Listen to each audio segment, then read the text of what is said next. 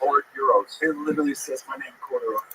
Corduroy, okay. So like when I check in hotels and stuff, I'm like Corduroy Xavier, and you see them go for the C, and then they freeze because they've never had to spell that word once in their life. People have a problem with the or part of Corduroy. A lot of vowels get put in there.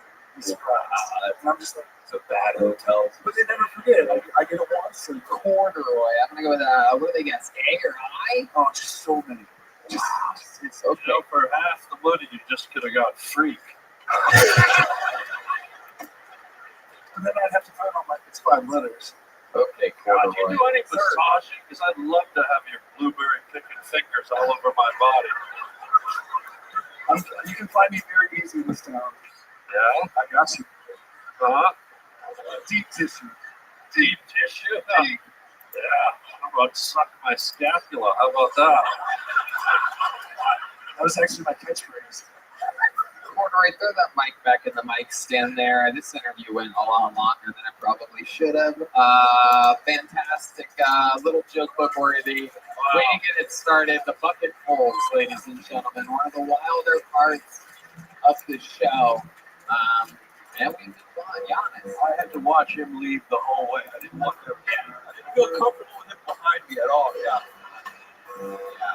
He leaves a bright eyeshadow everywhere he goes. You know, I am getting more and more popular. People offer me tickets all the time to any event that I want, the very best seat that I could possibly get. But I remember what it was like being a normal human being. It was so frustrating trying to buy tickets last minute. I mean, there's no good deals. There's, it's just a nightmare. Game Time is the fast and easy way to buy tickets for all the sports, music, comedy, and theater events near you. With killer last-minute deals, all-in prices, views from your seat, and the best price guarantee, Game Time takes the guesswork out of buying tickets. All right, man.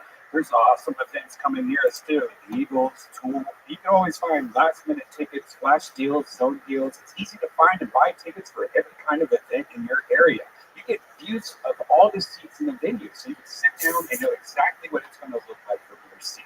It's the lowest price guarantee, event cancellation protection, and job loss protection. They're obsessed with finding ways to help you save money on tickets. Game Time has deals on tickets right up to the start of the event, even an hour after it starts. It's the place to find last-minute seats.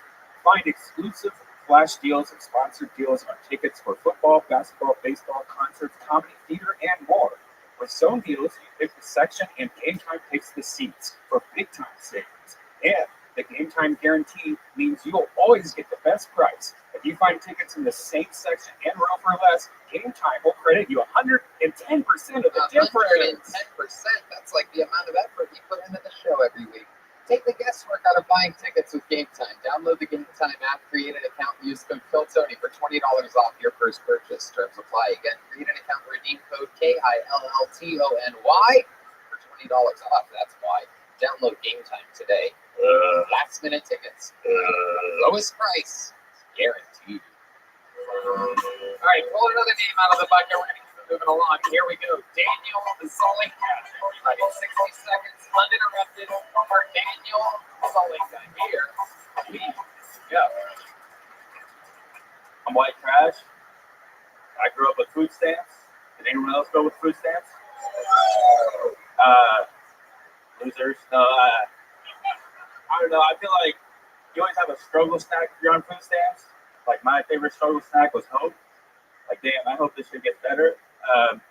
No, but for the food stamps that hit up the first of the month, so for the first 2 weeks, it was great. We had Pepsi, hot Cheetos, fruit roll-ups. But then by week 3, all that shit was gone. So we'd be surviving off of ramen and hot dogs.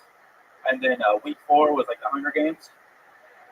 Me and my sister, we shoot each other with arrows trying to eat the other one.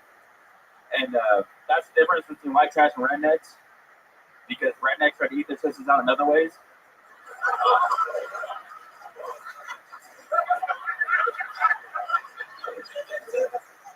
All right. Daniel Zolika, pretty much just describing what it's like being poor. No real punch up there at all whatsoever. Week by week, the food selection gets worse and worse.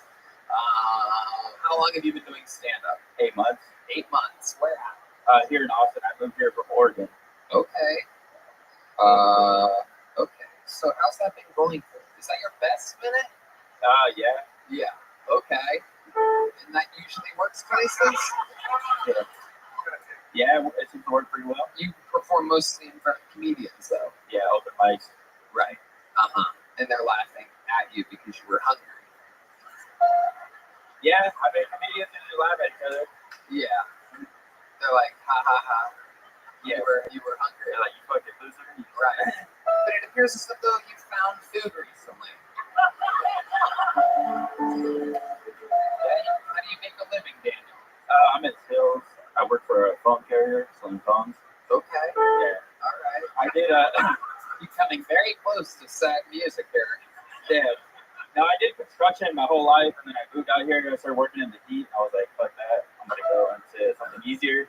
You ever think of constructing a joke?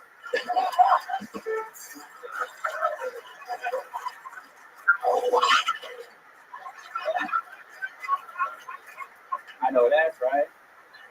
Can I do something here? Yeah. This might be a little. I have a charity called the Cinnamon Angels Fly Fly Away, and some of you know about it. And what we do is we help children with cinnamon allergies. And we have a foundation, and when I brought my checkbook here today. Whoa, that's an actual checkbook. And when we see young comics struggling almost to the point of suicide,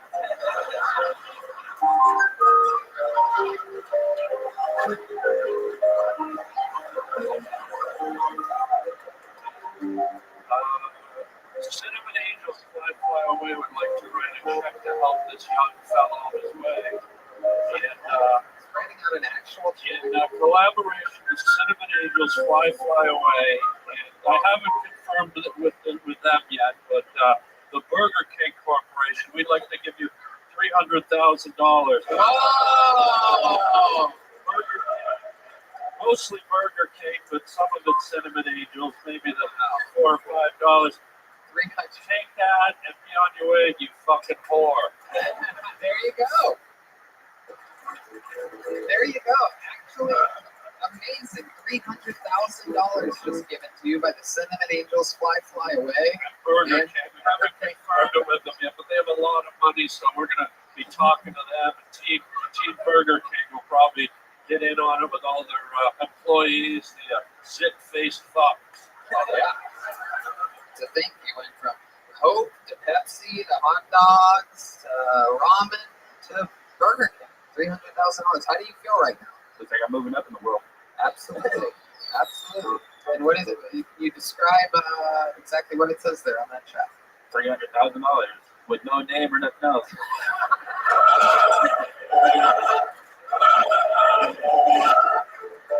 If you take it to Burger King, you get free fries. Amazing. Amazing. Hey, immediately we're trying to do a show. Harlan, you're one of my favorite comics, so this actually means a lot. He's trying to get you to autograph the check. You know what? I'm going to do one better. You keep that one. I'm going to do one better. Cinnamon Angels Fly Fly Away. Just earlier this week, we were in talks with Tim Cook at Apple. I think we all know that. Whoa. And they haven't signed off on this yet. Now another $500,000. And you go take this and skip down to Arby's and send over an inkjet printer and fuck yourself. Unbelievable. This is the largest amount of money ever given away on this show. We thought Mr. Beast giving away $10,000 of cash in a briefcase was impressive in the arena. Well, he can sniff my sister's cauliflower soup face. How about that?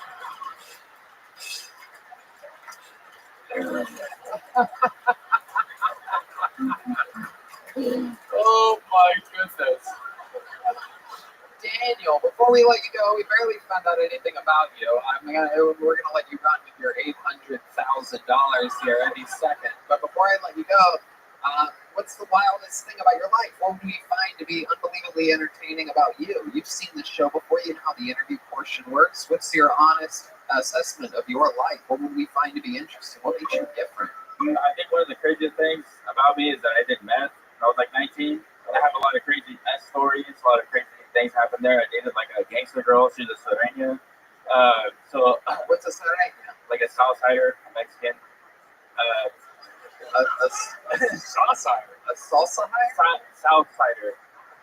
Southsider. Oh, a Southsider. Yeah, like a Mexican, like Southsider. That's how they say it. Like, Wow, you sound Latino when you say Latino things. I grew up with Mexicans. Yeah, I grew up in a Mexican trailer park. I was the only white You person. sound like you hate them. No, I love them. Yeah. Yeah. Okay. What's the craziest thing you ever did while on meth? Well, You ever try to cash a check for $800? I know. I'm gonna see if I could do it on 6th Street. So, no, I stole cars in the snow, robbed some cars because I was drifting, and my girlfriend wanted to like her own car so she could drift too. And so she stole a car, and we were both drifting in the snow. It was pretty fun. Drifting. The Yeah. thing where like you spin around. Spin around, yeah. And I Honda Civic, yeah.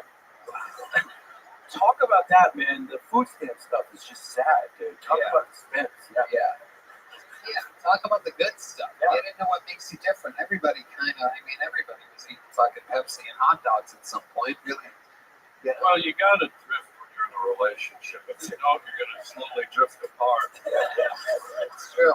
Better to You just know what? together. That joke didn't go well. I'm going to give myself 700.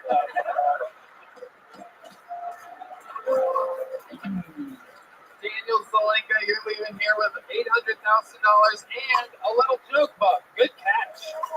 Daniel Zelenka. On to the next one we go.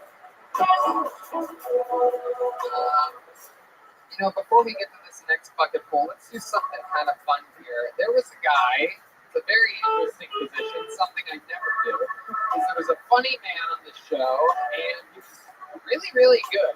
I think his girlfriend got pulled out of the bucket originally. She was terrible. She said her boyfriend was funnier. She was right. And so I had him back a couple months later to do another minute, thinking, okay, that'll be fun. But he did great with the next minute. So this is his third time ever on this show.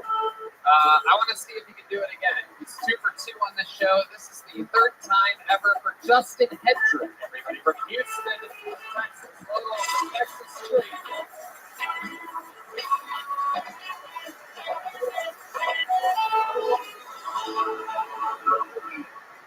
Fuck yeah. So I found out recently that my girl thinks that I roll a blunt like I fuck.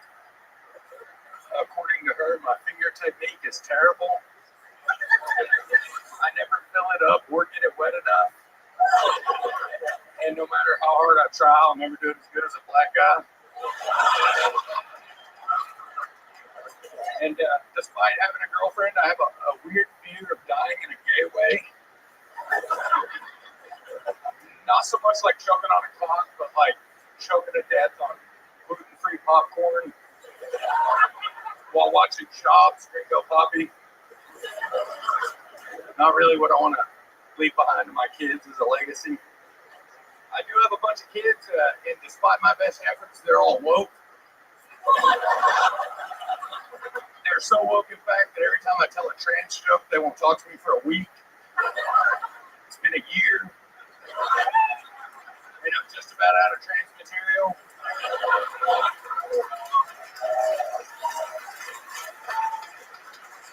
And similar to a lot of the trans community, I just don't have the balls to go back to the way things used to be. What an interesting story this is. The legacy of Justin Hedrick. Such a solid minute his first time. Came back, did it again. I'm trying to get you out of my fucking life, and you keep doing this again and again. You're like the opposite of Corduroy Xavier. Seems like you have you been working these out other places? This is my 13th time on stage. Okay. And you seem to be naturally good at it, you would agree? I agree. Yes. And you're having a lot of fun, and you just started at the age of 40? 40. Hell yeah. I just turned 41 5 days ago. Happy birthday, my friend. So, is it true that your kids are woke? That was a fantastic joke. No, my kids are fucking awesome, man. Right. They're not woke. Yeah, I had a feeling. I raised them right. I don't think you would allow I it. love my kids. Yeah, They're it seems like you would slap that rat out. You know what I mean? awesome. Absolutely. And you're from Houston, Texas. Fort Worth, Texas. Fort Worth, Texas. Absolutely the home of hyenas, where, fun fact about hyenas, the great Harlan Williams will be there February 9th through the 10th. Also, February 9th through the 10th, San Francisco, Giannis Pappas at Cobb's Comedy Club. So a little something to keep in mind, February 9th and 10th. I watched Harlan there about a month ago, and it was probably the best show I've ever seen. Yes, absolutely. It was Harlan amazing. on fire. Yeah, I'll take one of those. Yeah. We're gonna get some money. Hey, it's like 10,000. That's good. Harlan was on $1 fire. million. Yeah. Hang on. I'm gonna give you an extra 10,000 to get that life-threatening melanoma off your neck. Good spot. Harlan has a good eye for skin cancer. Actually, on my neck. Oh, wow. Oh, for real? It's not yet. Harlan made a joke, and the guy from Fort Worth is literally like, "No, I got it. It's not the neck." Look at Whoops. that. Look at that. Your instincts. You're like one of those cancer-sniffing puppies or something like that. I guess you won't be needing that fucking check. Still need it. Still have it. Taking back the million, letting him keep the 10,000.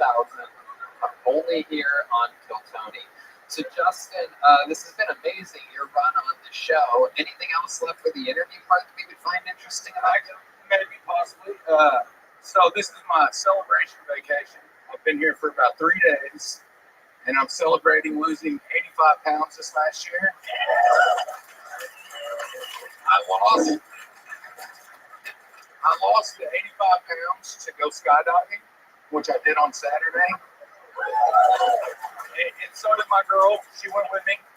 She jumped out of the plane, and she came down to a huge banner that said, "Will you marry me?" And I proposed. Wow, that is real fucking Fort Worth white trash shit right there.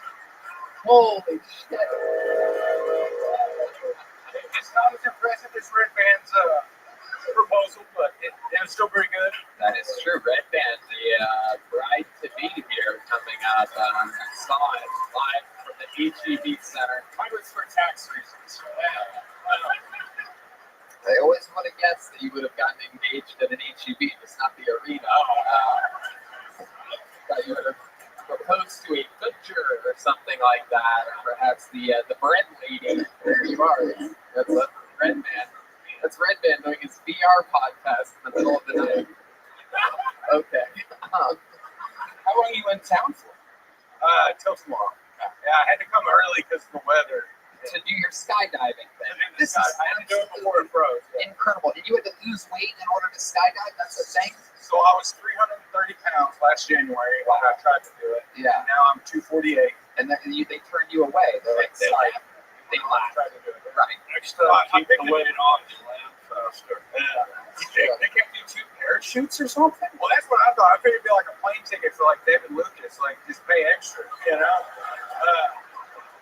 But no, they did not, and they even at 248, they strapped like a 5'5" girl on my back to make it right, like Right. weight wise. Absolutely incredible. So they told you the first time, they're like, dude, you can't do it. Yeah, no, he laughed at me and They're like, when they said there's no way. pigs fly, you can do it. You're fat. I was very. You know what? I'm gonna write myself a check. By the way, if you ever put the weight back on, just make sure you land on a KFC. You'll be all set.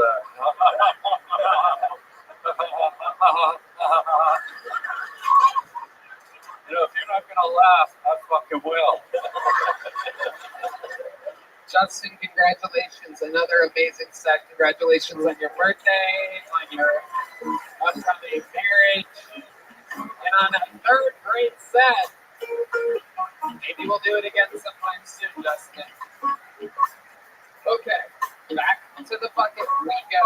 Make some noise for your next bucket. This looks like a new name to me. Make some noise for Walt Barber, everybody. 60 seconds uninterrupted for Walt Barber. Here we go. Damn.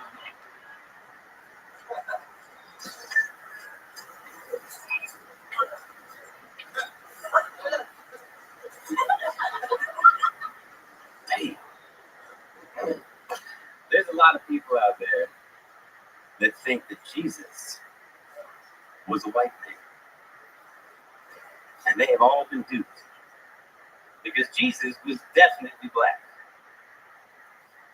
And at the end of the day, all you got to know is that that motherfucker was hung like this.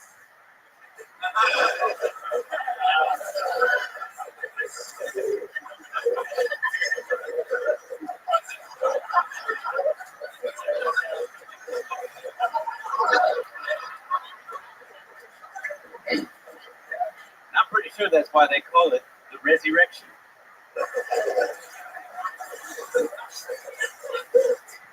And I haven't read the Bible, but I have read some of the Spark Notes.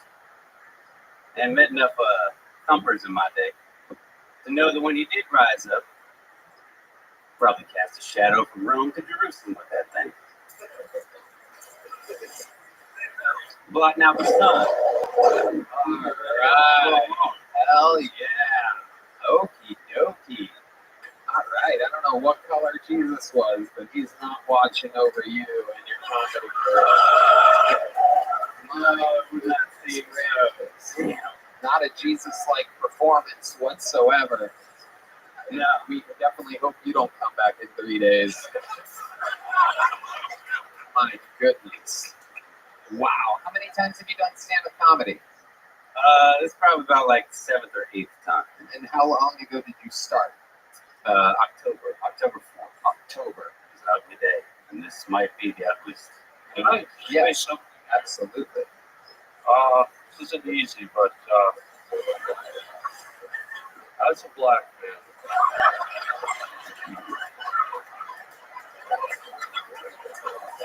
for you to come out here and talk about color dressed as fucking Barney,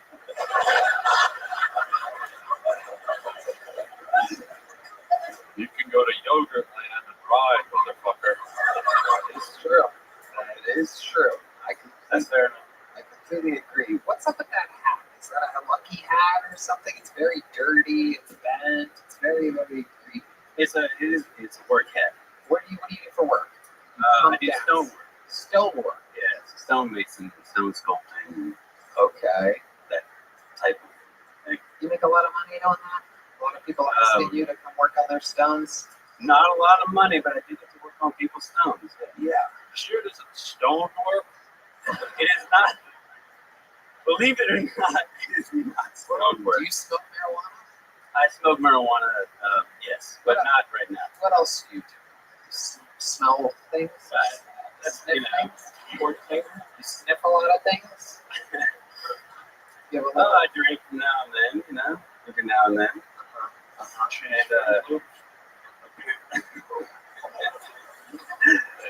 Yeah. Wait a minute. He did a sniff joke. I think I'm allowed to do a Fruit Loops joke now. It is true. You're allowed. Absolutely.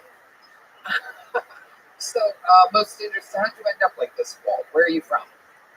originally from a little town outside of Charlottesville, Virginia. Okay. We all found out it was apparently like a vacation spot for Proud Boys Right. a few years ago, which was And you were one of them. no. Okay. And how long have you been here in Texas? I actually got in this morning, this afternoon. Well, we're excited about your departure. I'm sure everybody is. Can I just Yeah, ask as something, just from a strategic point of view? Yeah. You came all the way from where? Well, came out from Richmond, Virginia. Okay, long travels, right? You had 1 minute, and it maybe occurred to you to not come out and do 30 seconds of silence off the top. I think that was in memory of Black Jesus. So, happy Martin Luther King Day, guys. I have no idea. That the silence at the beginning was not intentional. I didn't intend to. Why do you think that happened? What did you feel? A lot of eyes. Right. Mhm. Yeah. A lot of eyes. Nice looking eyes. Okay. All right. Very good. Very good. Nope. He would never do good at a potato farm, I'll tell you that. Here's a little joke book, buddy. There you go. When do you fly back to Virginia? All right, thank you guys. Appreciate it. Okay. Thank you all very much. Thank you all very much. You're very welcome. There he goes, everybody. Walt Barber. Okay, let's sage the room a little bit with a real comedian, one of the most prolific regulars in the history of the show. Energy, charisma, written material, performed material. Ladies and gentlemen, I present to you a brand new 60 seconds from one of our esteemed regulars, the great and powerful Cam Patterson, everybody.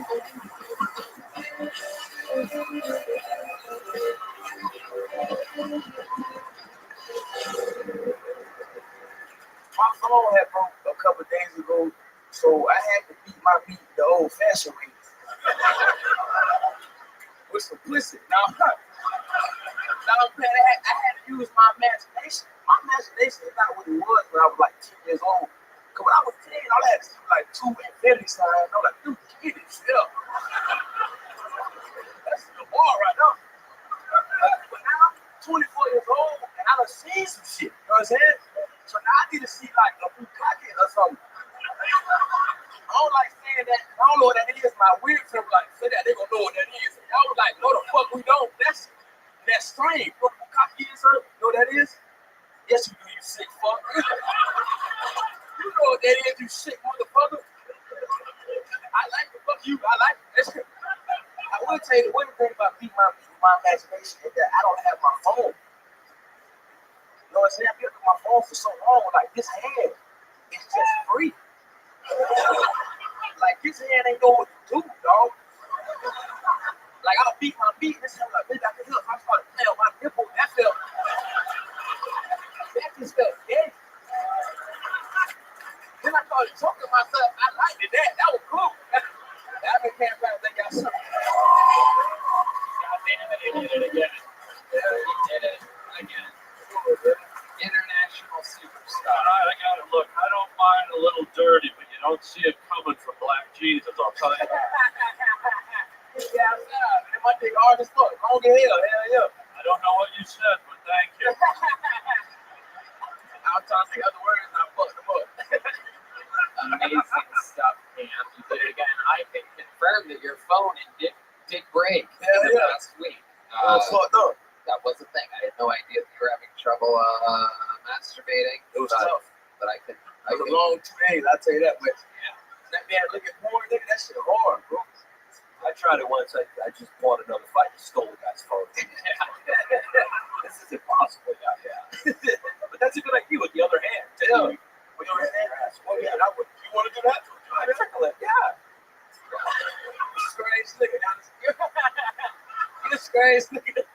I love gay people. There you go. I love them so much. Oh, hold on. Did you just call him the N-word? That my nigga, you my nigga too. We don't use these. Not on this show. Certainly not Jesus. Give him a hand. That's my son, isn't he, bro? It is true. Love you, Dad. Can you spell? Am I on? Can you spell good? Spell it for me. I'm not doing it. I'll pass. Someone's about to get a nice fat check. Uh-oh. There we go. Hell yeah, Paul Spree said you put $3 million on that. Don't spend it on speakers. $31 million. Yes, it is true. I actually watched it happen. He wrote it with Yeah, 1 million. Dan suggested make it 3, and he just put a 3 in front of the 1. $31 million. Amazing what Harlan is doing here tonight. Put about some white bitches. Yeah. I love it. Here he is. Darkness. There you go, darkness. Oh my goodness, it is a Martin Luther King celebration. Absolutely incredible. He had a dream. We doing it, baby. We're living it. We doing it. I love it. It's like a new hoodie. It's very blue. It's Oh, come on, we outside, man. I got the red. I had to buy other colors.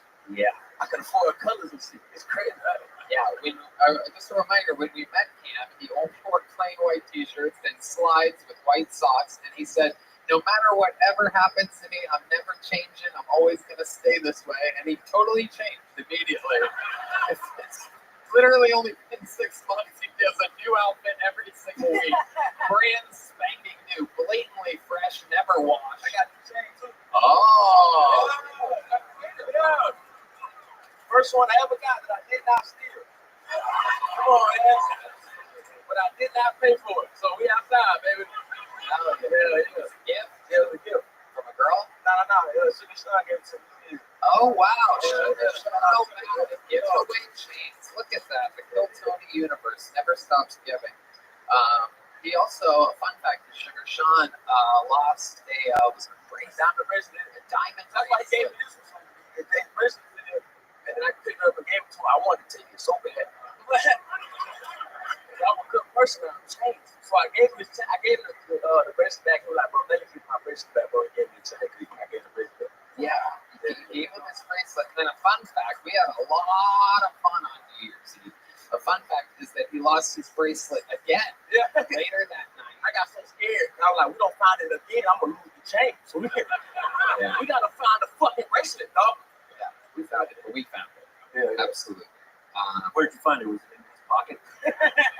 No, it was actually quite funny. My buddy from high school, Anthony, found it and told the bartender.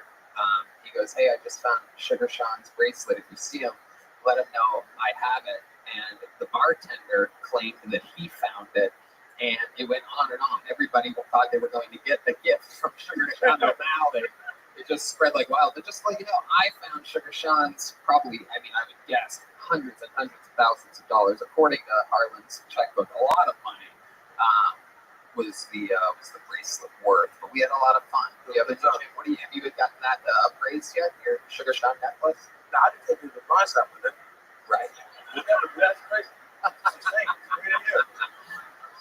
love it. Well, you did it again. Another unbelievably incredible day.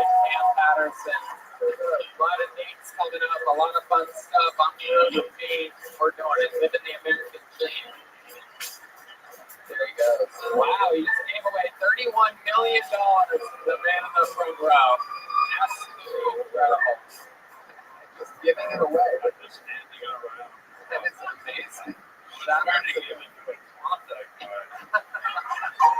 All right, keeping it moving along. Another name out of the bucket. 60 seconds uninterrupted for Matt Robertson, everybody. Here we go. Anything could happen. Could be the next star. Could be another boss. Matt Robertson. Thank you. I've been waiting tapes recently. Dreams do come true. I am a waiter. I fucking did it. Waiting tables, it's okay. It's not my dream job. It's kind of like if you're a straight actor cast in an HIV treatment commercial. Like, I'm happy for the work, but this isn't the role I want to be remembered for. You know what I mean? That's just me. I don't know. We play a lot of. We still play a lot of Michael Jackson in my restaurant, which is weird. There's times they didn't play it, but now they do. You know, he's cool again. It's weird we didn't know Michael Jackson was a pedophile because, like, if you read the lyrics to his songs, it just sounds like a confession. You know, I want to love you. Pretty young thing. This guy. I'm bad. I'm really, really bad. You know it. You know. Your butt is mine.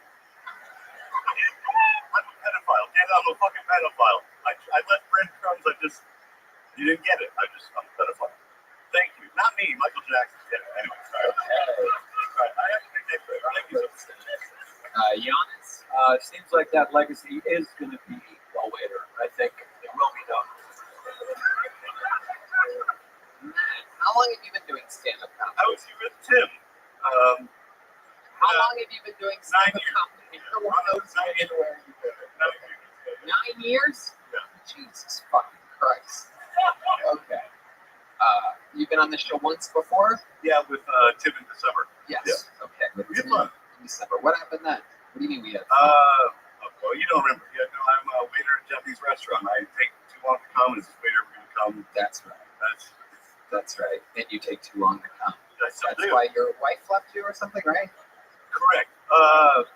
Yeah. It's starting to come back. Yeah, it's all coming. Yeah. I am single. Uh-huh. We totally would have guessed that. How's dating life going for you? It's better now. Well, the Tim Dillon gave me a bum. I got some pussy, so thank you. I mean, Tim Dillon gave you a what? no, the Tim Dillon so gave me a little pussy bump. He So, gave you a pussy bump. yeah, for sure. Man. You got That's called HPV, but bump on your pussy. Very good. You got me laid. What happened? How did you get laid? Explain to the people what happens Well, after someone like you. I can imagine what happens if you're anybody that looks human whatsoever. The fact that you can get pussy. Jesus Christ. Oh my God. Oh Jesus Christ. This is like if someone get Jared from Subway testosterone. This is amazing. My God. Wow. Incredible. Okay, so how did you get pussy? Explain to the people. Well, because I was on with Tim, and we had Oh my God, did you say you were on with Tim Dillon again? All right, I'm gonna go sorry. talk to him later. no, but You were on the show, and then what? I got pussy. How did you get pussy? Oh, because someone was like, I saw you, we had fun, I liked it, and Okay, so then what happens? You took it. we had sex. I don't know. Well, I think he's making it up as he's Yeah, talking. I think so. And I've never done this before. But I'm gonna do this. Take this and you write yourself a check, all right? Wow, incredible. I want $200,000 for sitting there and listening to Jared from Subway Part 2. It's true. It's true. Part 2, the second foot long. I'm not I'm doing better than Jared. Are you? Yes. How do you know? What's better? He's getting raped in federal prison. I'm talking to you. I'm doing better. Wow. Well, I don't that's debatable, yes. think you have a good barometer of how good you're doing on the show right now. A lot of people would rather get raped in federal prison than at least raping. You have some feeling. You get filled with something. Your time raped us. All right, give me the check. Yeah. $400,000. Matt, what did you get last time? A little joke book? No, but You got a big one last time? Are you Yeah, I fucking was shocked. serious? You gave us your best minute that you wrote in 9 no, years? it's a month. Yeah. No, I got a big one. You were nice. Okay. No. Yeah. I was nicer and you were probably better. Yeah, I will. Yeah, for sure. Michael Jackson joke has probably been done 5,000 Really? times since it happened. Oh, bad? I'm so bad? Oh, no. You don't think anybody's covered that? Michael Jackson? Why don't you moonwalk your ass back to obscurity? Go use your big joke book. I didn't love it. Okay. I didn't love it. There he goes. He was on with Tim Dillon, everybody. Go watch that episode if you want to see him do good, obviously. You got all the pussy. You got a pussy bump, everybody. All right. We're going to keep it moving along. Your next fucking full list by the name of Zach Kendrick, everyone. Zach Kendrick.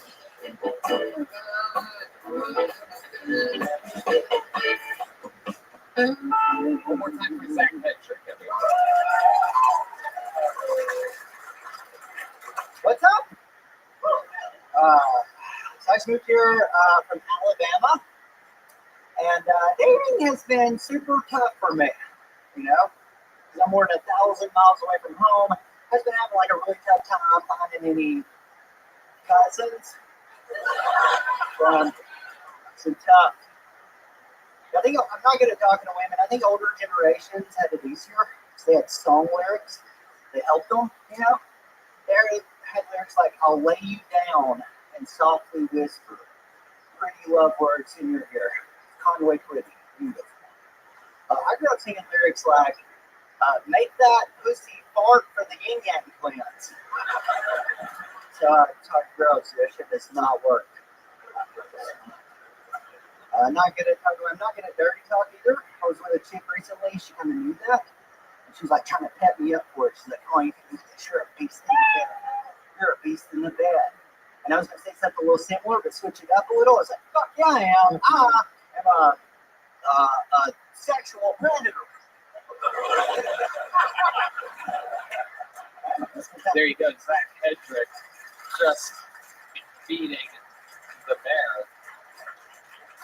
Now that's interesting. We had Justin Hedrick on earlier. You're no relation to him. No. Wow, there you go.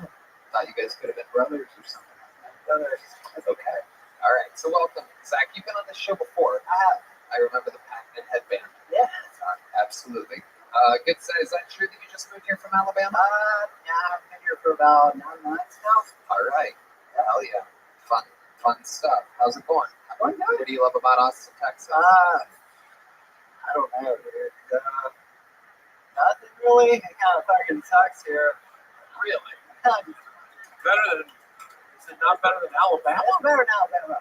It's pretty much just Alabama with Mexicans, you know? So, it's not quite as good, I guess you could say. And art and food. Right. The food's really You don't like the art. Yeah, that's cool. Uh-huh. Culture. Not the women, most beautiful women in the world. The women are good. All the Huge women nod are to the women. Right. A fucking massive nod though. Right. I lived in Tampa before. So Tampa's wild. Tampa's a fun place. yeah, it's pretty cool too. Yep. So massive shooting at the, how do you say that? Ybor? Ybor. Yeah, Ybor. This week. Yes. It's kind of that goes. Do you wear the headband during the day? Just on stage. You put it on before you go on? Yeah. Why? I don't know. I used to be a pro wrestler, so I kind of You were? gimmicky stuff. Yeah. So I gotta hold back to my roots. What was your wrestling name? Zach Aether. Wow. Real jump from Zach Hedrick. Yeah. What made you choose 8?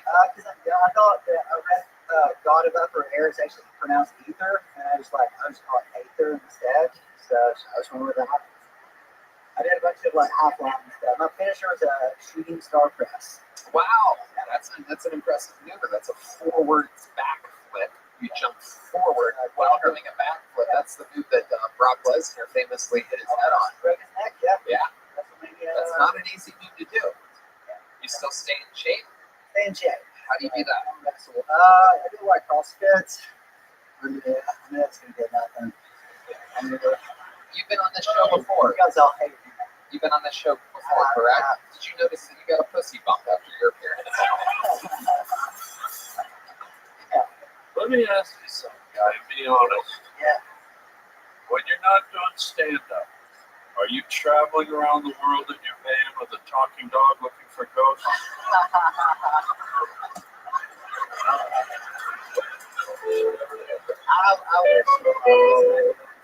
Like if you're here, then who's that on your driver's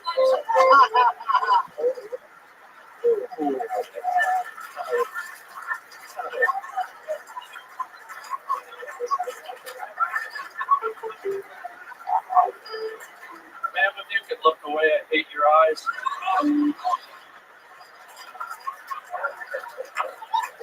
I love it. Zach, anything else we should know about you that we haven't found out from your previous interviews? Yeah, Heath Cordes is my roommate. Whoa, there's a lot of you guys in that house, huh? Yeah. Okay, how many is there? Just me, Heath, and Brent Reed. What about Thelma and what's Okay, that's fair. What's it like living with little Heath Cordes? He's the man. I came home last night. The door was dead bolted because he was fucking that girl on our couch. Whoa. He famously lost his virginity before his appearance in the arena, and it's very interesting to see that he's keeping the momentum going. Was her name Celia by any No, it wasn't the same chick. Was it Cynthia? No.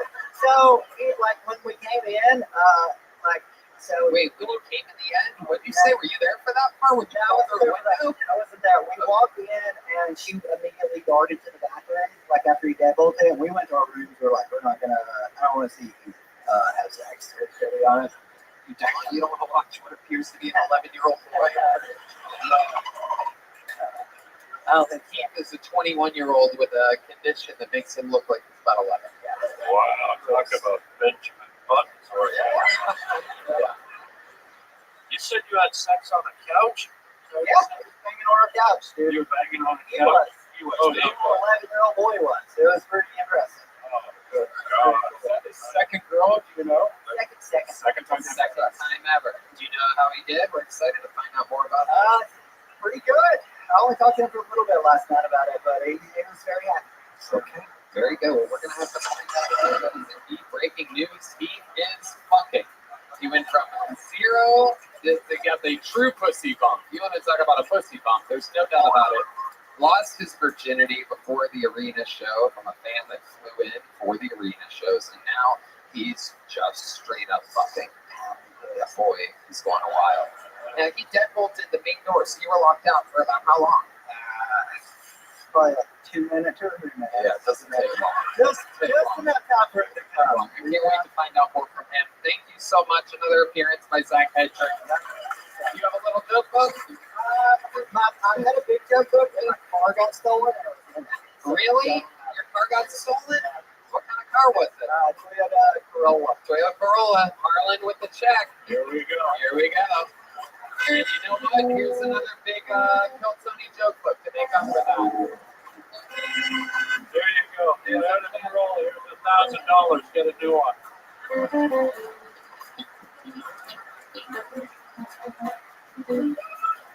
You know, one of the things that I fucking love about this show is that every once in a while, there's a very short list of legends in the history of the show. Some of you know the great Dom Irera.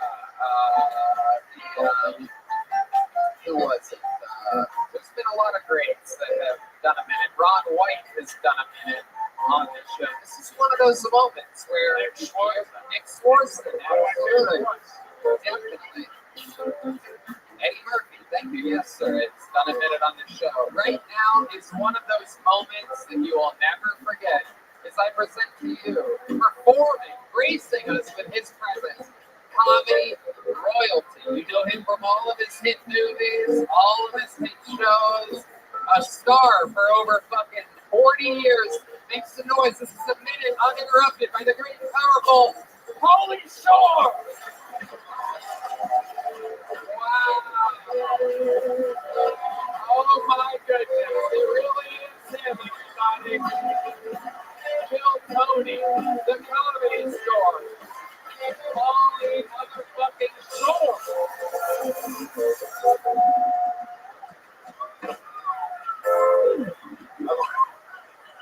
A lot of you guys know that's not Pauly Shore. That's a homeless guy with AIDS. Fuck, I'm taking all the fucking juice from the room. Cocksucker. Fucking fuck. I'm gonna fucking cancel your flight tomorrow, and you're not going to fucking Denver or Dallas to eat some pussy tomorrow night, like you fucking said, you cocksucker. Anyways, give it up for Harlan Williams. All right. So now my minute starts right here, right? Is that cool or no? Okay. Anyways, so I knew I was gonna be here tonight on the Kill Tony show, so I was at the gym today working out for you people. I was on this machine. I don't know what it's fucking called, but it's a cardio machine. You guys try this machine? I'm on it for 40. What's it called? Elliptical. I'm on it for 45 minutes. The whole time I'm thinking, what is this work me out for? I get in a fight with the homosexual. I was walking across the street. 4 homos tried to attack me. I said, get the fuck away from me. They're like, Ronnie's been working on the elliptical.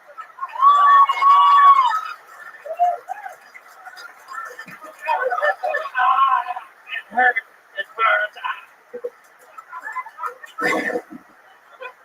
Someone asked me recently if I was gay. Do I look gay? Fuck you, I'll throw this microphone at your fucking head like Fred Durst from 1999. No, I do. I walk gay, I talk gay, I act. I have a gay name, Polly. That's pretty fucking gay. I asked my mom, is it Polly like Italian?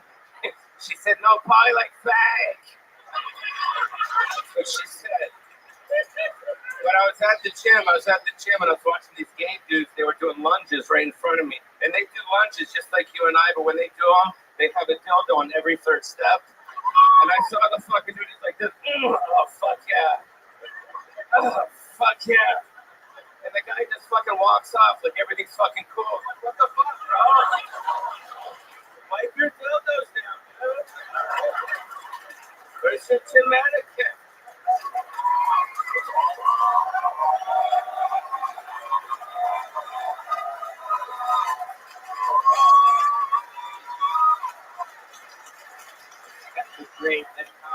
Pauly Shore, ladies and gentlemen. Gracing us. Wow. Okay. All right. Okay. Oh, that's enough of the physical humor here. Pauly, great set, unbelievable. 2 minutes and 15 seconds of thunder and lightning. I thought it was fantastic. I didn't appreciate you talking about disrespecting my lunges at the gym that you saw me do earlier. It's not easy out there trying to keep workouts entertaining. And I went back and cleaned the dildos later after you left. Welcome back to the show, Pauly Shore. Kill Tony Royalty, Comedy Store Royalty, the son of the creator of the Comedy Store, Mitzi Shore, and Sandy Shore. We love having you. You're a real big part of this Texas thing that's happening. You just keep coming back for more again and again and again. Famously, Hollywood, Beverly Hills, LA. Jesus, you the perp saved up. He's been holding that in since Encino, man. Jesus Christ. Oh my God. What is going on? Oh, Giannis isn't having it. One of the best You know juice Giannis? sets I've ever I just met him upstairs. Okay. Yeah, so I love it. I like him, but you know how it is. Yeah. These New Yorkers, they don't do a lot of the touchy touch. Oh, New York. Okay, I get it. That's why he's a little resistant. Not like this fucking little guy likes me to touch him. Come on, get your pants clean. No, this has been fun. Those are. There's a lot of action. Those pants. Great pants. Nice to see Bold is coming back.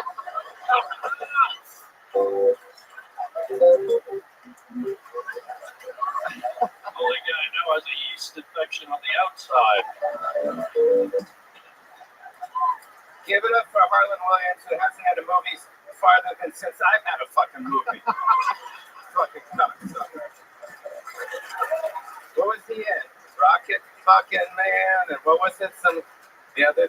Yeah, but I got my choice. He was supposed to be in Biodome, right? Is that what you keep Well, I saying? was originally cast in Biodome. They booted me off and they put you in. Shut the fuck up. Give him a hand, that's my son, isn't he, right? Hurry up, gonna be a girl in the morning.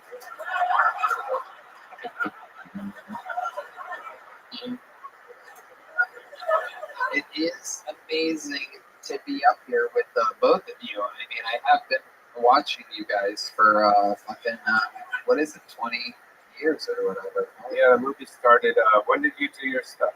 Nosy. It's like 30 years ago.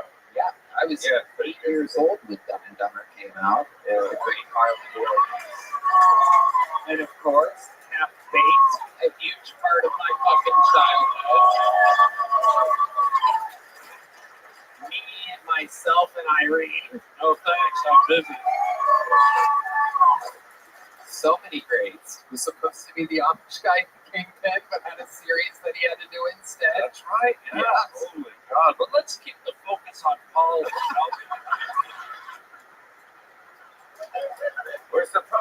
We were supposed to do Encino Man too, but Brendan Fraser fucked up and got an Oscar, bro. Yeah. Like, it's not going from an Oscar to fucking Encino Man 2. That's Yeah. not gonna. You should have pushed Encino Man 2 just 2 or 3 years ago, and you would have had it. I spoke to Andy Dick recently. Oh wow, we're going over all the 90s. He wanted to do celebrity boxing with me. Oh Jesus Christ! I'm like, dude, I'm desperate, not that fucking desperate, all right? I'm pretty sure you can beat it with your elliptical training. Yeah. And then Stephen Baldwin from Biodome is a Jesus freak now. I don't know if you guys watch him on Instagram, but he's pretty funny. Jesus music plays and he just fucking cries, bro. It's hilarious. He's just like, oh, I'm like, unfollow. I had to unfollow him. But I loved all my movies. I loved all my movies that I did back in the day. The full evolution of Pauly Shore, an unbelievably talented stand-up comedian. Been doing it since you were. How old were you when you started? 17. Yeah. 17 yeah. years old. Yeah, my whole life's been a 2-drink minimum, pretty much. No, I started at the Comedy Store.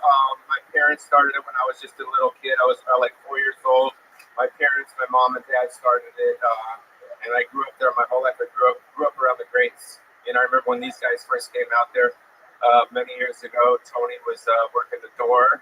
He was working the phones. He was stealing my mom's money behind the fucking booth. That was Brenda Feezy. Sorry. Yeah. It wasn't me. No.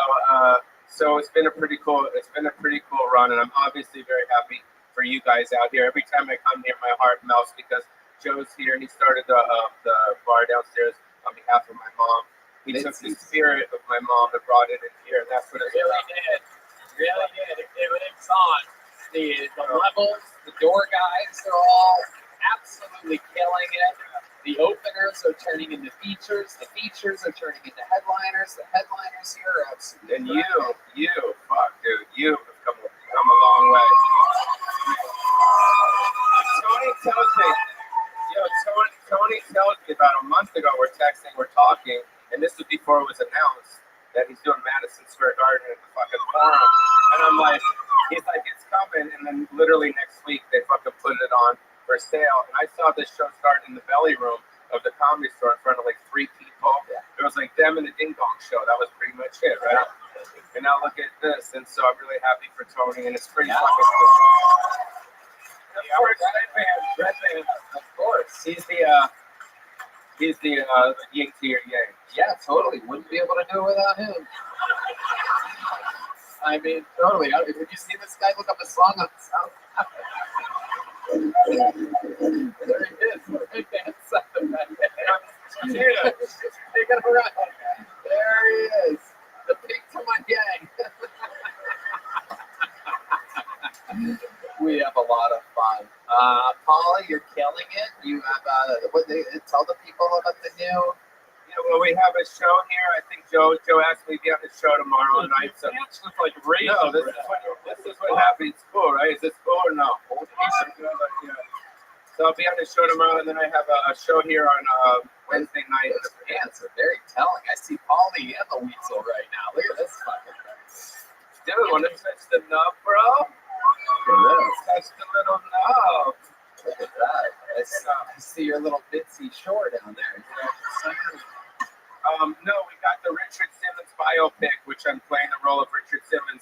We're working on that, so you'll see that shit that's coming out. And Polly and the Crusties is absolutely booming. I don't know if you guys know, but Polly as a band, he's the front man of a band, Polly and the Crusties. Yeah, so that's, You want to do a little song for us here tonight? Well, I want to, but it's up to them.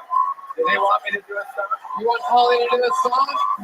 The best damn band in the land, backing them up. What are we doing tonight, I was at the red blue ribbon. What's the strip club called? The Red Rose. Proud Red Blue sponsor Ribbon. of Sony through it Oh, all. I got your very own Isabella here tonight. She's going to help me with the dance. Okay. And this song is called "Bad at the Bone" by George Thorogood. I hope you guys enjoy it. Shit. Here we go. Polly Shore. A lot of people are like, maybe now's a good time for a smoke break outside. No Okay, better time. so press play. Let's see. Live. Uh-oh, there goes the table. Sure. All right. Okay, Polly, the table's not built for that. All right, there he goes. Polly Shore, everybody. There he goes. There he goes. Thanks so much for Polly. He brought the worst stripper from the Red Rose with him. I don't think she was one of the dancers. I'm telling you, they're an official sponsor of the show. They have a lot better than that at the Red Rose and the Yellow Rose. Don't look like. Oh, you guys, okay, I'm sorry. You don't want me to make jokes anymore? Okay. I'll do a serious episode the rest of the show. I want one more time for the stunning girl from the Red Rose. I think Polly heard her wrong. She said she was a paint stripper.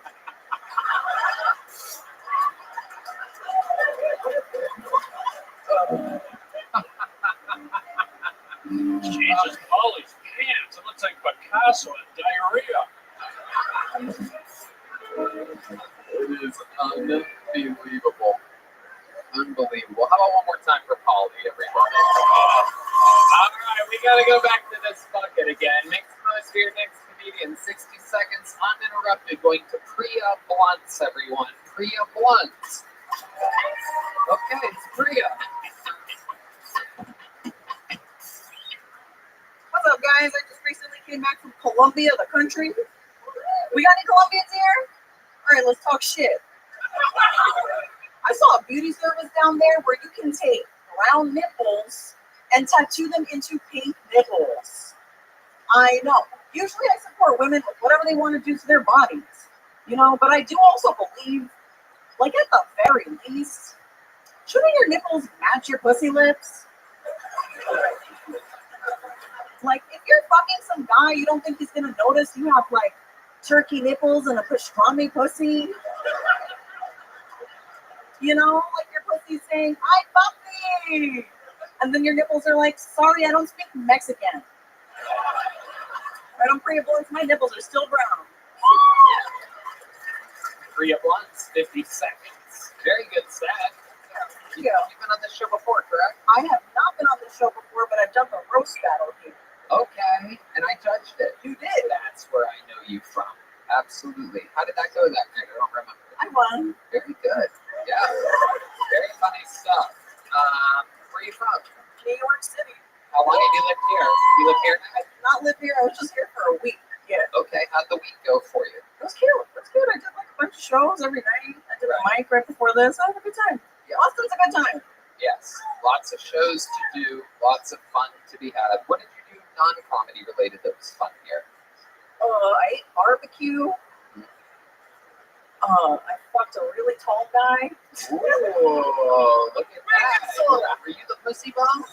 No. Oh my god, no. Okay. They don't have a lot of tall guys in New York. That's true, Giannis. Not a lot of tall guys in New York. Have you heard of the Knicks? They even have a tall Asian, I do believe, there. Yeah. There's tall guys in New York. I don't know where they are. And where'd you meet the tall guy? Where'd you meet him? I want to call him a choco fucker, because he saw my set and then was just really into me. Right. Well, John Wayne Gacy was a chuckle fucker too.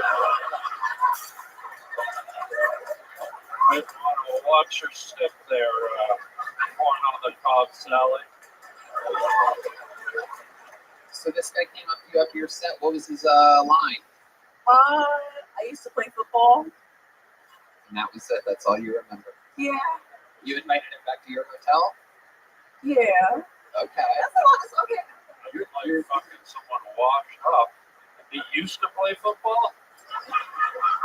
Yeah. Well, don't me. Well, yeah, you're right back. Yanni Papa's you right back. Yanni Pompous, you right back. Is that all it took? Was just I used to play football and you like, let's fuck? I mean, he's really hot. Did he say high school, college? Do you know what D1 is? I don't know. Yeah, D1. Hell yeah, that's college. And if he said D1 without saying the college, then that's probably not that great of a college. He was D1. That's all it takes to get one D for you. So, By the way, this is just off for some of the nerds out there. D1 is also one of the lesser-known robots from Star Wars Chapter 3. that is true. Sure. It is true. I did also shoot guns. I shot guns out here. Okay. It was fun. Do you know what kind of guns I you should have shot? led with that. Sounds like a violent day. It was a semi-automatic. What ethnicity are you? I'm Indian. Okay. Whoa. Alright. Straight up regular Indian? Yeah. Okay. Not Middle Eastern at all. No. So you had no urge while shooting a semi-automatic to just shoot it straight up in the air like that in celebration of getting D1D. No, I did not do that. Right. Okay. Very interesting. What do your Indian parents think about you chasing such an elusive dream of being a stand-up comedian? Oh, they hate it, obviously. Right. What did they want you to be? Just a doctor. Right.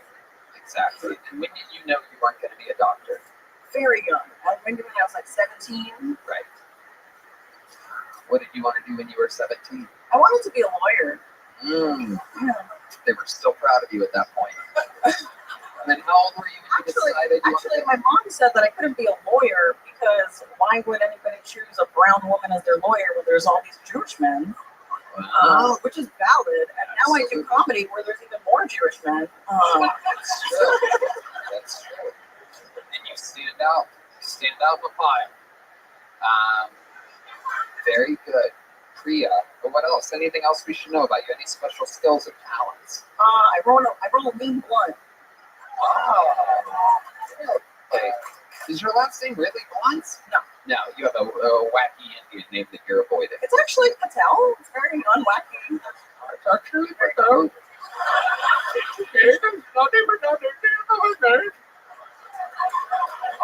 I roll a big blunt. I do not sound like that. I don't never sound like that. What are you, the Indian C-3PO for fuck's sake? I do not like that. Roll your blunt. I will fucking old football player. I am D1 3PO. I can go backstage and oil yourself. I am R2D1. Okay. I love it. So you roll a mean blunt. Very good. Okay, that's good. She rolls a mean football player, too. Hello.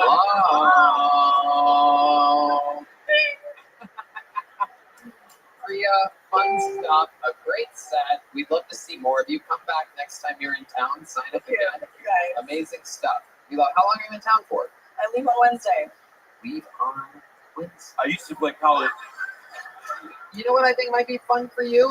The great Brian Simpson hosts an unbelievable show here at the Mothership called Bottom of the Barrel, where the audience decides premises. You pick them out of the barrel. You can have your first actual set here at the Mothership tomorrow night. You want to do that? Oh, hell yeah. Bottom of the Barrel tomorrow night, 3 o'clock, brought to you by Brian Simpson. You're on the show, the late show, 10 or 10:30, whatever it is. Priya Blunts, everybody, there she goes.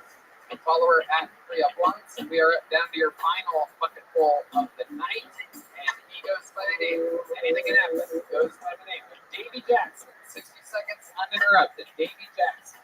Here we go. What's up, Austin?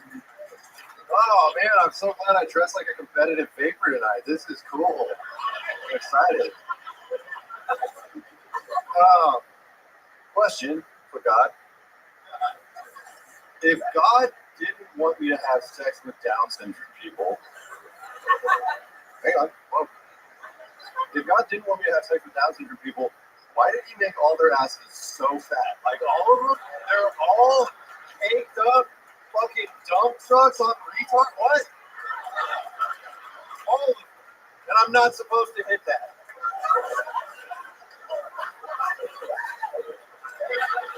What I'm trying to say is I miss my ex.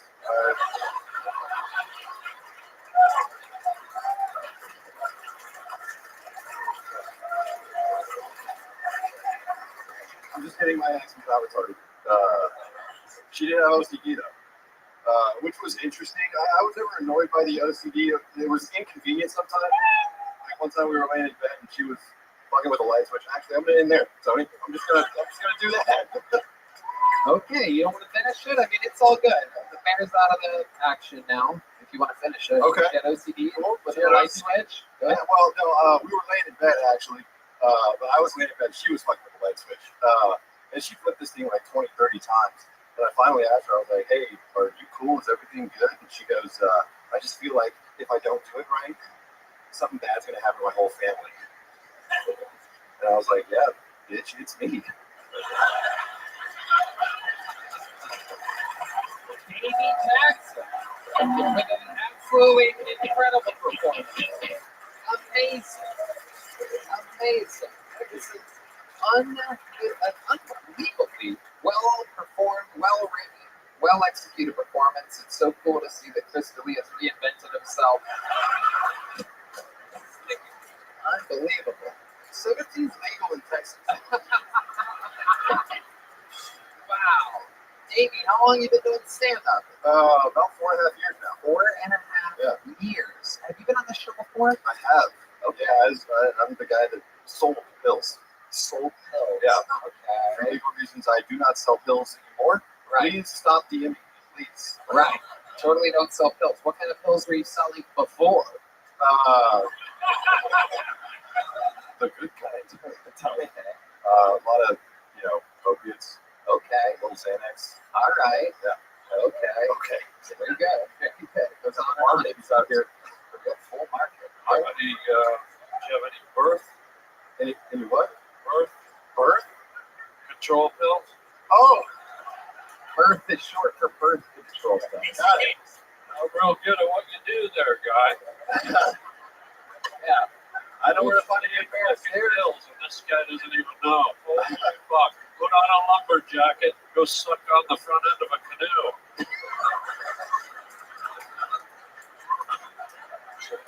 I've heard that before, Arnold. That's crazy. By the time you figured out what birth control pills, the fucking baby was born already. No, they're all in heaven. So stupid. Would have been better if I had it on the fucking. So I read that. Okay. So Davey, how long's it been since you were on the show, ballpark? Like 6 months. 6 months. Okay. Yeah. Last time I talked about being homeschooled. Jesus, there he is. There he is. It was that bad? Jesus Christ. Okay. So you were homeschooled, blah, blah, blah, blah. What's been going on since the last 6 months that you were on the show? You live here in Austin now? No, I live in San Antonio. Okay. Older plus. How's that going? I mean, it's cool, man. It's actually really cool there. We have a lot of Latin women, which I love. All right. You were like stabbed by one or something? Yeah, Ollie called me out, said he couldn't find the scar, but I got stabbed in the ribs. Yeah, Right, I kind of remember this. yeah. And how have the Latino women been treating you lately? Oh, amazing. They're all crazy as shit. Yeah, And I you love like that. crazy. Very much Okay, so. so what type of crazy things have they been doing to you lately? Oh, fuck. Stabbing him in the One of ribs. them got me,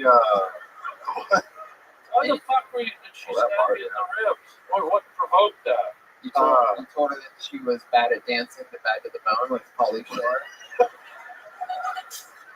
You told her ass wasn't as fat as a retarded girl, and she got upset. dude, a retard Latin? Oh, boy. Oh, yeah. That's must be. Absolutely. That's where the extra chromosome goes. That's how you like that. No doubt. No doubt. The old fucking, the old wild chalupa.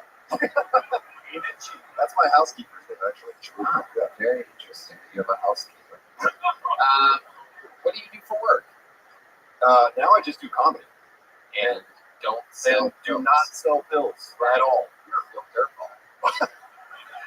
I've also heard that before. Yeah. Did something happen from the last episode that changed your mind and being so public about you being a drug dealer? Yeah, Reddit happened. Reddit and my DMs happened. It was like your fans are insane, Tony. They're insane. They're humans. I got like 50 DMs asking like, "Hey, can you get me like some bars?" Well, 47 of those were probably police officers. You ever think about that? I mean, probably, yeah, that's probably true. Davey, very, very, very fun jokes. You drive often from San Antonio to perform here? All the time, every week. Because there's not much of a scene there, other than LOL. I mean, there's just, LOL's great. There's Upstage Comedy Lounge is really cool too. Yeah, there's a couple places. Oh, Can I circle back to something? yeah, absolutely. Why did she stab you in the ribs?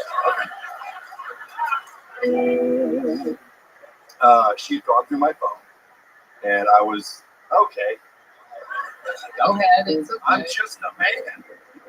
She went through my phone and she found some text messages that she did not approve of.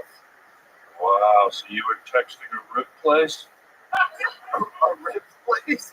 No, it wasn't the food. She didn't stab his ribs like the meal. It was his actual body organ. Hey, my bad. Fuck me.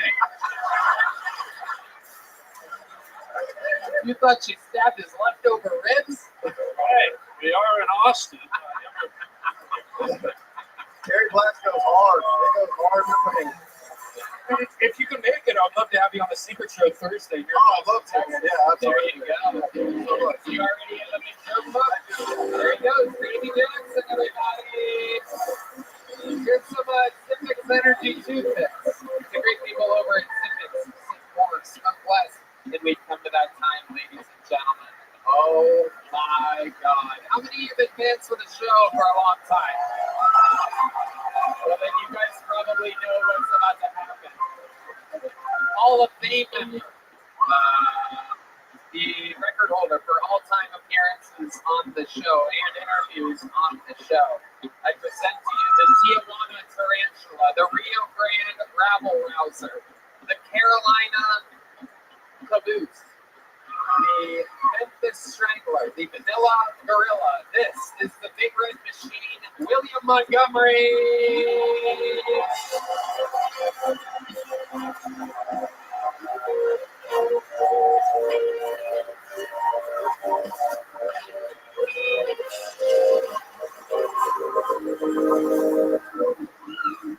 He fucking sold me pills a couple of nights ago, so I don't know what the fuck he's talking about. Last week, an elderly couple in South Carolina was found dead in their home after the faulty heater in their house reached 1,000 degrees. Good thing they died because their utility bill was about to be fucking brutal.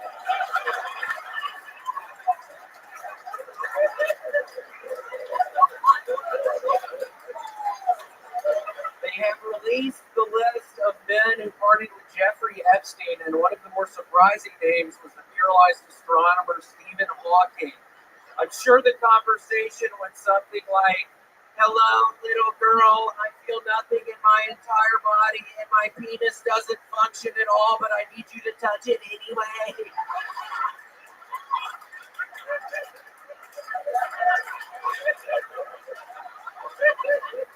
Remember when people bragged about having good gaydar? Yeah, I've got gaydar. It's called AIDS, you idiot. Okay, that's my time. Thank you. He did it again, and again, and again, and again, and again, and again. Unbelievable.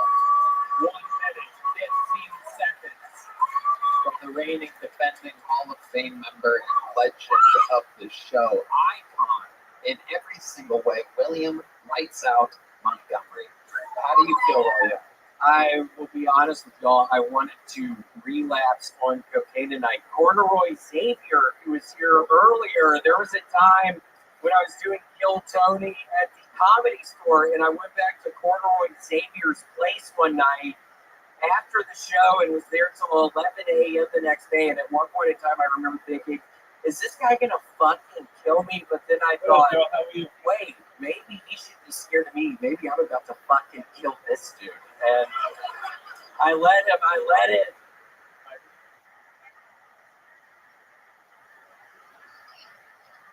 I'm well. I've got my spots going very efficiently. I mean, most everything is I even expanded them in multiple devices. So that's wonderful. Do you want to play a game?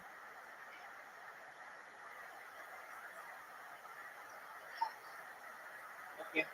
Give me 2 minutes. And I'll send you the best.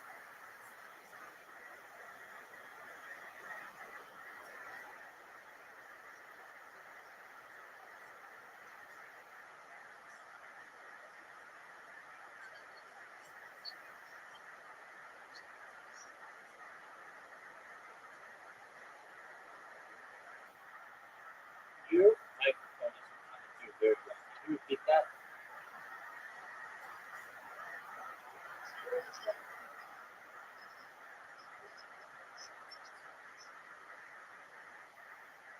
Or you're coming. Just a moment. I think.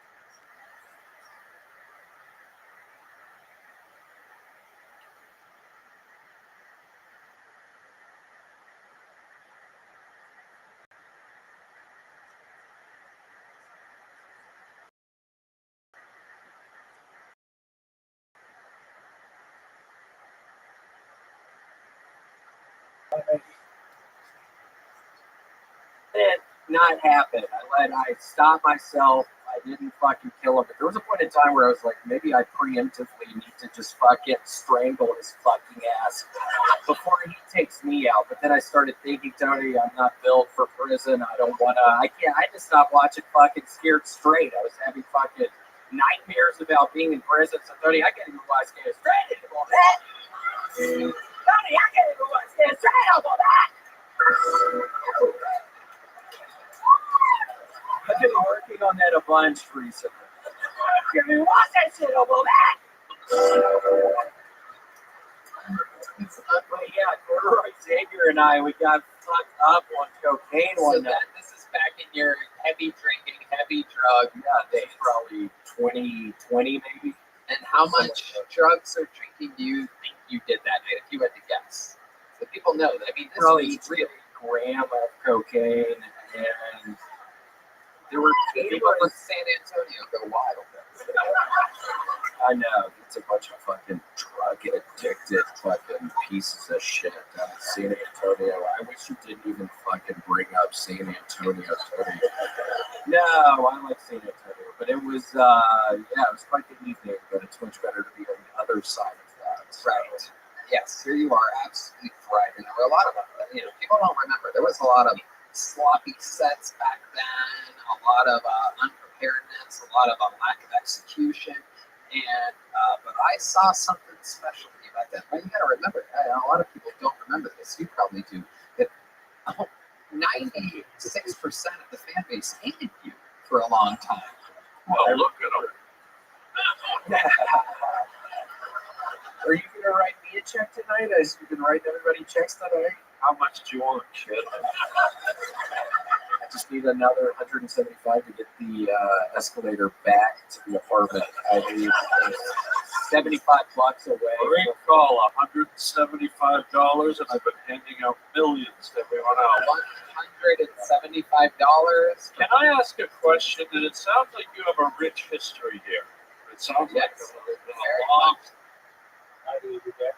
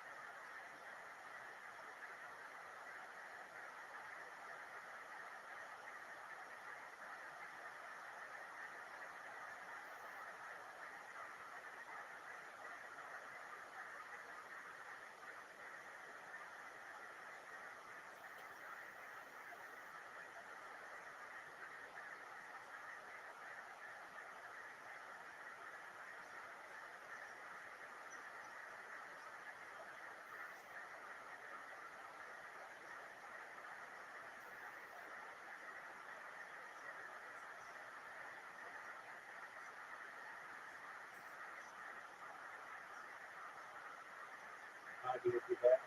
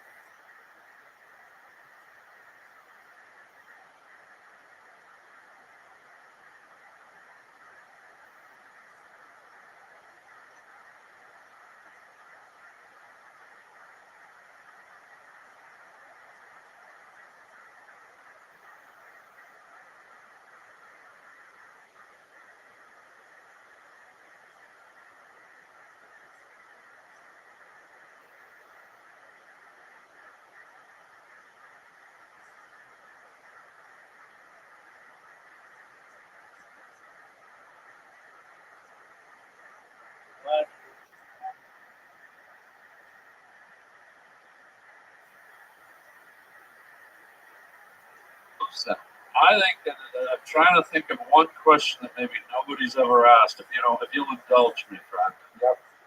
Have you ever snuck up into the graveyard in the middle of the night, covered your face in gravy, and pretended you were a meatloaf monster? Yeah. Be honest. Yeah, no, I have. There's a graveyard in Memphis with a stone grotto, and the stone grotto was where I lived when I was the meatloaf monster. Thank you for your honesty. And what would you do to be the meatloaf monster? In what ways was the meatloaf monster different than William Montgomery? Guys, I was only fucking around. You'll be surprised. This guy really has a rich history. Wow, okay, let's go. I mean, it would take me sometimes hours to find my way into the stone grotto. And I mean, once I got into the stone grotto in the graveyard, it would take me, 30 minutes to get all the meatloaf on my face, all the gravy on my face. I have to get everything just right. And yeah, I mean, it's another 45 minutes to find my way out of the grotto and the thing. So yeah, it took a lot of time. Oh, you're just a little darling. He used to not be. He used to be a real troublemaker, and then Now he's a meatloaf darling. yeah. I know, I love meatloaf. I don't know at what point, but at some point he got scared straight. So It's hard to scare the gay out of someone, but good for you. Thank you. Yeah, no, He said it scared straight. He said. you are so funny. you really are one of my favorites of all time. That's the best scared straight joke I've ever heard. Oh, the entire book. Fuck yeah. Knock yourself out. Go to KFC and get the extra large coleslaw. You know what's crazy? I'm actually a member of a Dolphin Bank with no numbers, no. Let me read it to you.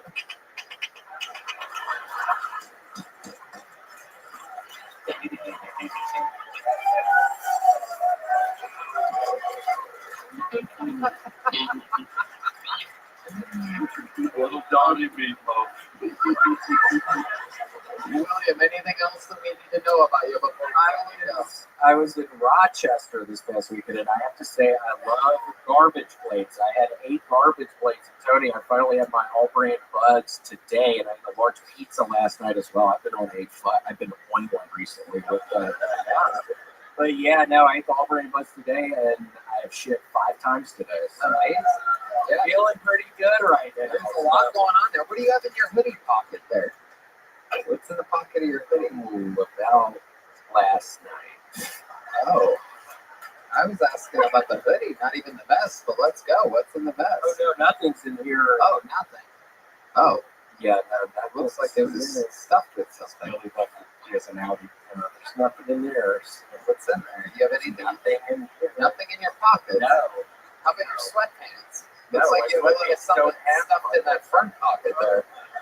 Yeah, well, it's fucking 15 degrees outside. It's a nightmare outside right now. I hate it. Do you get harder when it's cold outside? Yeah. Yeah. What do you got in there? You got a little Florida Gator in there? Got a little medium red machine? Got a little Tijuana tarantula? Little Raleigh fucking recluse? You got something hiding out in there. You get harder and... Okay.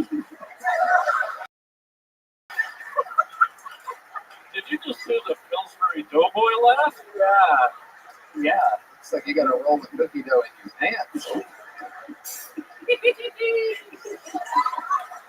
What are we working with down there, William? Those sweatpants are very revealing. Nothing says loving like an erection in blue track pants. This was such a mistake to have worn these fucking sweatpants tonight. I was trying to have fun tonight. It I was don't seeming think all it's a right. mistake at all. I think it's a word out there to anyone who threatens you, or I think it's a brag to your enemies.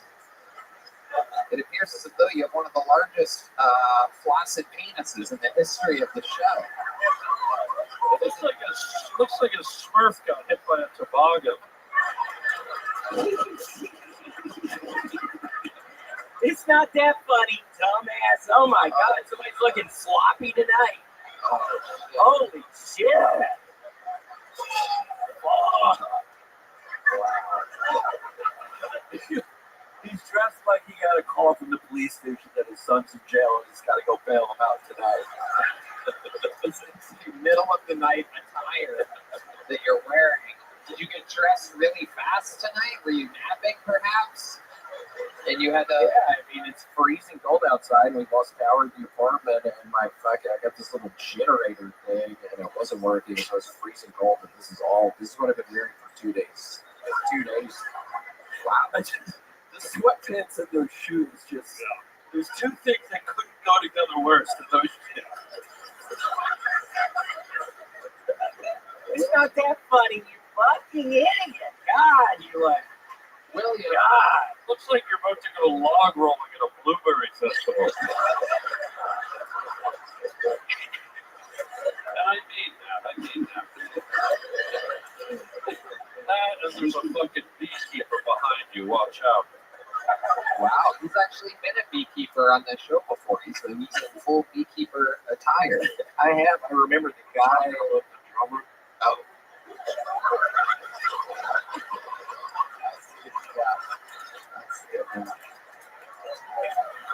I see it. William, we announced recently that the show is going to the LA Forum and 2 shows at Madison Square Garden. How does this make you feel knowing that you're performing at some of the biggest, most famous arenas in the world? I mean, I'm going to be honest with y'all right now. At the very beginning, when I first tried all brand plans, it was like, is this stuff even? Is this stuff for real? And then I found out it was. And then I'm telling you, I'm hearing the news, Madison Square Gardens. I'm thinking to myself, is this for real? And then I fucking wake up one morning and I'm thinking, holy shit, I don't know if I'm ever gonna stop. Oh my God. Oh my God. fucking idiot, don't look at me like that. William the Great Montgomery, everybody. And we did it again. Harlan Williams is the Harlan Highway Podcast, available everywhere. Dallas, Texas at Hyenas, February 9th through the 10th. Giannis, Compass, Hour, available everywhere. San Francisco at Cobb's, February 9th and the 10th. The drawing of Brian J. Email is in, and it is unbelievable. Thank you to Joe Blaster, Yellow Rose, Red Rose, Austin Security Guard Service all over, Ninja Buses, Connect Mobile Health, and MichaelLaird.threadless.com. Let's see what Chris Rogers drew tonight. Whoa, wild William Montgomery. How about one more time for the best damn band in the land, the Kill Tony Band? That's Carlos Sosa, Raul Vallejo, Michael Gonzalez, Matt Mueling, John Dees, and D Madness. How about one more time for Giannis Pappas and Harlan Williams, everybody? Thank you to everyone at the mothership. Make sure you overtip your wait staff. We'll see you at the Forum in Madison Square Garden. Check out the Sunset Strip, ATX.com if you're ever in Texas. Second highest ceilings in the biz. That's right. We love you guys. Thank you. Good night,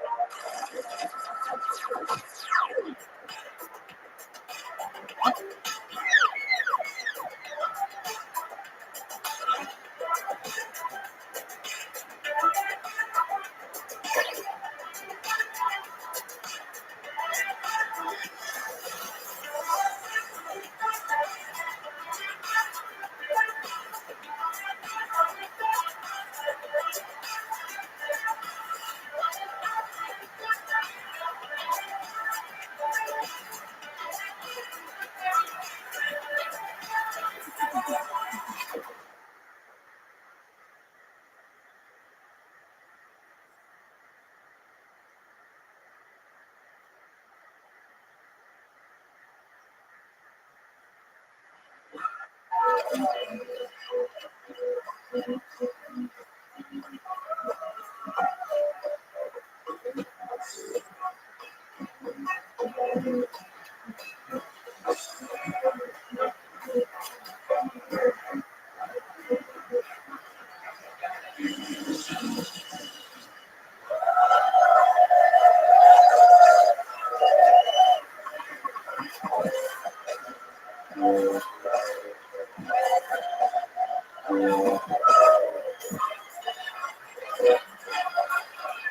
is Rabbi coming live from the Comedy Mothership here in Austin, Texas.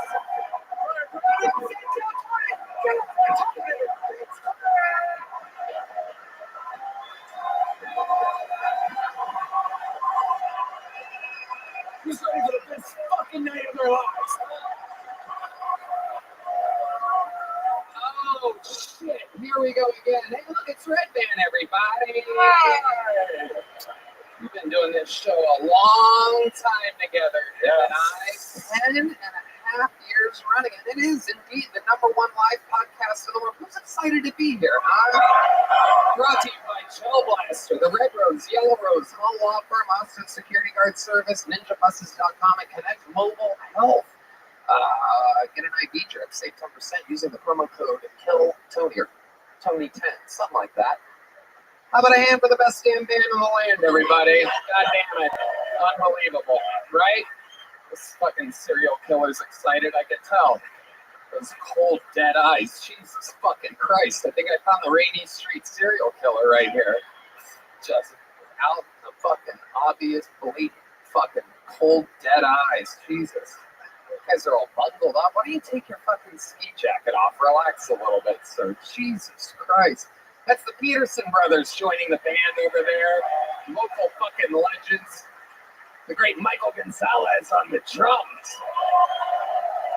Matt, the Mortician Muling on the electric guitar. The leader of the band, John B's on the keys. Let him hear it, because that's all he can do. The great and powerful D Madness, everybody. Oh, shit. It is going down tonight. Before we start tonight's episode, here's a little bit more from the amazing sponsors that made it all available for you here, right now. The Sunset Strip Comedy Club in Austin, Texas is now open. Check out Red Band's secret show every Thursday. Go to sunsetstripatx.com for tickets.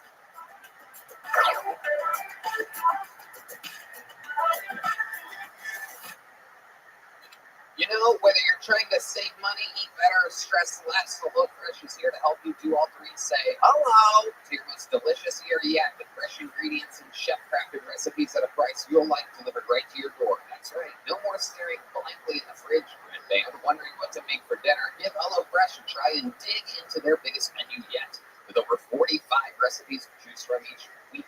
That's right. Each HelloFresh box is packed with farm-fresh ingredients and everything arrives pre-portioned right to your doorstep for less hassle and less wasted food. Red Band. I love it, man. It's so nice being able to get what you need to cook something and you don't have anything left over instead of throwing away all this extra stuff in the fridge. I love the sweet ginger pork chops with buttery rice and roasted green beans. It blew my mind. It was so easy to make and took virtually no time to I cook up. personally love the Saskatchewan pork noodle stir fry with carrots, scallions, and peanuts. It's absolutely delicious. We love HelloFresh. We're always on the go, and whether it be late nights after a long night at the mothership or first thing for breakfast or lunch, we love HelloFresh. Go to HelloFresh.com/KTShowFree and use code KTShowFree for free breakfast for life. One breakfast item per box while subscription is active. That's free breakfast for life at HelloFresh.com/KTShowFree with code KTShowFree. HelloFresh, America's #1 meal kit. Are you guys ready to start tonight's episode? Well. You're in good hands. This is a show that's been booked out for a while. This is very, very exciting. These are two of our favorite human beings that we have been working with for 17 fucking years at the Comedy Store. Legends of the Comedy Store. Working fucking icons of the comedy game. And most importantly, our comedy store brother and sister. Let's see how loud this place can get for Bobby Lee and Esther Babitsky. Oh, shit. Oh, shit. Oh, yeah. Look, it's Bobby Lee, motherfuckers. Come on. Show your respect to Bobby Lee. Little Esther. Here, sit down. This one's over here. Yeah. Over here. Hell Yeah, yeah. one more time for Tony. It's been years since you guys have been on this show. We're so happy to have you back. They're in a movie together, Drugstore June, February 23rd in select theaters. They're doing movies. We're doing our podcast in arenas. Everybody's thriving right now. I don't know how I had to bring us back into it, but, you know, movies, exciting. Select theaters, select arenas. Select arenas. Madison Square Garden. It's not. No, I know. It's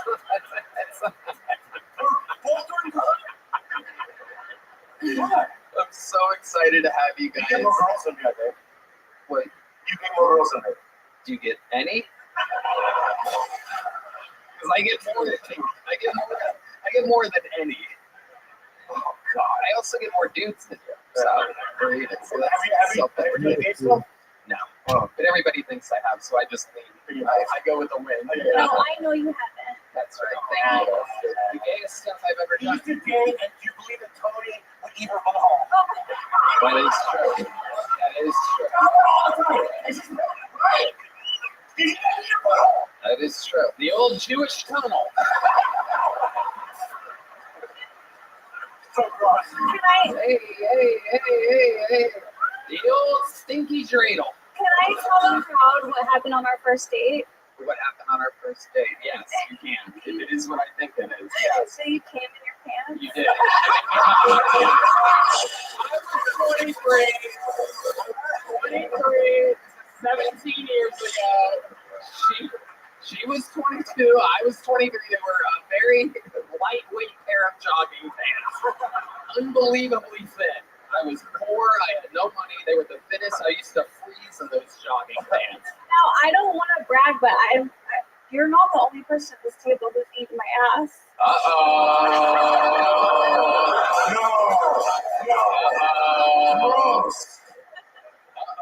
It's me and Tony know each other. What, you put a little breadcrumbs down there for him? He likes a heavy carb diet. I love it. Well, we're going to have a lot of fun tonight. It's a little family reunion up here. Before we explain the show, one more special treat for you. Joining the band and icon of Kiltony music history, one of the great joke meisters of the show. You also know her from the hit podcast Bad Friends with Bobby Lee and Andrew Santino. Make some fucking noise for the jet ski, Jesse Johnson. Oh my God! Oh my God! There she is. You know her. You love her. Coming straight from 2 sold-out arenas here in Austin, Texas.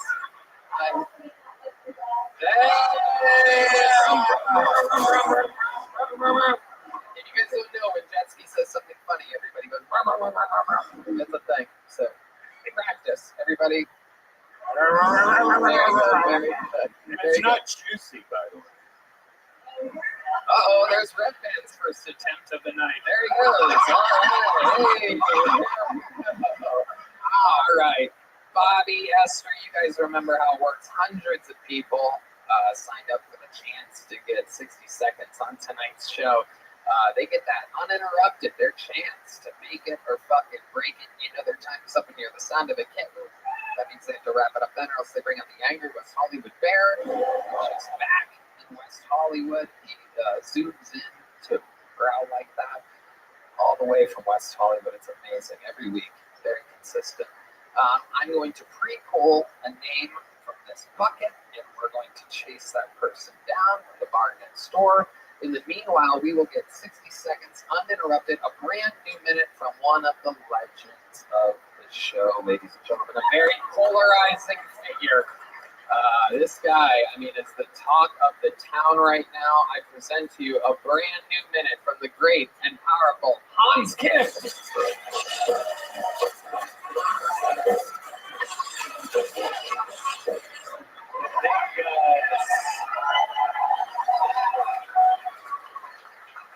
Whenever I travel and I tell people I'm from Texas, no one believes me because I look like this. Everyone thinks Texas is just a bunch of dudes in cowboy hats making tacos for each other. Who do you think paints their wives' nails?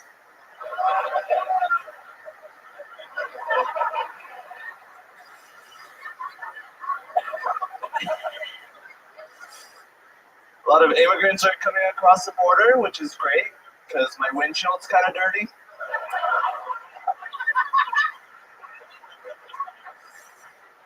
And I was thinking of picking up some flowers on the way home.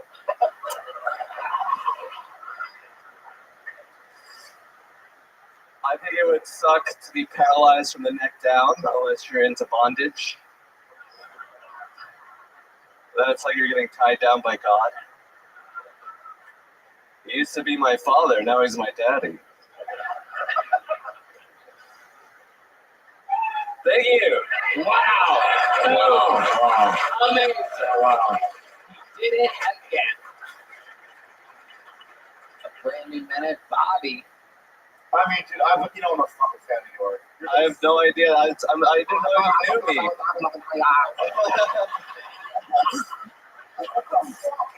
I'm sorry. Texas.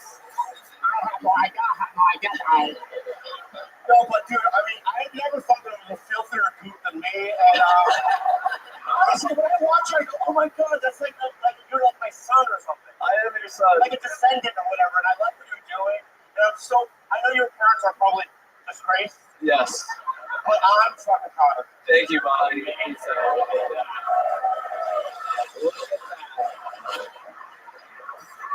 Look at that. Just a little Korean love machine over here. I absolutely love it. Hans, you did it again.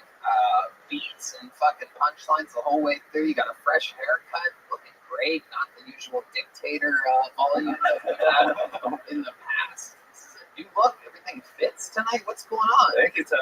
I don't know. I've had a lot of women criticize me.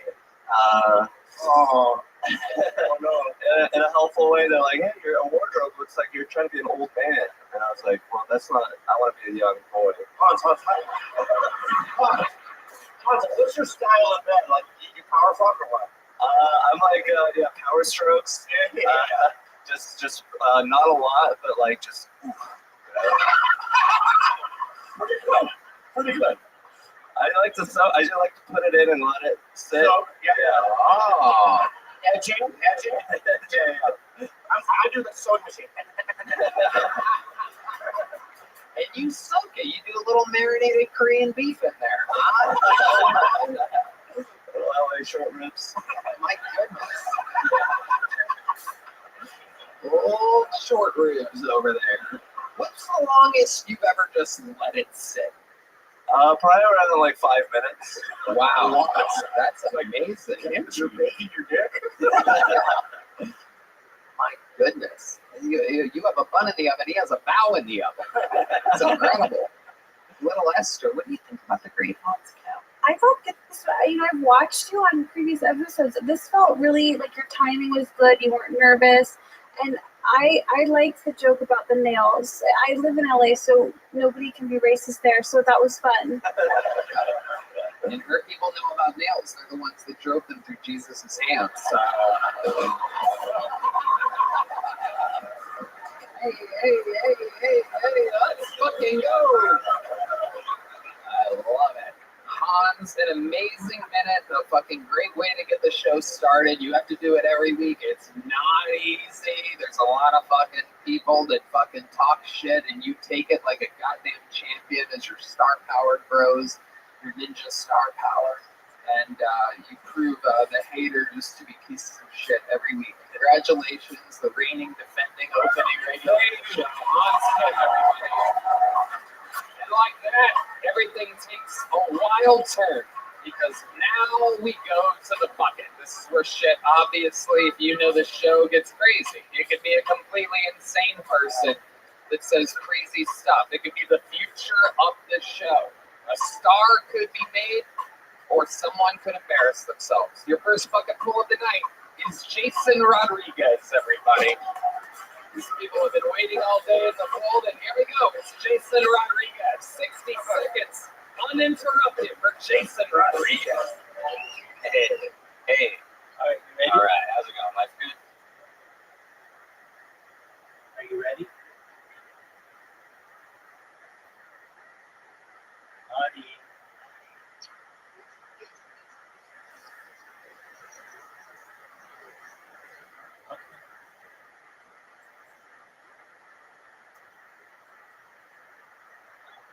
Cool. Yeah, life's good for me. I have a mustache now. Everyone likes it. Mostly guys. Mostly guys with mustaches.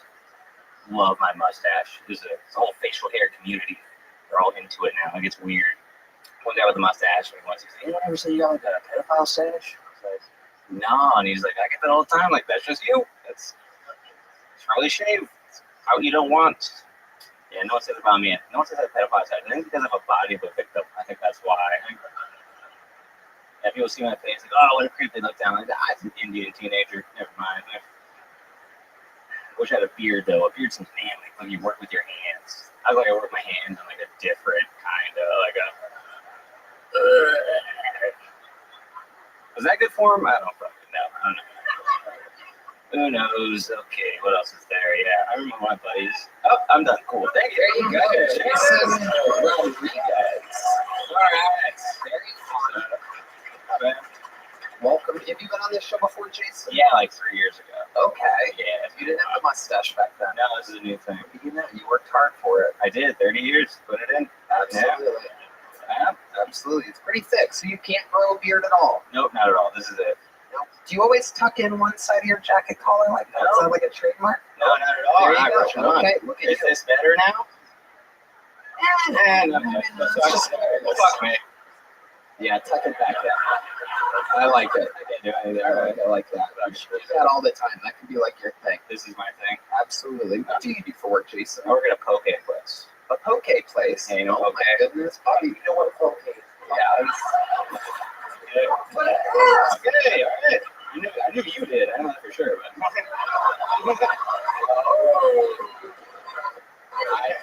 He said you do for sure. I don't know. Oh my goodness. Oh, John D's on the keys back here. Do you get a lot of Asian people in the poke place? Actually, mostly white people in like Teslas and stuff. Teslas? Yeah. Okay.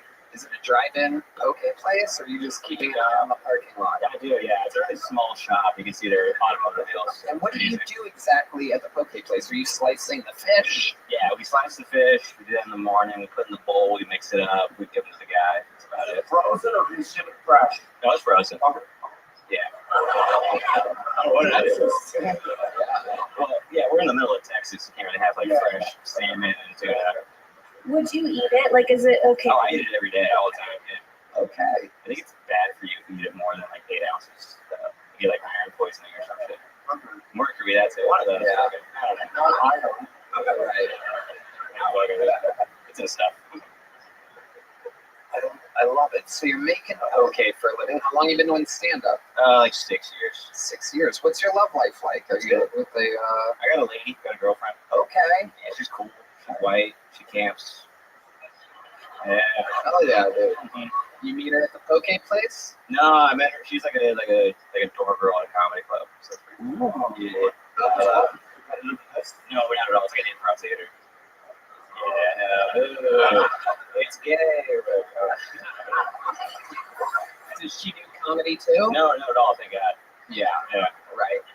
And does she like the mustache? Yeah, she only knew me. She only knows like mustache Jason. That's all she knows. Oh, mustache Jason. Yeah, I'm afraid to shave it. She might like cheat on me or something. I don't know.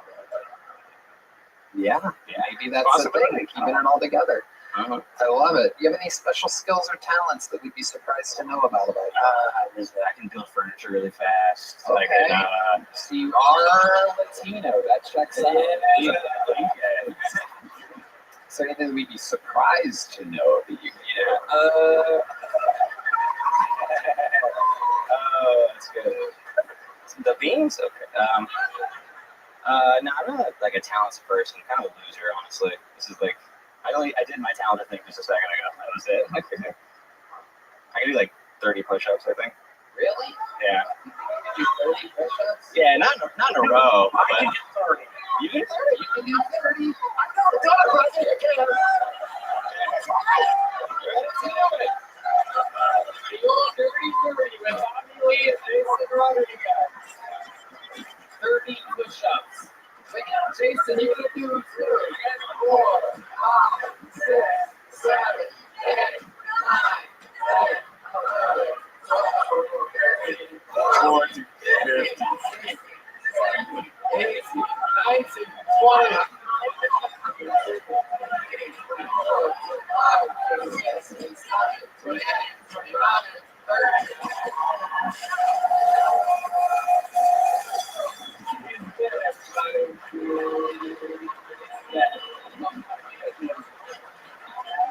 'Welcome to Kill Valley. Oh my goodness, how about Amber Bobby Lee, everybody? Jason, I'm going to get oh my God.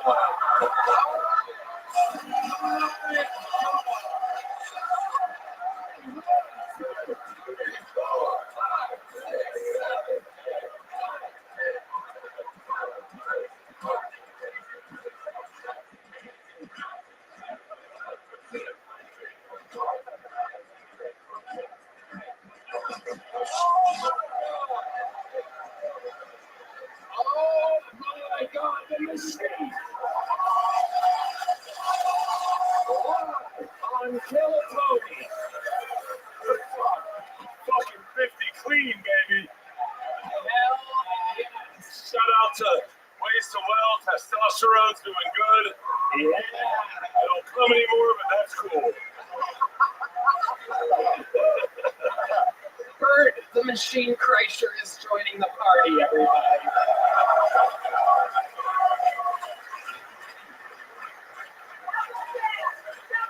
Red Man, do your 30, man.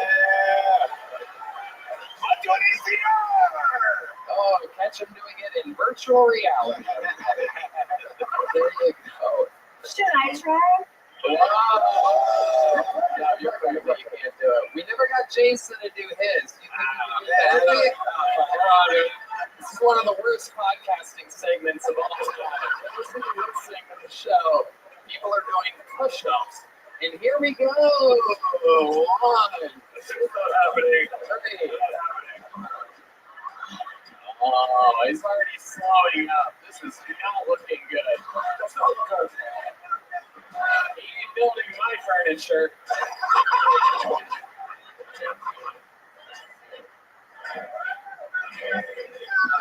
I'll give him credit. He is going pretty far down.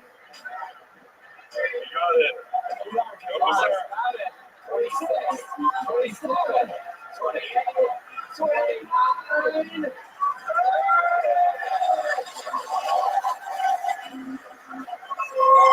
Jason Rodriguez.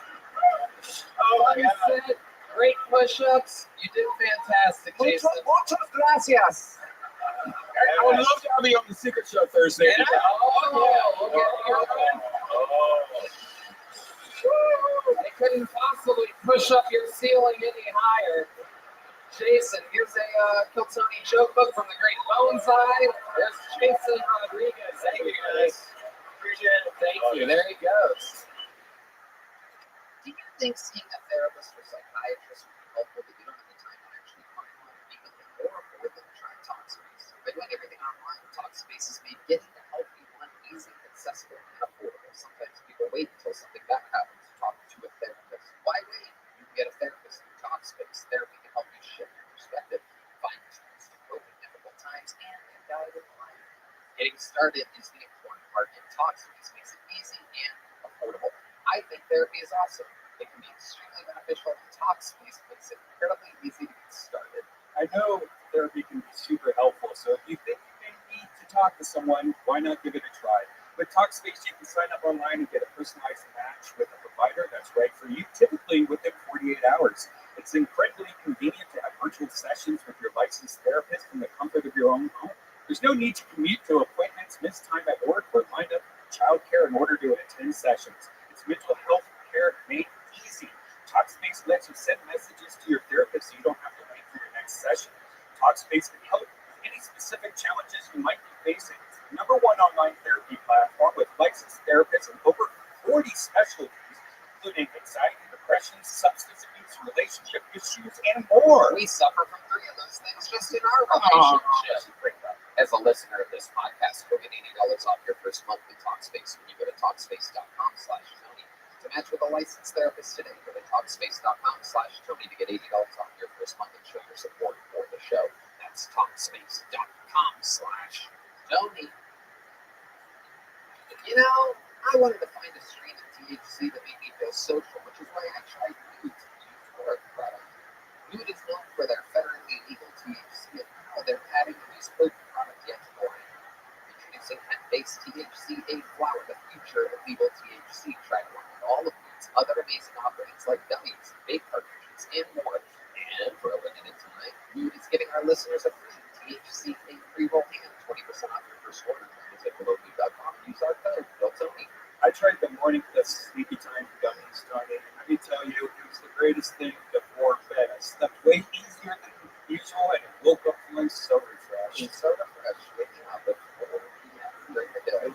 I tried their Wonder Bread while I was watching a movie. It made me feel nice, chill, and relaxed. It was delivered quickly also, and it came in some really cool packaging. Since THCA converts into THC when you heat it, you get access to the classic marijuana high. And Moon has 10 high-inducing strains, the most potent they've ever offered. Moon puts an end to the guessing games with federally legal forms of THC extracted from hemp plants. All their products are regularly third-party tested in Drug Enforcement Agency registered labs, sourced from small family farms and grown organic. Something for every mood, tested and tailored by in-house experts. Try Moon's new THCA flower today for 20% off your first order and a free THCA pre-roll. Go to HelloNude.com and use promo code Tony. That's HelloNood.com. Code Tony for 20% off your order and a free THCA pre-roll. We're gonna watch a comedian. I'm ready. Let's go. 60 seconds uninterrupted for Grant Adcock, everybody. Your next bucket full. Grant Adcock. Here he is.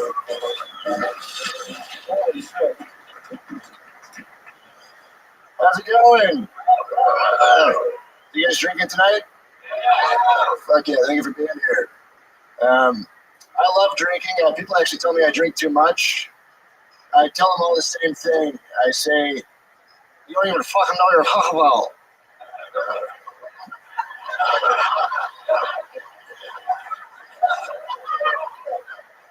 Are you guys a couple?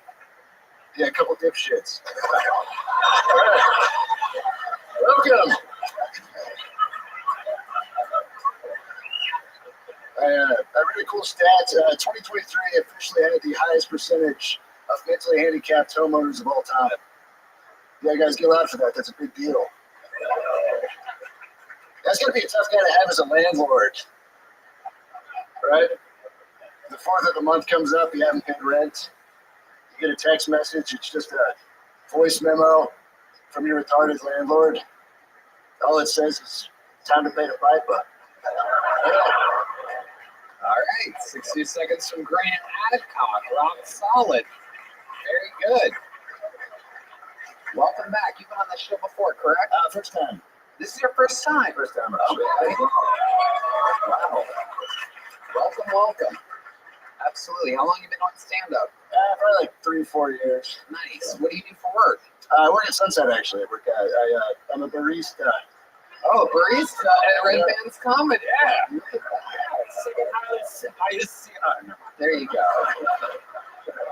Very good. So you're only making coffee beverages? Make coffee. I work 3 to 6 every day. There you go. That's a good plug for the club. You guys will do anything to get people in there. We have great coffee. The best coffee on 6th Street. Like, seriously. How many hours of making coffee? 3 to 6.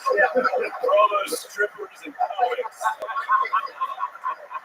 You know what's cool though? It's so that comics can go there and use the mic if they like write a new joke during the coffee hour. They can just go up and try and get the material out to all these people. Wow. All those people. I thought Starbucks had a nail. What you're telling me is there's a coffee shop out there where I can hear their thoughts. What's some of the wacky stuff you see go on there between 3 and 6? Yeah, today it was yesterday we were setting up the A-frame that says we have coffee. The homeless lady said, "You're trying to please us, aren't you, fat fuck?" That was the first person I talked to that day. Once again, there's an open mic at this place. That's amazing. It's amazing. I love it. So, how old are you? 27. 27. Okay. What's your living situation like? You're only working 3 to 6. You're doing stand-up. Seems like that's a tough living.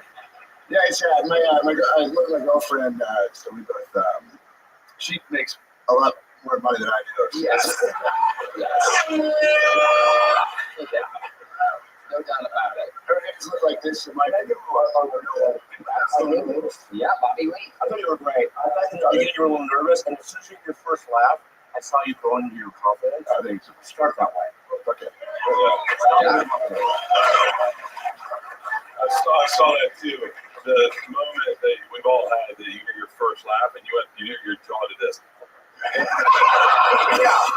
And you took the mic off the stand. That's what I want to see. You were confident, dude. In the beginning, you were like timid. It's fine. Although I wouldn't open with the you two are dipshits joke. I got in trouble a couple of dipshits. I thought my favorite part was your impression of being drunk, and like I would want more of that from you because you're so good at it. It is. It's incredible to have Shane Gillis' nephew here on the show. You're adorable. So how old are you? 27? 27. Okay. So like, what's the weirdest thing in your refrigerator? Probably an empty pizza box.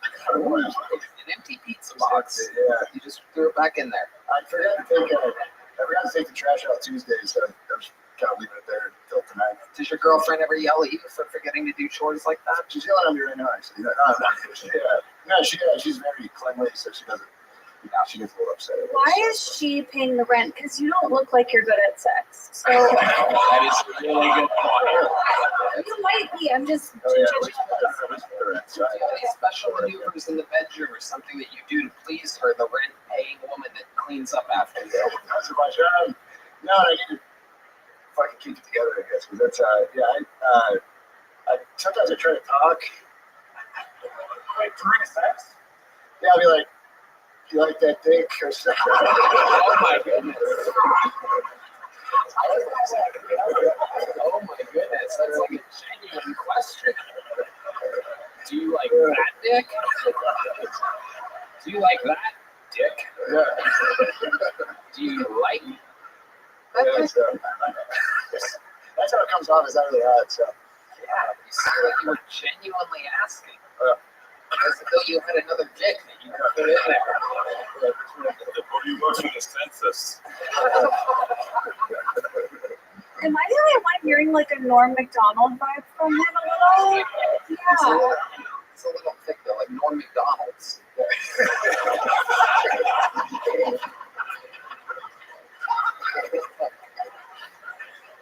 I love it. Any other crazy fun facts about you, Grant Adcock, that you'd be surprised to know about your entire life or anything like that? Yeah, it was actually, I fell off a balcony when I was 23. Wow. I landed on my head, and it's really pandemic, and it was. Well, that does not explain it. What were They actually were all climbing balconies during the pandemic. As a matter of fact, that's the one time no one climbed a balcony. We just stayed in our fucking house. Oh, yeah, you're seeing who else is in other houses. As we were having a little pandemic party, which wasn't, paid the price. Yeah, I was dancing on a balcony by myself and I fell off. Oh my God. I was even more top heavy at the time, and just went head over heel and fucking. I was in the hospital for a month. Wow. What is a diagnosis? I had a little brain bleeding, but I didn't have to get performed. I broke my leg, fractured my jaw. You landed on your head and your leg at the same time. My leg broke, and that kind of took the majority of the impact. And my face went off the concrete. Did you fall backwards or forwards? Forward, and just kind of tipped over. You did like a full 360, landed on your leg, broke it, and then my face hit. So I had all these teeth are fake. I was wondering that. I swear to God, I was wondering that. I was like, he's got a good smile. Is that why she's with him? Your teeth do not match your shirt. That's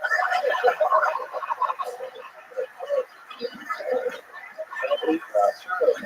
That is a great observation. When they pulled him out of a coma, the doctor diagnosed him with, looks like you're too legit to quit. Sorry. I love it. Well, Grant, your first time on the show, a great minute. You're leaving with a big Hilton on each other. Having on the secret show. The barista is hitting the big stage on the Thursday night. Grant Adcock getting a paid gig. All right, I pulled another name out of the bucket. Gonna keep things moving along. I wonder if this is who I think it is. Make some noise for your next comedian, Karen Jones. Everybody, it is. Yeah. All right, it's actually one of the legends of the show. Here she is, Karen Jones.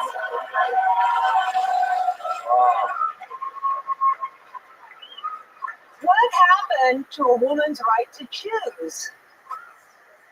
I understand why everyone's worked up about it. I had to take a drug test today. And I'm thinking, how come I don't get to choose smoking weed? Why is it only limited to reproductive things? And then I thought of the caveat. Well, some people are okay with abortion as long as it's medically necessary, or in the case of rape or incest.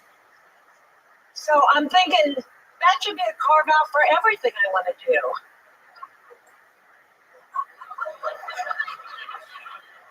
Well, I'm sorry, but rape and incest. Gonna get a face tattoo. It's medically necessary because I don't have eyebrows. These are my only tattoos on my forehead. So they were medically necessary, and I was a victim of rape and incest. I love saying rape and incest together. It's like soup and sandwiches. All right, Karen Jones. Little rape and incest. Okay, Karen, where do we begin? What, with an apology? You want an apology from me? No, I'm kidding. Yeah. I got Sanjay Gupta. What does that mean to you? Oh, I'm sorry, CNN. Okay. Oh, no, I was listening. What does that mean to you? Oh, I'm sorry. This drug test, you know what the drug test means? It means I can't take drugs. And if I can't take drugs, I can't sleep. So I'm like super tired right now, but I didn't want to miss a Monday. But I love ask me another question, Tony. So you just basically talk about your day? Karen looks like she could have used the coffee between 3 and 6 p.m. Oh, I could have. That was wrong. I don't expect an apology. I think you've been nothing but wonderful and provided a great opportunity for me and other people. But why would I apologize? Because that stupid newspaper, and in your interview on the Rogan show, they were just, Joe Rogan was reading what the paper wrote. I stormed a line. Is that when I was on an episode of Rogan? I talked about how you got in trouble for storming the Capitol on January 6th. Good job, Bobby. So she's been on this show before. Let me catch y'all up real quick. She's been on this show before. Long interview. We were having so much fun, and I finally let her go after a long interview. And she goes, "But Tony, that's not even the most interesting thing about me." I go, "Well, what is?" And she goes, I came on the show. "Yeah, it's not what you said." She goes, "I stormed the Capitol on January 6th." There's a newspaper article about it. I said that the newspaper accused me of that. Right, and you I didn't say I said you did it. confirm nor deny that you were in Nancy Pelosi's office. No. I can deny that. But anyway, A patriot, someone else. There it is. This is it. Welcome to Texas. yeah, it's crazy that I could get drunk right now, but I can't smoke weed. But why? Why are you being drug tested? Because I trespassed allegedly. Allegedly. The Capitol on January 6th. That's what they're saying. Does anyone feel like they slid into her Instagram thread and is just reading? I can't sleep, raven incest. I stormed the Capitol. I would have otherwise stormed the Capitol. I am so shocked I'm standing next to one of them. It's like, you guys are like great white sharks. We never see you. Exactly. Right. Exactly. I would have opened when I stormed the Capitol. Yes. And that is like dropping a big dick in an orgy. Yeah. Everyone's like, hold on, someone's talking.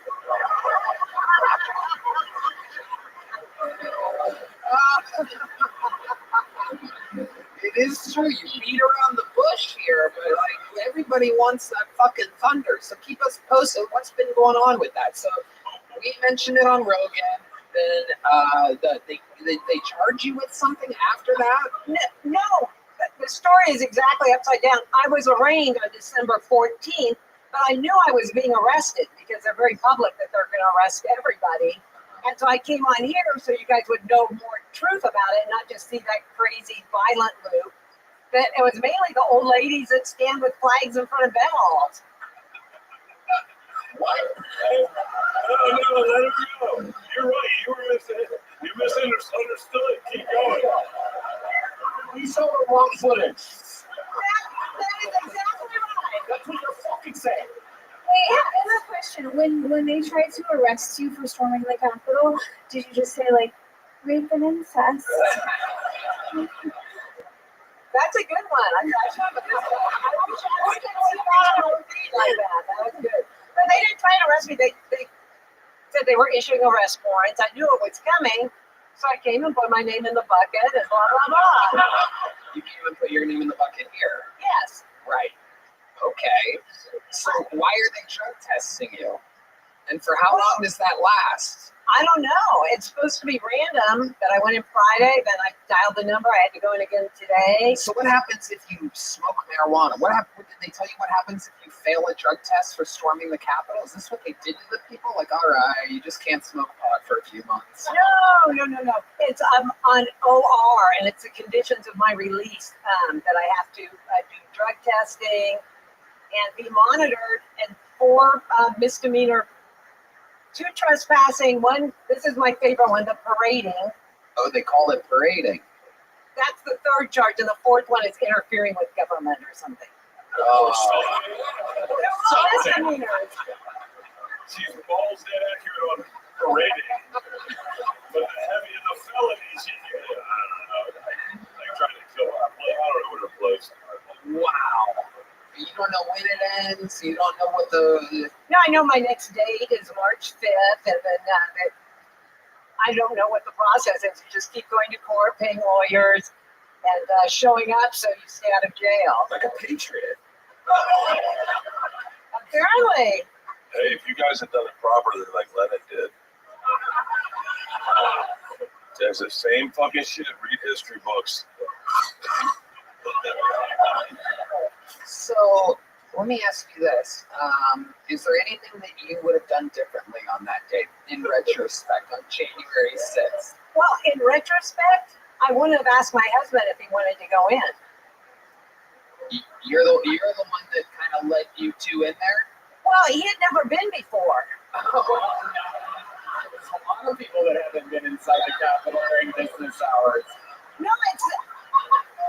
it was the middle of the day, and it was the backside of the entrance, and everybody coming out looked nice and happy. They're wearing the same thing I was wearing, red, white, and blue. And no, this is what I was wearing. You can look at the pictures on my arrest warrant. Yes, I was wearing. This is my fleece, allegedly. Well, no, there's pictures of me in this. I love it. Represent. Make make America great again. I'm tired. Okay, well, Jesus, get out of here. There she is, Karen Jones. Hey, y'all, this podcast is sponsored by Squarespace, the all-in-one website platform for entrepreneurs that stand out and succeed online. Whether you're just starting out or managing a growing brand, Squarespace makes it easy to create a beautiful website, engage with your audience, and sell anything from products to content to time, all in one place, all on your terms. That's right. Upload, organize, and access all your content from one place. With the new asset library, you're able to manage all your files from one central hub and use them across the Squarespace platform. Get started with one of the professional website templates with designs for every category and use case. Then customize your look, update content, and add features to fit your unique needs. You can make any Squarespace template do what you want, so your idea, brand, or business stands out online on every device. Post video content, organize your video library, and showcase your content on beautiful video pages, and sell access to your videos with member areas. No doubt about it, I think Squarespace is the best platform to make a website. It's incredibly easy to use, and you can make a quality-looking website in no time. I've used them a few times on different websites. I personally love their design templates they have. They make your domain look professional and sleek, no matter what type of site you are trying to build. So, head to squarespace.com for a free trial. When you're ready to launch, go to squarespace.com/Cortoni to save 10% off your first purchase of a website or domain. Again, that's squarespace.com/the game. I present to you a brand new minute from the great and powerful Cam Patterson, everybody.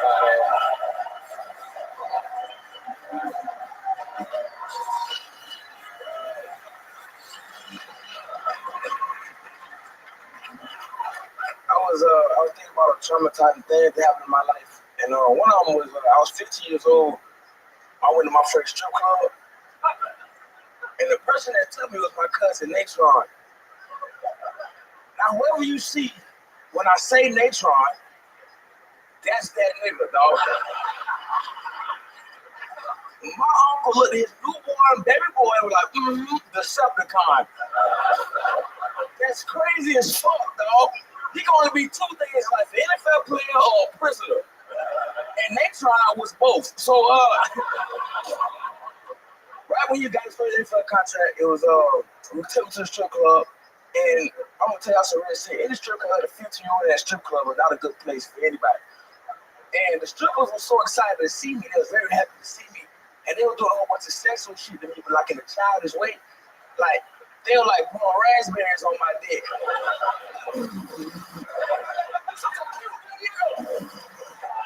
I came twice. It was crazy. That's my top piece.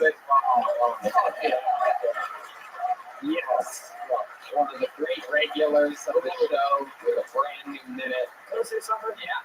So I was at the Improv in Hollywood. We did a show together. Yeah. And I didn't know who you were. I'm sorry, right? But I was like, and I asked people around, and I go, who's this guy? Tony. So I stayed to watch. You fucking rocked that house. You were the last guy. You were the follow heavyweights. Yeah. You killed it, though. Thanks so much. Yeah, man. So. See what I mean? Not the funniest part, somebody in the crowd was just they just yelled gang violence. You like, yeah, he's black. Yeah. He's black, yeah. What did you say?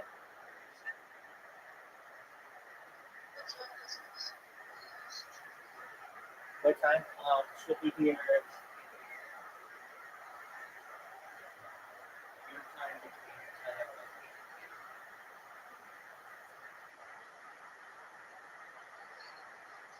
Excellent. Yeah, how'd you know that? I knew that. That's crazy. This is the first we're hearing of Natron. Yeah, my cousin Natron. My goodness. Yeah. It's amazing. You have so many of these references and stories. I've never heard of Natron before. Does he live in He live in Temple. Where? He live in Temple. Tampa. Tampa. Okay. He's like, I live in Tampa. And I know black guys from Temple. I thought for sure he was saying temple there. I thought it was a Jewish synagogue of some kind, but no, Tampa. Is where Natron lives. What's Natron up to nowadays? What does a guy like Natron do for a living? You know what good, man? He own like a bouncy house business right now. Bouncy house business. So a lot of money in that. There's a lot of money in that. Yeah, because you buy it and then you pay me $50 a day to set it up. Yeah, and it's, you to buy it's cheap and you can rent it out for $500 a day. It's a good business. They trying to live in a good fucking business. Wow, I didn't know where it was in the bouncy house business. I had $2. I still have it, but I had them $2. It's a great deal for a day. You ride one of those bells, especially the wet, the slip and slide one. That shit, yeah. That's $750. It's $750. That's just for the water, you know what I mean? I would love it if you would include the bouncy house stuff. That's Really good. Yeah, you can add that to the Natron stuff. And you and him have been close for a long time? Yeah. Well, he like my cousin. Your actual cousin, I do believe that means. Wait, that's what that means? Well, no, he my real cousin. I mean, I know my life. Okay. Yeah. So, like, when he says cousin, that could mean a friend of more than like a year. But if it's a cousin, that means that it is your uncle or aunt's child. That's my friend, cousin. What? Oh, that's a second cousin. Right. Yeah, Bobby was right. They don't get to say dad, so they say cousin a lot.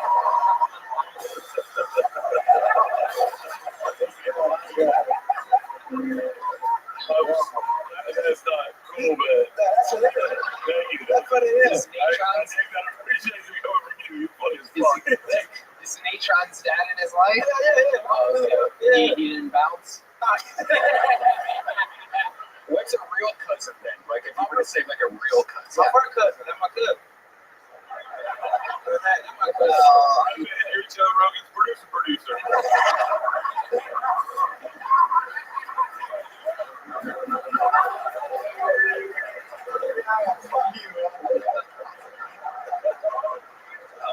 I'm gonna take this kill on the road with me. I swear to God, you're funny as fuck. He is a fucking killer on the road. You just worked with Shane Gillis this weekend. Yeah, that shit was fun. Yeah, that shit was amazing, great. right? We was in Peoria and St. Louis. That shit was crazy, dog. Yeah. The time I saw snow for the first time. I was frolicking and shit. It was crazy. You were frolicking? I was frolicking. I was trying to make a snow angel, but I got down. It was cold as shit, so I got up. But it was fun. I already enjoyed that shit, man. It was a good time, bro. Hell yeah. That shit was fun, bro. Okay, one more bad joke. When black guys make a snow angel, you make it like this, bro. If you didn't get it, that's going to be a dead body.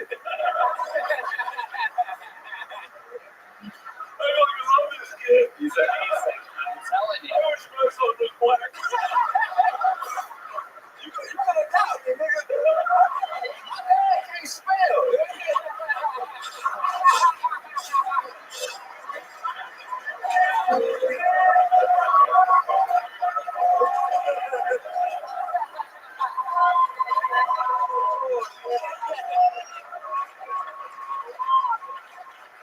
Absolute fucking superstar, an absolute sensation. We love you, Cam.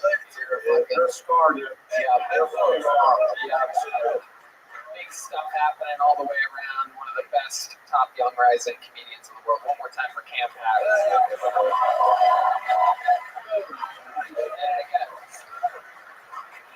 All right. So Bobby is going to go pee real quick.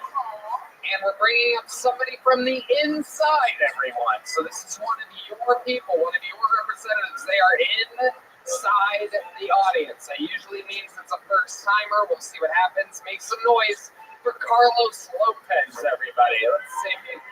We have movement on a Carlos Lopez. Is that Carlos? Is Carlos the big guy in the middle? Oh yeah, here he comes, everybody. Oh no, that's the guy going to the bathroom. Anybody see a Carlos Lopez? Nothing? How's that possible? What?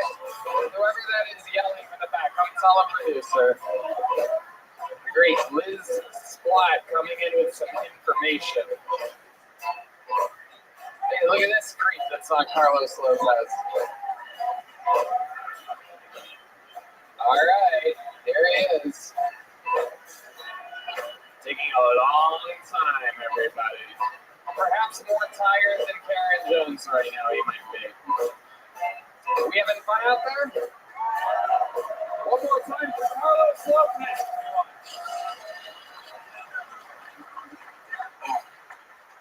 Well,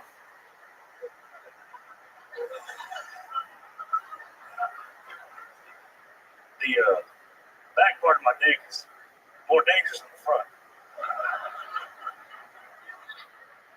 Not because it's big or nothing, but it means my stomach's pressing out and it gets hard to breathe.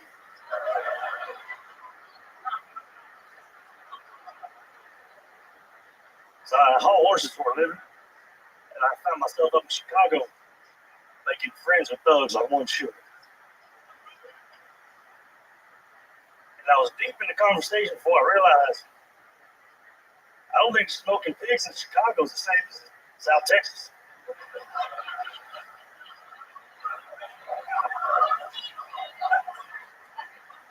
Gang, gang.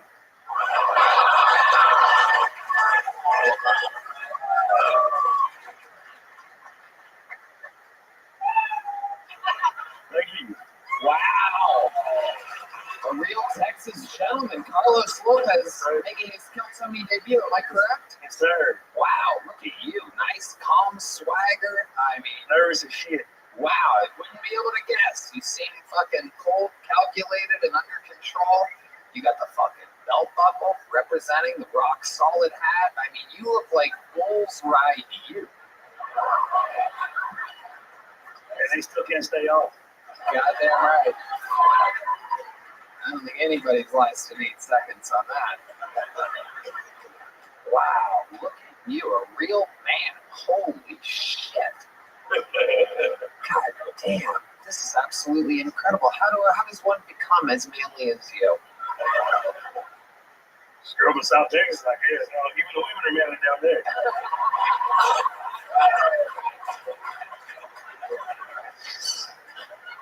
So the women are some of the toughest young men you ever meet. Carlos, you're funny as hell. How long you been doing stand-up? It's my first time ever. No fucking way.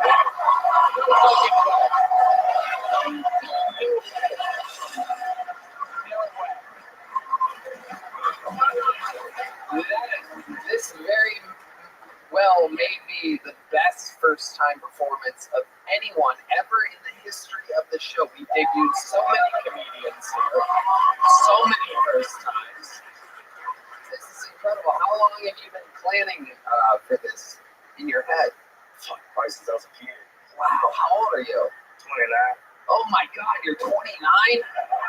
Oh, shit. When I fucked up, I'm 16. I look 46. Wow. Oh my goodness. That is incredible. You are a fucking machine. This is unbelievable. And you haul horses? All horses for a living, yes, sir. Wow. So like the little horse carriage things with the horses? No? You're saying no already. All horses like in a big truck and 1800. Wow. Oh, I think I hear them now. No, that's my ex-wife. Oh, shit. Oh, shit. Carlos Lopez is a fucking natural. This is an epic first time off stage, brother. This is really something else for a first timer. And this is exactly what the show is built for. Someone like you. Absolutely amazing performance. And people always told you that you're a funny guy? I'm only in prison. Were you in prison before? No, just juvie. I never went back after juvie. What did you get put in juvie for? Oh, shit. Yeah. That's the head tilt that says fucking a goat. For sure. That's a goat fucking head tilt I've ever seen. You're going fucking this good. I'm just wearing the boots. Oh, my goodness. Yeah. It was a cute. That's my stage name. I love it. All right. It's going crazy over here. It's very exciting. Horses and trucks and he's making noises with his mouth for the first time. Didn't know you could do a horse walking impression like that. Oh my, there you go. Very good. Okay, so tell us some more about the life of Carlos Lopez. What else have you been doing? Been hauling horses since I was like 21. Yeah, hauling horses. I was in the oil field before that. You were in the oil field. Look at you. Oh my goodness. You are just a real fucking man. You have a lot of chest hair? I do, yeah. So talking and roll out. Oh my God, look at that. I've been growing it since I was a little girl. Oh my God. Wow. I am. I really am. I want to get on top of the old Brokeback Mountain over here. Well, lucky for you, this ain't a mustache, it's a salad. Oh, well, you know what? Well, you know what? I think we could trade belt buckles tonight. You know what I'm saying? I ain't bumping buckles, I'm sorry, but Wait, what? we call it bumping buckles. That's right. That's right. With a buckle bunny. Absolutely. Let's fucking go. Wait, can I ask you a really tactical question? I just have always wondered this. When you're driving horses and you stop short, do they all fall? Yeah, they'll fall, break their legs, stuff. You gotta be real careful. I think that all the time. Yeah, me too. That's why when people cut me off, I pull my gun out so they don't do it again.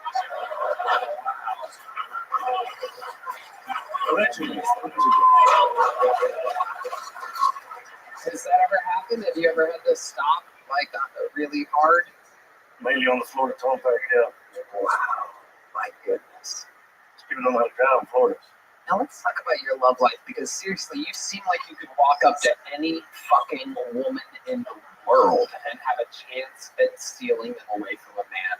Do you have any special lines that you say with women or something like that? Howdy. Oh, that's it. That's all day. I just cleaned my pants for the first time since my first hangout with Western.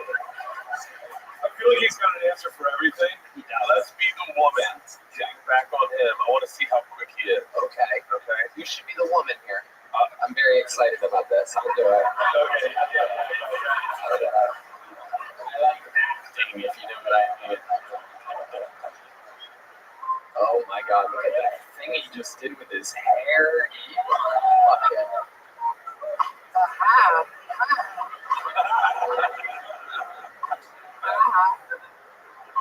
How you doing?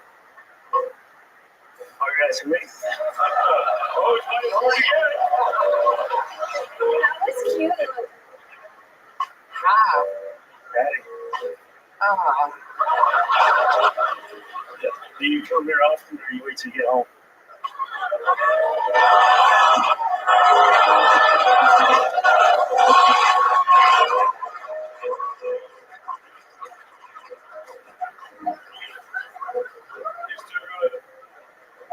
You know, my boyfriend's out of town. I was wondering, maybe you'd come back to my place and.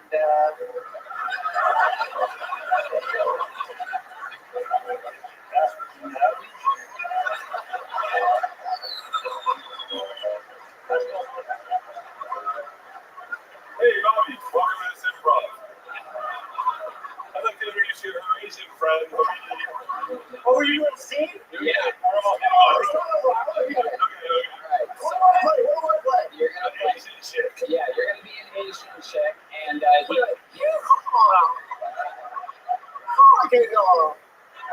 got it. Okay.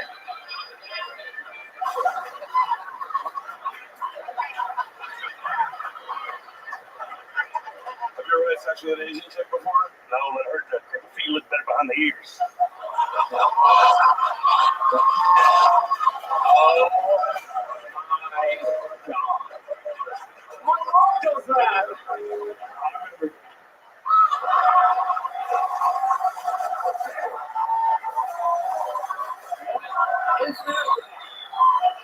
God damn it. Holy shit, sorry, Mom. Lord, I'll send her. I'd be at it, mean they. That's all right, man. When you play the Asian, I'll play the right back. I just said you. Can you do an Asian accent? No. Oh, you get a free pass. You get a free pass. Pass for me. Where's Hans at? Where is he? He said good. He said good. But just read me like a hello. Hello? That's not like goddamn Motorola. Hello, my name. What? Sorry. Hello, my name is who? My name is who? My name is who? Oh, I thought you were telling me. Oh, well, fucking say it. Hello, my name is who? My name is Screw. Carlos. Carlos. Very good. That's very good. Very careful. That's amazing. If you would have made me guess which bucket pool stormed the Capitol, I would have guessed you, Carlos. It turns out you weren't there. You were hauling horses on January 6th, doing what you do. You do that like 5 days a week? Is that a full-time job? Yeah, I stay out on the road by a month. Wow. Incredible. I was just on Sunset Boulevard. I hauled horses from Sunset Boulevard the other day. Wow. What are you doing with horses on Sunset Boulevard? Where are There's they a going? little farm that I picked the horse up from. Wow. I've hauled horses anywhere and everywhere. Bobby Lee. Hi. I just want to know, I was taking a shit. And I ran into your wife. She watched. But she said, get Bert off the stage. Because you guys are on a date. And she's really mad. All right, I'm leaving. All right, so She's not bad, but we're on a date. We're on a date. Guess what?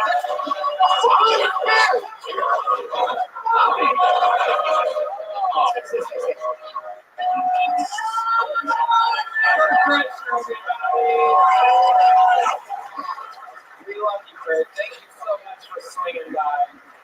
Catch him on tour absolutely everywhere. Doing fucking football stadiums and the whole damn thing. well, me, Tom, and Bert are going to do a huge show soon. So you'll see. Oh, okay. It's going to be great. I'll open it. I love it. Carlos, I am mesmerized by your unbelievable, natural, God-given fucking talent here tonight. I think you're putting on a clinic for being yourself and owning the moment. I appreciate that. I'm just gonna put it to you this way: if you next time you're ready for another minute, I'm just gonna have you back when you want. You just let me know when you're done hauling horses and ready to sling some more jokes. We'll be waiting for you. This is the very rare big joke book on a first-time performance. He popped his cherry. Carlos goddamn Lopez has entered the Kill Tony universe. A true gentleman. Thank you, Carlos. Absolutely. How about one more time for Carlos Lopez? That's cool. That was amazing. You know what, dude? I just saw how important the show is. That's great, dude. He's made his fucking day, dude. His life. Yeah. He's in Call 9 now, dude. Yep. Amazing. Thank you. Amazing. Thank you. Aren't you glad you came and No.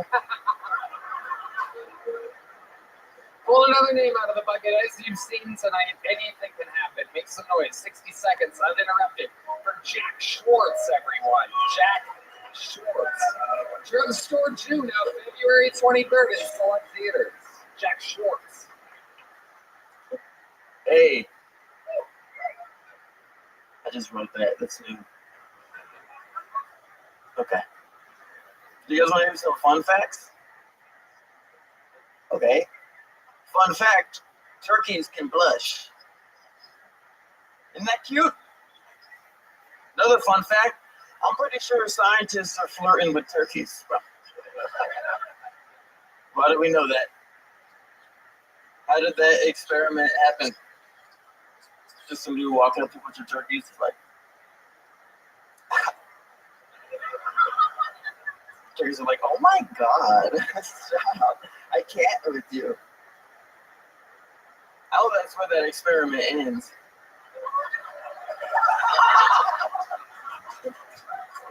I don't want to hear more. I don't want to hear more from now. Fun fact: turkeys put out, bro. You can fuck turkeys. A lot of people say turkeys are dry meat. Not when I'm doing it.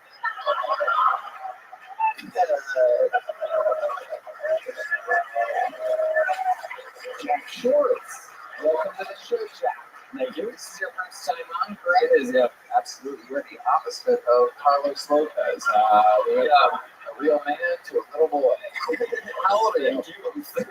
Oh, Jesus Christ. Yeah, literally the opposite. Yeah. It's like the same age as Carter. What did he say, 29? Oh my God. I'm older than that guy. My dad, You're older than that grown man that just died. he left on a horse, and actually I saw him do it. It was crazy. Incredible. Yeah, you look like you're Matt Rife's opener. Yeah, I got a lot of those loaded up, ready to go, to be honest. You want to hear some of my TikTok comments? They're rough. What? Just, I get that a lot. Matt Rife with AIDS. Yeah. Matt Rife if he melted. Things like that. A lot of that. Yeah. It feels good. Ugly Matt Rife. Nice. There you go. Yeah, we need those too. Esther?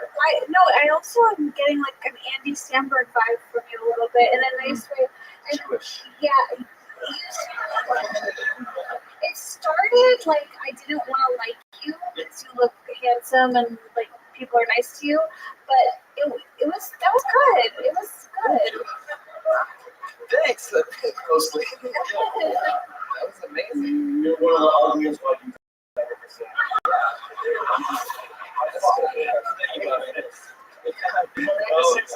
They're confident. When you didn't get a laugh before the act up, you quiz and the act out, and that part, right? Yeah. And that's when I knew I was like, I'm comfortable with this guy. The bit was fucking clean too, which I liked. It was clever. It was kind of sexual at the end a little bit, but I thought it was cute, and I thought it was good, and I think I like you, man. Thank you very much. How long have you been doing? I feel like you're doing great. Give yourself a standing ovation. This is your big moment, please. How long? Whoa.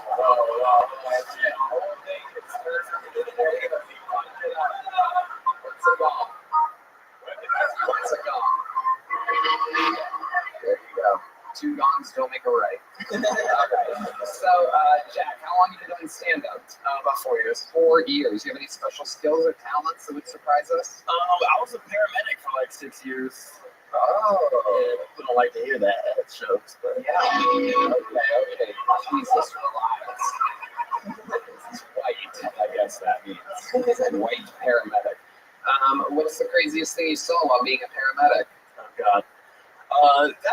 Some of that's not as funny, to be honest. But I will say, one time a woman, I showed up on scene. This guy had, I think it was retractable car antennas shoved through his neck, like just missing his jugular there. Whoa. And we were talking to him for like 20 minutes, and his wife's there, and she's like in a panic. She's like, "This is crazy." And eventually, we're like, "Who stabbed you?" And he goes, "This bitch." She points to his wife. So I was like, "Oh, cool." Wow. Yeah, that was like my third day. Yeah. Was the radio still playing? Is the reception good? Yeah, he opened his mouth, and the Friends theme song came on. It was All great. right, very good. What else about you would we be surprised to know, Jack Schwartz? Are you too? I am too. I thought you were wrong. No, I think it was perfect. I'm from Charlotte. What? How Jewish are you? I'm an atheist essentially. If that makes, you know what I mean? But like I eat like capers on shit. Okay. All right. I don't know if it's About 45% then? Yeah, capers, I don't understand where that factors in. It's a Jewish thing. It's not. You don't think of it? No. Okay, well, my dad lied. I don't know. Well, are your parents Jewish? My mom is half Jewish. My dad is full Jewish, and I was never mitzvah. So being Okay. Jewish is more like a Oh, 75%. That's what my baby will be. Oh, that's good to know. congratulations, by the way. Thank Yeah, you. maybe it's going to end up like this. Out here talking about turkey business. What's your love life like? I'm in a relationship, Okay. and What does she do? she's a comic. Whoa. No, she's in the waiting room, hoping to make She signed up. Was she signed up? She did, yeah. Okay, what's her name? Matilda Epstein. Matilda Epstein. Go get Matilda Epstein. I've always said that I wanted to Epstein on this show before. I've never gotten one. They're gonna go grab her. Okay. How long have you two been together? Like 3 years. 3 years. How long has she been doing stand up? About the same, like within a month. Okay. Okay. That'll work. I'll tell you what, when comics get together, right? Yeah. Once one starts blowing up, it's just there's friction. Yeah. Yeah. So Also, it's hard. Only one person can be the star. 1, 2 stars. Right. Well, she's like really pretty, and I'm just like, what the fuck? I just kind of feel like if it was one of us, you know, that's too sad. It's not funny, but we'll see. She's related to Jeffrey Epstein. I don't know. Never asked. I've just been waiting with her for 3 years. You never popped the question. You just kind of wait for a vacation opportunity that hasn't come. You know what I mean? I mean, that would have been my first question to Matilda. Is she related to the famous Epstein that Probably like at some point. everybody talks about every day? Or maybe not. Is Epstein a very popular Jewish last name? The Steen is, but I don't know if the app. They're out there. Your tunnel, like in tunnels and stuff like that. There you go. There's good Epsteins and there's good Weinsteins too. Okay. Yeah. Yeah. Yeah. Berenstein Bears. We love them. Shel Silverstein. There you go. you ready, weren't you? They're grabbing it. They're grabbing the two. Are they ready? Ladies and gentlemen, 60 seconds uninterrupted. Stand in front of the drums over there. Take a step that way. Ladies and gentlemen, the Kiltony debut of Matilda Epstein, everybody. Here we go. 60 seconds uninterrupted for Matilda. Come on, make some noise, everybody.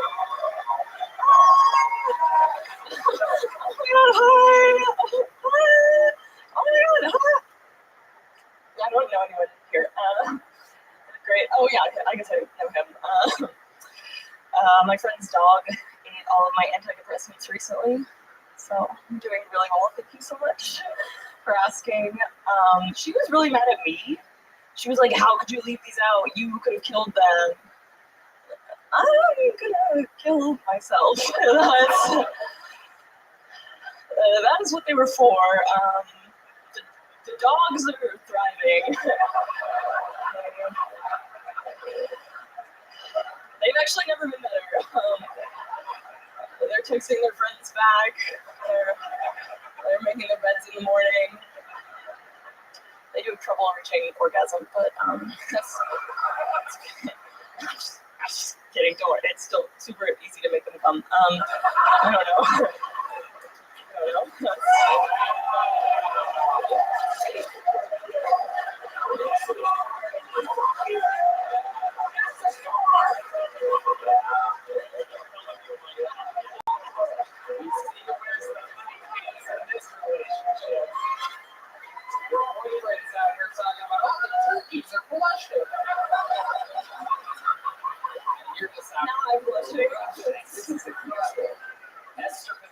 You guys are a cool comedy couple. Like, I'm impressed. I think this could work. People could stay together. Are you rooting for us? Yeah, I'm rooting for you. That was really funny. It was really fun. And I liked how it was long and it kept going and taking different directions, but all one bit. Like, that's hard to do. That was really good. Yeah. She was really good at stretching something out.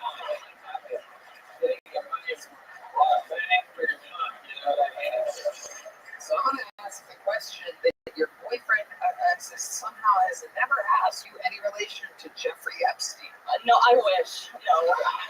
So do I. That'd be so sick. Great interview. Yeah. Where are you originally? Maryland. Okay. You started in Austin or Maryland? DC. Yeah. So yeah, we're from DC. Oh, you guys are both. So you guys met each other in DC and moved out here? No, we don't live in DC. You guys still live in DC? Oh wow. Yeah. We're just visiting. We're just crashing. that's great. So you guys moved out here and you came out here just to see me on Tony. That's amazing. How long are you guys in town for? Till tomorrow. Oh, you fly back tomorrow? We want me to stay forever. No, we fly back tomorrow. You go back tomorrow. She needs to Fly get back back. tomorrow. She has dogs that need their antidepressants waiting for them. Very interesting. How long were you guys here for? Since Saturday? Okay. So you came in on Saturday. Literally, you came in hoping to get on Kiltony? Well, yeah, we hung out. We went to the Museum of Weird. Oh, If okay. anyone would like to spend $20, it's a good place to do it. Wow. The rare Jewish wanting to spend money. Jesus. Amazing. You guys are breaking stereotypes down. What antidepressant are you on? Well, you tried. Oh, okay. Yeah, it's hard to calm down. Did you have to stop for? I went off. It was hard to take pills because I was nauseous, but yeah, I needed it. I missed my Lexapro. Well, welcome you back to the community. Thank you. Did you find that being pregnant made your chemicals like normal? No. Was that a nice story? I miss weed a lot. But, yeah. Amazing. Yeah, no doubt about it. It'll be soon. When's the baby due? End of March. March. Yeah. It's a Matilda. You can name it Matilda. Matilda Epstein. I do like that name. Do you like your name? I do. Yeah. It's pretty. It's like pretty in an ugly way, which as an actor, I relate. I think you should name the baby after her. I think you should name it Epstein Pavitsky.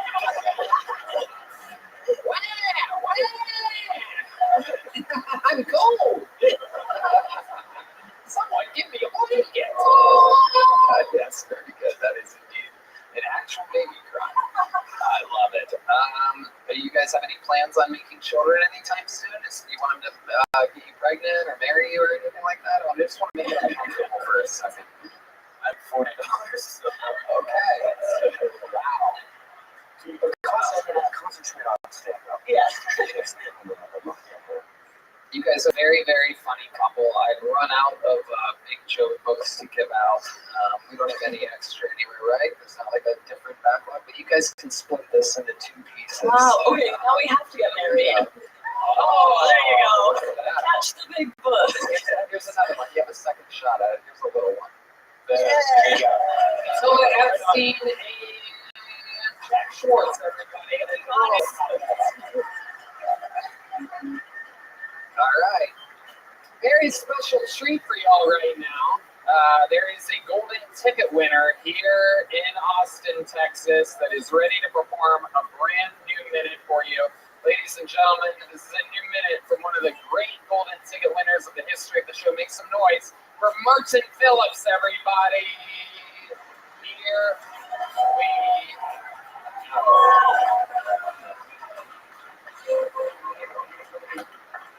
Oh, what's up, hey?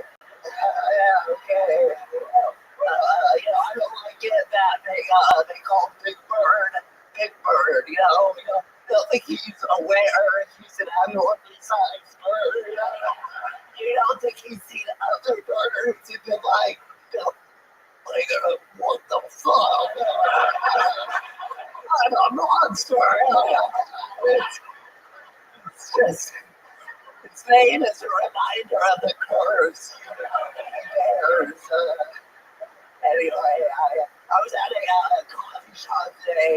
I went to the bathroom.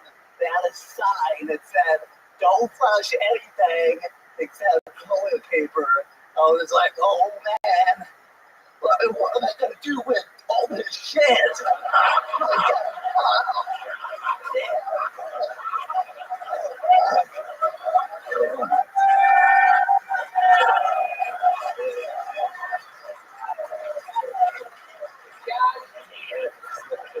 You are so good at this. Every single time. It's incredible. You spit on me. Oh, yeah, I do spit a lot. That's true. What do we call that? Saliva. It's not contagious. I knew. What if it was?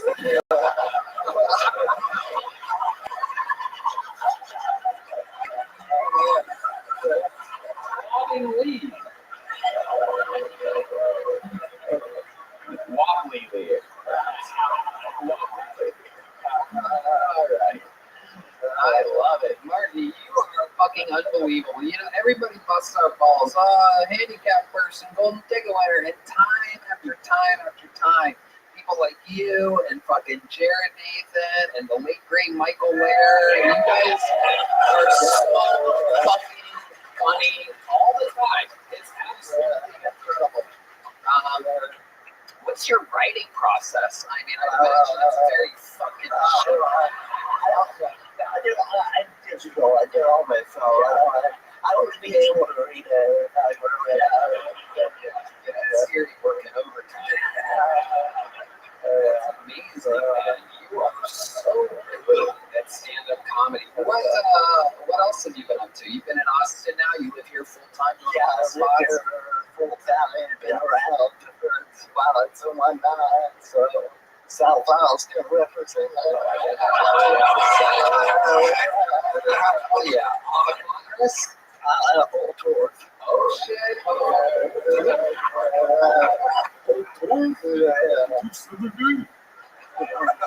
Okay. I love it.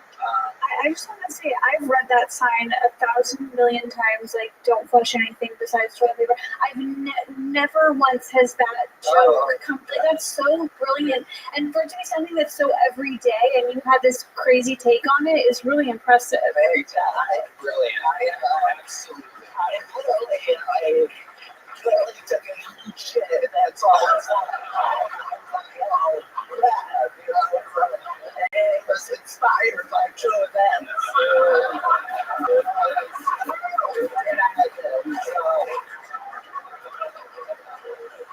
Martin Phillips, so funny. Now, are you making a full-time living off of stand-up?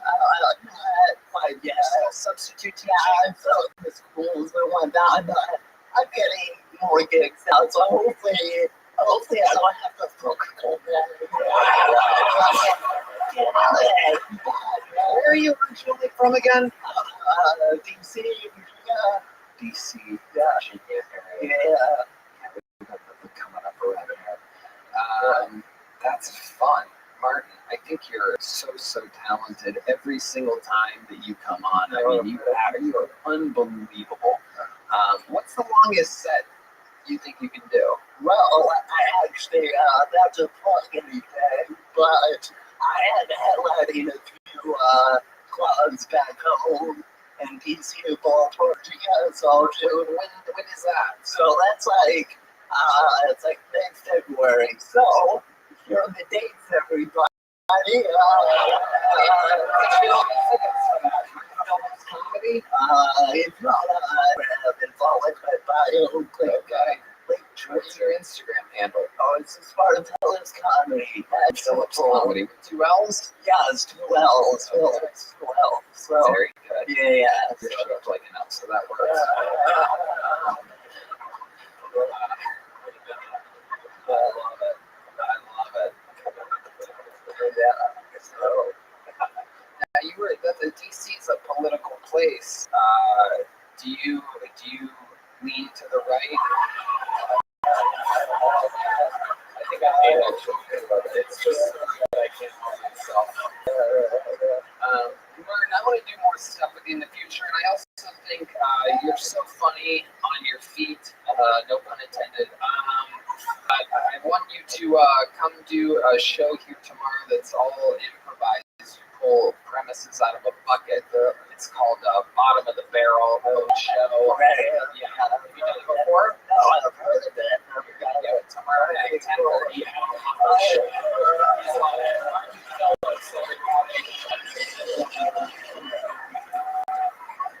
Unbelievable.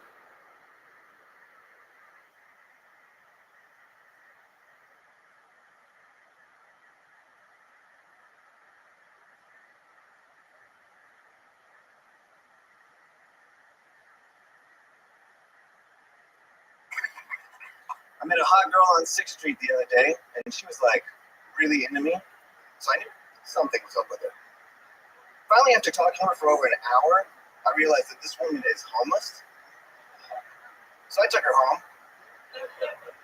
What was she gonna say, no? I'm just mad I didn't notice it sooner. Like, I should have seen the signs. I mean, she was literally holding a sign. It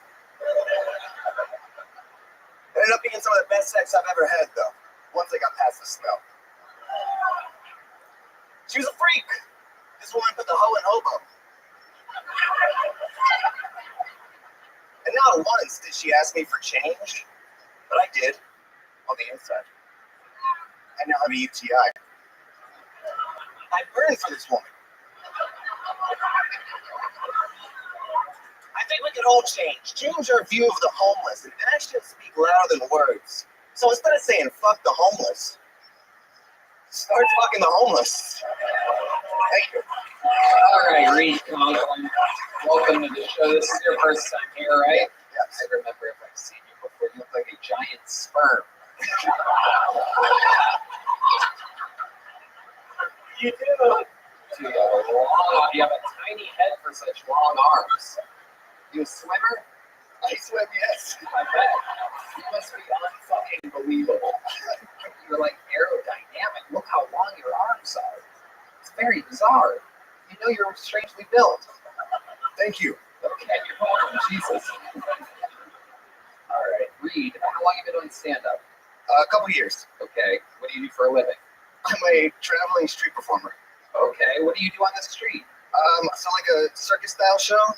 Juggle? I can juggle. I do like I Can we get a few? Can we get some likes from the service bar? Maybe some lemons. Some lemons are a little bit easier to see, maybe, right? Okay. Why are you doing that? Oh, I can juggle. You don't think they're gonna have you juggle on a show? It's live. Yep, you're right. For lemons. We're trying to squeeze some talent out of you here. What else can you do? You just juggle? I can do a handstand. Let's see a fucking handstand while we're waiting for the lemons. How many people want to see him do a fucking handstand? And he pretends like I'm not gonna ask him to do this shit. Whoa. Oh,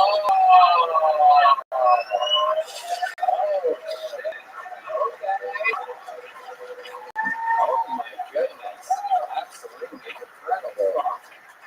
Wow. Look at that. Very serious man. Okay. What else do you do in your street performing? I do a lot of whip cracking these days. Whip cracking? Yeah.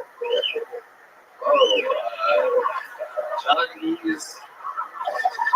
What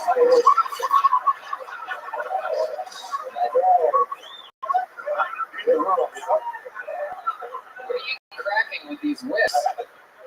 So I can juggle them and crack them at the same time, like 3 whips, and then there's like 2-handed whip cracking, just kind of making beats and stuff. Okay, put the mic in the mic stand. Give me some juggling music, guys. Here we go. I'm just gonna throw you some lines. Here we go. You ready? All right, start juggling, and I'll keep throwing it to you. You want more? Oh shit! All right.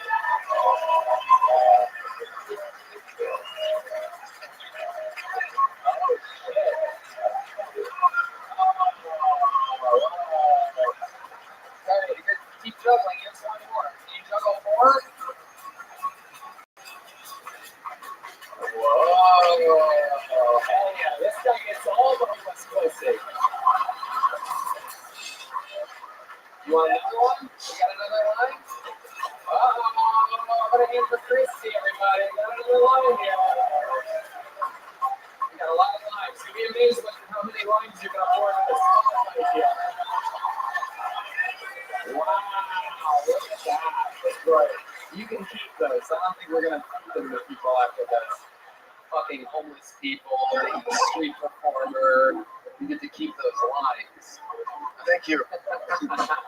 What else would we be surprised to know about you, Reed Conklin? I'm from Key West, Florida. Okay. What else? You fucking Carmen Sandiego over here? What's going on? Key West, Florida. Find it on the map. I've been to 50 countries.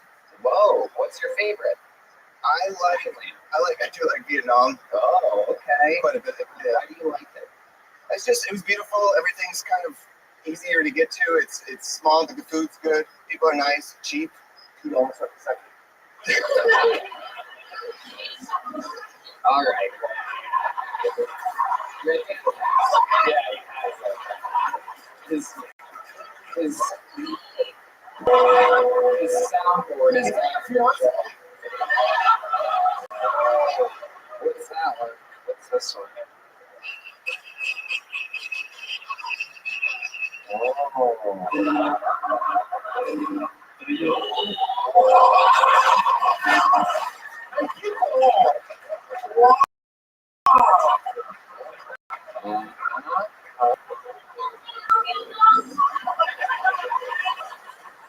Does this remind you of your time in Vietnam at all?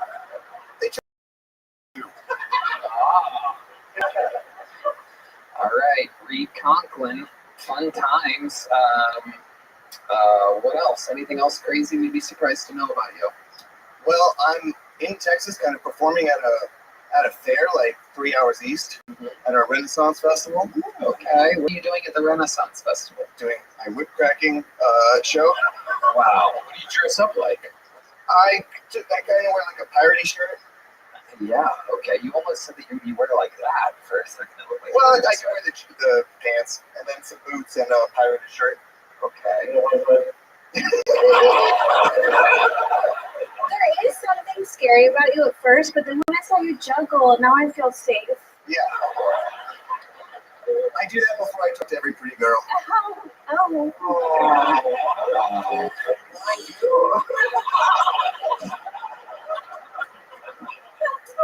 Well. It's like Esther might want the whip crack. Amazing stuff. Fun side. Here's a little joke book. There you go. There he goes. Very funny. Oh. What's the hoe in hobo? The fucking limes, dude. Take the limes. Take the limes. That's his lime, everybody. There he goes. All right. That was Reed Conklin. It's been a fun episode. You guys ready to put a ribbon on this thing? Well, I must warn you, there's only one way to do that, ladies and gentlemen. This man, Hall of Famer, has the record for appearances, the record for interviews. Some of the most powerful sets in the history of the show. It seems to do it week after week after week. I present to you the Tijuana Tornado, the Sacramento Sultan, the Memphis Strangler, the Buffalo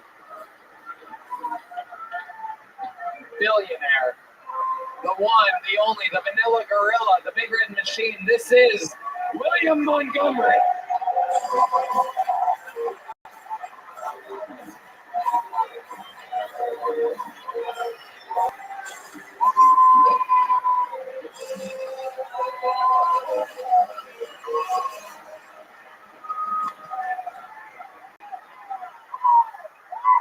British police are investigating the rape of a 15-year-old girl in the metaverse, and I'm just over here trying to figure out how Bill Clinton was able to squeeze his fat ass in there.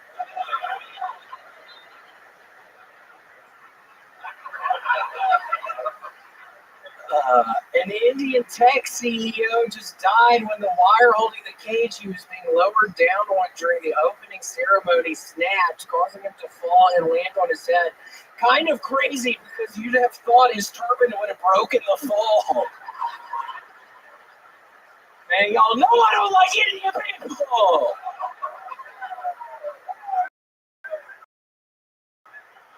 Silence is shit. If that's true, I kind of wish my dad would have the silent treatment instead. Okay, that's my time. Thank you. All right. Great. Powerful. Really Montgomery. You know, William, we were in Hawaii together, were we not? We were. We had dinner together. You took me to dinner. And dude, honestly, dude, I'm a huge fan. And you're a real gentleman, too. You're a polite guy. You're very talented. I'm just glad that you could witness you live. Yeah, well, it's a pleasure to be witnessing you live right now, Bobby. I mean, it's so nice to see you right now. So, Yeah, I think that deserves a who do you know? no, y'all started a little too early. On maybe on 3. 1, 2, 3. No, somebody that sounded weird. Maybe on 3. Let's try it one more time. 1, 2, 3. Ooh, you mean the lights go off with that one? That was Yeah, that's powerful.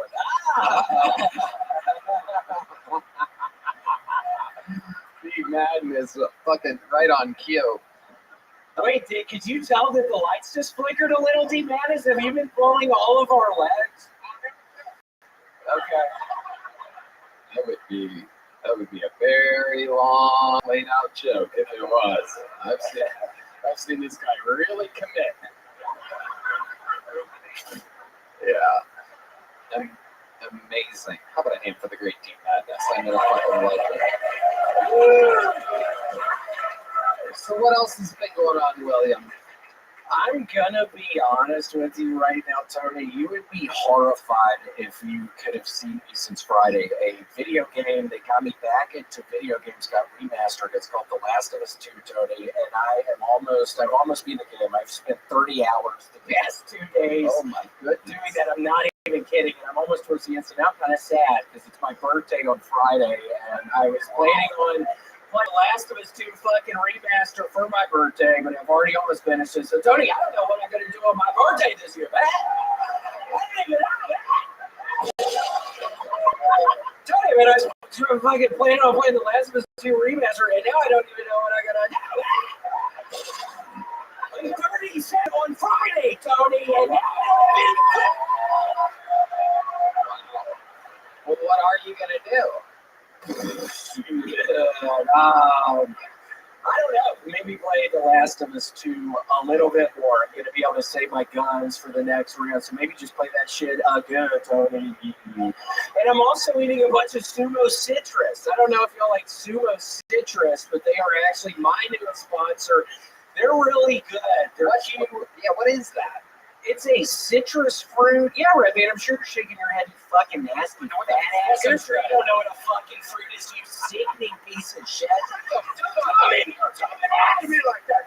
Stop acting. It's not genuine when you do it. You smell like fish. It's not fucking genuine. Seriously, stop fucking trying to act up here. Whatever is this mouth? Fish over. What is fish mouth here, you fucking idiot? Stop! Oh my god. Fish smells. Oh, that's a good one. Red man standing up for himself, kind of. It smells like fucking pussy that's moldy or something. Stop talking. Oh, that's actually funny. Oh, yeah. Fish smell. Wow, my breath smells like pussy. Oh, good one. I get it now, dumbass. Yeah, drink some more, you fucking. Yeah, why don't you drink some more soda water, you bitch? I can't even understand. Okay, Red Man. I really hope my baby can't hear yet. What does that mean, bitch? Baby has no ears, William. Make fun of me. Something did happen to me this past week. I went to a place called Szechuan Garden. I'm sure your people know about that. It's some fucking Asian place. And it was fucking nasty as shit. So if anybody lives in Austin, Texas, do not go to Szechuan Garden. Wow. I swear to God, Tony, I get in there. There's only one couple in the entire place. It smells like cleaning supplies right when I get in there. And against my better judgment, I got the food and it wasn't good. What did you get? What did you order from there? Egg drop soup. It tastes a little too much like eggs for me, Tony. It tastes, I swear to God, the other part was like egg yolks or something. So I started off with that, and then I ate this crispy chicken stuff, and it was mainly crispies in the chicken, and I like it a little more chickeny. I hate all the crispies they put. Some of the Asian places, they put the crispies in. Red Man was able to find reviews from this place. Literally, this one has 520 likes. It is 1 star. probably the most disgusting Chinese food we've eaten in a long time, period. And that includes the buffet at LaGuardia Airport. I would actually fly to LaGuardia Airport just to eat there again. It was so disgusting, even our dog wouldn't eat it. It's like, oh my God. We went on September 2nd. It's another review. It's a different review completely with 58 agrees. We went on Saturday, September 2nd, 2023 to try to get something to eat. When we opened the door, a very strong sewage odor almost made us gag. Disgusting. Healthy department should be checking this place.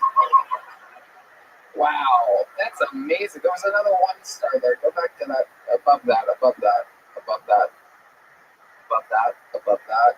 Oh, there's no stars there. Oh my goodness, somebody left no stars. I didn't even know you could do that. Yeah, and I felt like such an idiot because Tony, I get a lot. I love Cabo Bobs. I'll get that. I've started eating a lot of beef theories, Tony. I have to be careful. I'm starting to gain weight again. I'm starting to get at the mindset where I don't give a fuck anymore. And I mean, I'm about to be 37, and the sidekick I've been going to told me I'm only living. I'm not living past 40. So Tony, I think I might just start drinking again. I still have the cocaine. Let me tell you, William, there's a beautiful woman that just yelled something. Yell it again. Can you say that again? One more time. I can hear you the first time, bitch. Okay, and I blocked that out, you stupid bitch. I'm having a pretty good fucking time up here tonight, and I swear to God, Tony, I just blocked it out of my stupid head. I love watching Esther's reaction to the chaos that is William Montgomery. Just wondering why it's funny that you called a woman a stupid bitch. Yeah, I mean, you knocked your ass up, bitch. I mean, that's what I've been fucking wondering ever since I got up there, bitch. It's always my fucking birthday. What are you gonna do? What are you gonna do for your birthday? Probably never stop playing The Last of Us 2 remaster. Probably not. All right, now goes out later. William, you're an absolute god on this show. We fucking love you. Make some goddamn noise for the big red machine, William Montgomery. The drawing from Ryan J. Evil is in. That's showing on your YouTube right now. Guys, Drugstore June out February 23rd in select theaters. I want to say just one quick thing. Yeah. First of all, Bobby is amazing in the movie. It is about one of my ex-boyfriends, not one of you guys. Don't worry about it. The next one. But it's a movie that has a lot of comics, posters, Trevor Wallace. And it's kind of outside of Hollywood. It's kind of independent, and so we'd love if you come out and support it. And all of our friends, you'll recognize. If you're a true comedy fan, you will recognize a lot of people in it, and it'll be very fun. I also want to say I am so proud of Tony. When I first met him, he did not have a bank account. It's true. And I dragged him into Chase, and they were refused to give this man a bank account. It's true. And I pulled out all my Karen skills, and I said, you better give this fucking guy his own bank account, because he was cashing his checks at a check cashing place. It's true. Paying 10%. It drove me crazy. So I'm so proud of him. I'm so proud of Brian. And now we're millionaires, everybody. Isn't that exciting? I'm so proud of you guys. Make some noise for goddamn Esther Kavitsky. Make some noise for Bobby Lee. How about one more time for the best damn man in the land, the Peterson brothers, Michael Gonzalez, Jetski Johnson's on tour. She's going all around. JetskiJohnson.com for tickets. The Madness, John Dees, the Mortician, Matt Mueller. How about a hand for yourselves for coming out, huh? You guys. Hey, San Diego. I'll be there in July doing a weekend at the AmericanComedyCompany.com. Raise the ceilings. Red Band's coming to San Diego. Bring your friends. There you go. We love you guys. God bless America. And God bless Texas. Shell Buster, Red Rose, Yellow Rose, Home Security Guard Service, Ninja Buses, and Connect mobile health. And a special shout out, make some noise for Ways So Well, everybody. They're pieces here tonight. They keep all your favorite comedians strong and fucking healthy, filled with vitamins. Go to Ways, the number 2well.com to change your goddamn life. They take your blood. They let you know what's up with your body. They make you stronger. Good night, everybody. Thank you. We love you. Good night.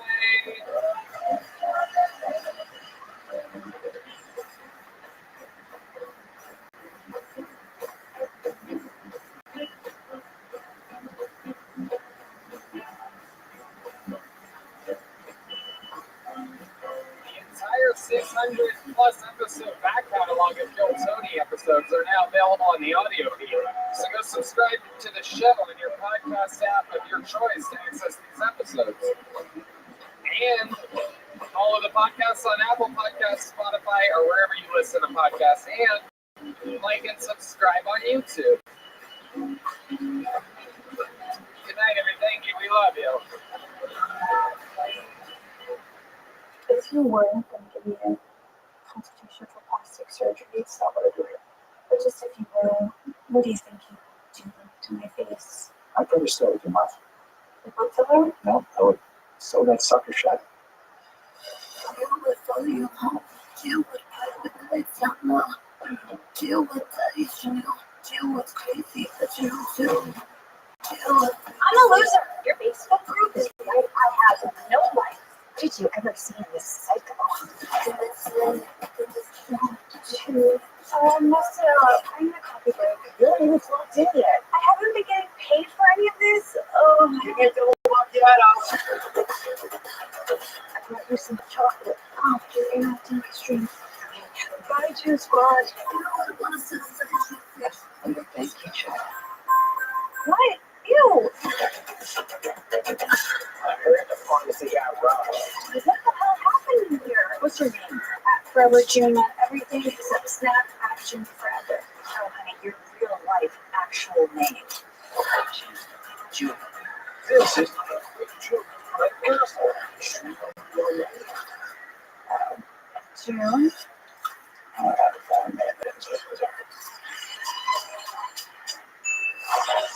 think I'm gonna start doing some investigatory work. You don't hear anything about pharmacy at all. I don't watch the news. All I do is smoke. Do you feel safe here? I'm looking for information. Baby boo. June Squad has a lot of time on their hands. Take it easy. I'll tell you what you want. I'm collecting evidence. Let's check the movies. You are not a police officer. I'm just out here. God, mugshots are so sexy. Can I take this home? No.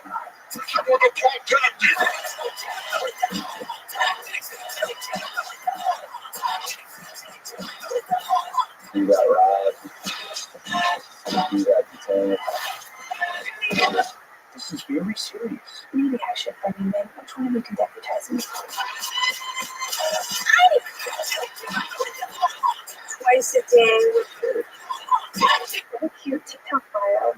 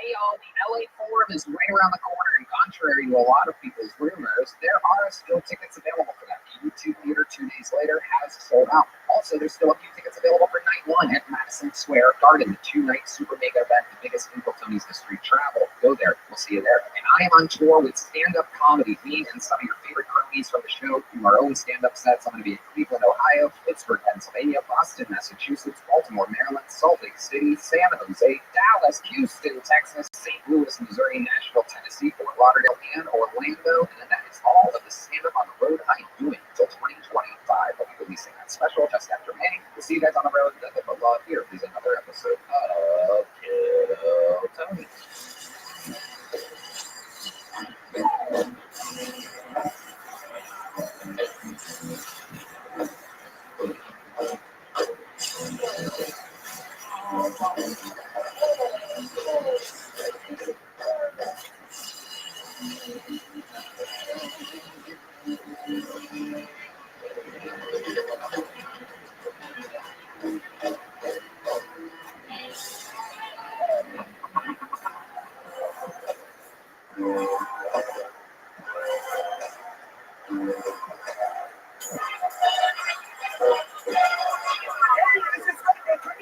From the comedy mothership here in Austin, Texas, for a brand new episode of Kill Tony. Give it up for Tony! It's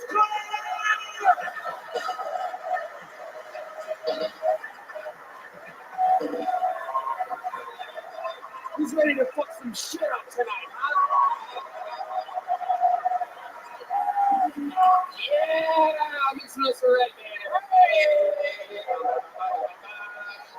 Here we go again, the #1 live podcast in the world, brought to you by Gel Blaster, the Red Rose, Yellow Rose, Hall Law Firm, CM Smokehouse, NinjaBuses.com, and Connect Mobile Health, where you can get an IV trip fully recovered.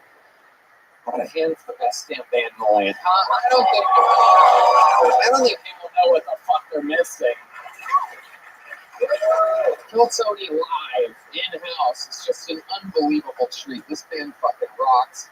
Matt Mueling on the electric guitar has a brand new single out, O2O, the letter O2O, the new hit song Epsilon. The great John B's on the keys. Check out johnb's.bandcamp.com for all of his music. That's DEAS. That's the great Michael Gonzalez on the drums.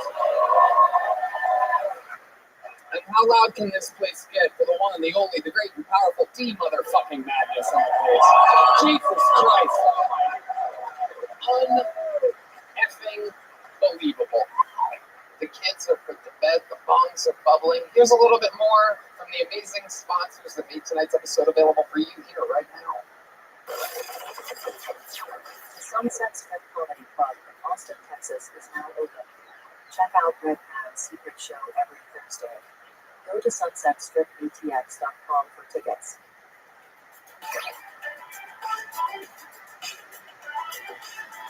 You guys ready to start tonight's episode or what? You guys are in for a very special treat. Sometimes I have multiple guests on, and sometimes it gets a little too fucking busy for my liking. Too many people try to chime in. The show doesn't get to breathe. Sometimes the people don't know the show that well, and they're doing this and that. This is a special episode because this is a fucking veteran of the Kill Tony guest game coming on solo. He's been stuck with a ton of people on every episode that he's been on recently, and we have him here all by himself. He is truly my big brother, one of my favorite mentors in the history of my fucking career, and a man who I love with all of my goddamn heart. Comedy store legend. You know him from all of his hit specials, all of his hit podcasts, one of the funniest human beings on planet Earth, and one of my favorite humans of all time. Let's see how loud this place can get for the one and only Ari Shaffir, everybody. Oh, shit. Oh, shit. Let's go. Yes. Woo. Oh, yeah. Ari Shaffir and his band of minions. Oh my God. You have the craziest balls of all time. It never gets old. Every time I'm like, Jesus Christ. Oh, God. Watching them slip back into those pants was the scariest thing. It's like watching a baby be fucking pushed back into the womb or something like that. 7 pounds, 8 ounces of nuts. Holy shit. Oh my God. Was that a yarmulke I saw on one of them? That is unbelievable. You put the men in menorah. Those fucking things are wild, dude. Make some noise for Ari Shafir, everybody. Coming in with a fucking bang. We're gonna have fun. Tony. Good to be back, right there. Good to be back, man. We love you. Oh, I've been looking forward to this. You know, ever since the show's gotten a little bit bigger lately than it was ever before. Yeah, I heard you do the Hebrew Center. Yes. Yeah. Madison Square Garden, 2 nights. You're gonna take a tunnel there. Am I correct? That's the Kike Arena. Yeah. From the Hebrew Center to the Kike Arena. Totally get it wrong. It is unbelievable, and I'll take you a route from here to there. I love it. I cannot fucking wait. But you know, a lot of people, we're at the point now to where a lot of the biggest comedians in the world hit me up, and they're like, "Hey, can I do the show?" And I, like I've been telling you for a month or two, I wanted you to be on fucking solo, just me and you, fucking get into this shit. You know how it works. 219 human beings signed up tonight. Wow. 219. One just slipped out. We'll let that be the first fucking goal. Is that a real human heavyweight champion of the world? That's a stage name? Okay. His name is heavyweight. You know this for a fact? Okay. The producers are saying yes. They literally, everybody has to fucking sign a thing. What's the extra chair for? I feel like my stepmom is going to show up. I don't know. She's a man. I don't know, just in case anything crazy happens. Yeah. Anything can happen here until Tony. The whole show's in device, and Austin has a lot of rabble-rousers running around. So while they go get the heavyweight champion of the world, let me remind y'all that comedians on this show get 60 seconds. You know, their time is up when you hear the sound of a kitten. That means they have to wrap it up better, so they bring up the angry West Hollywood bear.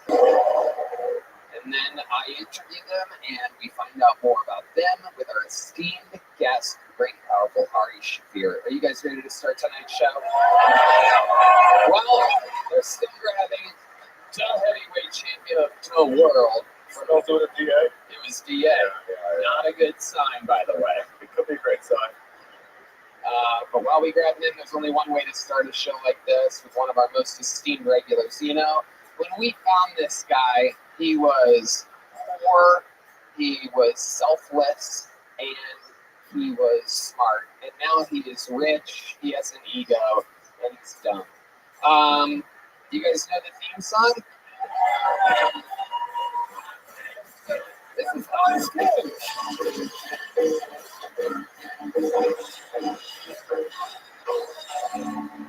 Hey, it's good to be here. I think abortion is pretty cool. You know? Men have been killing things for years. It's time for the ladies to take a crack at it too. You can start with fetuses, work your way up to Filipinos. I recently went to Louisville. They have an airport there called the Muhammad Ali Airport. Who doesn't love an airport named after a guy that couldn't stop shaking?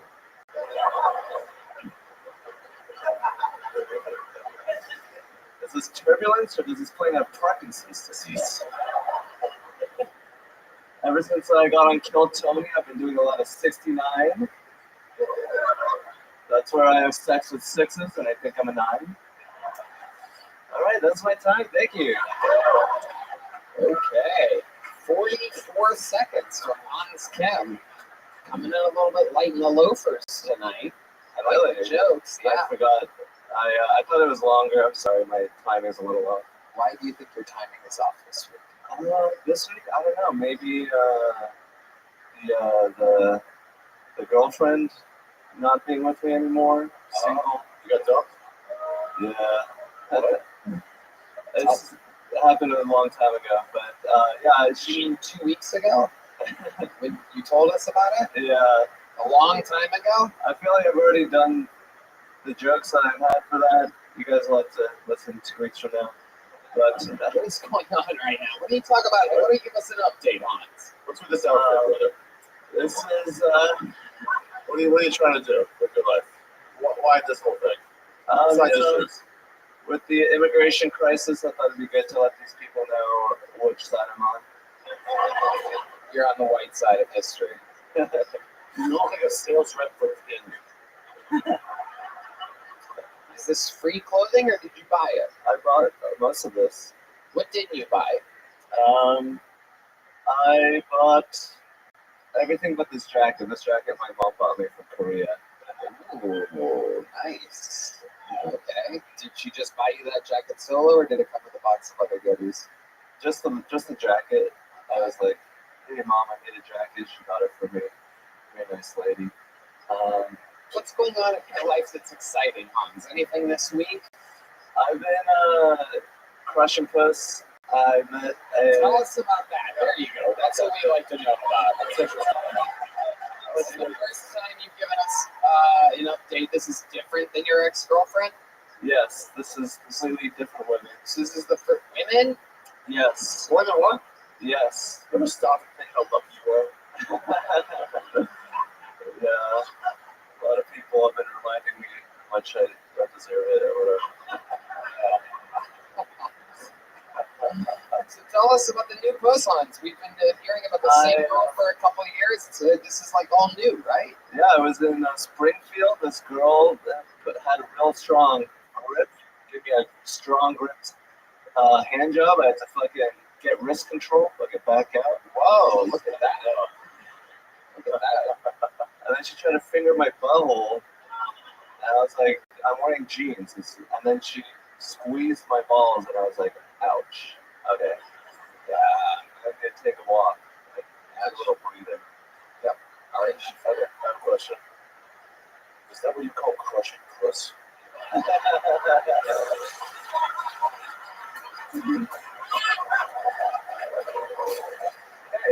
That seemed more like love on the spectrum. Like,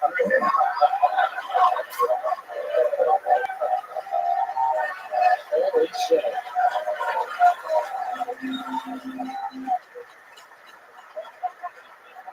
At what point did you crush puss, Hans?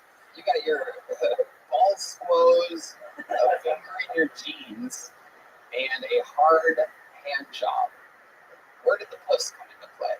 I was fingering her the whole time. Wow, okay. All right, you were crushing puss with your finger. We're rock and roll. Okay. Did you do anything with your penis?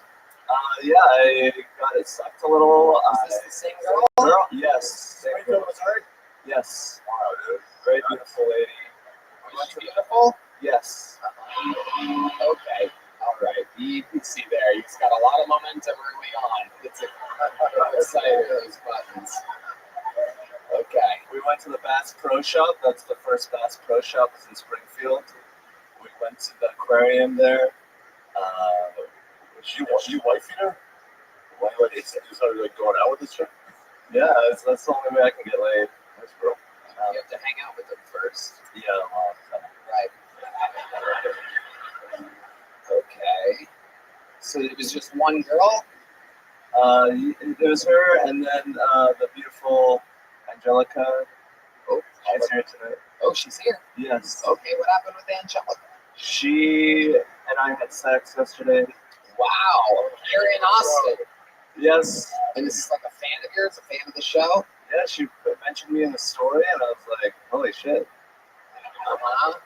That's good enough. And then, like, yeah, you messaged her, like, what's up? Yeah, I was like, come on over. She's like, I can't. And then she did that 3 times over the 4th time.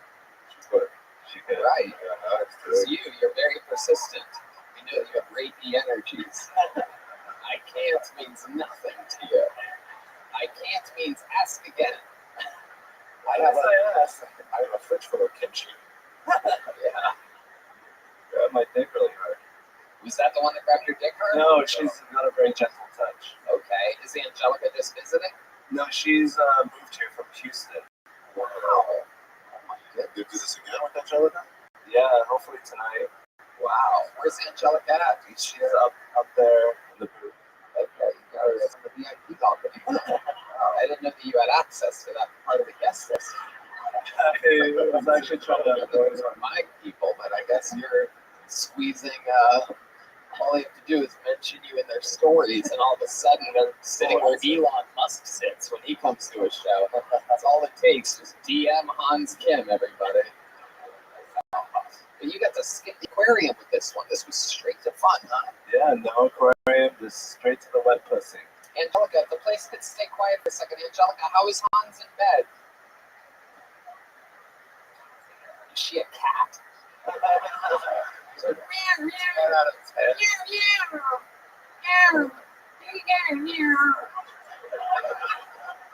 She seemed coached on that answer. Yeah. 10 out of 10.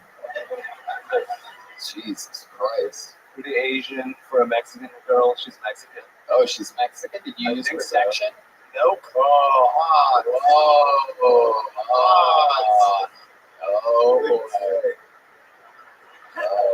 shit. Mixing the old beans and rice. Oh my goodness. Well, we're going to need updates on what happens from here, Hans. Keep us posted on the newborn baby that you're going to have. No protection. Did you pull out? Yes, I pulled out. Okay. On the stomach and back. Taking a chance. You might have a bow in the oven right now, dude. Nothing on that? DAO? Nothing? Did that not translate? I thought that was good. Okay. Hans, good job. Great interview, as always. These interviews are unbelievable. Single Hans is back. Last week he was still fucking his ex. Well, this episode comes out. Upset? Who's upset about the girl? They just broke up and he was fucking his ex the whole time. And so this is the first time we've heard of Hans getting actual new pussy. Wow, forever. Two in a week. Yeah. Well, what the fuck's happening to society? I'm telling you, dude. These fucking chicks love comedy. The quickest way to a girl's vagina is by making her laugh. Or having really compelling interviews, it seems. You guys having fun? Well, you know what time it is.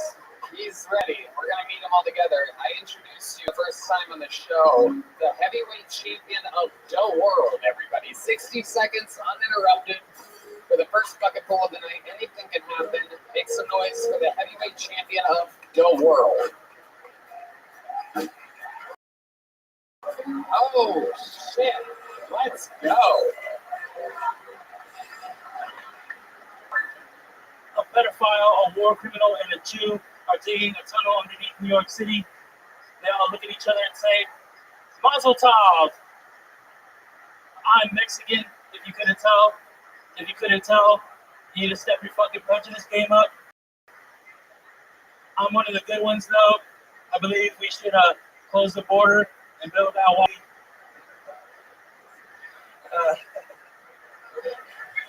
Close that fucking can, that's enough beans. I love being here in Austin.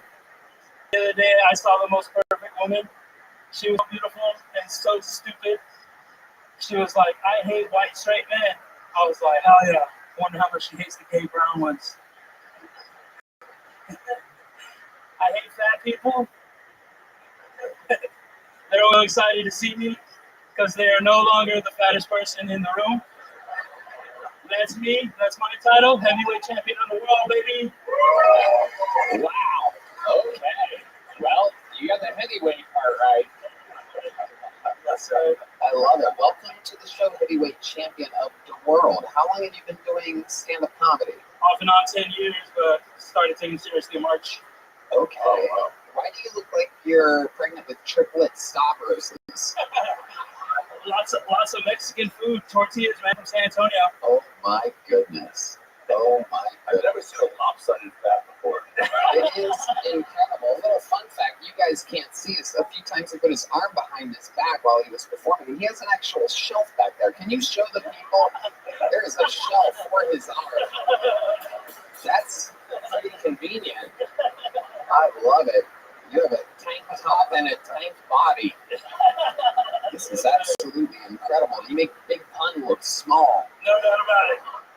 do for work, heavyweight champion of the world? I'm a TikToker. TikTok? Yeah. Wow. Is that the noise your pacemaker makes all the time? I'm a food blogger on TikTok. A food blogger. Holy shit. Wow. Perfect job. No one more fitting for the job than you. It's incredible. Those capris, what would we even call those? So they're shorts? They might be longs. They are wider than they are long. So you make a living doing TikToks? Yeah, mostly. It's probably like 50% of my income. The other 50% is coming from Uber driving. Uber driving? Yeah. Okay. What kind of car do you Uber? I got a 2022 Altima. Wow. When someone says, hey, we have four, can we say one up front? You go, no. No, they can, but I kind of hate it. Uh-huh. Okay. What ethnicity are you? I'm Mexican. So the prejudice came up. No, I had a feeling. I was just making sure. You could have easily been aggressively Greek or something like that. Aggressively. Aggressively.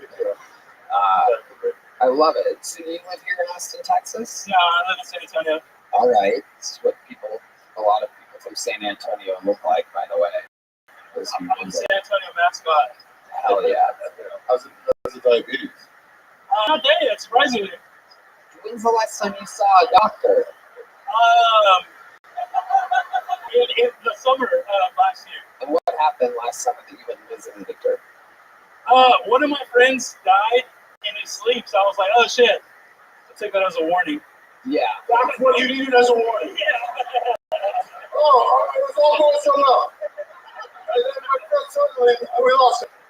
It's not very well. I also have health problems. Could I also be a risk for falling apart? What did the doctor tell you when you were there? I mean, I got all my blood work done. You mean mud work?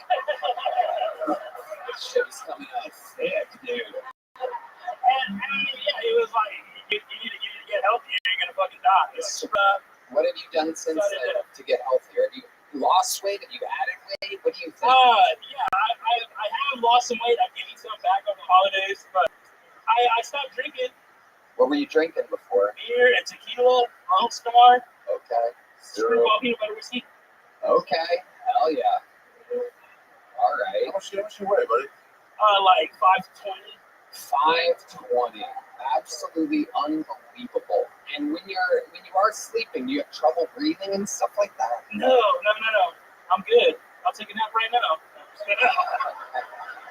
Okay. Do you think like food blogging's probably a bad idea though? I mean, I don't know. Pays the bills. I trust him on it. If diet tips, that would not go. Texas. Blogging and blobbing. Here for a good time, not a long time, man. What's your love life like? Yeah, that's all I Is know. there It's fun. This is a piece of shit. No.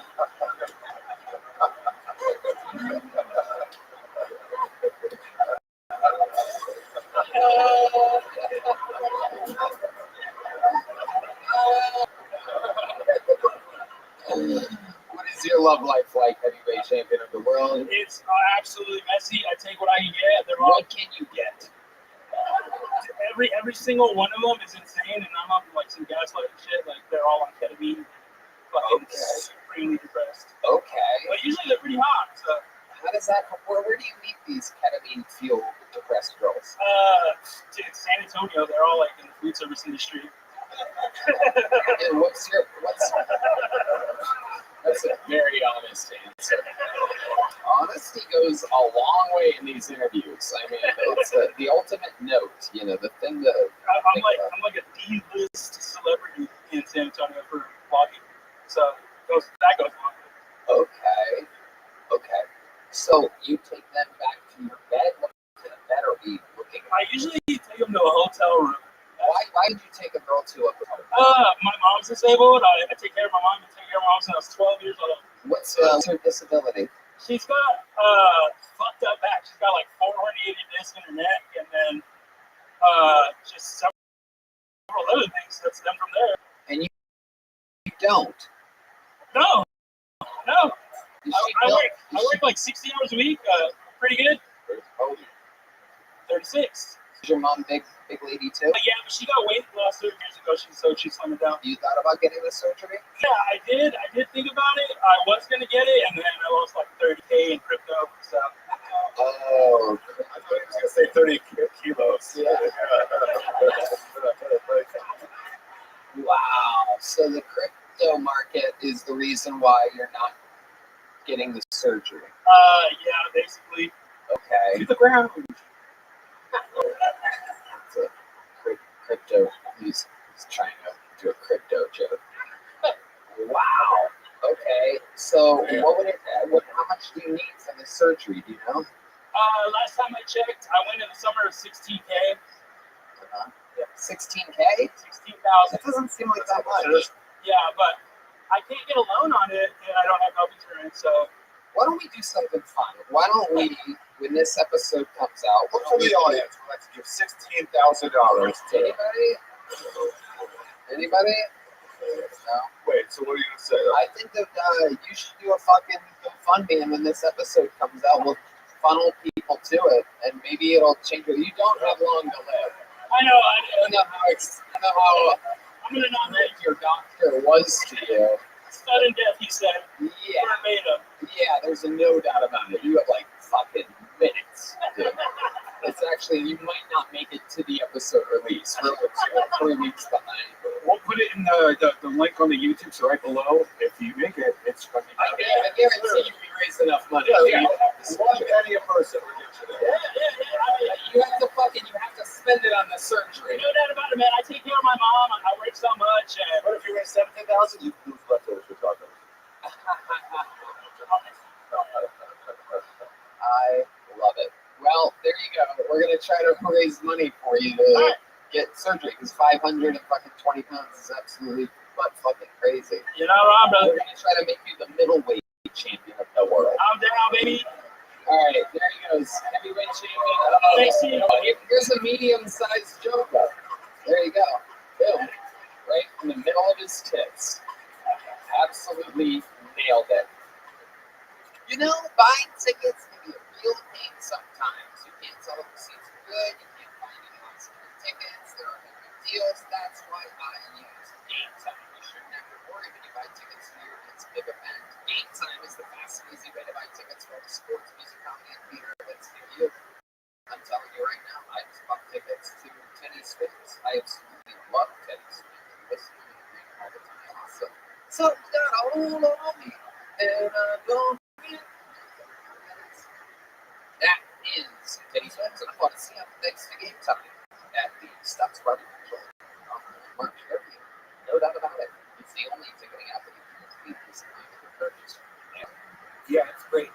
Check out the Do you have the time? Yeah. I love Game Time because you can easily find and buy tickets for every kind of thing in your area. But the best thing I like about it is you can see the view from the seat that you're about to purchase. So you can see exactly what the speech is going to look like before you get there. Take the guesswork out of buying tickets for Game Time. Download the Game Time app, create an account, use code $20 off the first purchase towards a lot. Then create an account, redeem code PILLT. Why? $20 off. That's why. Download Game Time today. Last minute tickets. Lowest price. Guaranteed. Hey everybody, this episode of Kill Tony is brought to you by Bubs Naturals. It's a tribute to former Navy SEAL Glenn Bub Ford, a national hero who laid down his life saving Americans in Benghazi. Glenn was a best friend of hundreds from all walks of life, and Glenn stood for self-improvement and was always helping others. Bubs donates 10% of all profits to charity in Glenn's honor, starting with the Glenn Gordy Memorial Foundation. Bubs has the best collagen on the planet. It has 20 grams of protein per serving, 7 essential amino acids, and 1 single ingredient.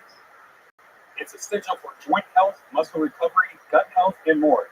It's 100% NSF for sports certified and 30 approved. Also, you're going to try Bubs Brew Coffee. It's USDA organic fair trade and the first ever coffee bean to be Whole 30 approved. Protein equals energy, right? Well, with Bubs, I'm getting a full 20 grams of protein before a show. To drink that, I can literally go all night. One of the most important things I With Bubs, I take the absolute best pre-show shits of my life. I'm clean and ready for the stage. That Bubs Brew coffee, by the way, is tested free of yeast, cold, and small up, roasted, and guaranteed fresh.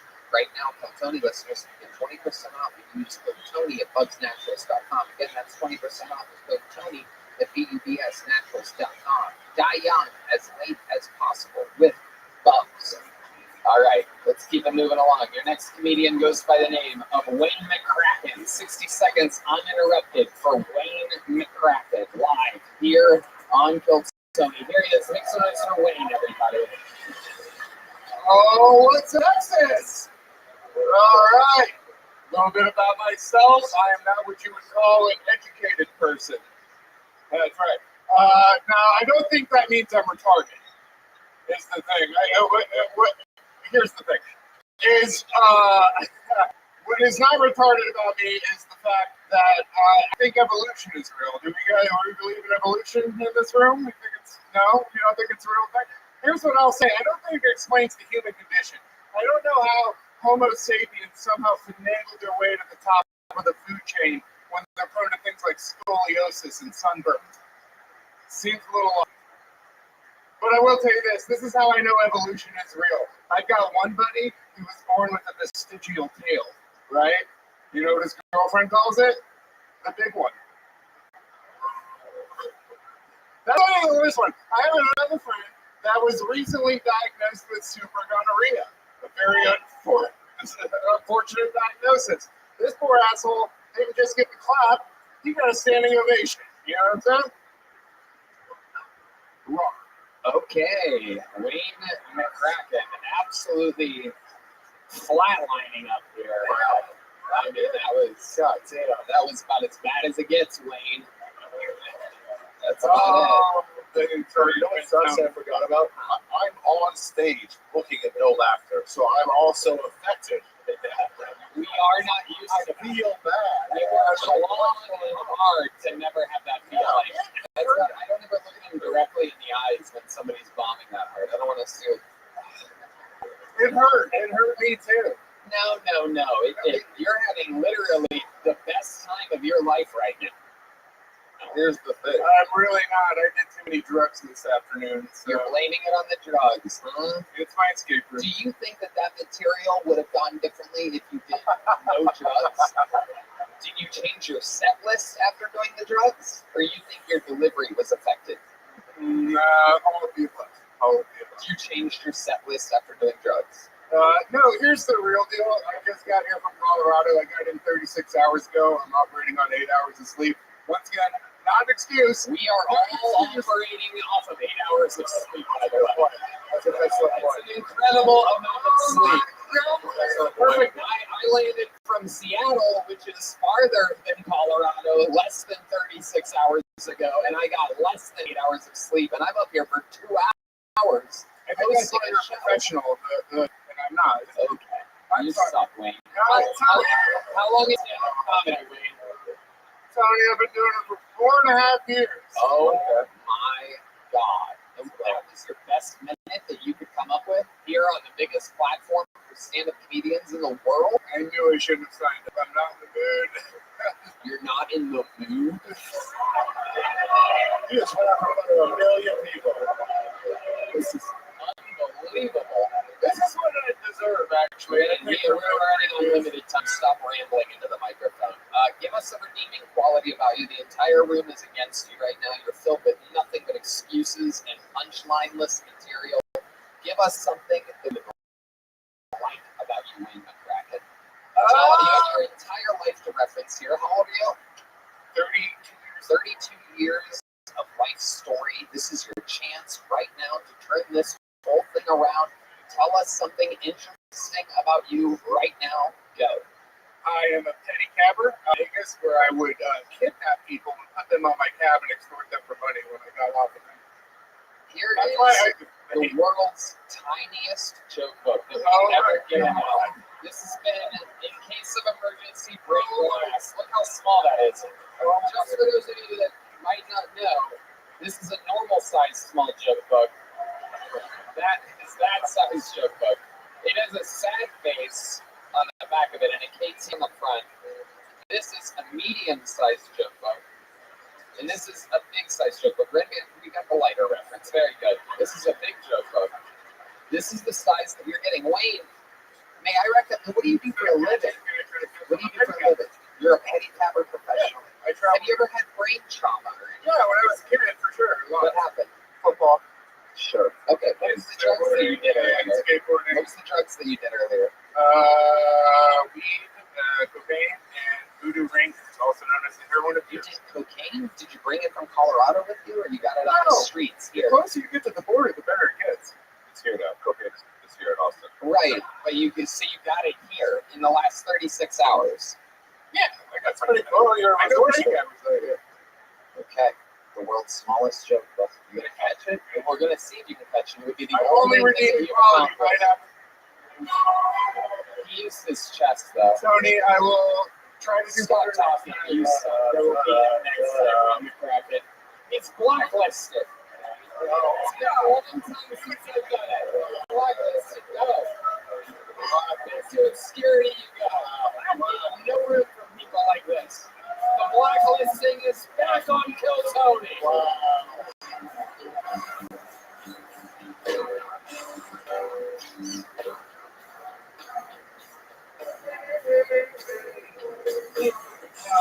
Alright.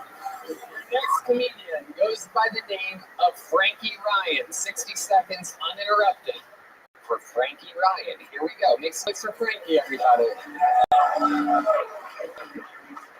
How we doing? How we doing, man? I'm so excited to be here tonight. I decided to wear what we call a woo-hoo shirt. You know what a woo-hoo shirt is? Now, I'm on the apps, and most of the time when I say apps, people think I'm talking about appetizers. But I'm talking about Tinder, Hinge, Bumble, for this guy, Grindr. I matched with this girl, and she told me that she was a vegan. So as you can tell, we didn't have too much in common. We decided to go out for drinks and not dinner because there was no way I was going to pay for like rabbit food. Yeah. Drinks went well. We head back to my place. Things started getting hot, heavy. And like the gentleman I am, I got my hand that low. She goes, "I'm sorry, I'm on my way." I said, "Don't worry, baby. I need my steak with a little bit of blood in it." She wasn't having it. After a minute, it started going back towards me. She started fighting the one-eyed champion, jerking and gherkin. I said, "Baby, I'm sorry, you're going to have to put your mouth on it." She goes, "Excuse me, you think a vegan would put meat in her mouth?" I said, "How else does a vegan go down?" She put my legs behind my head and started tossing my salad. Thank you. Wow, that's a lot of salad. It's one of those Olive Garden never-ending salad bowls right there. A few croutons in that salad, I'm guessing. Croutons. Oh my goodness gracious. Frankie, welcome to the show. Thank you. I can't tell whether you're hilarious or just going up after fucking Wayne McCracken makes anybody funny. I was back there and that guy fucking sucks. I'm probably not that funny. I love it. You actually look like if the first two comedians made a baby together. It's incredible. You're the heavyweight champion of the McCracken world. My goodness, this is incredible. How long have you been doing stand-up? About 2 years. 2 years. Where at? Orlando, Florida. Orlando, Florida. You just visiting us or just here? Okay. When did you get here? I got here last Sunday. The goal is to stay for 2 opportunities to get on this show. Signed up last week. It didn't happen, and there you are. Here we are, man. When you go back to Orlando tomorrow? Yeah, I leave at I was planning on leaving at 3 o'clock in the morning tomorrow. You're driving? Yeah, I was supposed to work on Wednesday. What do you do for work? I sell RVs and boats and shit. Okay. Yeah, you look like you would do that. Thank you. He's pretty good on stage. He has a delivery style. Look how he's done it about. Yeah, thank you. You work hard at it, huh? I practice a lot in the car. Yeah. Okay. I don't like open mics because I feel like good jokes bomb no matter what. Shitty open mics. That's hey, shows I fucking love it, man. You ever take somebody out to international waters with no laws and just do whatever the fuck you want to them? Torture them with my comedy? No, sir. I have not. I love it. There's a lot of people here, dude. Yeah, That's for sure. Okay, so Frankie, what else do you bring to other than stand-up comedy and slinging boats and RVs? I'm a degenerate gambler. So, Okay. yeah, we were playing card games over there. Or wherever the fuck it was before. You bet on sports? Yeah. Well, I don't know if you know this, but right now I've partnered up with DraftKings, and Super Bowl 58 is right around the corner. And if you bet $5, you get $200. They match your bet up to $200.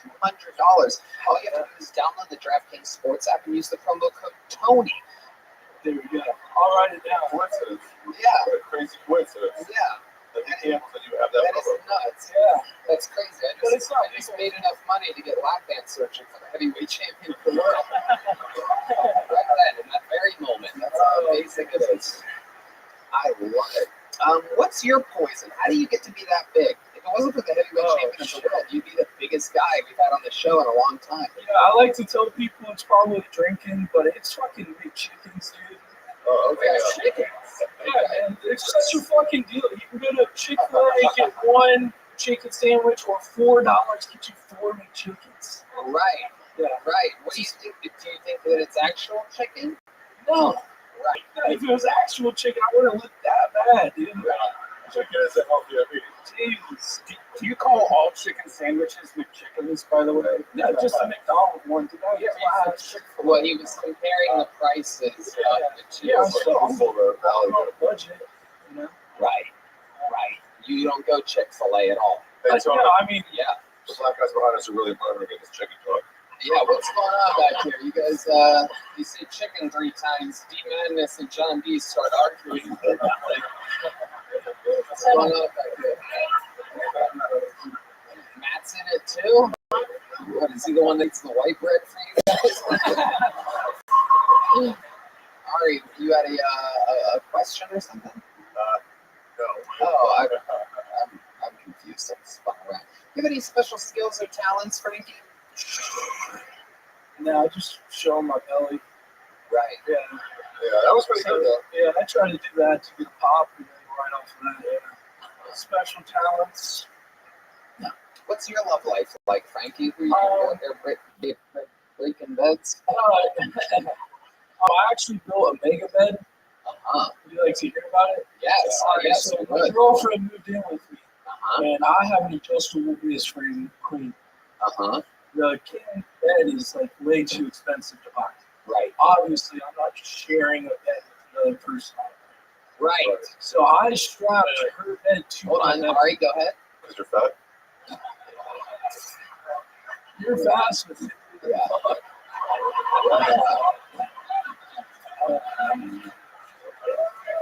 So you're not sharing a bed. So I strapped her bed to my bed, and they don't come apart. You strapped it. Strapped it like fucking. So it's a king and a queen wrapped together. No. It's a queen and a fool. Oh. Yeah. Oh. Yeah. It's a mega bed. It's a mega bed, man. It's such a cool name. We were expecting you to actually build something. You just strapped a couple fucking beds together. I thought it was pretty innovative. Yeah. That's it. 2 kings would be cool. Yeah, I just don't have the room for it. I don't know if I told you, but I budget for McChickens. So my room's not that big. He is on it. It is incredible. Wow. Unbelievable stuff. Frankie, I like your style. You're getting a big joke right here. Can you catch it? Boom. There he goes. Frankie Ryan, everybody. Okay, yeah, let's do it. Now's that time where we go to one of our most unbelievable regulars in the history of the show. I mean, this guy's literally fucking unbelievable. On the road, he's absolutely killing, coming off of 4 sold-out theaters with me this weekend. Just got invited to open up for Bird in some giant venues. Just opened up for Shane Gillis, headlining on his own, a fucking freak of nature. I present to you a brand new minute from the great Cam Patterson.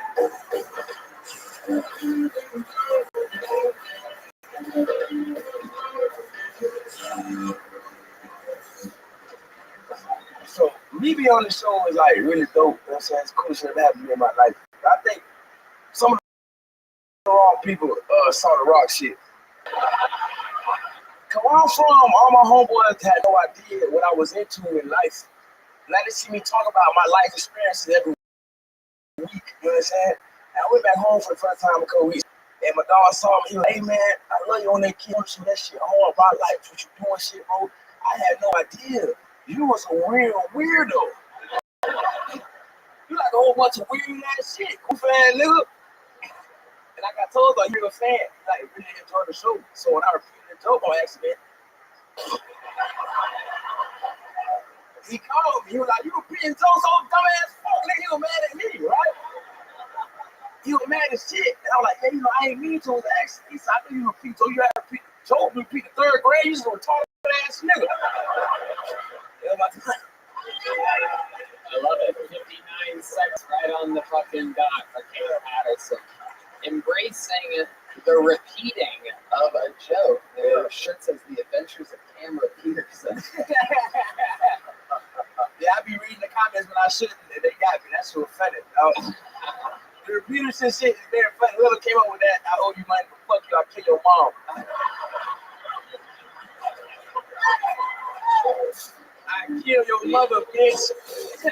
So much fun. I cannot explain to you guys. You know, I've been doing the fucking road for basically 17 years, and you might be one of the most fun people to go out there with. All we do is laugh and fucking have so much fun. And one of the most amazing things about Cam, and it is getting bigger and better, this man that you're looking at is by far the biggest marketing genius I've ever been around in the history of stand-up comedy. Ari, are you ready for this? Because you, our senior Jewish correspondent, are going to, and your mind is about to fucking be blown. So, breaking Jews. This is unbelievable. Yeah, I'm about to make you hard as a rock. You ready? Profit margin. Here we go. First of all, his father meets us in whatever city we landed, right? He goes to Home Depot that day, buys about, what, $7? It turns out for a giant, never-ending bag of rocks, it's about like $7. It's like garden rocks. $8.25 for a massive bag of rocks. You see what I'm doing? It's so fucking smart. It's God damn it. Unbelievable. So, how much each? Said, wow. Wow. And he sells out in every city. So instead of lugging extra rocks to the next city and getting on a flight with a bag of rocks like a fucking psychopath, he has one duffel bag with his shit in it and a giant plastic that is a motherfucking credit card machine. So he's just ka-chang, ka-chang, ka-chang. Literally the largest profit margin. He might make more on merch than fucking Kevin Hart and Bert Kreischer combined. Literally slinging rocks. Slinging rocks. You can take the hood out of the hood, but you cannot take the hood out of the man. Come on, man. Wow. We gotta flip it, baby. Come on, man. It is unsmart. Yeah. Unbelievable. So the next city, they land in another city. The dad goes to Home Depot, buys $8.25 worth of rocks. They fucking sell. I mean, it must be, I don't know. It's a fucking lot of rock stuff. It's a lot. He got little baggies and shit, stickers on them. You know what I'm saying? And they have it down to a fucking science. He probably makes more money than I do doing sold out theaters. At the end of the day, he's got a fucking credit card machine. Yeah, and I've got better, thank you. Unbelievable. You are a fucking genius. It doesn't make sense, but in every way, creating, marketing, fucking profiting, every single thing you're doing absolutely correctly. It doesn't make sense. You are supposed to be like, get up. You're supposed to be like, I don't know. This is supposed to be slinging up dope rocks. Yeah, I be thinking though, you understand? All that shit I wasn't good at, turning into something I was really good at and make positive network. God damn, I'm good at it.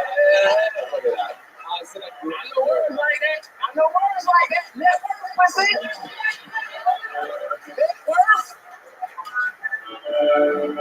Yes, this is the life of Cam Patterson. Yeah. Did you switch your sweatpants before you got on stage? Yeah, I did. I thought so. Yeah, I had great ones already. Yeah, great sweatpants. Yeah. Everybody wanted my dick print. I went into heaven, so I decided I put on regular sweatpants. We saw Ari's dick print when he came out. It was pretty incredible. Pretty in. I'm gonna have trouble getting over this rock situation. It's crazy. That's great. If the IRS is listening, he lied about everything.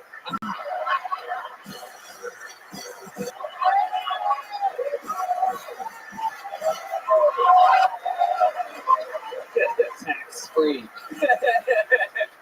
Cam, you're a fucking murderer. You did it again. I love it. You're rolling with the fucking punches in every single fucking way. Hey, you know the funniest thing? Yeah. My dad, the first person to call me back there, he said, "You beat the joke," and I was like, "No," they said, "You beat the joke, nigga. You did it." That was it. That's what my dad says to me too. I love it. You know, most people in your situation don't have a dad calling them at all, so you're very lucky. Oh, yeah. You're very lucky.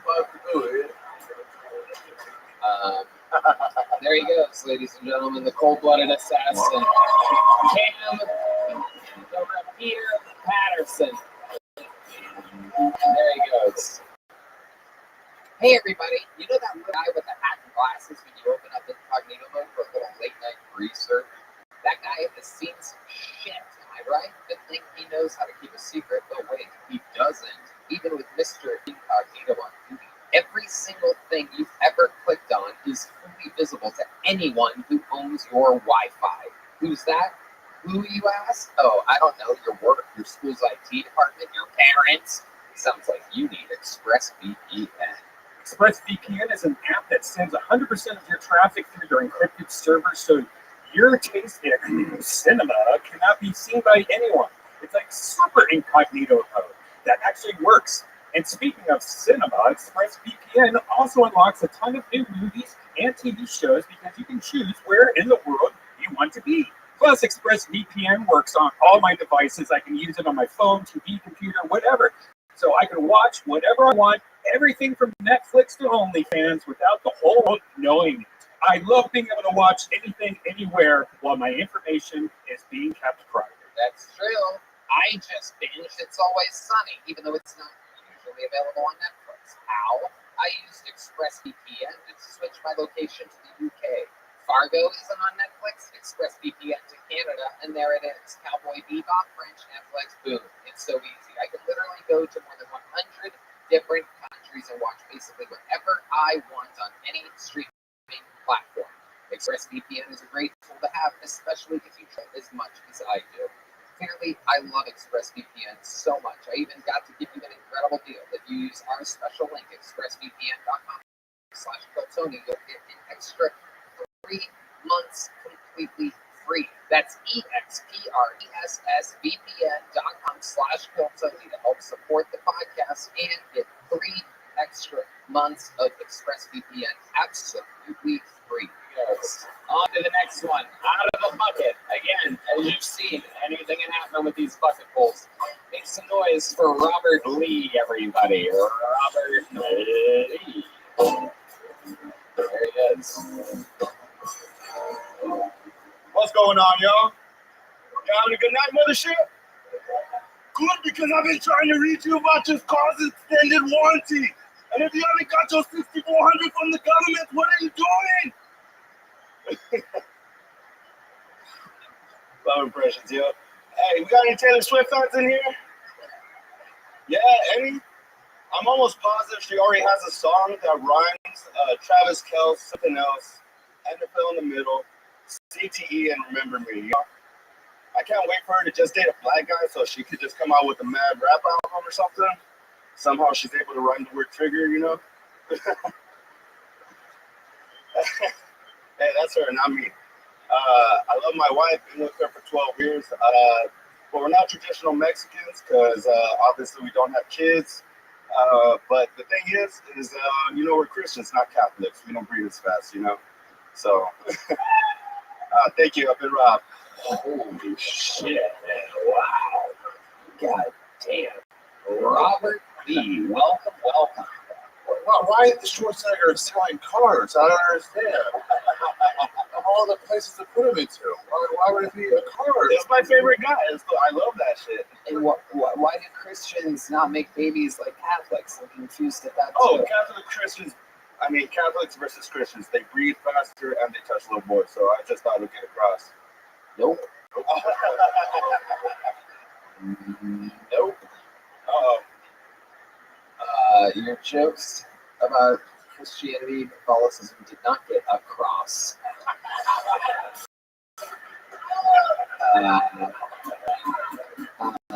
So, Robert Lee, how long have you been in stand-up comedy? About 6 months actually. 6 months. Yes, sir. Where at? Just San Antonio, doing like some bars and clubs wherever I can get in. You feel good after you do it? Sometimes, sometimes they're good, sometimes they're bad. It's a lot of minutes among minutes. So it's one of those jokes in that minute that you do that gets laughs. Well, it gets attention, and then I try, I get attention. You mean they're paying attention to you when you're doing it? Yeah. Well, most of the time it's loud crowds, loud bars, so I try to be as louder than them to get their attention first, and then, see if I can push forward from there. Okay. That's always win. Because it appears they're wearing an extra mega yarmulke. It's a hat that's too small for my head. It's a hat too small for my head. Was that Toyota hat? Yeah, my wife used to work for Toyota for a while. She used to be a mechanic, or she is, but used to work for Toyota. Your wife's a mechanic? Yes, sir. Yes, That's sir. hilarious. She should fix that act. Hey, at least I don't have to get out of the car to change the tire no more, man. I'm the pretty one. You're the pretty one? I hope so. Oh, fuck. Oh, my God.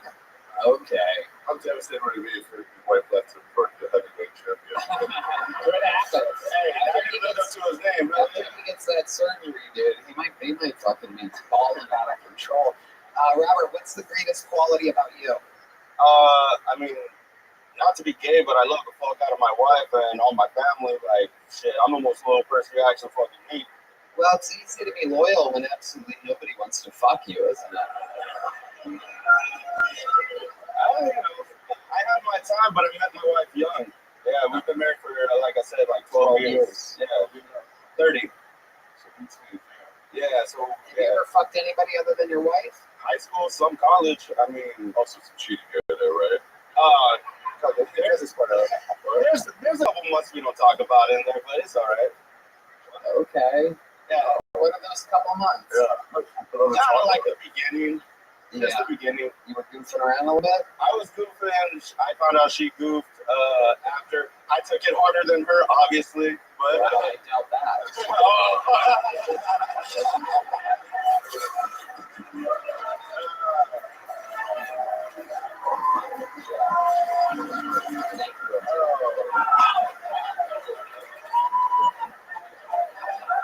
Okay, Robert. Any special skills or talents other than stand-up comedy? I play a lot of Yu-Gi-Oh. You play a lot of what? Yu-Gi-Oh, Pokemon, flag football. Oh, shit. Here's a little joke. I gotta get you out of here, dude. There he goes, Robert Lee. There he goes. Get out of here, Robert. Jesus Christ. Oh, my God. Why did Yu-Gi-Oh get a massive boo? What? Why did Yu-Gi-Oh get a massive boo? I don't know. These people don't fuck around, dude. People do not fuck around. How many of you like it when people do good on this show? How many of you like it when people do bad on this show? Well, you must be having the time of your life tonight. Make some noise for your next bucketful. Sean Stewart, everybody. The Kill Tony debut, I do believe, of Sean Stewart. Howdy, y'all. So I'm from Austin, but when I grew up here, I consider myself somewhat of a pacifist. And I think that's because when I grew up, I was somewhat of a fat ass. But either way, I was never much of a fighter. In fact, my record's 1-1. But I saw recently the kid that kicked my ass back in middle school that made it on the news recently had a whole article written about him. Got hit by a fucking train. And that shit was bittersweet. Because the best part, I can talk all the shit I want now. The worst part, probably his fucking funeral. Had to be a closed casket. Broke up with my ex after she got hit by a train also.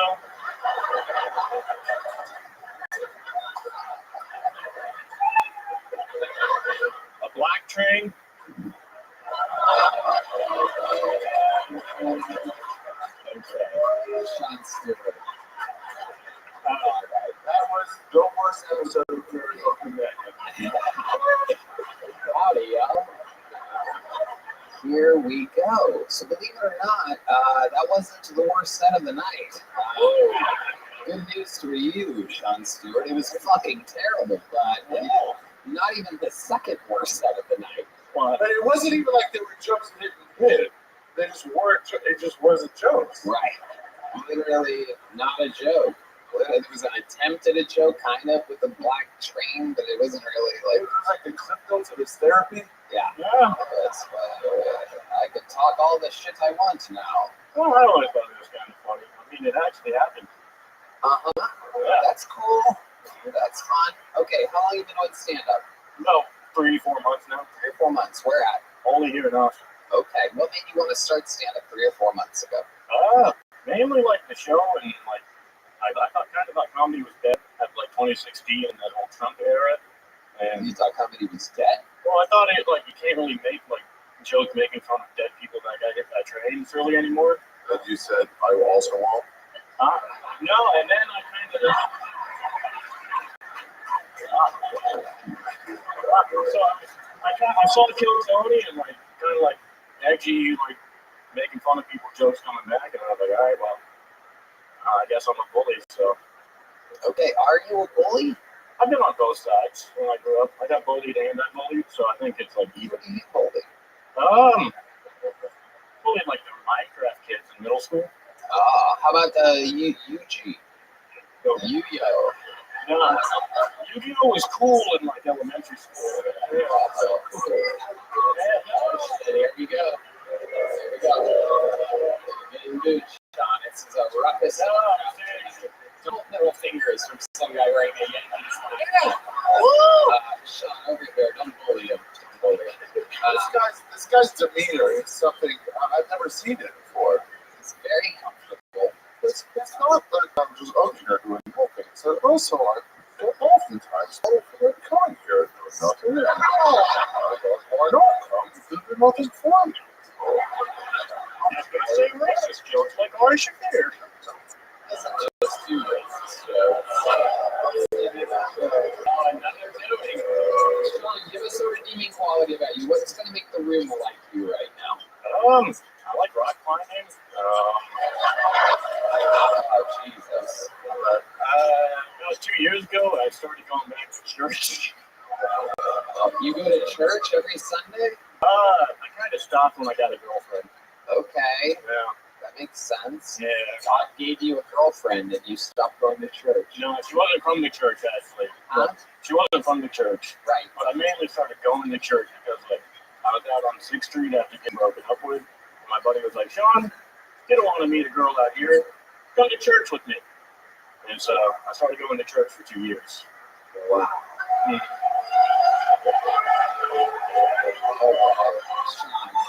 Sean, what are you afraid of?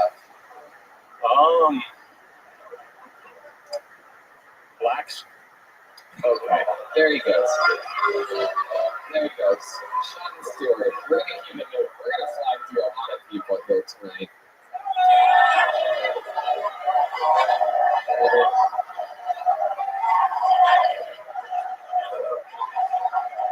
What the fuck is going on back there? Okay.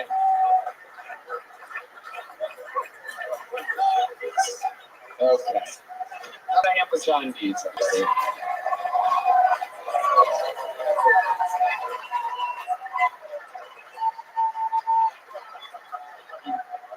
Okay, we're gonna get back to this fucking bullshit in a second.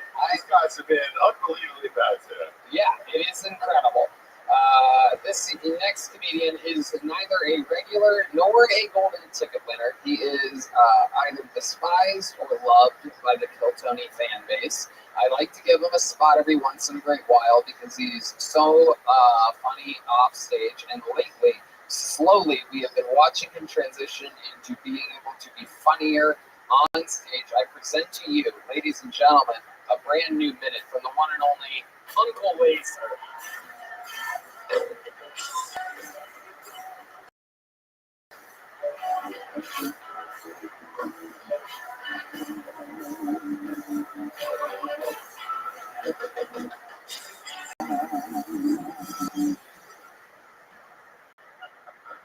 I was shocked. Almond milk ain't making everybody trans. Right? We used to have, and 2%, everybody had strong bones, and we had regular gays.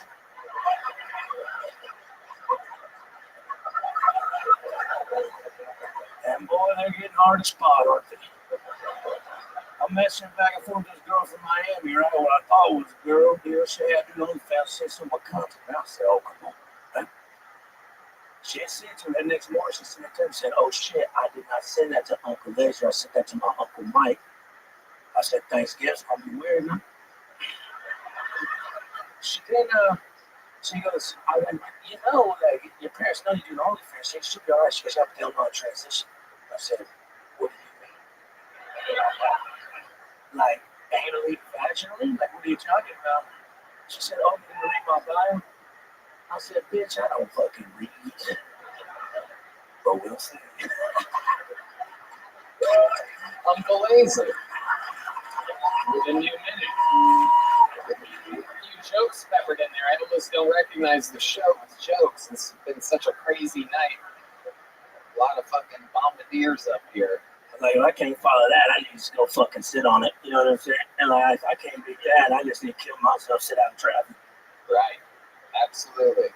What is that thing you keep doing with your tongue? What's going on there? You become more lizard-like every time you come on the show. Well, I've seen all his nuts up there, and let me tell you, look at that. It's a real sauerkraut of a situation for a Jewish man down there. You know what I'm talking about? He keeps that motherfucking thing on there. Oh my God. Uncle Lizard is, Jesus.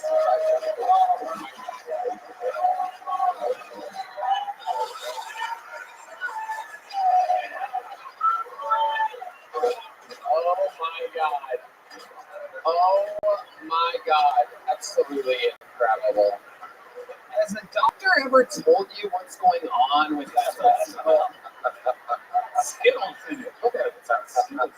That ball is shaped like the heavyweight champion of the world. It's got shells. There's veins. Oh my God. Don't pull on them like that. Why are you so rough?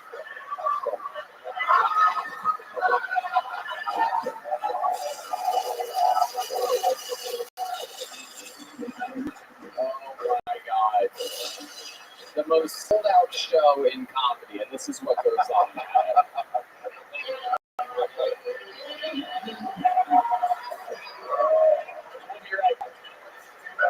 His body's blind. Yeah. D Menace has no idea what's going on right now whatsoever.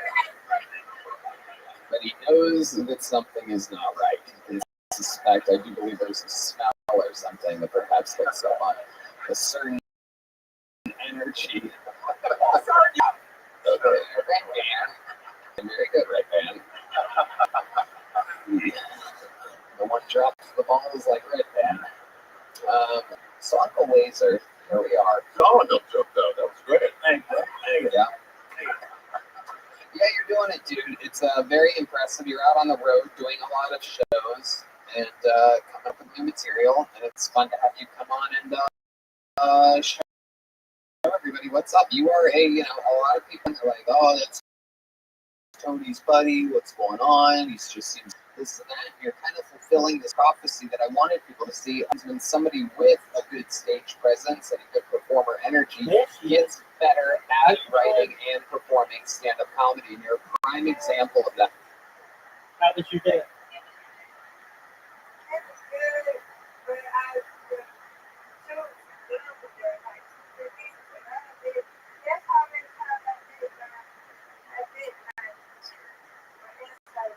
How many times, Miss Aquarius? Yes. 3. Oh, wow. And did you get it good?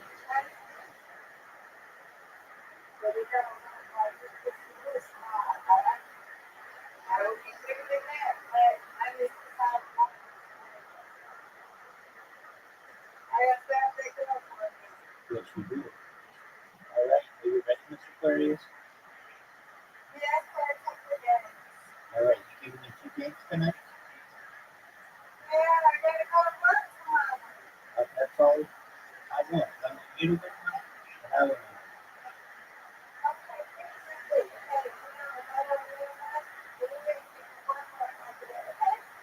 Sounds like a plan.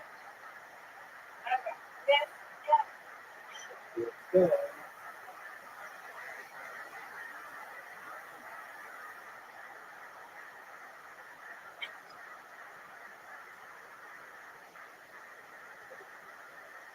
Well, oh, Miss Aquarius, I made a mistake. I accidentally sent the invitation to Audrey, and she accepted it. So I did not mean to do that. You guys just named you right next to each other, and she needs to go on the invitation. I apologize. But apologies. Okay, sounds like a plan. At least anything you should give her the heads up. Hey, come on in. We're playing. She actually told me when you be there. I said when you be here within an hour.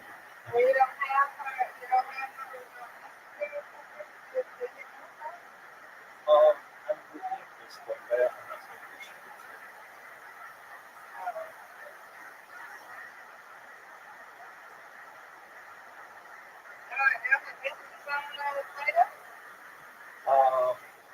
Oh yeah, we did. That's really fun to explore.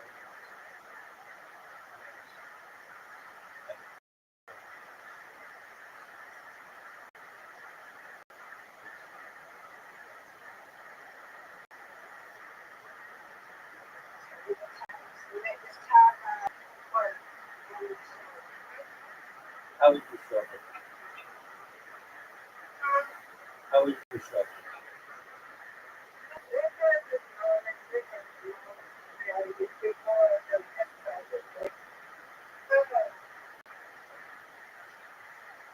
On a scale of 0 to 10, how much does it hurt?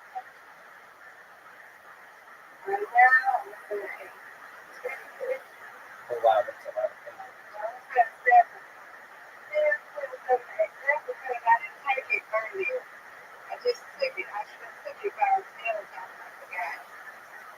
Okay. Can you sleep? Or did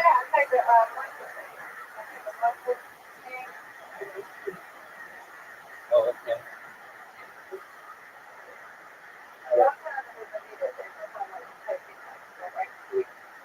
Did it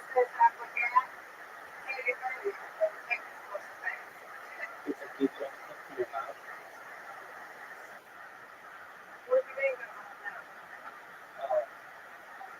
Did you go to the dentist?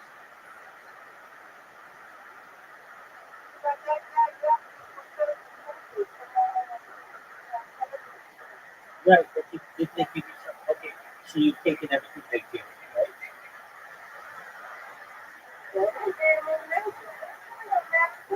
Oh, fully on them. I thought they did for the pain.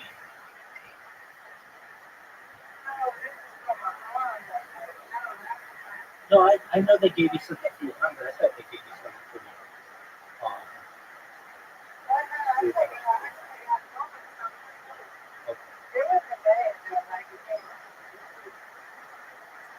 all right, it's okay.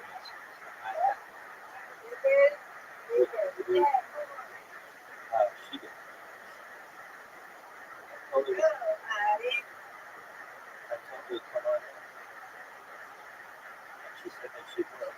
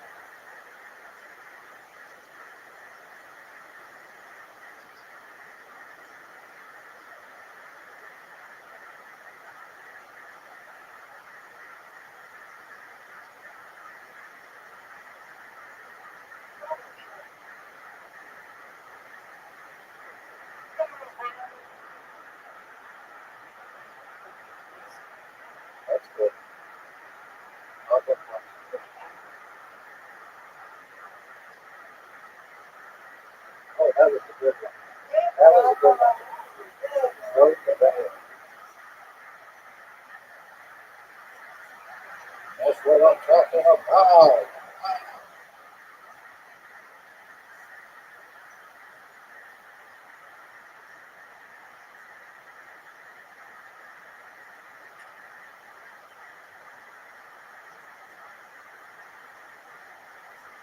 Yeah.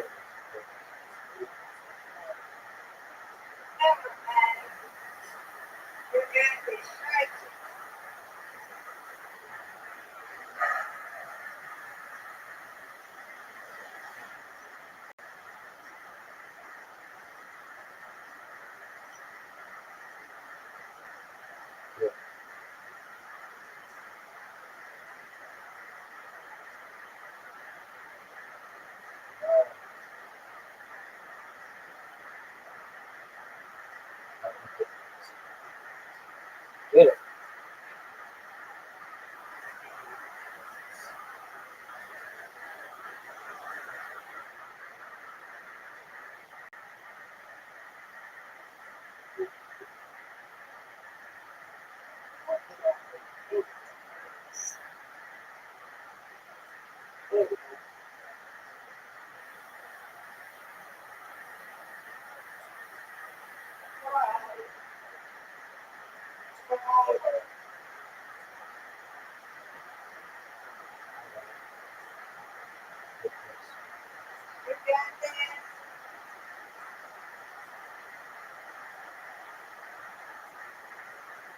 I got to spare or strike on every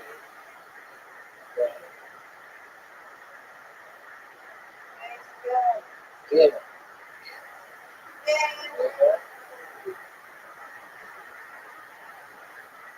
Get it. There you go. Okay, get over 100. Don't step to your ass. All right. There we go. I need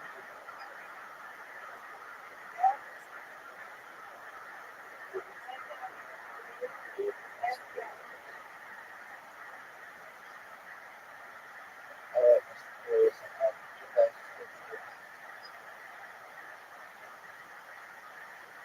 alrighty. Alrighty. Did you get my invitation?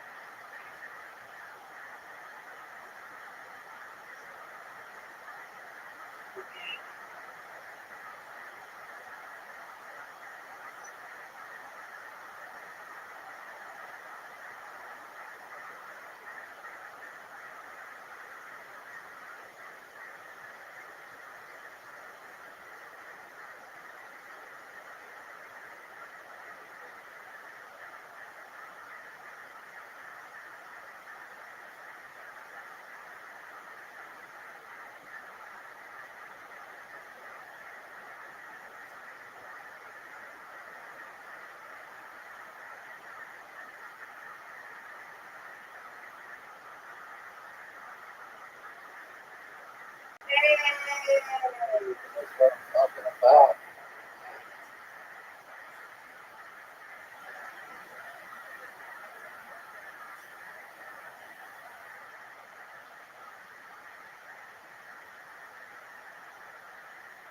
This Chris got this spell. This Chris got that spell. That's spell. Perfect. Perfect. Good job. Uh-oh. Okay, come back on. Do it. That's good. Step that straight. Extra hard.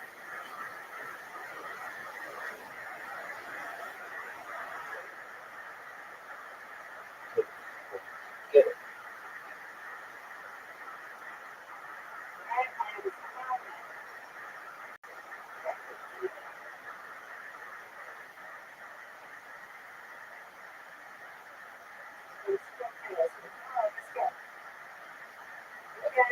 That's good.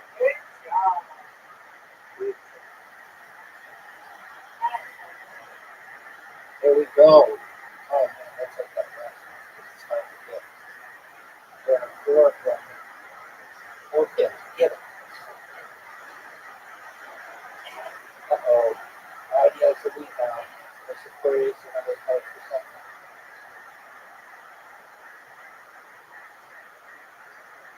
Get this Aquarius.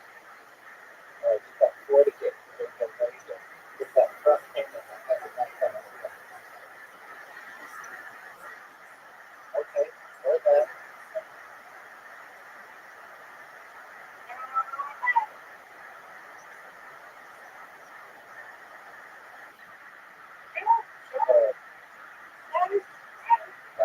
She is untouchable.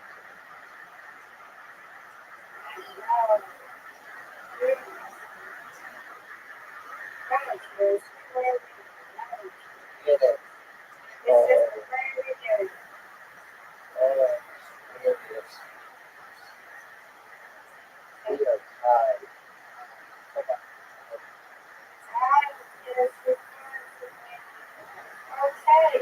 Get it, Mr. President. Make it. Make it work for us. Make it work for us.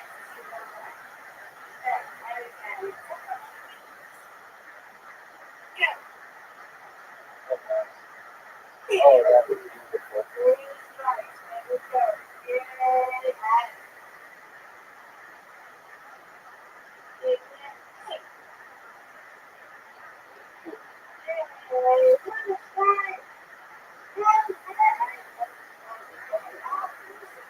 She can set it up.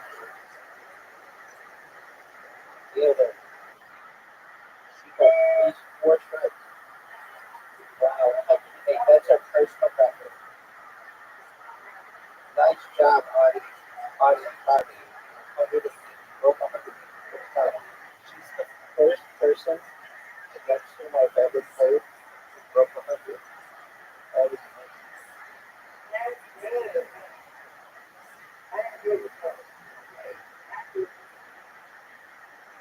Good job, Audie.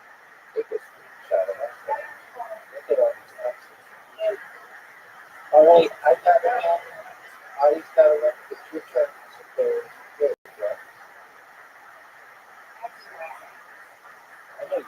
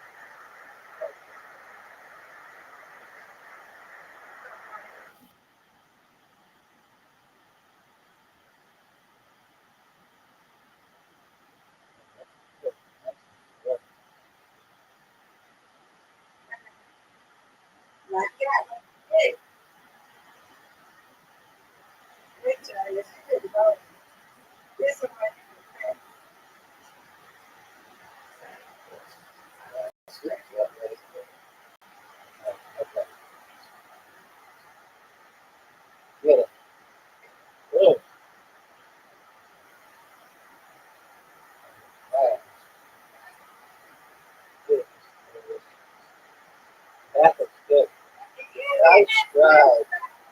Nice drive. Let's go for the Good job. Oh, that's still good score.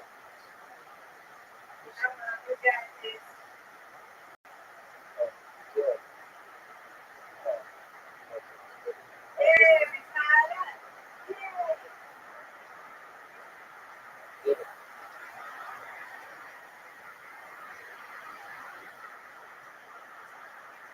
Good.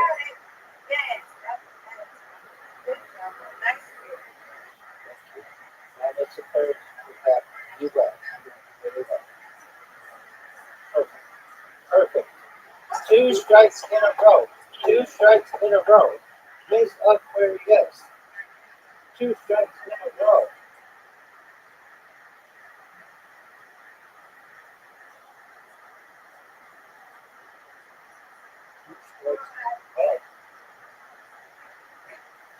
Wow, you guys can play tonight.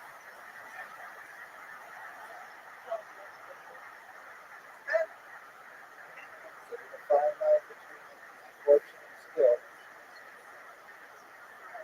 Get all right, Miss Aquarius.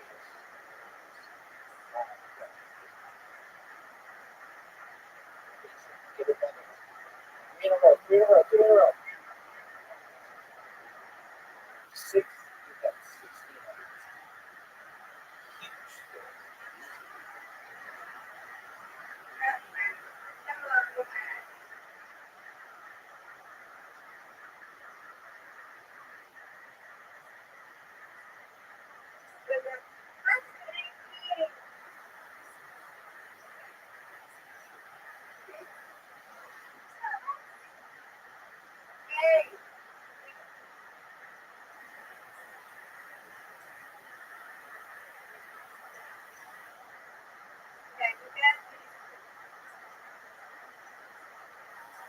Aquarius now touching tonight.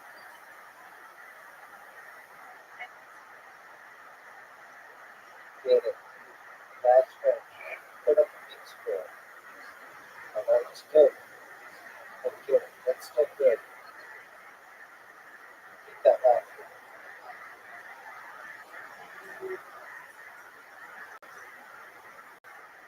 That's okay. You don't need to be there.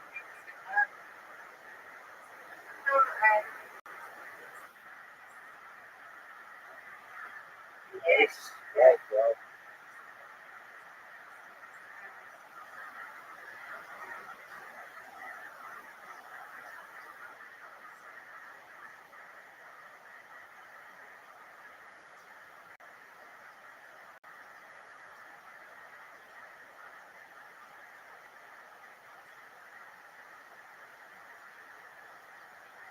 Good. Oh, Miss Aquarius, you won. We all won. That's how I wanted it to go. Perfect. Perfect effort. That's right. Good job, Miss Aquarius. Good job, buddy. All right, Miss Aquarius, you after that?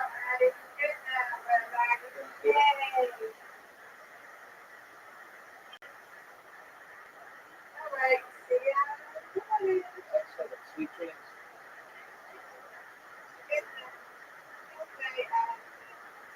How did you want to play the body?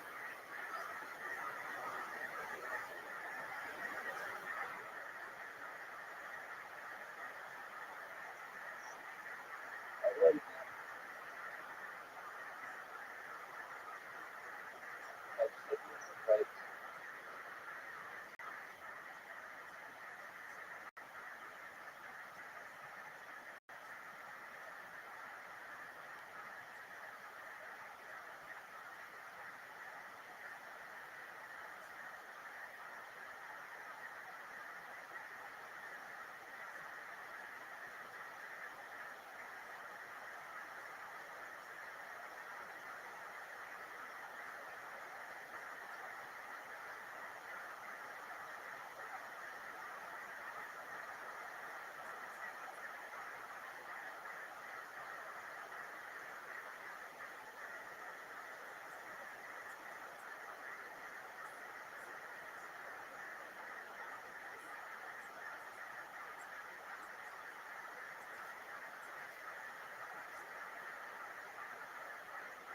of that.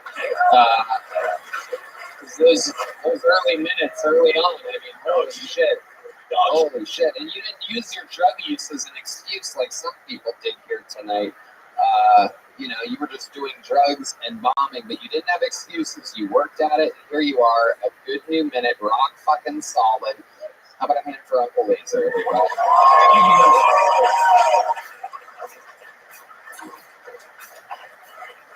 Uncle Laser. Balls to the walls.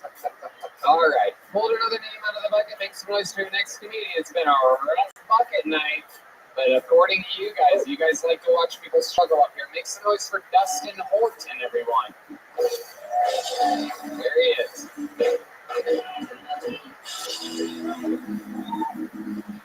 I'm a firm believer that the pain that we go through in life and the trauma that we endure ultimately defines us as people. That being said, I've been to state prison. I've lost a father to suicide. I've overcome drug addiction. I've also had a cucumber on my ass. I'll let you all decide which was the most traumatic to me. So, no, I didn't need to go to prison to get raped. No, I just need a little bit of Molly, a decent buzz, and a dominating girlfriend. And clearly I'm a willing participant. But the pain that my asshole endured during that experience, it was nothing compared to the look on the neighbors' kids' faces when they came out to the school that morning and they see me getting pegged with produce and hot stuff. That's gonna stick with both of us for life. Promise. Anyways.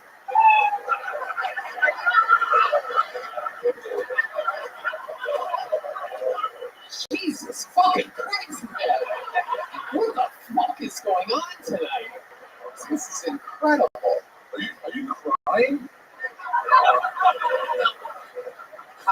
What's going on? Talking to the microphone. How long have you been trying stand-up comedy?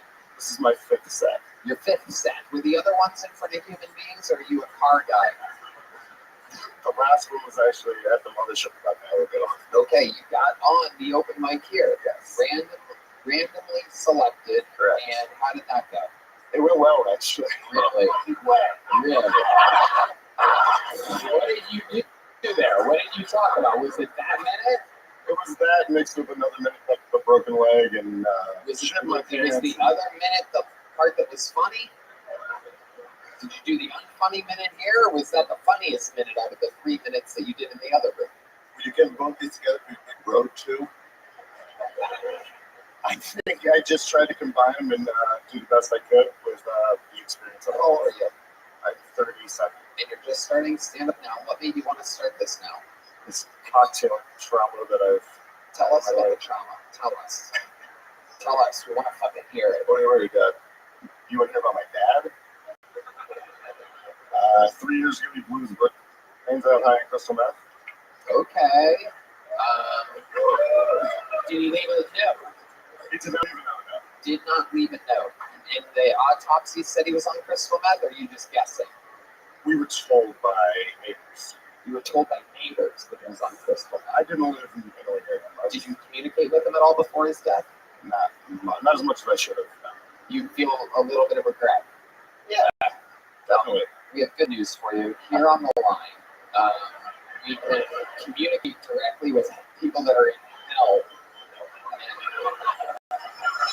Here we go. Hold on a second. Let it ring again. Okay, here we are. We've gotten through on the helpline. Speak to your father. Speak to him. Hey, Dad. How's it going? That's what you want to ask your dead father? What the hell? How's it going? What are you thinking? What the fuck were you thinking? Okay, let's see if he has an answer for that. Let's see what we got here. Hold on a second. Yes. Oh, wait. That's Satan trying to interrupt. Hold on a second. Okay. Well, it's not working. Communication isn't working with your father. He never did. I think he killed himself to death. There you go. Okay. Tell us about real trauma. Your dad talked to blowing his brains out. I've been might be your fault, by the way, for not reaching out. Yeah. Where's the rest of that? You kind of yourself. It wasn't the crystal meth. It was your lack of communication. What did you go to state prison for? Yeah. So me and a group of friends actually stole lobster. Really enunciate into that microphone. Me and a group of friends actually stole lobster and beer from a restaurant near my house. No, that's not state prison. You're not black. That's not state prison. That's serious. I'm dead serious. I got 2 to 6 years with a boot camp. For lobster and beer? How much fucking lobster and beer did you steal? We were out to a restaurant across from my house. It was during a nighttime when there was nobody there. I got charged with a Class D felony in the state of New York, and I had to do 2 to 6 year sentence. You did a what? 2 to 6 year sentence. How long did you serve? I went into this like boot camp program, so I got sent to this prison boot camp basically for 9 months. For lobster and beer, what did your friends get? Well, most of them got 6 months, 5 years probation. I don't believe that story. I don't believe it. It seems like there's something more to it. Lobster and beer. You stole a lot of lobster and beer, is what he's saying. How much lobster did you steal? And how were they able to find They caught us because the restaurant. Oh, we did beer and a waitress while we were there as well. I should have mentioned the right. Yeah. Now that I think about it, restaurant beer is okay. How did they find you? The cartons of fucking restaurant beer back to his house. How did they find you? Cartons of restaurant beer boxes that were outside of our garbage. Like, it was a party scene for a week after that. Just my drinking restaurant beer. The cops were able to track it down Easily. outside Away from my house. Oh, you're so stupid. I was 19. Unbelievable. How old are you now? 37. 37. My, how the time flies. Okay, tell us more about this trauma, supposedly. What do you do for work? Currently bartending. Okay. Tell us more about why you think you ended up this way. You look like you could be the CEO of a company and you're just fucking kind of like having a day off, you're having a good old time. But on the inside, there's none of that going on. No, there's a lot of shit going on. It's like when somebody puts like one of those Mercedes bodies over a Elantra or something like that. Yeah. You're also homosexual, correct? No.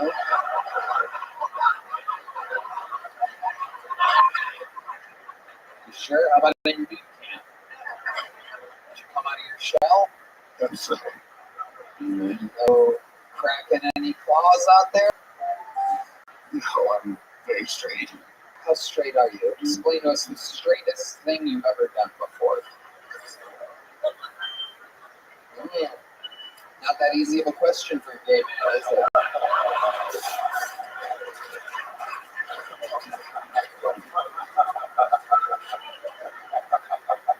I've just never even thought about that question. How did I think about it, buddy? Yeah, now's the time.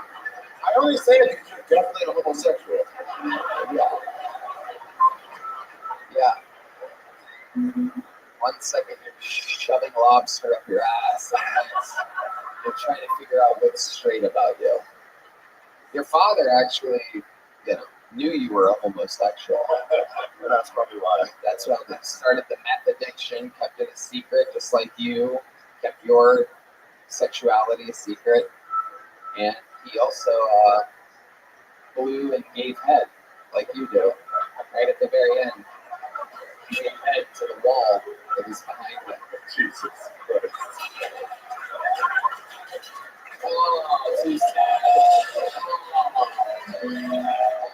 What fucking show do you think you came to? He's not in that. He's smiling, by the way. These fucking people, you went too hard on them. You're having a good time right now, right? I'm so happy to be here. This is one of the best times of your life right now. Yeah. Okay, straightest thing you've ever done. Fuck 3 girls in one day. Whoa, fuck 3 girls in one day. That's separate? In high school, yeah. Wow, look at that. My goodness, your dad would have been proud. It's a real little Rothschild move, if you ask me. Yeah, what a fag. special skills or talents other than stand-up comedy? Which you don't have that either, but go ahead. I'm a picture framer. You've put the frames on pictures. Oh, the crowd is turning on you. They do like picture frames. All right. Here's a little joke book, my friend. Congratulations. Our next bucket pull is from the inside. I'm going to say now to give him some time. Make some noise for Colin Forchler. Colin with a K. K-O-L-L-I-N. Oh, here he is, right here. Okay. Easy peasy. This is one of your people. So they're representing you. Tonight's audience. Colin Herkler or something. Here he is. Make some noise for Colin, everybody. Hi there. I want to let you know I just ended my weight loss journey. Turns out, I know I look like Osama bin Laden, but turns out I'm going to be ugly either way. I'm skinny or fat, so may as well enjoy it. A little bit about my family. My little brother is a corrections officer, just got accepted into the police academy, and we're having dinner the other night, and he's telling me about it, and so proud of him. He's doing it. He's living his dream. But in my other hand is the money I'm using to buy the drugs he steals off inmates. So my sister is an alcoholic postal worker with access to firearms. There's no punchline. It's our family's cry for help. Our story's not over, but a guaranteed end in tragedy. That's all I got. Okay. Colin Hochler, pretty bad. How long have you done stand-up? First time in about a year. First time in about a year. How long were you doing it? That year that you suffered? 2 years, 2.5.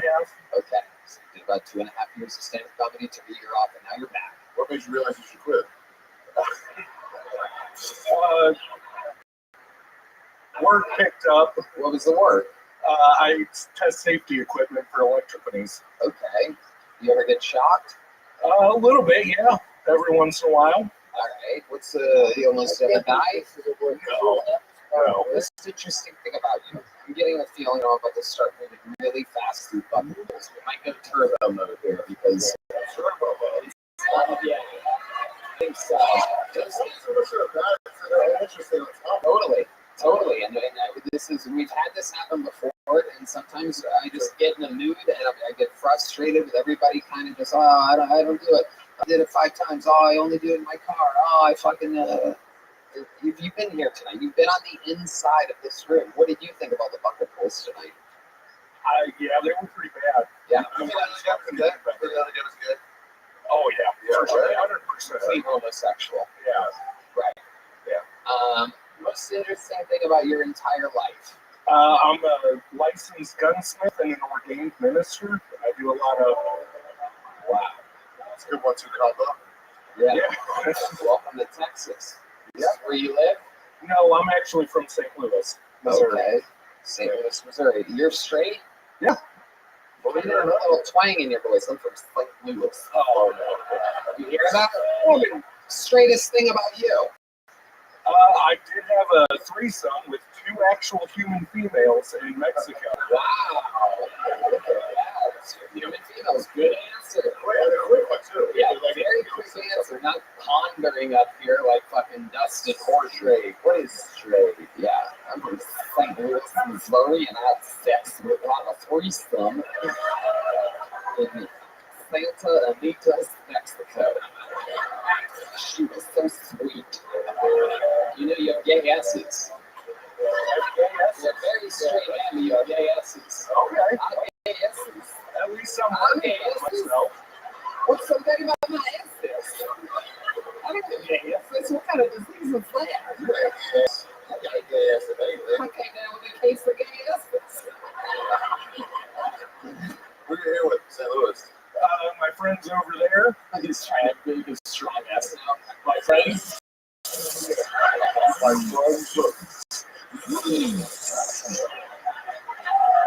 You mean your friends? There you go.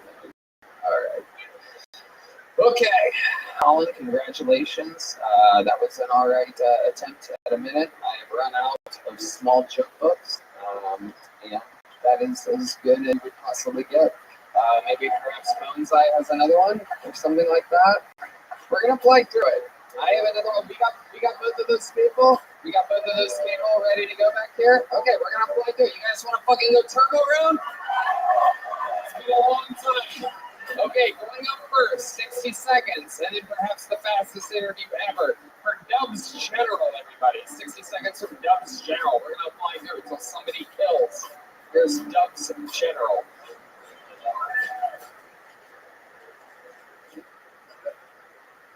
I like dark areolas.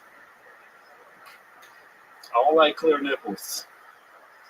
The reason I don't like clear nipples, I can see a heartbeat, bitch.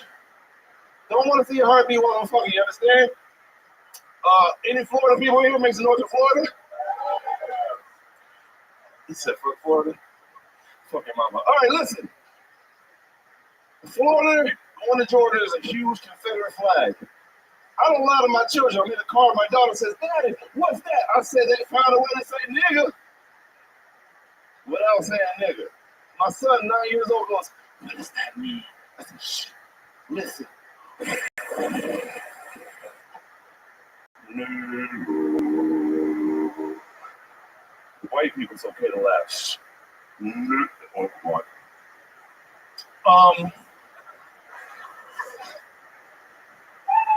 There you go. I'm going to stop you right there, Dubs. You got caught up in a turbo round tonight. You randomly got selected during a turbo round. What's the interesting thing about you before I let you go? Most interesting thing about me is that I'm a single dad. I take care of my kids. Boring. Wow. It's amazing. You know, stereotypes are real, and it's like that's a shocking thing. I take care of my kids. All right. I figured that would be like that. Well, we're gonna fly through more buckets. Are you anything for fucking White Claw over here? Nice. You're a Giants fan? I am a Giants fan, unfortunately. Nice. Yeah, they're great this year. I'm a giant fan of good comedy, and we haven't seen any tonight. One of those nights. Yeah. How long you been a Falcon? No, 5 years. Yeah. 5 years. In Florida? Not all of Florida, no. Tampa. Where I opened for you not two years ago. What do you mean you opened for me? So last time I was on the show, you said, do you want to open for me in Tampa? And I had you open for me? Absolutely. Where was that at? Comedy Club? Yes, sir. That's just one show? 2 shows. Okay. 2 shows in one night. How did that go? It went well. The first one went really well. The second one, not so much. Not so much. That's all it takes. Yeah, well, it was 18-year-olds. There was a difference in the crowd.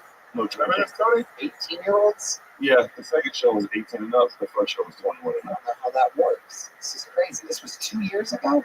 Yes. Yeah, I have no memory whatsoever.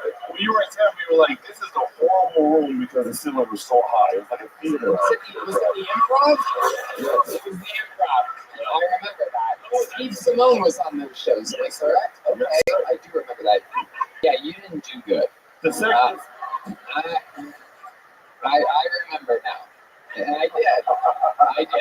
You had a good minute the first time you were on. You said you were from Tampa. I was going to Tampa. I had you do it. And ever since then, I barely let you actually room for that for a lot of people. I barely let anyone open for me for a while since then. Yeah, you can't judge a person just off of a minute. What's your name? Dubs General. Dubs General ruined it. Yeah. Everyone. For the worst Tampa jokes in town, call 1-800-DUBS-GENERAL now. There he goes. We're going to Turbo Round. Dubs General, everybody. Next one's from the inside. Sergio Guzman. You're next. We're going to keep going until somebody fucking kills. How does that sound? Well, we might be here all night. Is that okay? You might be the longest episode ever. Is that all right? Here we go. It's from the inside. It's one of you, Sergio Guzman. What's going on?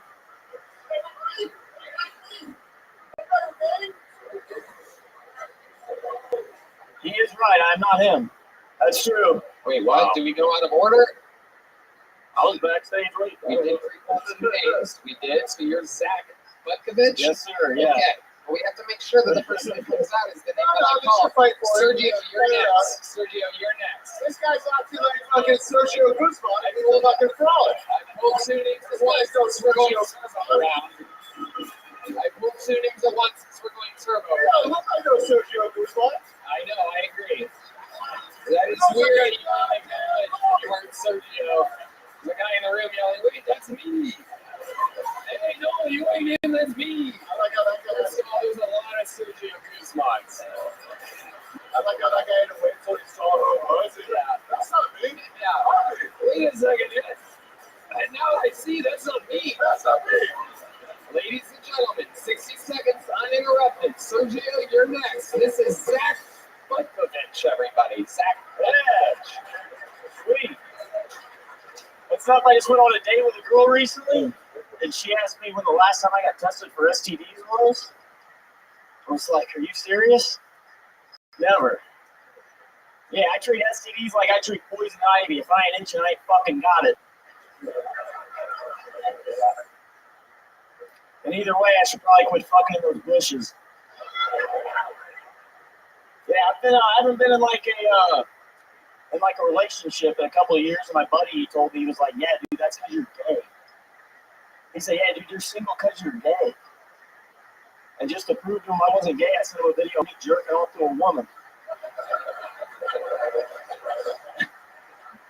Yeah, I was like, "Who's fucking gay now, dude? I'm fucking jerking off to a woman. You're watching me jerk off. What could be gayer than that?" All right, I think that's it. That's good. 55 seconds. That was good. That was good, Zach.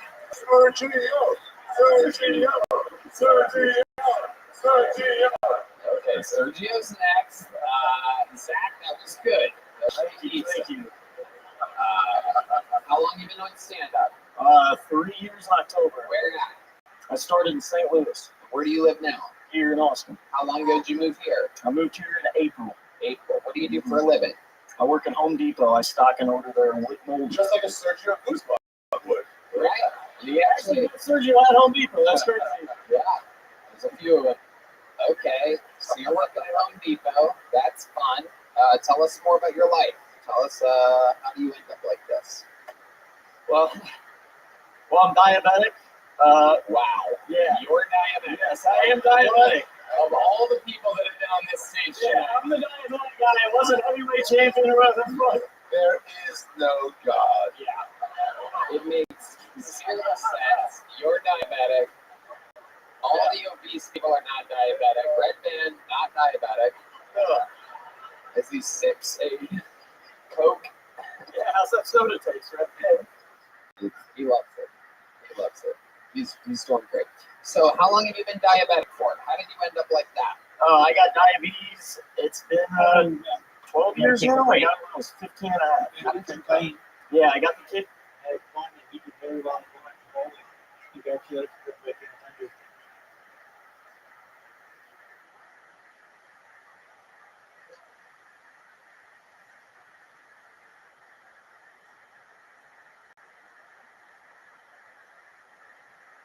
Kid kind, and now I'm an adult with it. So still have it. Wow. Incredible. So you can't, how often do you have to check your blood? I check my blood sugar probably like 5-6 times a day. That's amazing. That is unbelievable. And what's the worst thing that happens to you? What happens? What happens if you ate a slice of bread and had chug a can of Coke? I would have to take my syringe and my vial of insulin out and take a shot for it. Do it. Do it right now. It's in the bin backstage. That's They should okay. have No, in my we don't pocket. do that syringe right Let's now. try it out. Let's try it. Just do the shot. Can you take the syringe, inject it into Ari's left nut, and pull on it? And say, Yeah. Ari, would you be willing to do that? Oh, absolutely. Somebody get my syringe. Somebody get my syringe. Oh, man. Your insulin, I'm in buying. All right, that's stupid. Anyway. Oh, my God. Wow. So, other than being, what else about you, Zach Butkovich? You were bullied in high school. No, I was like kind of good at sports. Not have been good at sports. I was on the team, so everyone kind of liked me. So yeah, I didn't get bullied. I don't know. I tried to tell you guys I was on here last time, and Howie Mandel was up here. I tried to say I I got voted onto my high school board when I was like 20 years old, fresh out of high school. You guys hate that? That's terrible. You brought it up again. And I brought it up again. Wow. Yeah. That story. Yeah. Now I'm figuring out it wasn't. It might have been me. I'm just trying a third time. That's every up there. Yeah. Yeah. They'll remember now. They'll remember now. I say try the third time. No, I'm not gonna do it. It's the Mandela effect. Okay, Zach. Anything else interesting about you before I let you go? You are in turbo round right now.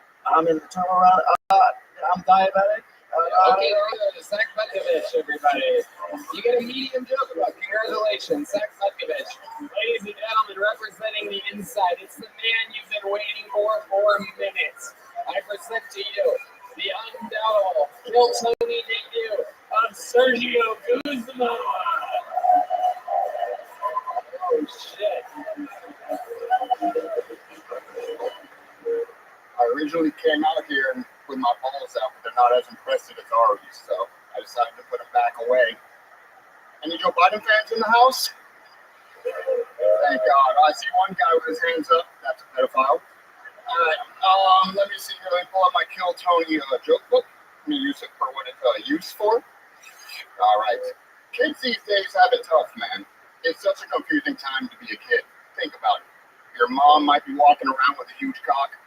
Your dad might be walking around with a nice set of tits. And your middle school libraries are trying to teach you how to suck and fuck both. All right? That was not the one. All right.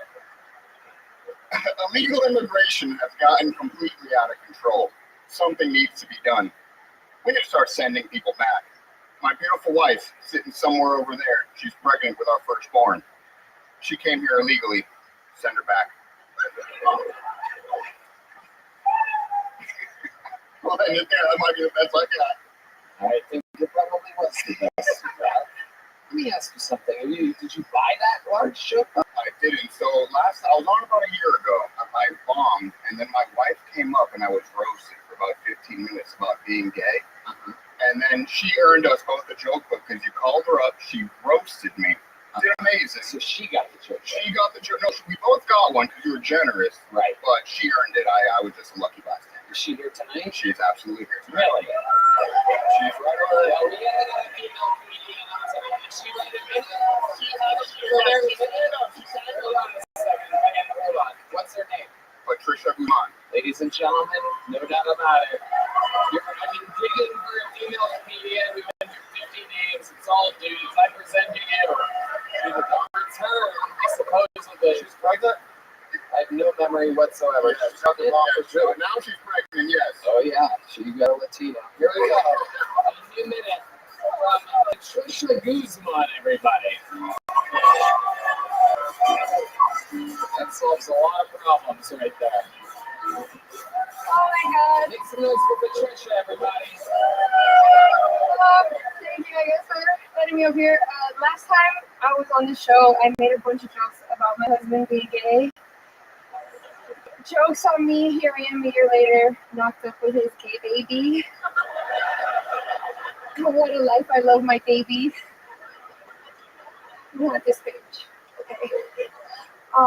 Immigrants these days have it way easier than I did when coming to the U.S. Nowadays, they're handed a cell phone, $1,000 and told to fuck off. Back in my day, they threw my 4-year-old ass in jail. Before jail, I'd never seen a black woman before, so being a 4-year-old, I thought they were made out of chocolate. My face would light up in the shower, and I would scream at my mom, "Mom, it's chocolate women!" Long story short, my mom would be terrified every time we would hit the showers because I wanted to lick them. That's it. Okay, Patricia, adorable, an honest minute. I like that. Again, funnier than your man. Wow. So much funnier. How does it feel being the funny person in your relationship? Oh my God, I'm so nervous being up here. How does it feel to a masculine or homosexual? I'm sorry, it feels horrible, but I'm sorry. My goodness. How long have you been with Sergio? 12 years this year. 12 years. What's the gayest thing about Sergio? You know him very well. I don't know. He doesn't like playing video games with me, so I make fun of him for that. All right, he doesn't like playing video games with you. What else is gay about Sergio, Patricia? Come on, give us something good here. He likes to be a little spoon. Oh, Sergio. I like being the big spoon. I don't mind. All right, absolutely.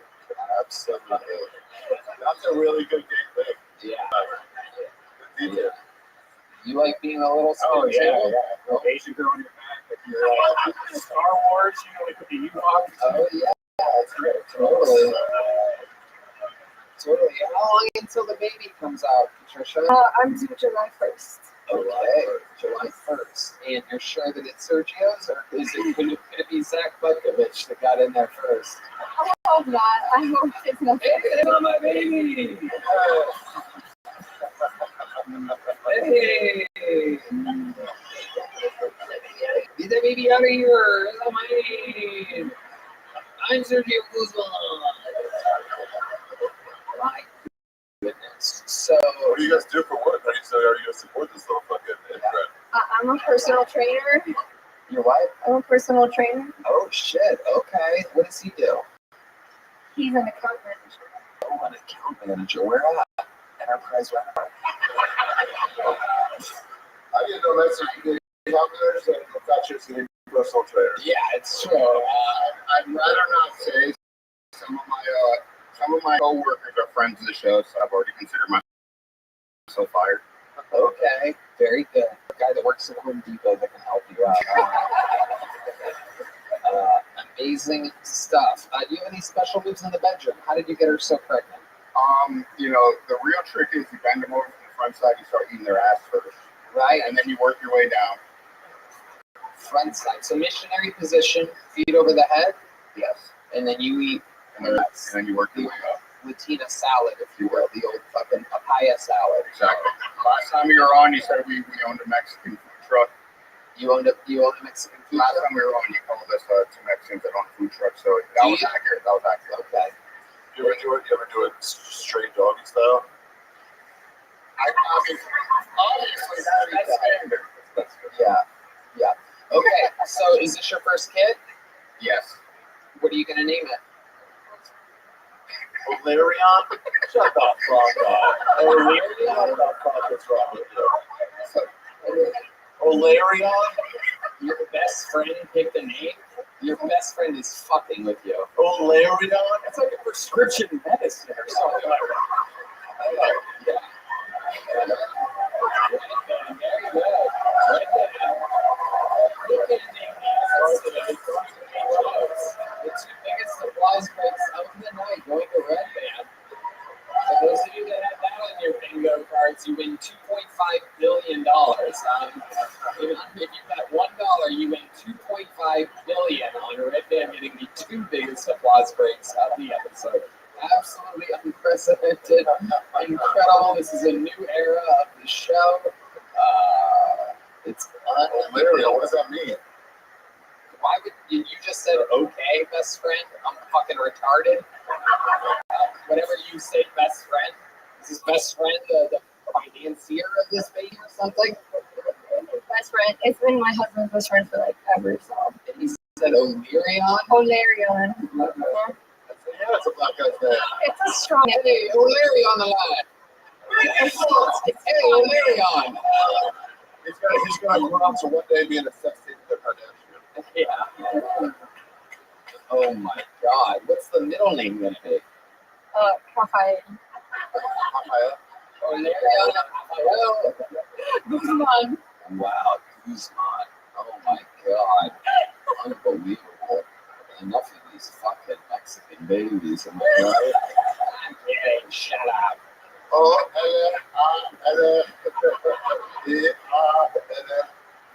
My goodness gracious. So July 1st, that thing's coming, huh? Sergio, are you just blasting away inside of her until then? Does it just look like a fucking horchata machine down there? What's going on? What are you doing? What's going on? It's just fucking That's exactly right. We're on vacation tonight, so she's getting some more chocolate. Oh, shit. Hell yeah. Are you horny now that you're pregnant? Oh, fuck. Even when you look at his face? I mean, I already primed her with a hell of a set of balls, so he didn't have to work for me. Oh my goodness, that's incredible. How much hornier are you? Is there new things that you're into or you find yourself doing? I don't think so. New things I'm into.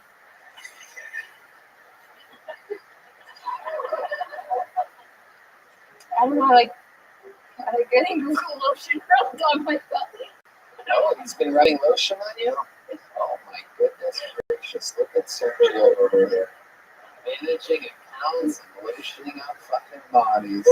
Wow. Incredible. So you ever save a little lotion for yourself, Sergio? Only when she's asleep. Only when she's asleep. Wow. Okay, and then you think about dudes.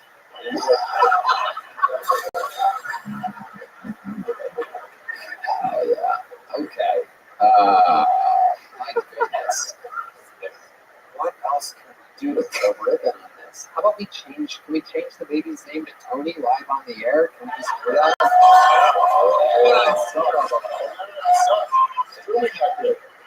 First of all, let's tell me about Raphael. Yeah, but it's not Black John. You're staying. It's a name of a beautiful black man. We got Black Panther John B's up here, like, oh, it's a beautiful name. Hey, it's a beautiful name. Yeah, Tony's way better name. Yeah. Anthony Caballero, Valerian Guzman. How about that? It's absolutely beautiful. Will you change it to Anthony? You work on it. So working on it doesn't work. You're blacklisted if you don't. Or brown listed if you don't do it. Wow. I'm throwing it around. Okay, John. It's really not going to work. It's not going to be a full-time thing there. Antonio? I like that. Why not give her a name Tony? I like Antonio. Antonio Guzman. Raphael Guzman. Antonio Raphael Guzman. Let's make it official. Wait. Let's make it official. Yeah.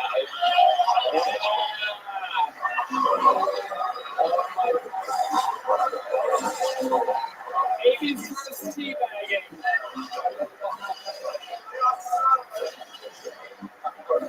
Sergio doesn't know what to do. His heart is a rock right now.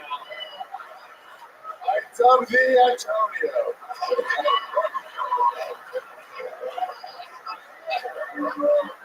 I love it. Congratulations. I think that guarantees I'll have a baby. I love it. Baby's first teabagging, only here on Tony. How about one more hand for Patricia and Sergio Guzman, everybody? We did it. You made it through the turbo round. This one was a no-go, right? We're done, right? Guys, there's only one way to fucking end an episode like this. There's no doubt about it. Finally, we've made it to the end. We're going to call Sergio and Patricia a pill so that we can put a ribbon on this fucking thing. Did you guys have fun tonight? Well, you're a great crowd, and for that you shall be rewarded. I present to you the all-time record holder for minutes, for interviews, for everything that's ever been done before. Ladies and gentlemen, I present to you the St. Louis Assassin, the Tijuana Tornado, the Mississippi Mauler, the Gentrified Jeweler, the Vanilla Gorilla, the Memphis Strangler, the Big Red Machine. This is indeed the one and only William Montgomery.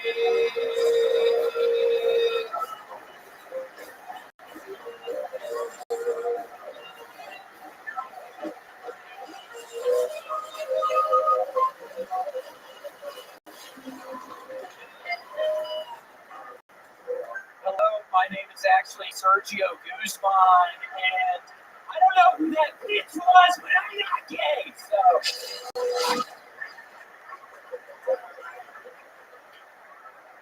A lady who cut off her bosoms to become a man just found out she's 5 months pregnant. It's kind of hard to follow, but I think that means he's gay.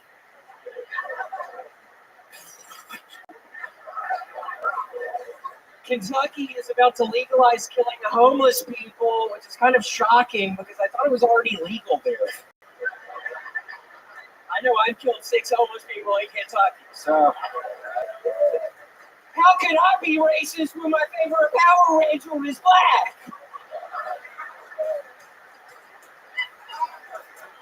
Kentucky is thinking about legalizing sex between first cousins. They are also thinking about legalizing breathing. Okay, because they already have sex with first cousins. Okay, that's my time. Thank you. Really, lights out. I've got my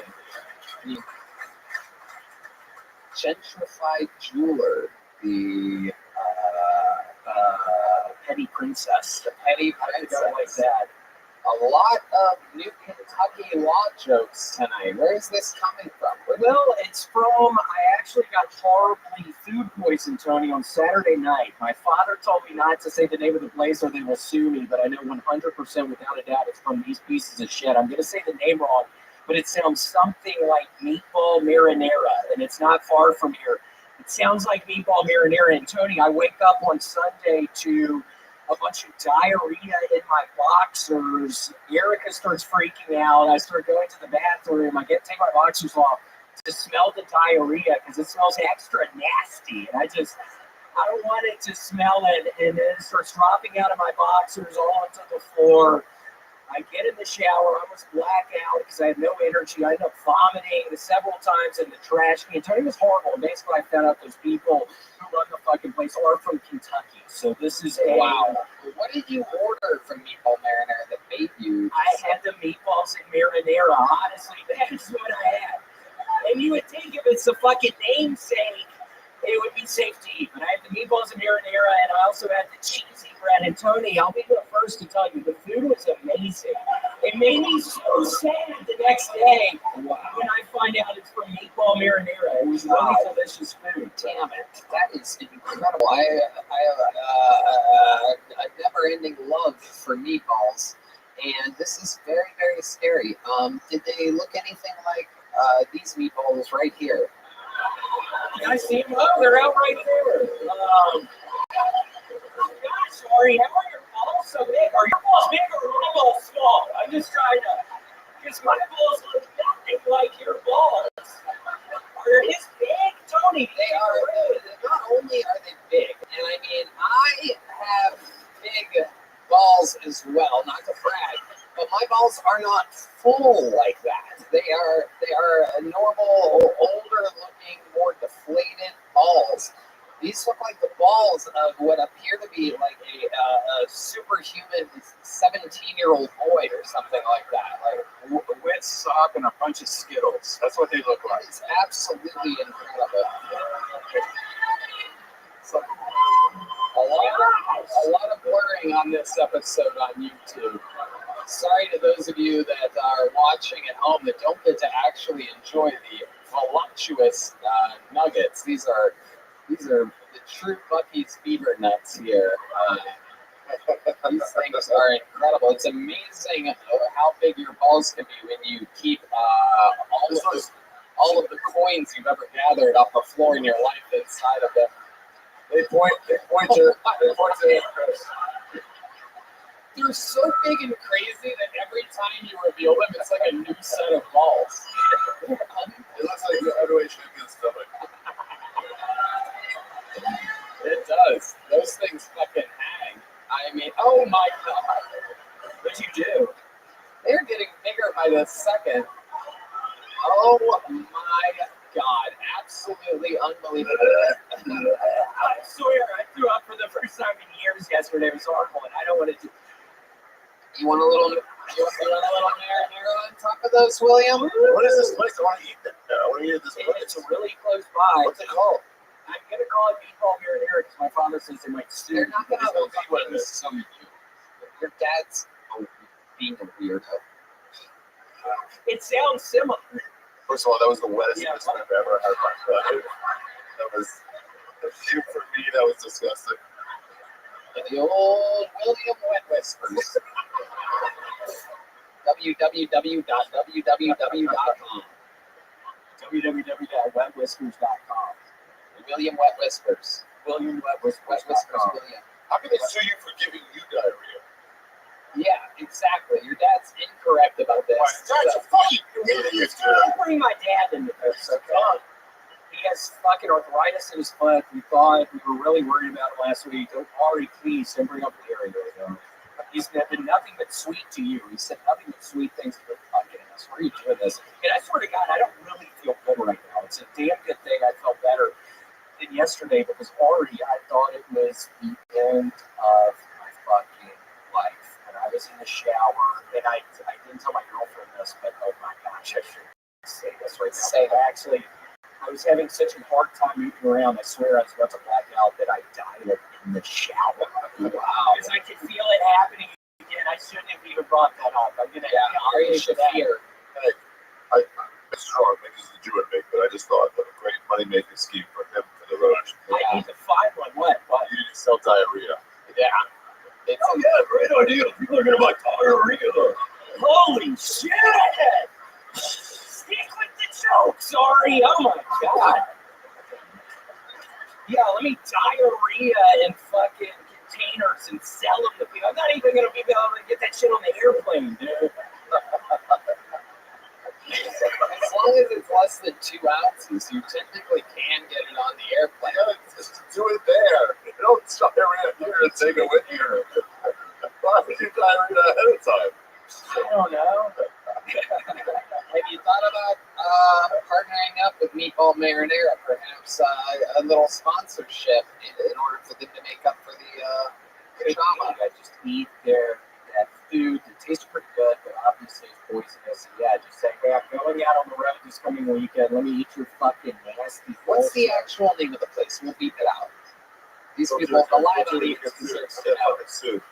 Yeah, now you're messing with me. No, you'll be shocked. It's really similar to Meatball Marinara. It's so. Just say it. Say it? Say it, you fucking weirdo. You have the free shit. Really? Yeah. Oh, Jesus. Yeah, you really leave that out. Shouldn't have said it. That was bullshit. People work hard, small family-owned business. Just because you have a terrible constitution, you gotta fucking ruin a mom and pop. Yeah, they got me sick as shit, so. Wow.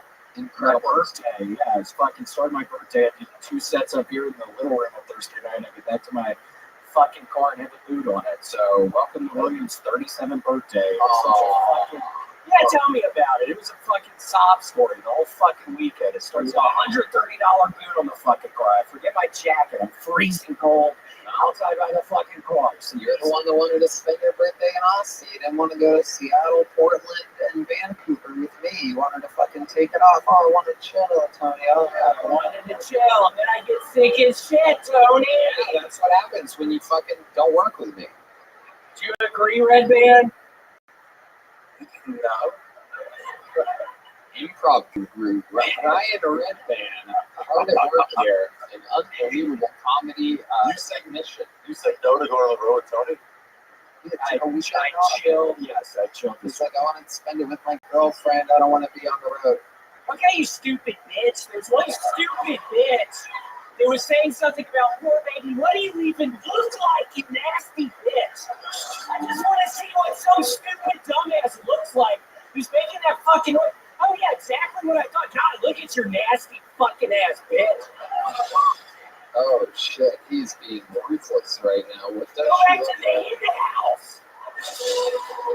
Oh, don't kick her out now. It's over. You don't have to kick her out. Oh, yeah, that was fine. No. Bitch. Kick her out. Oh, he says kick her out. Get her out. Get her out. There she goes. The crowd goes wild. It's my fucking birthday, bitch! I'm only 37 years old! 38 next year! And maybe 39 after that!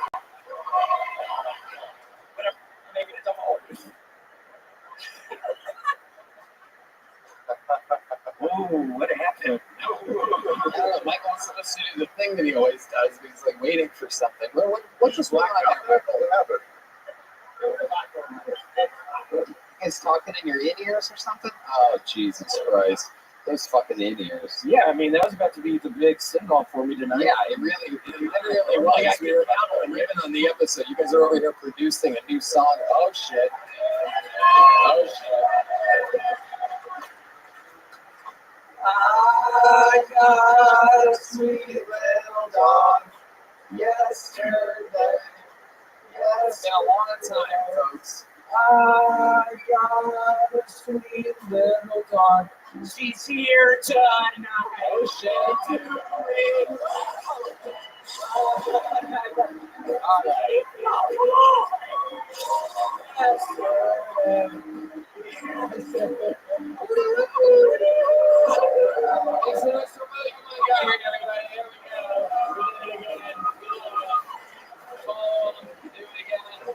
A badass drawing from Ryan G. You thought of the great Ari Shafir is popping on your screen right now.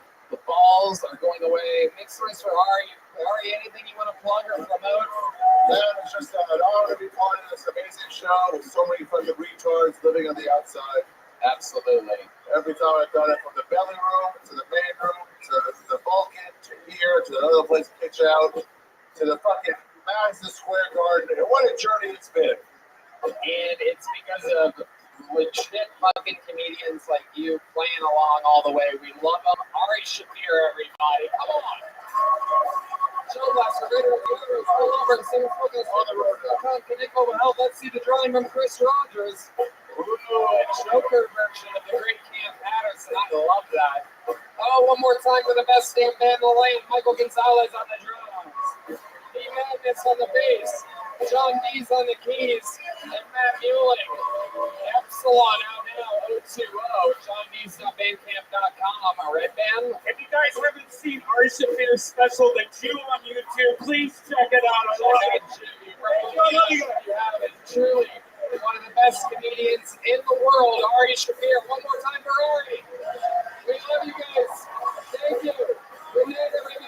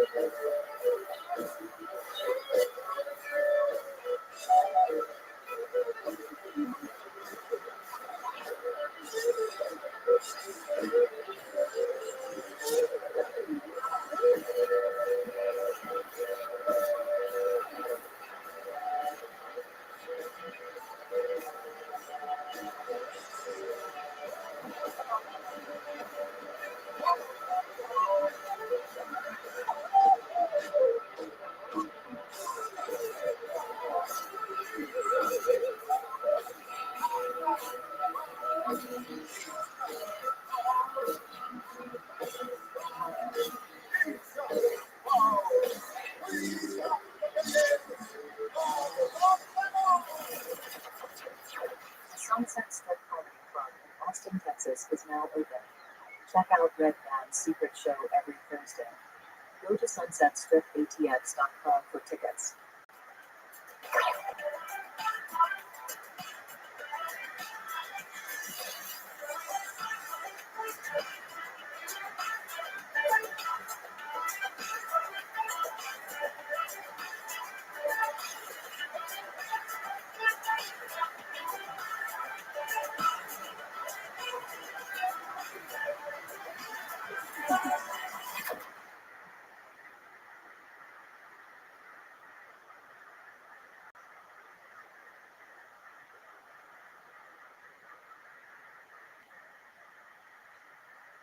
Hey y'all, the LA Forum is right around the corner, and contrary to a lot of people's rumors, there are still tickets available for that. The YouTube Theater 2 days later has sold out. Also, there's still a few tickets available for night one at Madison Square Garden, the 2-night super mega event, the biggest in Tony's history. Travel, go there, we'll see you there. And I am on tour with stand-up comedy. Me and some of your favorite cronies from the show do our own stand-up sets. I'm going to be in Cleveland, Ohio, Pittsburgh, Pennsylvania, Boston, Massachusetts, Baltimore, Maryland, Salt Lake City, San Jose, Dallas, Houston, Texas, St. Louis, Missouri, Nashville, Tennessee, Fort Lauderdale, and Orlando. And then that is all of the stand-up on the road I'm doing until 2025. I'll be releasing that special just after May. We'll see you guys on the road. Nothing but love. Here is another episode of Kill Tony.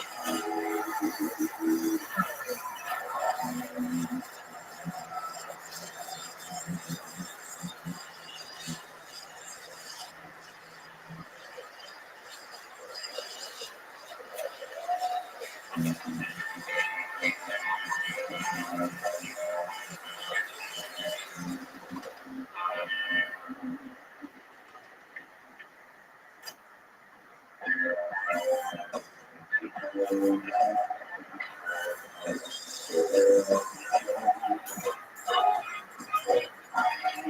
this is Rabbi coming to you live from the Comedy Mothership here in Austin, Texas, for a brand new episode of Kill Tony. Give it up for Tony.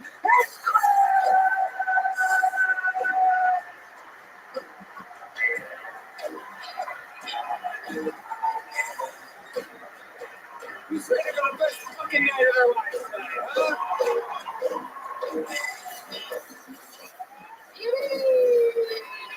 Make some noise for right there, everybody.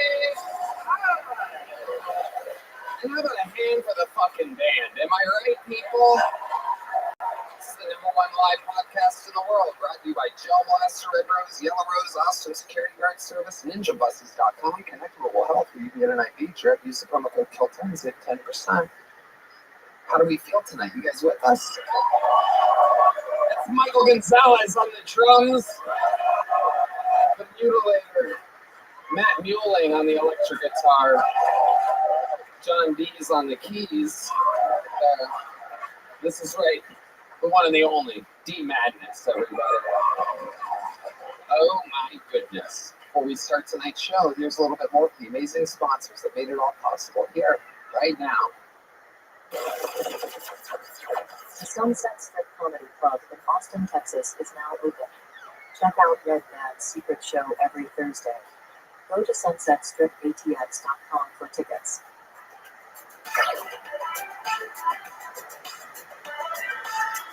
You guys ready to start tonight's show?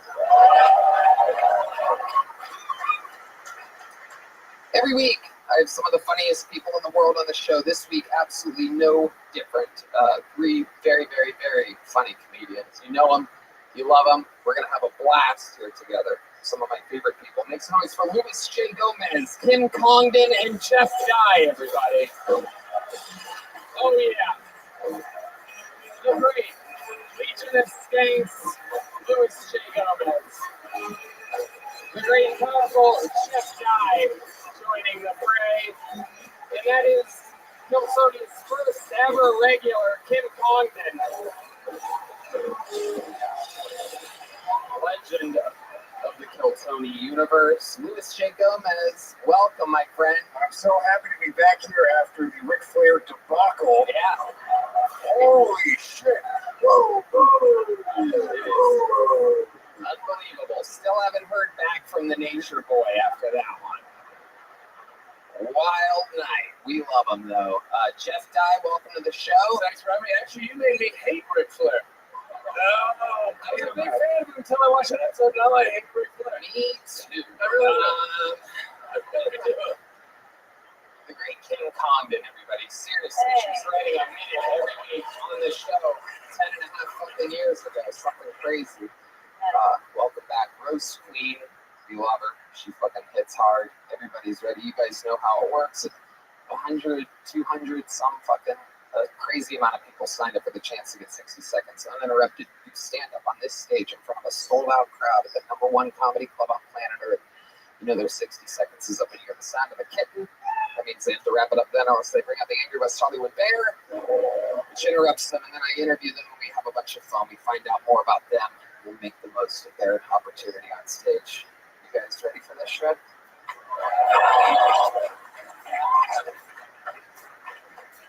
Well, there's only one way to start an episode like this, everybody. How many of you are actually fans of the show?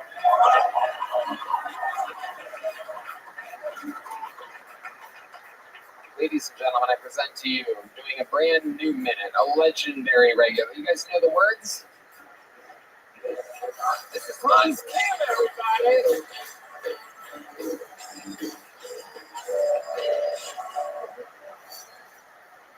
Thank you. It's good to be here. I love Kill Tony fans because I know I can say retard tonight. Retard, retard, retard, retard, retard. Weren't you doing it? Did you vote for Biden, faggot? Faggot, faggot, faggot, faggot. Any black people want to start the next chant?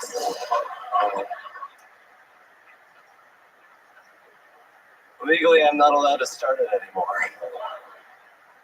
I can jump in the middle, though. I'm glad that the new Apple Vision Pro came out, because now it won't look so weird masturbating on the bus. I hate poor people. Poor people always bragging about how poor they are. They're like, I grew up on the streets, man. I had to steal French fries to survive. My best friend was locked in a cage. What are you, a pigeon? It's like a pigeon, bitch. All right, that's my time. Thank you. Fuck yeah. Great, Hans Kim. How you feeling tonight, Hans? I feel amazing. I've been, really working on myself. I've been taking 3 showers a week, so it's pretty good for me. Why 3 showers a week? I didn't know that you were this uncleanly. I just don't shower that much. I'm pretty clean as it is. I'm Asian. I'm trying to use my strengths. I save all that shower time to study the art. He has no hair. So when they say shrimp dip, they're talking about the smell? No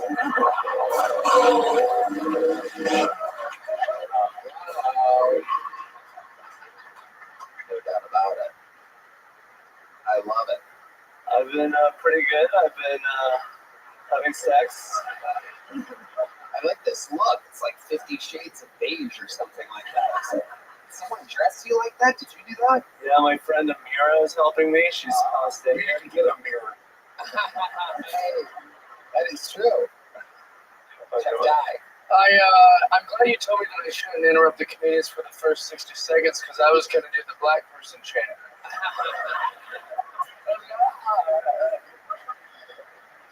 Hans, I think your jokes are great. I like that you came out chanting your own name. What else is going on in your life this week, Hans? Anything else big? Sex is always a great thing for me. I've been with my ex. We've been hooking up after the breakup. And what's her full name? It's interesting because last week it seemed like you guys were taking a real break. Yeah, I accidentally ordered $200 worth of DoorDash on her account. And I was mad at her, but then I went over and I started crying and bawling my eyes out. And now yeah. We're full of dog, so.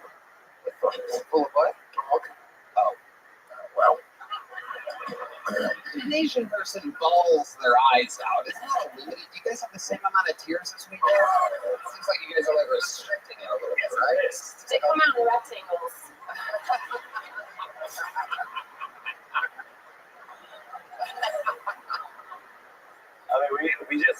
it all out. White people can like put it around the sphere of the eyes. We just. I'm offended.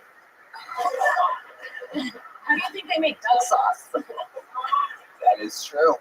That is true. How do you spend $200 on DoorDash hunts? I took the delivery drivers $50 each. I ordered 2 things.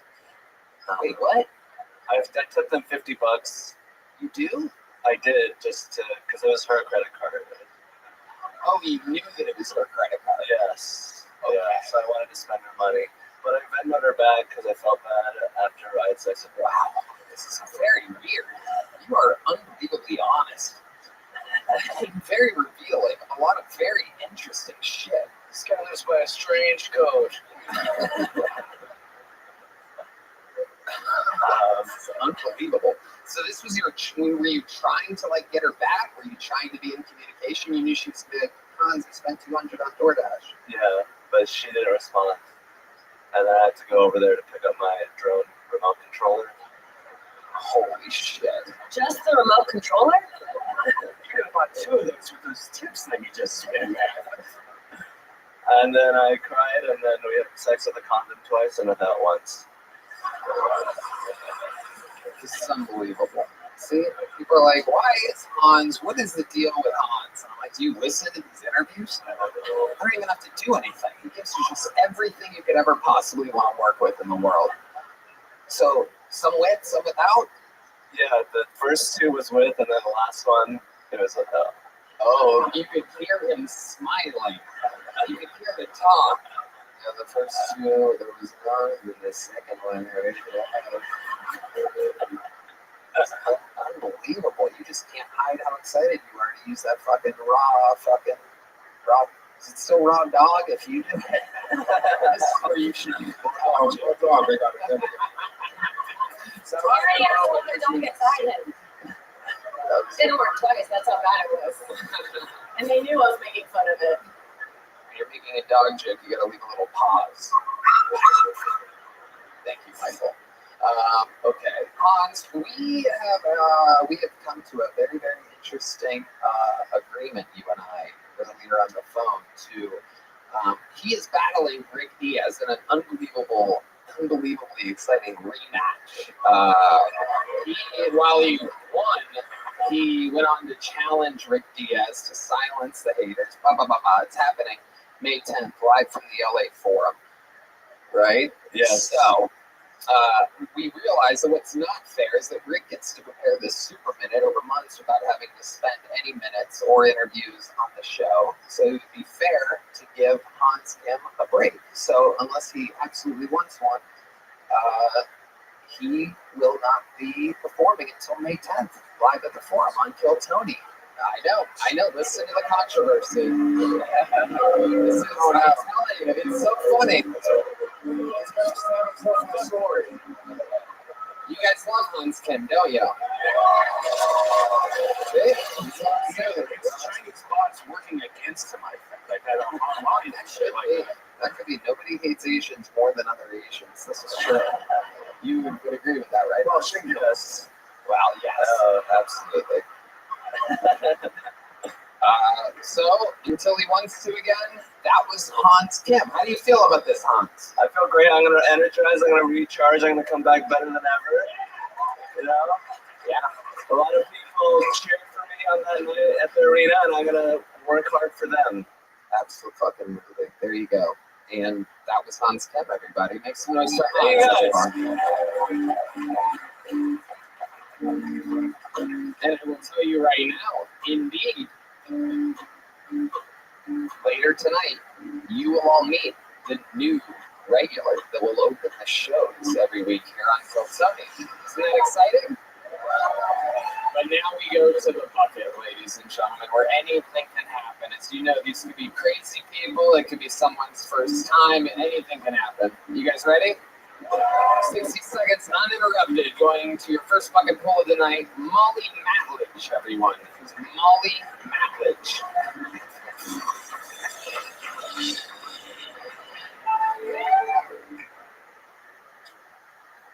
Hi. A bit about me.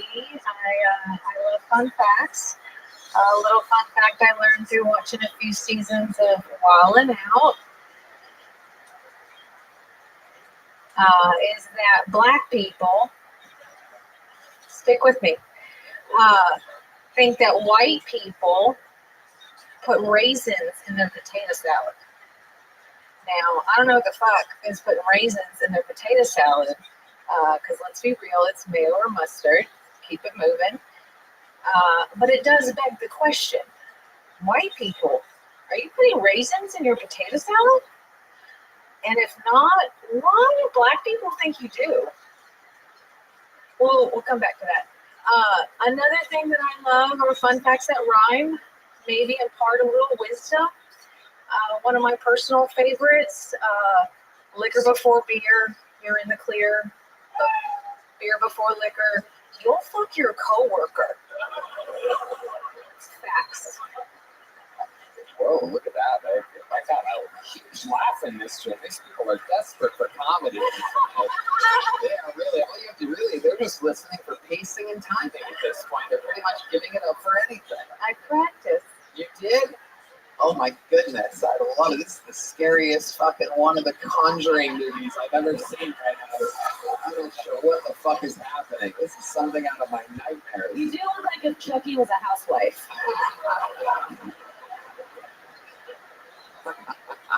Fair. I love her. Oh yeah, absolutely. So how long you been on stand-up, Molly? That was unbelievable. First time. First time, hell yeah. I'll tell you, you need little raisins in that potato salad. You know what I'm saying? You gotta add a little fucking something, some spicy mustard, something funny, really anything. You gotta dose it up. Paprika, absolutely. I'll say for her first time, she was absolutely horrible. It was the worst thing that I have ever witnessed in my entire life. Holy shit. God damn it, lady, you pissed me off. That seemed like comedy school, right? Or comedy Did college. you try to like research this? Were you like trying to strategically be funny? Because it does feel like Red Man said, it feels like somebody like took a comedy class. It was like, okay, something a pop culture reference. Wild and Out is really hip right now. And then, well, what's something else we can all agree on? Potato salad. She even moved the mic stand like a comedy class. Yeah. I asked. You asked for I it? asked him, I said, what do y'all, I was thinking about taking it off. And then I was like, what do you recommend? He's like, I see the professionals. Take it off. Put it behind you. The producer that helped you out to said that? Who is that? Is that Cole? Is that you? You know these people think the professionals taking over the place. You being creepy over there, dude? This is a little insight to how scary that back tunnel can be. Someone gets rushed over. They have to cross 2 streets. They're literally like, oh, fuck. So I'm definitely going up, right? Do these people, we should interview you sometime. Look how afraid he was to get fired. So Tony was like, what guy did this? And the guy's like, I didn't know. Oh, please. It wasn't him, it is him. Oh, shit. What was it? He looks like Mario. Got back there. She puts raisins in her potato salad. She ain't no snitch. Oh, shit. Wait, was that you or her? That was me. Oh, okay. Yeah. I'm trying to fucking. I was like, the bitch just get a laugh like that? Of course not. So, Molly, what made you want to start stand-up now? Is it crazy if I ask how old you are? I just turned 41. Okay, there you go, 41. What made you start comedy at 41? Gosh, a feeling. It was just like inside. Like I just felt the need to do it. I did. I got menopause. I've followed comedy for years. I've written things down. I've always enjoyed it. Gone to many, open mics. I've never done any schooling. The microphone. Never done experience. I've done so much shit. I get a lot of research. I've seen all the professionals. I know how to do it. I haven't done any of that. Yeah, no. Wow. Okay. So what do you do for work, Molly? HR. HR. Oh my goodness. You do comedy like an HR person. That's incredible. Raisins and potato salad. I'm like, what? What? What? Like, who does that? And why would you? And stop that. That's my time. Somehow wild and that one has to do with it. She's gonna kill on Facebook groups, so I mean, yeah. Every HR person's gonna be like, one of us. Fuck yeah, the little red machine, Molly Matwich. For you're a true ginger. This thing's through and through. There's no fake in that. Right? My mom's 80%. 80% ginger? Okay. How No, does that actual work? retard. Okay, you work in HR. What do you do for fun? Tell us about the wild side of Molly. That's what I want. Am I right? Doesn't she seem a little too fucking cookie cutter? Tell us, what's one of the wildest things Molly does on a regular basis? Well, one thing I thought you might think was fun was I love rap, Texas rap. Very well versed. Get the fuck out of here. Very well I versed. feel like you only sing the parts where they say the N-word. No. You can find like anything. Just gets extreme. Like for real.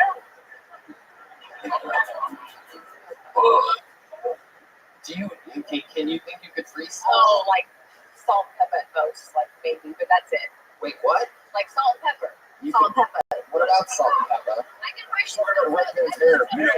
still talking about things to put in the potato salad.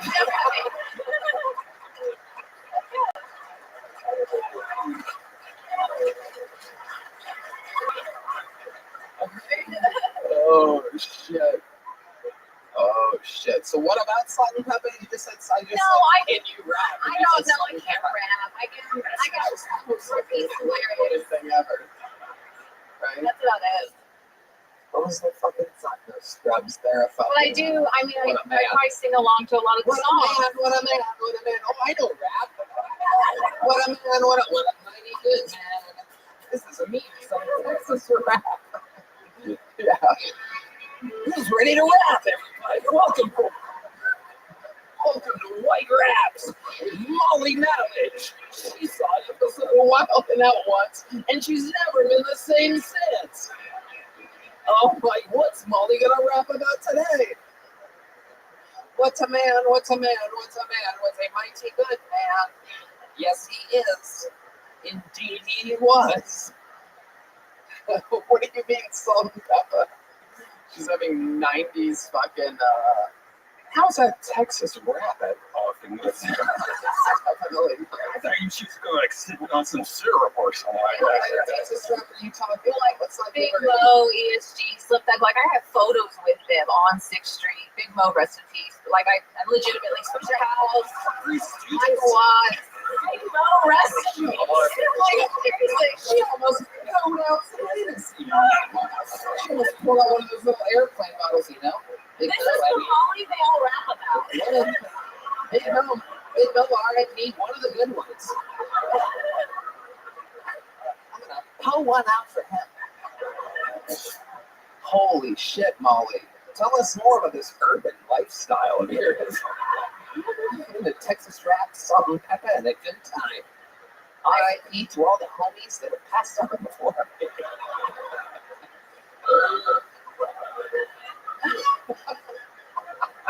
I roller skate. You roller skate? Now that I fucking believe. The Texas rap thing, she had a fucking boyfriend. Should have hoped it was roller skating. Yeah, roller skating is much more believable. I can picture you skate backwards, you like do crazy shit. That's still pretty black. Yeah. I've seen the videos. You ever been with a black man? They really like gingers. Oh yeah, you have? Oh, look at this. That's where this is coming from. Hell yeah. Fuck yeah. Is that your type? Is that your main go-to?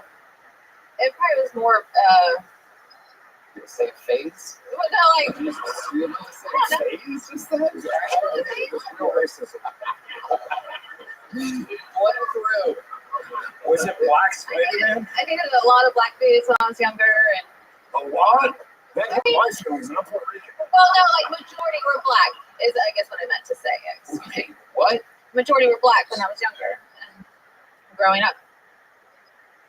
I'm not See, you're not answering the question. Okay, when's the last time you were with a black man? Oh, More shit. specifically, blind baseball. No, it's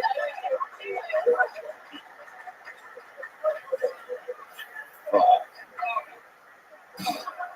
She's got red hair, D. What are your thoughts about redheads? All the same to me. Can you tell if someone's redheaded, D? Is there like a sense or something? You ever feel that? Or just no? All right. No, but he likes music, so he knows she has no soul. All right, get back over there. You're creeping everybody out. He doesn't know you're next to Ollie. Before I let you go, you are a very interesting interview. You seem like a real human. Like you still have a soul and everything. What is the most trouble you've ever gotten in with the law? Fucking a black guy. That's why that phase that we were really a bit of a Curfew violation when I was 13. Oh my goodness. Rode the cop car. You crazy bitch. Fucking wild and out, am I right? Molly, fun times. Here's a little joke, but congratulations on your first time on this show. Have a great night. Molly Matlich. Good catch, by the way. First time, really. Like, for the First time. Come on, make some noise for Molly, everybody. Hey, y'all. This podcast is indeed sponsored by Squarespace, the all-in-one website platform for entrepreneurs to stand out and succeed on. Whether you're just starting out or managing and growing your brand, Squarespace makes it easy to create a beautiful website, engage with your audience, and sell anything from products to content to time, all in one place, all on your terms. With a fluid engine and next-generation website design system from Squarespace, it's never been easier for anyone to unlock unbreakable creativity. Start with a best-in-class website template. Customize every design detail, reimagine drag and drop technology for desktop or mobile. Stretch your imagination online with Fluid Engine, built in and ready to go on any Squarespace site. Easily sell custom merch and create a passive income stream that engages your audience and scales your brand. Design your products and production, inventory, and shipping are handled for you, saving you time and money. Sell your products on an online store, whether you sell physical, digital, or service products. Squarespace has the tools you need to start selling online. I think Squarespace is the best website making tool out there. It's incredibly easy to use, and I recommend trying it today. I love it. I've used it many times to make websites. It's so easy to do.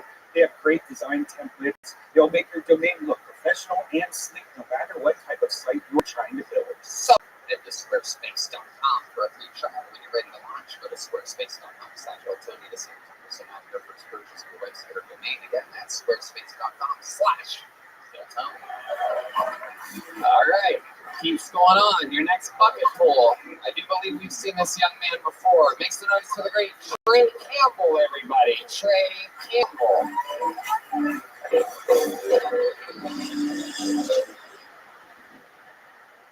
Hey everybody, I've been getting a lot of ads on Facebook for things I don't need, mainly for free HIV testing. I don't understand why I'm getting this. I haven't been with a dude since I was 7.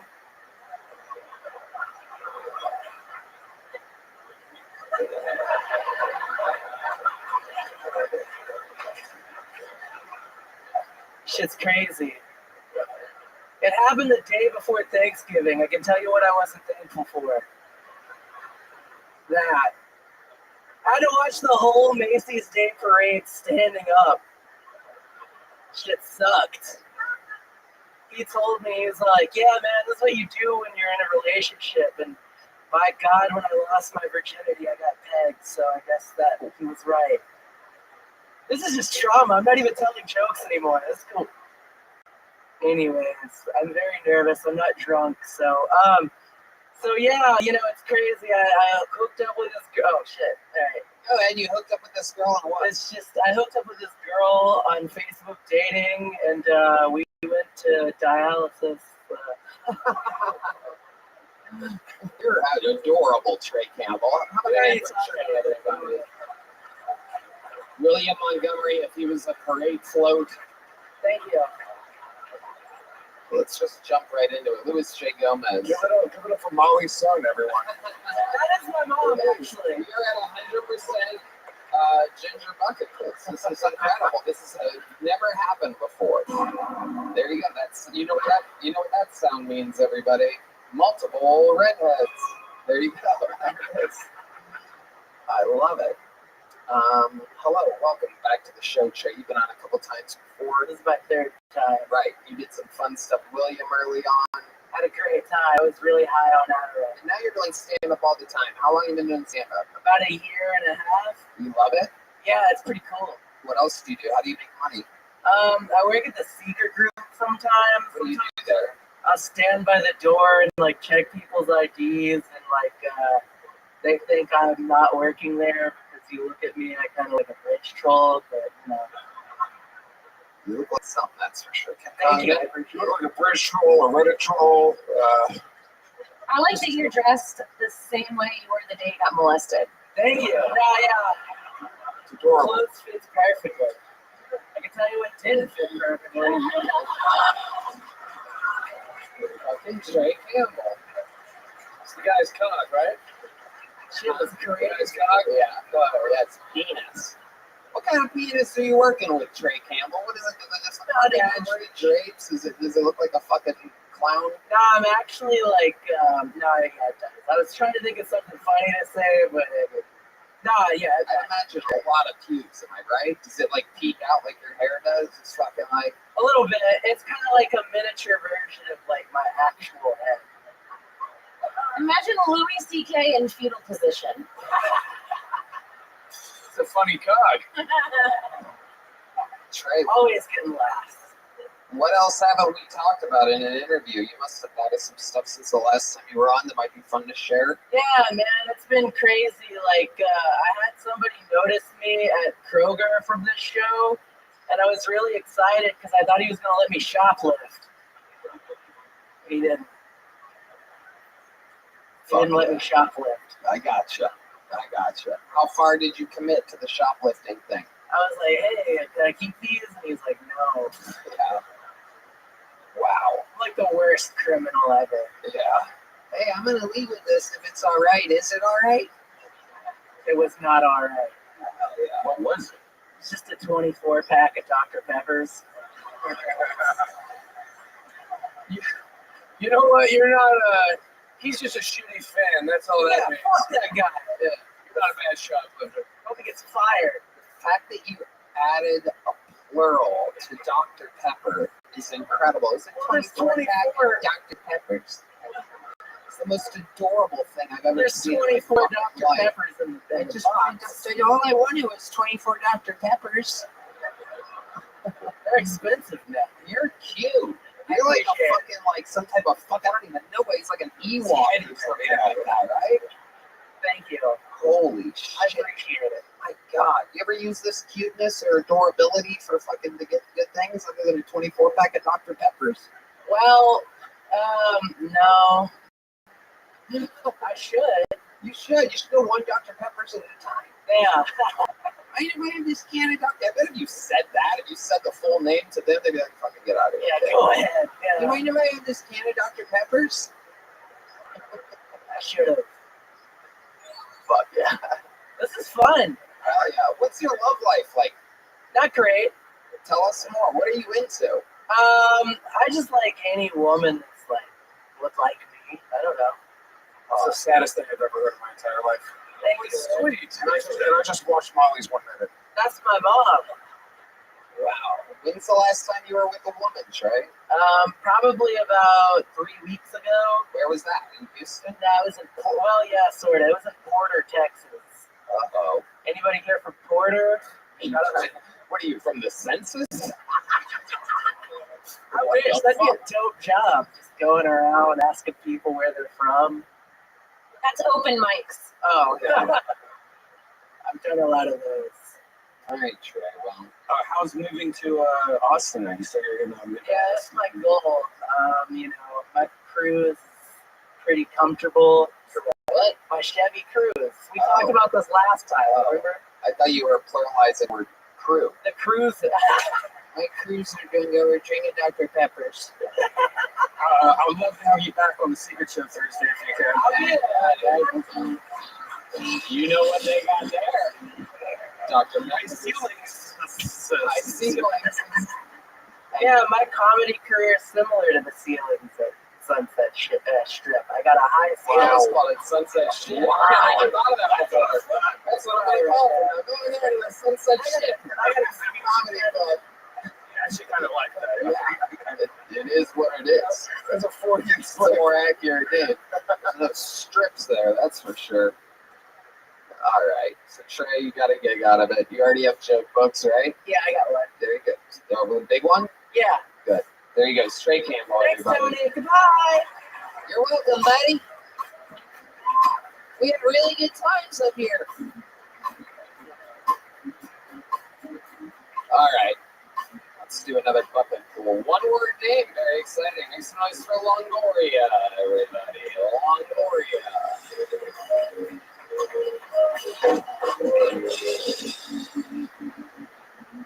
All right.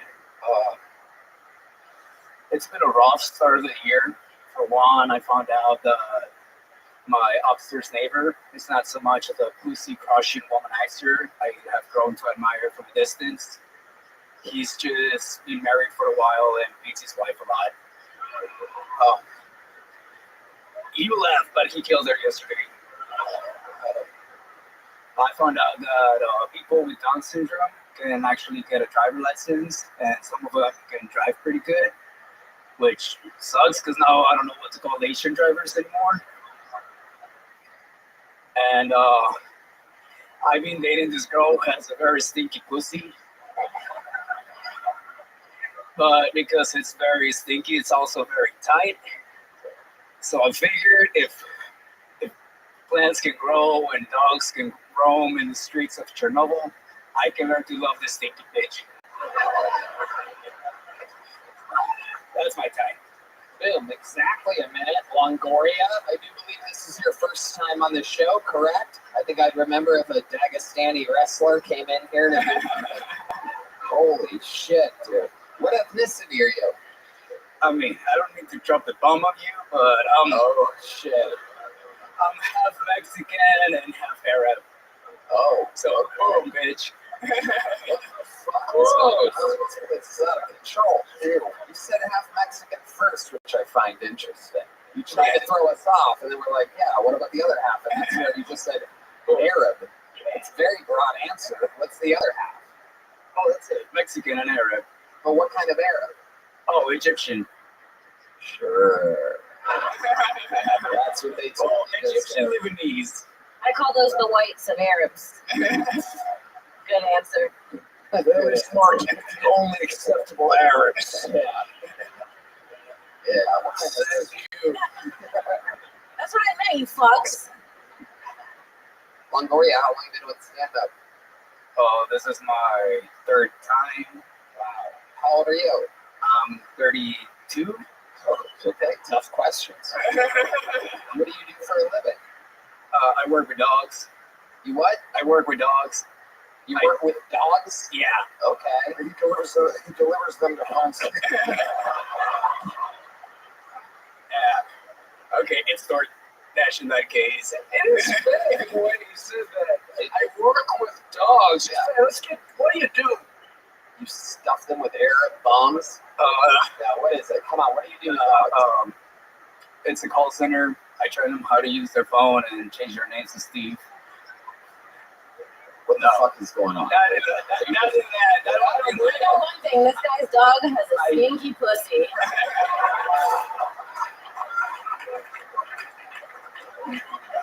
I train them, I pay them, I sell dog food. I'm like a nutritionist as well. Just anything to do with dogs. How long you been doing that for? Just a while. Just something I've always done. What's wild to you? Like, I don't know, like close to 2 decades, like almost 20 years, I guess. You're like a homeless dog whisperer. Something like that. I work with a lot of like rescues and like unwanted dogs, and I fix them up and find them homes. You fix them up. 4 dogs right now. Wow. I believe you. Yeah.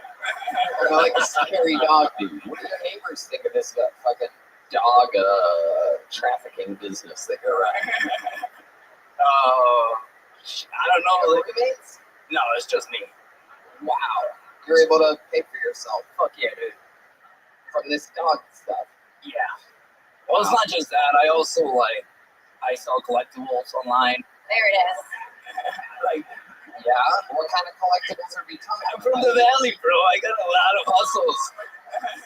Stick up here. Let's not. Don't cross the border. That's all I say. I can tell half of you's leaning that way. Fuck, what we just talking about? What are the collectibles? Like Funko Pops and sports cards and stuff like that. Just what? Like, this guy's on the spectrum. Toys and no, it's just something I picked up during COVID, and I like. The most profitable thing you've ever sold? Fucking what you pay for it? What you sell it for?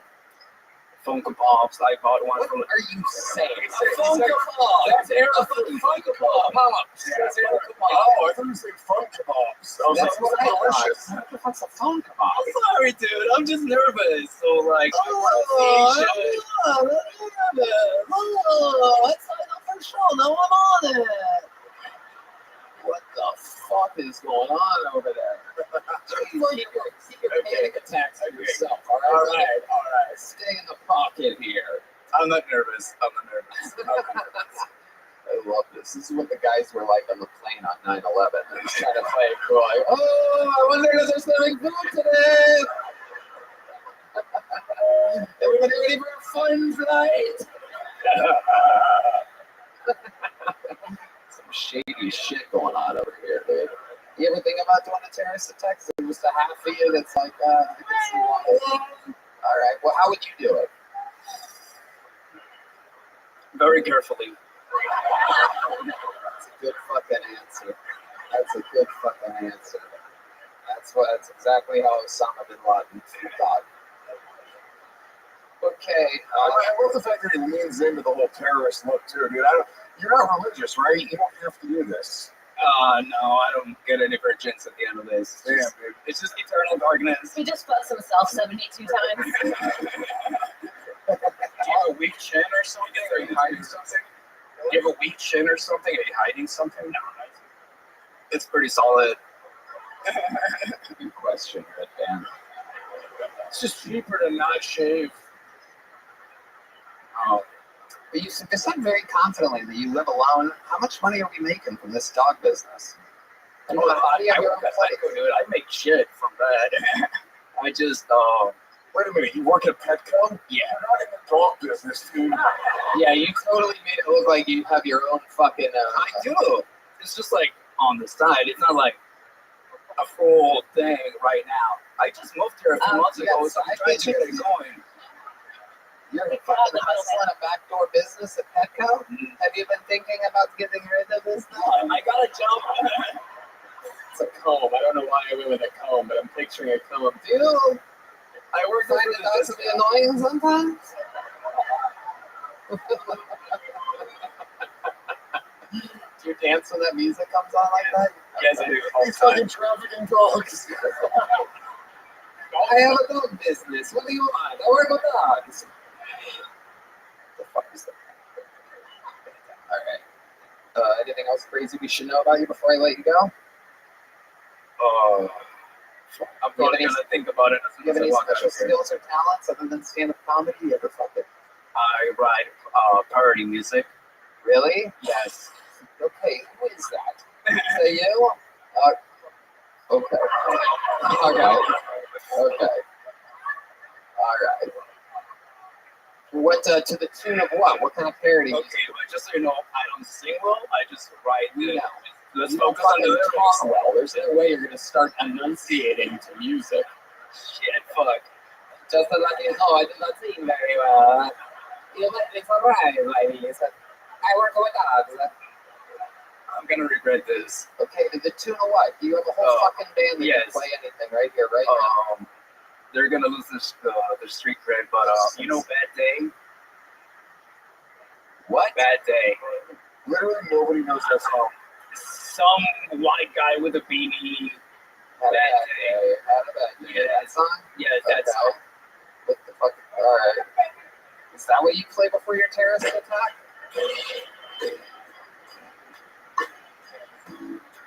Oh, they got that very quickly. Yeah. Oh my god. This really is a professional band. That's right. Okay. You think they're wrong? I'm so impressed that they pulled that out just now. You know what? I'm not gonna pull this up, dude. Just fucking do it. Do something.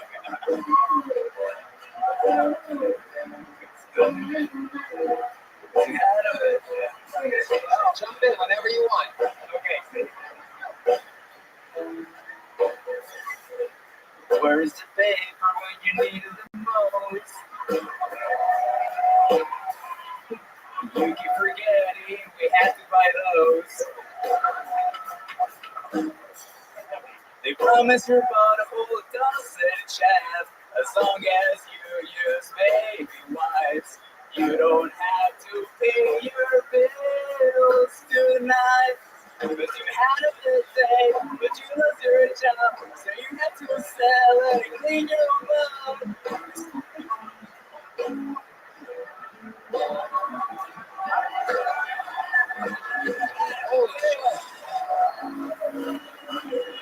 That was hilariously, terribly bad. That was a terror attack. Gloriously bad. D-Man just couldn't take him going off beat during the chorus and just starts going da-da-da-da-da-da-da-da, so that he would throw him off and stop everything, and it worked, by the way. I watched the whole thing happen. D had enough, just something like da-da-da-da-da-da. It's like, what's going on? I am mistaking my parody. I'm not a very good singer. I don't understand beats, rhythm, or timing, but anyway, other than that, you might like. I said I just write them, dude. I don't. Jeff died. I think that went way better than I thought it was going to. Of course. Holy shit. That's what happens. That's what happens. I fucking keep digging until I find one fucking interesting thing about somebody. I was going to say, Rick, he's technically a little talented. It was his third time doing stand-up. He was playing with jokes in the he's an interesting, fucking weird little guy. I want to be friends with you. Yeah, let him kill as many dogs as he wants. Good guy. I'll tell you what, man. You'll get a big joke book. It was a great appearance. Congratulations. There he goes. Longoria. The Kill Tony debut of Longoria. And now we are rewarded with one of our great regulars on this show, ladies and gentlemen. This guy's an absolute fucking sensation. The goddamn thriving, up-and-coming young superstar. Make some noise. It's a brand new minute from the great Cam Patterson.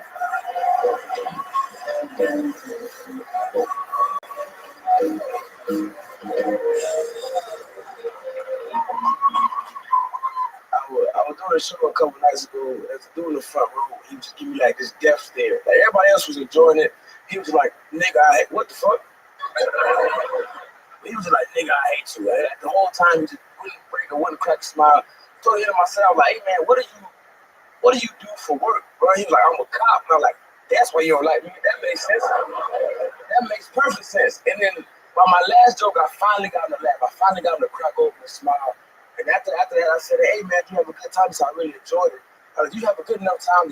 If you pulled me over at 3:00 in the morning, I was blackout drunk. I got 4 prostitutes in the backseat, 2 pounds of weed, a Glock with a switch on it. Would you let me go? He was like, "You so funny, I let you go." I'm like, he was a terrible police officer. You supposed to shoot me, bitch. Repeat after me. I saw a gun. That's my second. Boom, 59 seconds from Cam Patterson. Fuck yeah. Come on, again. Hell yeah. That was one, huh? Yeah. We did it? Yeah. Yeah. Absolutely beautiful. 47 seconds with Cam Patterson, folks. You said 59, dickhead. He was. He's 59. We got the clock right here. You guys all know Cam, international superstar Cam Patterson. Cam's fucking hilarious. Yeah. What's going on this week? Anything crazy? Man, I for the last 2 weeks, I was very sad. 'Cause I thought I had herpes. It was just the ingrown hair, so I was good. But I was very nervous. I got tested. Just committed again. We winning. Yeah. There you go. Nah, I'm playing. You want to fuck me like that was a joke? I do not have chlamydia. White bitch. Look at me. No chlamydia. Clean dick. Oh my God, we should call him Clam Patterson. I think that was a crime when you just said it on the You shut the fuck up, man. You be the fuck up. In his defense, he did find the most blatant hoe in the audience. He pointed right at her. That's a You pretty can't catch chlamydia twice. There's no double chlamydia. She's looking at him like, motherfucker, you have no. I watched a crab jump onto another audience. You watch your boyfriend think about how big Cam's dick is. Oh, yeah. The poor guy's just like, oh, Look, he's no. sweating. Yeah. Oh, no. Wait, that's your boyfriend? I had it that day. Can't find my girl. Wait, I don't think that's the right thing. I love it. So how long did you go with the ingrown hair until you took the test? About 2 weeks. Like, Oh, yeah, that's scary. about 2 Right weeks. after he cornrowed it.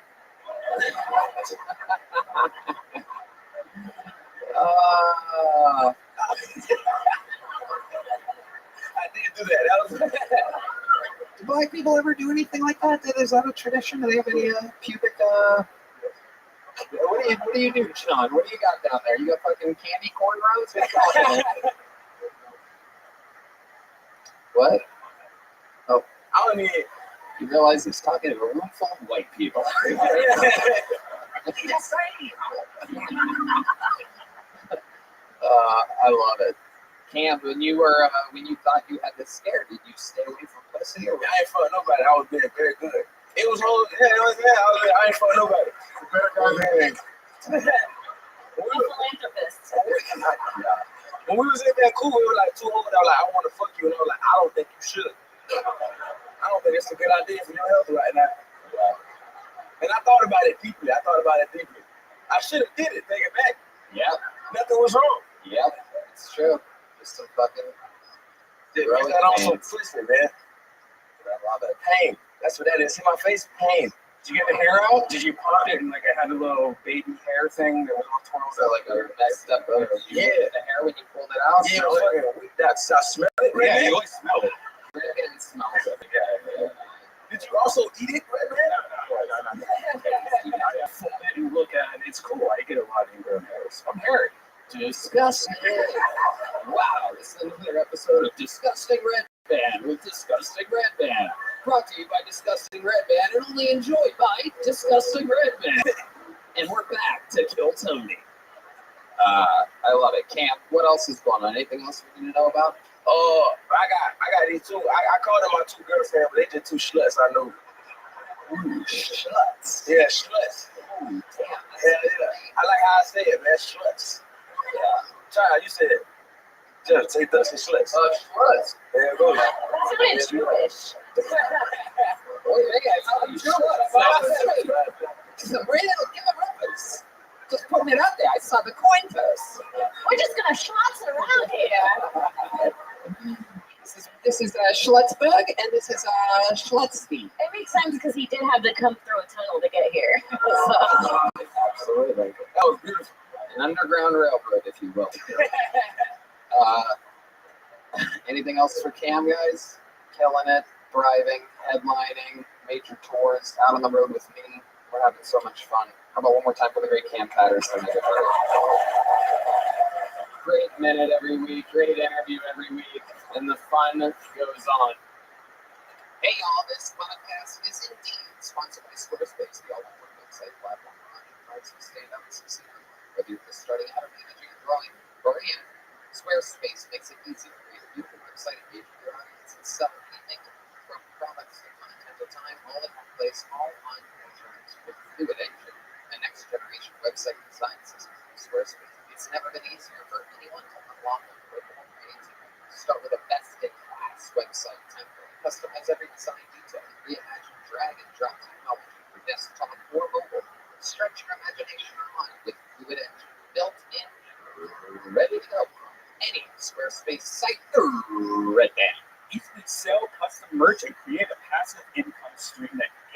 audience and scales your brand. Design your products in production, inventory, and shipping are handled for you, saving you time and money. Sell your products on an online store, whether you sell physical, digital, or service products. Squarespace has the tools you need to start selling online. I think Squarespace is the best website making tool out there. It's incredibly easy to use. I recommend trying it today. I love it. I've used them many times to make websites. It's so easy to do. They have great design templates. They'll make your domain look professional and sleek no matter what type of site you are trying to build. So, head to squarespace.com for a free trial. When you're ready to launch, go to squarespace.com/Clotilde to save 2% off your first purchase of the website. Make that at squarespace.com/Clotilde. Back to the bucket we go. You guys hanging in there? Make some noise for your next bucket bowl. We're going to meet them all together. It's Matt Hart, everybody. Matt Hart is next.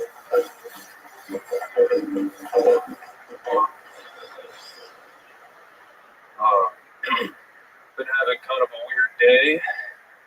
Somebody asked me if I was born a man or a woman. The fuck? I was born a baby. Who's giving birth to fully grown people here? I used to date a girl with a shopping addiction. Yeah, she would not stop buying heroin.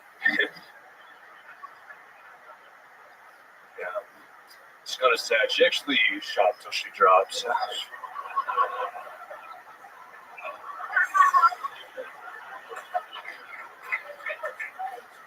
I don't know why I did that. I'm Jewish. I actually got made fun of for being Jewish when I was a kid. People would throw a penny on the ground, and they'd be like, "Are you gonna pick that up, Jew?" And I mean, I picked it up, but it's not because I'm Jewish. It's because if you take that penny and invest it, then over time with compound interest, pretty good financial decision. There you go, Matt Hart. Welcome to the show, Matt. Thank you. Like you've done this a couple times. How long have you been with stand-up? About 5 years. 5 years. Where at? I started in upstate New York, and I moved here like 2 years ago. Okay, I love it. You moved to Austin 2 years ago. Yes, yeah. Oh yeah. Where you been this whole time? Have you signed up for the show before? Yeah, this is I think like the 90th time I've signed up. Are you serious? Holy shit! Yeah. And it's your first time on, right? Yeah. That's fucking amazing. That's so weird. Doesn't make any goddamn sense. So welcome. My God, 90 times. Is this how you pictured it? What's different? It's honestly amazing. It's the actually I'm less nervous than I thought I was going to be. I guess. Yeah, that's what I thought. That cockiness. That's what a 5 years of experience gets you. That's for sure. It's like John Gamos. He's deceivingly handsome because from this angle, when you turn your face to the side, you look like a fucking goober. Yeah. But from the front, you're beautiful. I'm like, oh my God. It's actually cool. Shit. And that, I'm actually Matt Rabbi. I just had shit done to my face. Can you show them your profile, how gross you are from the front? Look at him, right? Come on, correct. 1 second he's disgusting, and the next he's Ben Shapiro. Everybody, this guy is not good looking from the front. You guys stop it. What kind of guys do you like? It's like, what a stud. Look at this upstate New York too. Never seen more fucking masculine man in my life. That's a handsome guy. Am I crazy? I don't know. Louis, that's just a dude with a mother. There's something ultra attractive about him. Am I right? Is this not the best looking guy I've ever seen? All right. Yeah, this is the sound of Louis J. Gomez's heart right now. Normally I'm the fag on the episode, Louis. The man has a beautiful, don't tell me he's got a beautiful fucking face. He's computer on Jeff Donald. Oh my God. Are you into dudes? Hey.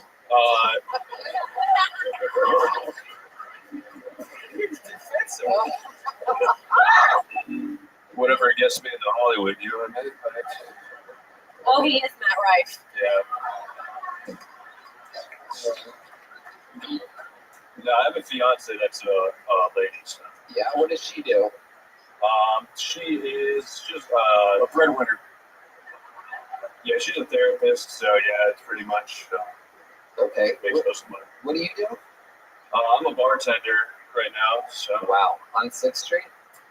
No, it's just like south of Austin, like an Oak Hill area. Okay. How long you been bartending? Just since I moved here, this is my first service industry job. What were you doing before that? I used to work. I worked at the airport, a small airport, for like 5 years. What did you do at the airport? Tell us. Tell us, Matt Hart. Tell us what you did. It's okay. Tell us about the little airport. It's a tiny airport. It was the tiniest airport you've ever seen. In fact, it wasn't even for full-size airplanes. It was actually for remote control airplanes. And all they had to drink there was 24 packs of Dr. Peppers. It was the littlest airport you've ever seen. It was for mostly paper airplanes, actually.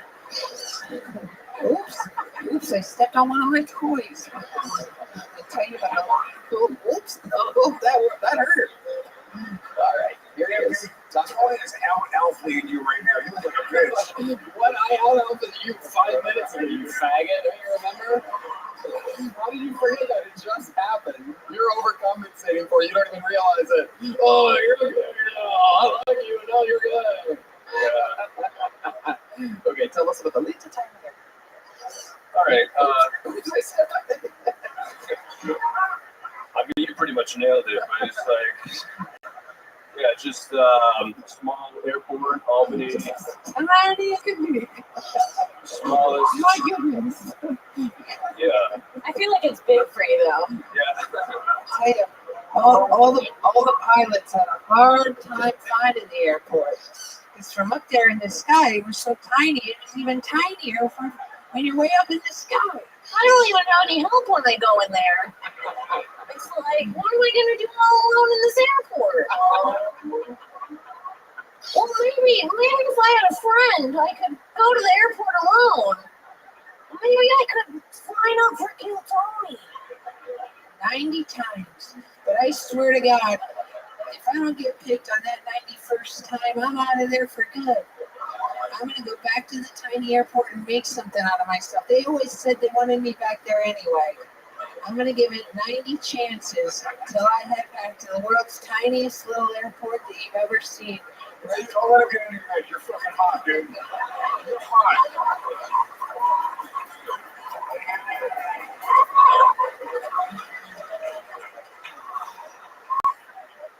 Okay, seriously, tell us about the fucking tiny airport. Yeah. So yeah, well, as I said, you guys might know this. It was small, and it was basically I did every job at the airport. That's how small it was. So I just 1 second, I'm out there. I'm 1 second guiding in the planes, these tiny little airplanes. And then when they arrive, I help them with their luggage. And I ask, do you want anything? Do you need anything? Do you have a car service coming? Would you like me to order an Uber for you? Welcome to the world's tiniest airport. I used to have to duck down when I would go inside because it was made for tiny people doing tiny things. Carry-ons only at this airport. Oh boy, hope you didn't check any luggage. Oh, because if you did, I'm going to help you with that. Okay, I'm really... You're making it sound stupid, but it's pretty accurate. So, that's kind of what it's like. So, you're a fucking funny guy. Wow. I love it, Matt. So you live here full time, you do stand up a lot. What's the longest set that you have? Done about 20 minutes. I'd love to have you on the Secret Show Thursday. Now you're going to go. And you got a big joke about. Make some noise for Matt Hart, everybody. A fantastic Kill Tony debut. Could be 90 more weeks until you see him again. Oh.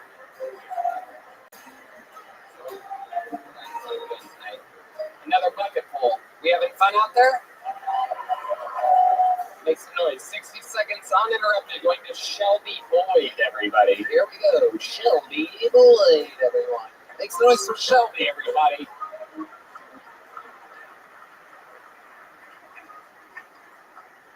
Yeah. So Texas is weird. At least I think it is. Because the other day I was at work and I hear someone around the corner walking in heels, and I'm imagining this tall, beautiful, successful businesswoman, and instead this short, stocky man with a cowboy hat rounds the corner. It really threw me off. But I have a couple of jokes for you about tortoises. So my tortoise is like a piano. It'll kill you if it falls 50 feet under your head.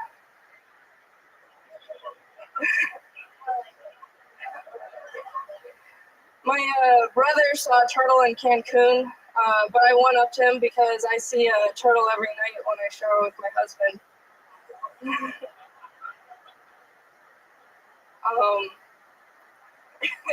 And honestly, I expected these jokes to last a little longer, so that's all I had for you. Fuck yeah, Shelby Boyd, welcome. Hello. How recently did you escape from a mental hospital? Was it hours ago, or? Pretty recently, yeah. How's it going, Shelby? How long have you been doing stand-up? About 6 months. Okay, all of it here in Austin, Texas? In College Station. Okay, up there near the Dixie Chicken. Yeah. You know the Dixie Chicken?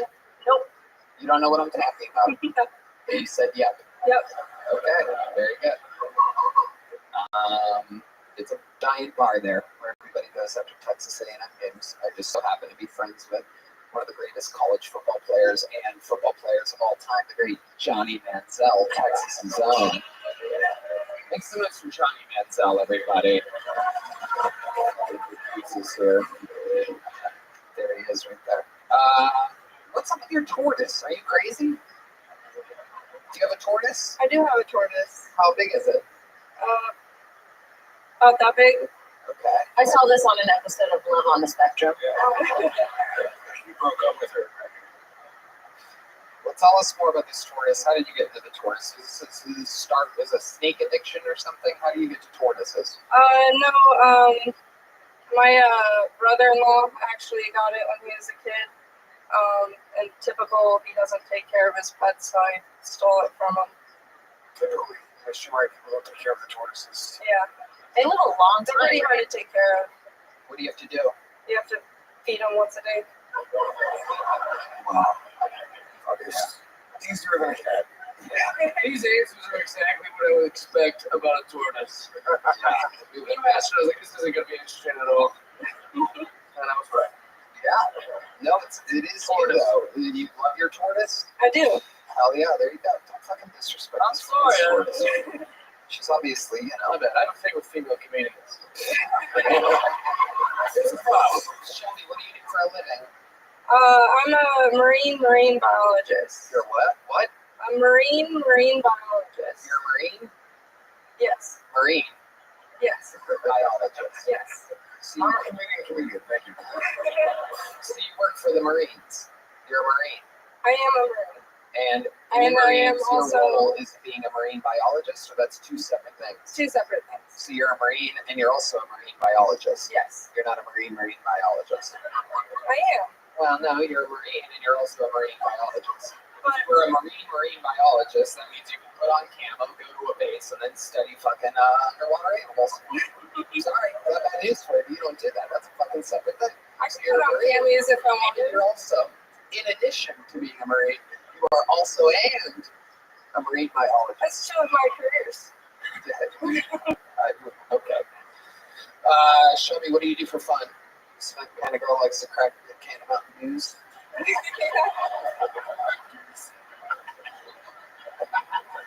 like to hang out with my tortoise. You know? What else? Tell us more about you, Shelby. I'm actually a pretty boring person. I just. No way. Yeah. You identify as a tortoise. We know you're boring. She tells a story and the tortoise is like, please, I only have 300 more years.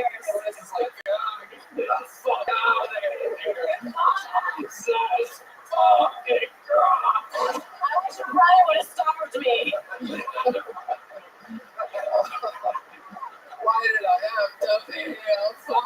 tortoise.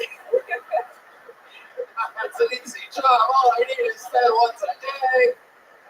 This bitch talking. My fucking, do they have ears? They do. I like turtles.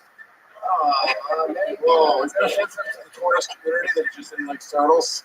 Tortoises are turtles. Well, word. I say corrected. What's the difference between a turtle and a tortoise? A tortoise is a turtle that does not like to swim. Yes. So it's black. Yeah. There you go. Starting wide receiver for your Alabama. Tortoise. Molly just poured one out for the tortoise. What would we be surprised to know about you, Shelby? You seem like you have some deep, dark secrets. I'm actually only here because my husband wanted to get on Kill Tony. And I stole his spot. Wow. Did he sign up as well? He did. And the plan was that it doubles his chances. If you get called up, then I would go. Is your husband here? Then I could call him up. Not particularly. At It least was mentioned at some point. That's why she's a cheating bitch right now. I want to give this fucking answer. It was talked about. not until I was back there. What do you mean? And then I mentioned that, my husband brought me, and then they made. But he's the one that really wanted to get on stage. He is. And you So did, he's just you jealous take right his now. spot. Yes. And this could have been his piece of paper that I pulled. It could have been. Instead of you talking about a fucking tortoise. Right? Sure. Well, I don't care to see your husband. How about that? There. How about that? Sure. Move a little bit faster. Yeah. In fact, like we should blacklist him. That's That's how you do it. Yeah. Yeah. He can tour anywhere else, but he can't tour this. You know what I'm saying? So stupid. So stupid. It took me 10 minutes to come up with that. It's like, all right, there she goes. Get out of here, Shelby boy.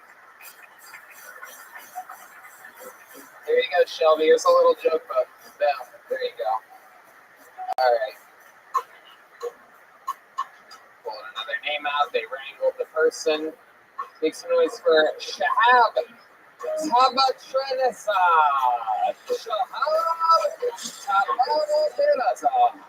How you guys doing tonight?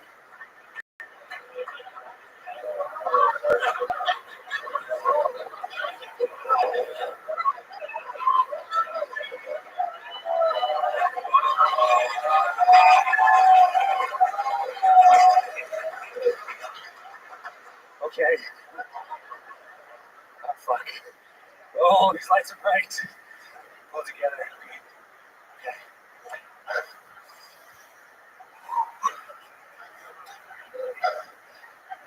I just found out that, fuck, I'm really nervous. Sorry, come on. Okay. I just found out, okay, I got this. I just found out that Ricky Martin is gay. No, nobody else. Okay, just me. Fuck. I just found out he's gay. And now I just feel really, really uncomfortable every time I masturbate to the thought of him. My drug dealer and I both think that the other is a cop. It makes purchasing drugs very difficult. Black people will often look at me. Please let me finish. Keep going. Black people often look at you and go, I want to know. Black people. There's almost one looking at you right now. Technically, he is facing you. Black people will often look at me like they're just waiting for me to say something racist. Being a people pleaser.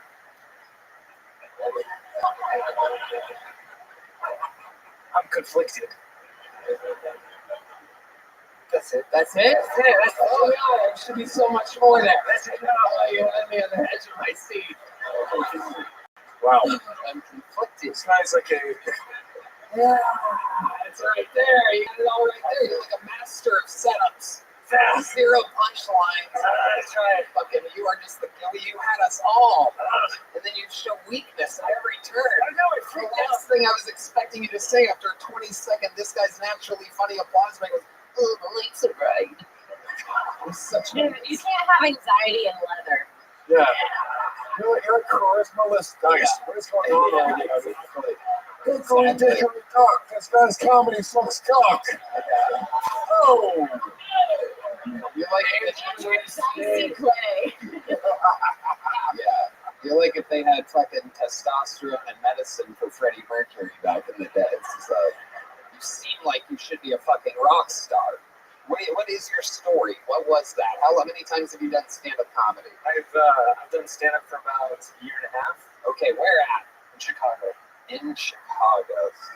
Yeah, this is some of Chicago's fine No, don't judge Chicago on this. This was okay.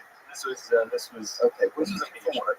Oh boy, I drive Uber. Okay. Yeah. Were you an actor? Did you do theater or something in Chicago?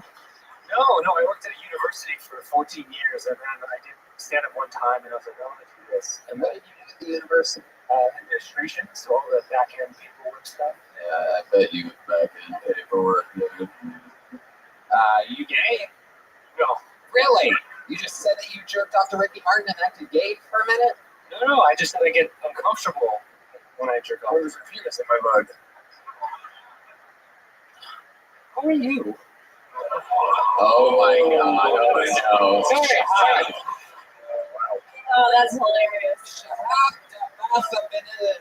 What are you? What is this? Who are you? It's Tamatabli Nishad. They're Persian. My parents are from Iran. They came here in the mid-70s. You look like a greaser that never fucked.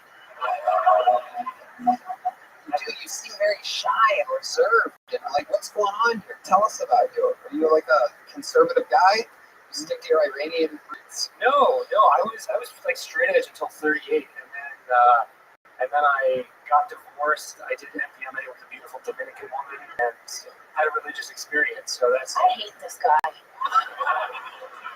It is interesting. You're so likable until you talk, Shahad. Is the beautiful Dominican woman here tonight? No, she's not. Where's she at? She killed herself.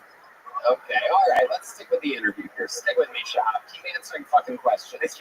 Yes. Was it just a one-night thing? It was a Tell us about your divorce. Do you have kids? No kids. How long were you married for? We were together 13 years. This was an Iranian arranged marriage? No, she's Your last name is what again? Tamatabli Nishad.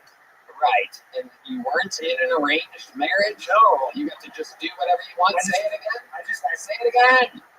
Tamatabli Nishad. Yeah, dude. Say it one more time when a genie comes out. It sounds like you're falling down the stairs. Yeah, say it again. Tamatabli Nishad. That is fucking unbelievable. It's extremely long. 1, 2, 3, 4, 5, 6, 7, 8, 9, 10, 11, 12, 13, 14, 15 letters in that last name. It's a lot, yeah. Yeah, that's a lot for a last name. Yeah. It's kind of cut short. I actually have like an official title. I have a Sayyid. What's that? Say the whole thing. The whole thing. Yeah, say the whole thing. It's a Sayyid Shahad. Sorry, I'm freaking the lights. I'm freaking out, man. Shut the fuck up, dude. How do you wear that jacket? How did someone sell you that jacket? They're like, man, I should really fucking shouldn't. It holds my heart in my chest. Actually, it's like a security blanket. Oh, fuck you. No. It's like a security blanket, I must say. Is that your real hair? It is. Yeah. That's what I was thinking. That's why I've been staring at this motherfucker. I'm like, that hairline is here. It's like, that's crazy. The hairline. The hair in the jacket's Amazon Prime.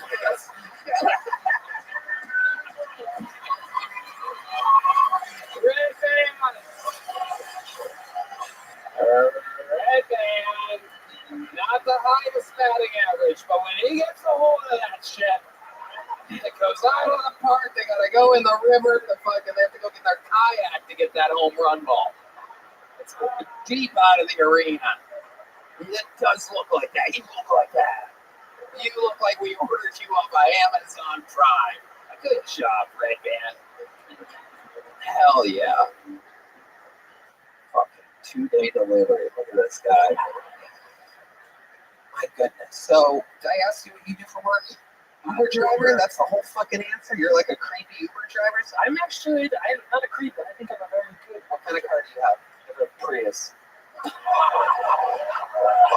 You wear that jacket while driving in the car? Oh no. A Prozac of cars. Oh my goodness. Get in. You didn't hear it start. You just make the noises with your mouth.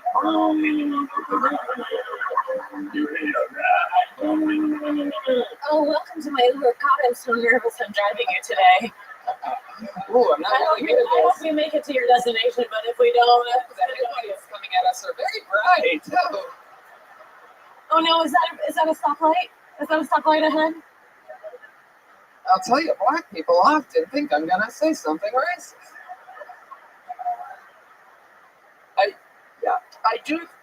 I get you, and I get the jacket. I don't know how you fucking decided to wear the jacket. Like what? Like nothing about you is this look. I love where he's going with us. Tell us the truth about that jacket. What made you get it? Where were you? When did it happen? It looks like it's first fucking night out or something like that. It looks like it belongs to John Benet Ramsey. All right. Well, I'm talking to fucking Edward Scissorhands over here. So after being made a real man again. I got the ones with cookie.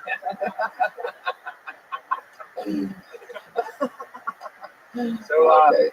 Where did you first see the jacket? Tell us about this. Have you owned it a long time? Tell us about the fucking jacket. Yes, focus. Okay, I got it. So right, right when I was getting divorced. When was that? What's that? You don't know when you got divorced. September of 2018. Okay, Okay, so there we are. 5 years ago. Keep going. Nice and slow. Okay, So better lighting on this. I was in Chicago. At the Shots. Nice and slow. Take your time. At the Shots leather jacket store, and I louder, but take your time.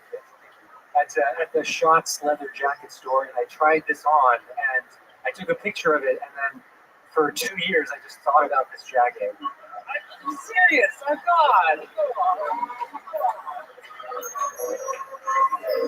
So hold on. Pause for applause. You got this. You're doing what the guy in the jacket should have done all along. Or finally we got you there. We're slowing you down. Breathe a little bit in through your nose. No, not. Just breathe in and out through your nose. Okay. Deeply though. Thank you, Tony. So you thought about it every day for 2 years. Then what happened? So what I realized about myself was whenever I go to a thrift store, I look for a leather jacket, and I ended up buying multiple shitty versions of this one. And I thought it was how many versions do you think you were chasing that dragon? How many do you think you bought? I think 2 or 3. Wow. And then finally I realized it's important to just get the thing you want in life and not settle for some shitty version. Do you remember where you were when you had that thought, that moment? I was in Chicago. Yeah. Still in Chicago. Right, sorry, yeah. Where did I have that entire city? I became a cloud that day, and I overtook the entire city of Chicago. And while being that cloud, I realized, get what you want. Keep going. So I think I was probably in my apartment because I spent the 2 years of the pandemic alone in my apartment doing a lot of psychedelics. We know a lot of psychedelics. Right. Okay. Did you used to have a crazy job or something? I worked at a university. So that's right. Yeah. And you were buy the book and all this stuff, and then you fucking did MDMA with a Dominican chick, divorced your wife, fucking went out on your own. You're like, I'm gonna fucking make it. I'm Iranian as fuck. I'm gonna be an Uber driver. You're like, I'm gonna fulfill what an Iranian should truly be doing. With the last thing, if I got you as an Uber driver, I'm like, guys, it's okay. Our ride's on the way. It's Shahab Tabamaduzad Allah Akbar. The third, no big deal. We have nothing to worry about. Sure, it's going to be a super safe ride, and then a fucking Prius rolls up. You're like, get in! Okay, tell us about the jacket. Let's get that. Okay, so thought about it. You realize I can get what I want. How long after that? How long did it take you after you had that epiphany to buy So shots, leather jacket. it was 2 years. It was 2 full years, and then you realized you should get it, and you got it. Yeah, I got it. How much was it? It was like $900. Why did you wait so long? That was the insurmountable hill that you couldn't get over. Really? That's a lot. That's a lot. That's a lot of Uber rides in an Uber house. I don't know if you know what 15% of fucking 21 is, but I just forgot he was Puerto Rican for a second. That's a lot. okay. So how did you feel when you went back to Shots? You tried it on again, didn't you? Where you bought it? You know, they had the Shots Chicago store closed. Oh, yeah. Huge twist here. So then what happened? You went online. You had to go to the website. Yeah, you had to take a chance, didn't you? No, because I did like a photo shoot with my jacket. I specifically took pictures of the size. It's like a 38 long. I got really long arms. The whole time, John Bonet is decomposing. All right. Pineapple to the stomach. Okay. Look at you now, using a bomber jacket that it was meant for all along. Is it a bomber jacket? Is that what that is? A bomber jacket? No, it's not even a bomber. A bomber's one of the inflatable ones. Yeah, I fucked it up. It's still good. It still counts. Oh yeah, that's good. That's good. All right. Tell us something else crazy that we'd be shocked to know about you. This interview has gone on way too long, but I feel like there's more there. In the last 60 days, I've done 7 nights of ayahuasca. Oh, that answers a lot. How long have you been signing up for the show? I think this is my 5th or 6th time. I've been traveling back and forth from here to Chicago. I don't really live anywhere right now. I'm a bit nomadic, so just kind of live in your Prius. I do. Well, that's a really cool way to say homeless, dude. He lives at work. Yeah. All right. When you love what you do. That is so interesting. Do you love what you do? I really like talking to strangers, and my favorite thing is it's the creepiest thing I've ever heard in my entire life. Also, you were terrified to do it. So I love talking to children and little strangers and just trying to get them to come in my van. Who are you, really? Oh my goodness, Shahab. How old are you? I am 43. 43. Wow. Over the day over 62. That's incredible. How long have you been doing it again? So I did it one time, and then I quit my job June of 22 and started doing stand-up. There you go. There's a little joke. Shahab, you still having fun out there?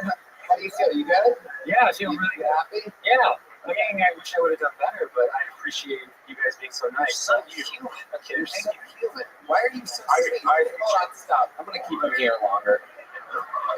There's more. I haven't figured you quite out yet. What's a dark side to you? Tell us an actual. You seem all 52 shows. After, it's kind of wild. Yeah. After college, I wanted to join the Marine Corps just to see how much suffering and misery it could take. But then my college sweetheart, later wife, and ex-wife was like, "It's me or the Marines," and I ended up not doing it. So I always had that regret because I was curious where my breaking would be. I thought about being a marine biologist. All right, I'm getting you out of here. There you go. Fuck yeah. That's a little bit too human. He's like too human. Get out of here, Shabbat. Look at him. He's so sweet. It's like one of those people from like an old sitcom or something. Hi, I'm Shahab. It's about a bit of Shahab. All right, make some noise for Anthony Monet, perhaps. Anthony Monet. 60 seconds uninterrupted for Anthony Monet. So recently I started doing the keto diet. Right? That's not funny. But I tell you what, if you guys want to feel alienated and get some dirty fucking looks, then you should come out to your Italian family as being keto. I had one uncle tell me that he wished I came out of the closet for real instead. He goes, suck all the dicks you want, dude. But you're giving up bread? That fucking hurt, man, I'll tell you. Yeah, it's awful. I tell you, like honestly, you guys got to see the disgraced looks on their faces as I just desecrate the top of a slice of pizza.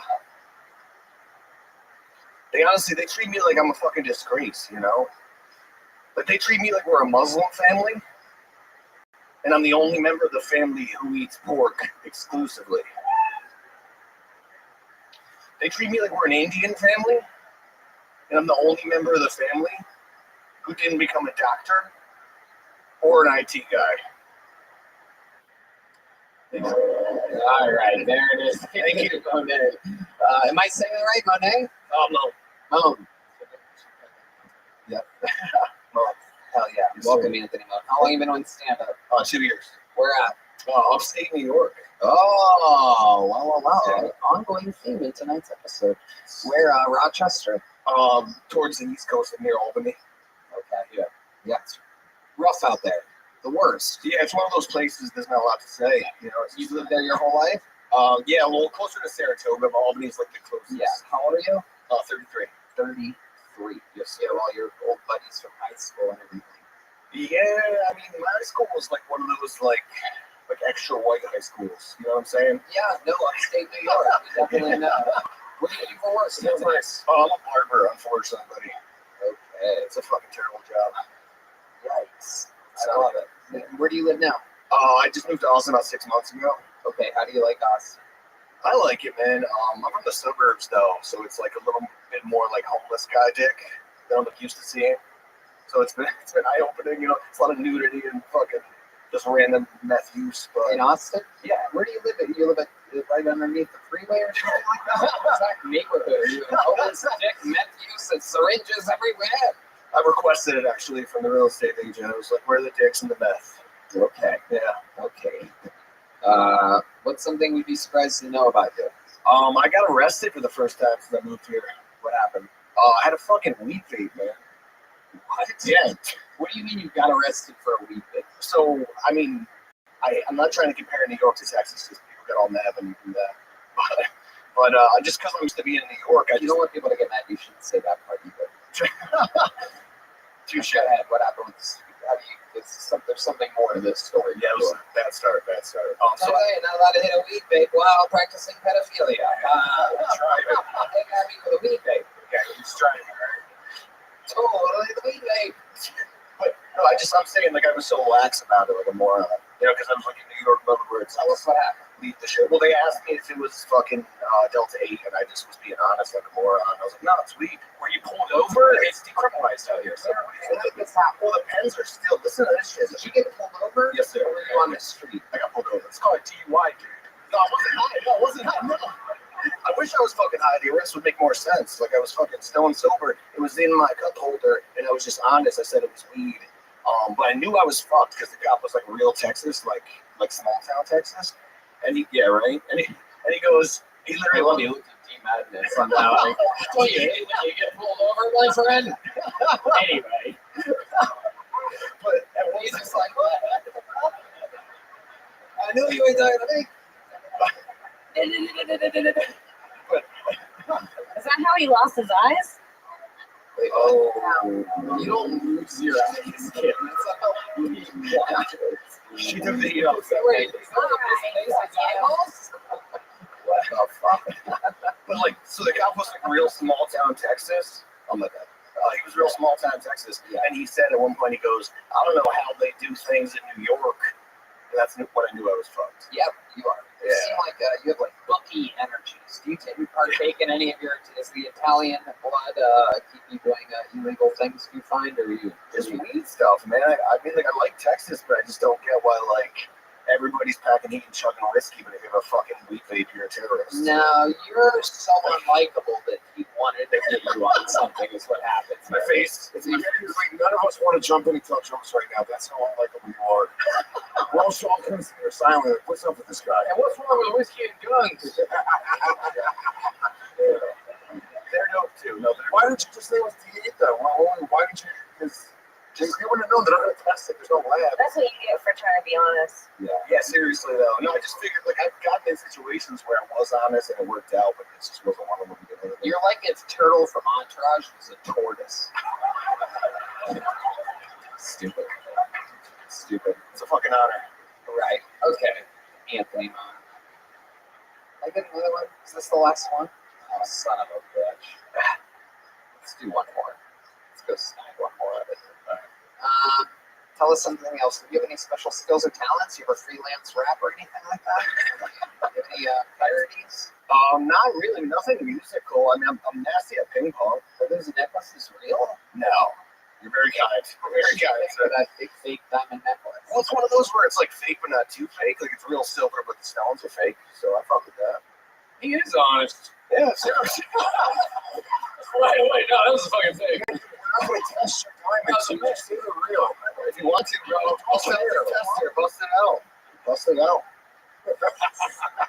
It's honest to a fucking T. That's what you did. It's really small. It's really small thing. Lie! Exaggerate a little bit, dude. What's your love life like, Anthony? It's not going well, buddy. Tell us about it. Tell us about a time you've blown it with a girl. Oh, God. What's the most recent thing that you did with a girl? What do you probably tell by my set, but I like dirty jokes. And I think sometimes I jump the gun with the dirt. You know what I mean? You got to ease into that kind of thing. And sometimes, oh, God, the music's really setting the mood here. We're not supposed to acknowledge that. Well, the last girl I went out with here was like a lesbian-leaning bi woman. Was she like that when you met her? Or did she turn into that immediately after hearing some of your material? That's what it was. You're on your setup, she just starts shaving her head. Go ahead, I'm listening. I'm becoming a lesbian, but keep going. It's a skill. Yeah. But no, I was just awkward. So my Italian family, if you go off the bread, they're like, fuck you, dude. That was like Mexico almost. There you go. So how do you know that? When did it all go wrong with that? So at one point during the meal, I used the word female. I can't remember what we were talking about. All right, dude. She said it was. Please tell me more. I can't even imagine what this is like. Go ahead. She told me it was an offensive term. Yeah. Go ahead. How did she say it? What do you mean? Like I can't remember the specific thing we were talking about. That wasn't listening at all. Whatever, bitch. It's like, so females belong in the kitchen? I didn't even get to that point. I didn't get to the point where I can tell the word female offensive. Listen, God. That's what I wanted to say, trust me. I bet it is upstate New York, fully Italian. Yes, sir. But I can't remember what it was, but she was like real sweaty too, which I was just, yeah, right? I'm desperately not right. Fuck yeah. Anthony Moan, get the fuck out of here, dude. Oh, the only drop of the night. Fun fact. Okay. Tortoise girl caught her book. Trey Campbell. Actually, he didn't. We already have. All right, get out of here. Get out of here. Anthony Moan, everybody. All right, your next comedian goes by the name of Michael White, everybody. Your last bucket full of the night. Michael White. Oh, shit. Oh, we know this guy. Holy shit. Make some noise for Michael White, everybody. I was raised by a black mama, had my life. Shout out to Mama Ira. I know this is my second time on the show, but I'm still a little nervous because I'm not used to being in front of this many white people. I'm Baptist. No, because I'm usually in the place where there's just black people, Mexicans, and then me. And I don't know if y'all know this, but wiggers don't like other wiggers. We hate each other. We want to be the only one. One time I was at Club Hypnotic chilling with my black homeboys, and I see this white dude walking. I started barking. He was barking back. We were barking at each other. Kind of like when house slaves get jealous of other house slaves. Hey, what the fuck let you in? Racism is a distraction. Technically, we are all black. They just point out our different pigments to make us forget that the first human is from Africa, and we all came from the same root. So that means there's only one race, the human race. Some of us just came out with a disability. Why do you think society provides us with so many privileges? Because you have to be nice to handicapped people.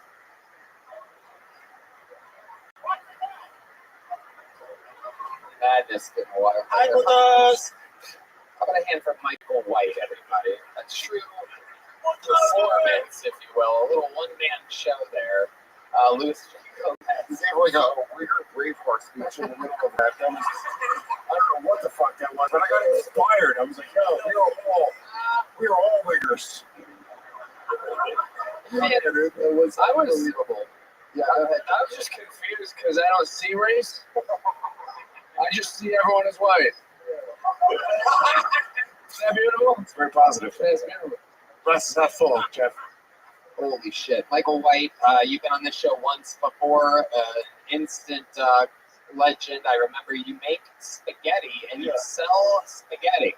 You are known for this. Are you still First of all, all three of them look like the dudes from the Rice Krispie Box.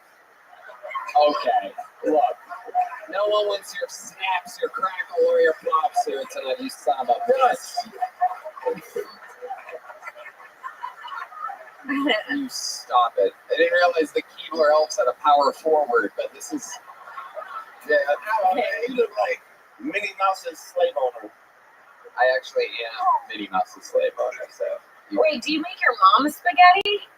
No, first of all, I was selling spaghetti before NMD opened up their restaurant. It was 2020 when I started.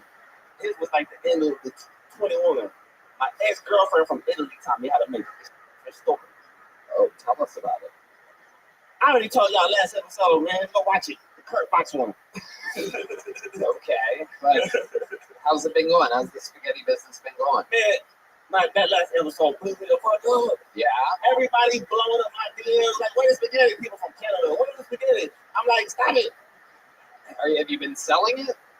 You know, actually, I've been having so much support from fans, like sending me money from Canada and shit. Are you asking for it? I haven't had to. When they hit you up, are you asking for money? Do you think? Okay, I asked. You're digitally panhandling? Do you think that I could get an eighth of spaghetti? But my spaghetti. But my spaghetti is always like my fall back, like when I need to, like when nobody can help me. All right, babe, I'm going to the kitchen. You know what I'm saying? So I could be my own boss. Before, I've been a hustler all my life. Before that, I was selling CDs since I was 15. You seem like it. And When did you stop selling CDs? And whenever, like, you know, CDs became a thing where you couldn't really sell no more, people were like, oh, I want to scan your code. What the fuck is that mean? You know, shit like that. That's why I went to the kitchen. You know what I'm This guy comes hot Cheetos. Tell us about your living situation. What is that? Oh, it's cool, man. I'm broke in the suburbs. Yeah, what does that mean? You have a house, an apartment? I have an apartment. I got the smallest one. You live by yourself? For $840. Oh, shit. How long have you been there? And it's in the suburbs. Mm-hmm. Corpus Christi, you can live in the suburbs for $800. You're in Corpus Christi? Yeah. That's what, like a 4-hour drive or something? Yeah, 3.5. Yep. You drive a little bit faster. I come every week over here. It's my 19th time and my second time on the show. I love that. I've been in one car crash. Okay, tell us about that. On the way here, man, it was actually a blessing in disguise. I got so money from that shit. And This guy is black.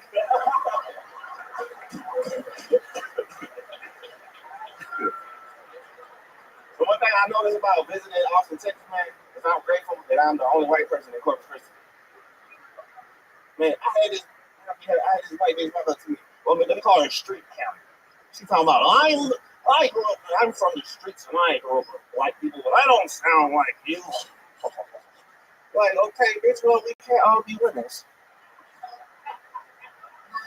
You're the real deal over here, I gotta tell you. Tell us more. What's been going on in your life recently? I feel like you're a never-ending fucking vessel of entertainment. Yeah, what have you done since you gave the AIDS to Jenny and kids? Well, he's been camping outside of Shoe Palace. I've been living and breathing this comedy shit, man. Right. Well, how many spots a week have you been doing? I've been there's this spot on Thursday in Corpus that's popping the most. I go there sometimes and I just been uploading my shit. I don't like driving out of town unless it's some real shit like this. You know what I'm saying? Right. That makes sense. And you have some, what are you, a rapper or something? What's your special skill again? Yeah, I've been a performer since I was 13. I used to battle rap every Friday from 13 years old to like I was. You want to rap something here tonight? Yeah. Okay. Whatever you did last time, do something different. Yeah. How about we do the second verse of that song? Okay. Well, that song all up. Everybody's in it. Right. Okay. Releasing this special release of the second verse of Michael White with some Corpus Christi. Perfect. I love rap. Oh yeah. Y'all remember? Alright, so I'm gonna do the second verse on this song since I did the first one last episode. Alright, hey, 88 is all I need. Check me out. I don't smoke the drink, but I don't got to put that through. I'm just saying, 88 is all I need. 88 is all I need. I don't smoke the drink, but I don't be nice to people. I'm just saying, 88 is all I need. My 88 is.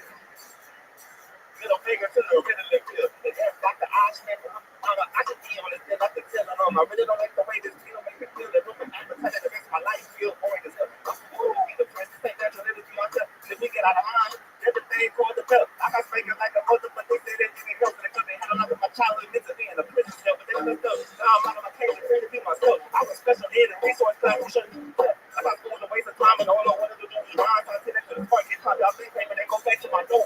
Stuff my face in it, that nigga, but don't blood. I was supposed to, don't get me wrong, I did it a few times. I just story is over, but the need is worth up all my life. It feels good to be on tour, express myself, that's how I say I was supposed to, but I don't think I can do that shit, I'm just saying, my 88 is all I need.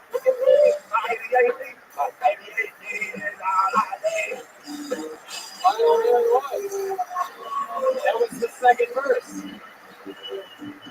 That was just one verse? Yeah, that was the second verse. Oh my goodness. Wow. Is that a third verse?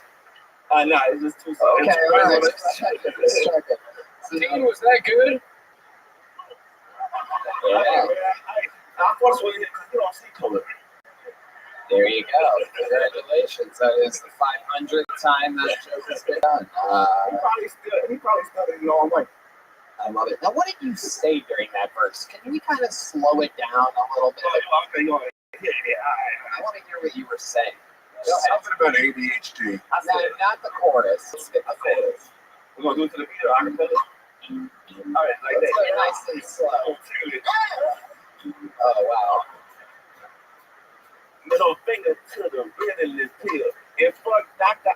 Oshman, but tell my mama I should be on this pill after Tylenol. I really don't like the way this pill makes me feel. It ruins my appetite and it makes my life feel boring as hell.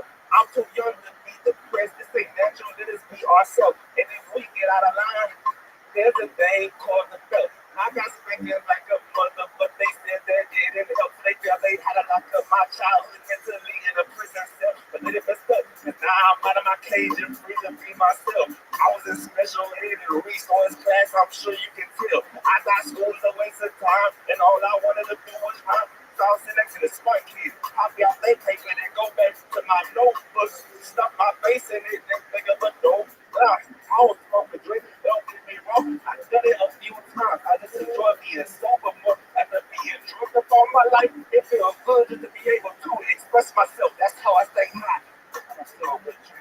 Wow, I like it like that. Isn't that wild? It's so much more amazing when you can understand it. It's better. Yeah, that's right. It makes you so smart. 50,000 times smarter. Tony, I heard you got dicked down by a man nigga while you were sleeping. Oh my God, wait a second. I just complimented him and I just fucking, what the fuck is that? This is a Game of Thrones story, everybody. Hey, I'm trying to make a fucking star over here. I'm like, okay, one more time, a little bit slower. Guy gets half a standing ovation. He's like, you got raped by a giant black man. What the fuck is going on?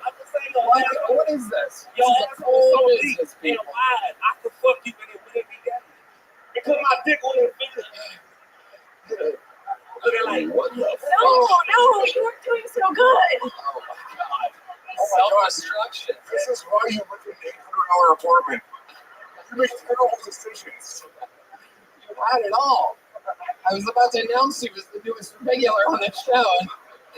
And, I'm kidding. Oh my I'm joking. God. I'm kidding. If you were in a movie, it'd be called AIDS Smile. Oh, yeah, white now. Can I get a golden ticket? You know, I would love to, if you can do 10 minutes of rap on the secret show, if you want to. Oh, you can do comedy. You want to rap some songs? Thursday? Yeah, I would appreciate that. Oh shit! There you go. That's a gig. Michael White. Another great performance. I hope y'all know already. Everybody is saying it differently. They've been begging for my return because of my comedy. Okay, yeah, we got you. Relax there. Yep. All right, Danny Brown. There you go. All right. I'm a better comedian than all y'all. Y'all ain't even funny. I'm more of a comedian than a rapper. That's my Danny Brown impression, everybody. Not good. I remember when I was Y'all ain't even funny. That's like all he ever says. He gets angry, drunk eventually, and goes, y'all ain't even funny. I'll tell you this quick story about when I was waiting to get my name called outside. When y'all stood in the alley. What? Remember when we used to wait in the alley to get for our names to get called? Do I remember when y'all used to wait in the alley? We used to wait where You said we. Not you, my man. When you had us. Yeah. Before y'all put us in a luxurious club and shit. Right. I don't think it's luxurious. It's poor choices. It's called poor choices on the alley should have been poor choices. Now, the doily on your head is unraveling at a very fast rate. What happens when it covers your face? Does fucking Molly Marble come back out again? Like, so I remember one time I was waiting out there and David Lucas Molly Matlich. So David Lucas came outside. He was like looking around, checking out the scene. I was like, "Yo, David Lucas, what's wrong with you?" Looking at him like, "Well, you ain't going on a road trip like you stuck in the year 2005." Right. And then he gave you his T-shirt black. We almost got into a fight. All right, there he goes, Michael White, everybody. All right. Yeah. And then I went and made some spaghetti. Okay, all right, there he goes. He's shouting out his Cash App, everybody. Jesus fucking Christ. Oh my God. Well, ladies and gentlemen, you know, this is one of those moments that the fan base, all of you, everybody in the Kill Tony universe is going to remember forever, because William Montgomery could not make it tonight, everyone. He has yes, he has some type of infection or something, like a sinus infection. So he's missing tonight. But in his place, we get to introduce the newest regular to Kill Tony. This is the man that will be opening every episode of Kill Tony, at least until May, when Rick and Hans Kim and Rick Diaz have their rematch. And if he wants to, I mean, who knows what can happen. But please, the point is, this is our first new regular announcement since the great Cam Patterson 7 months ago. You guys excited about this? Surprise, surprise, writing and performing a new minute every week from now on. He's going to be starting every show. A man who is a fucking mythical creature around these parts. Probably one of the best fucking comedians in all of Austin, Texas. Wild as hell. Just a fucking thunderstorm on stage when doing longer sets. Loved by everyone that has a good sense of humor. I can tell you that. This is your newest regular and new Kill Tony legend. Make some noise for the return of the great and powerful Casey Rocket.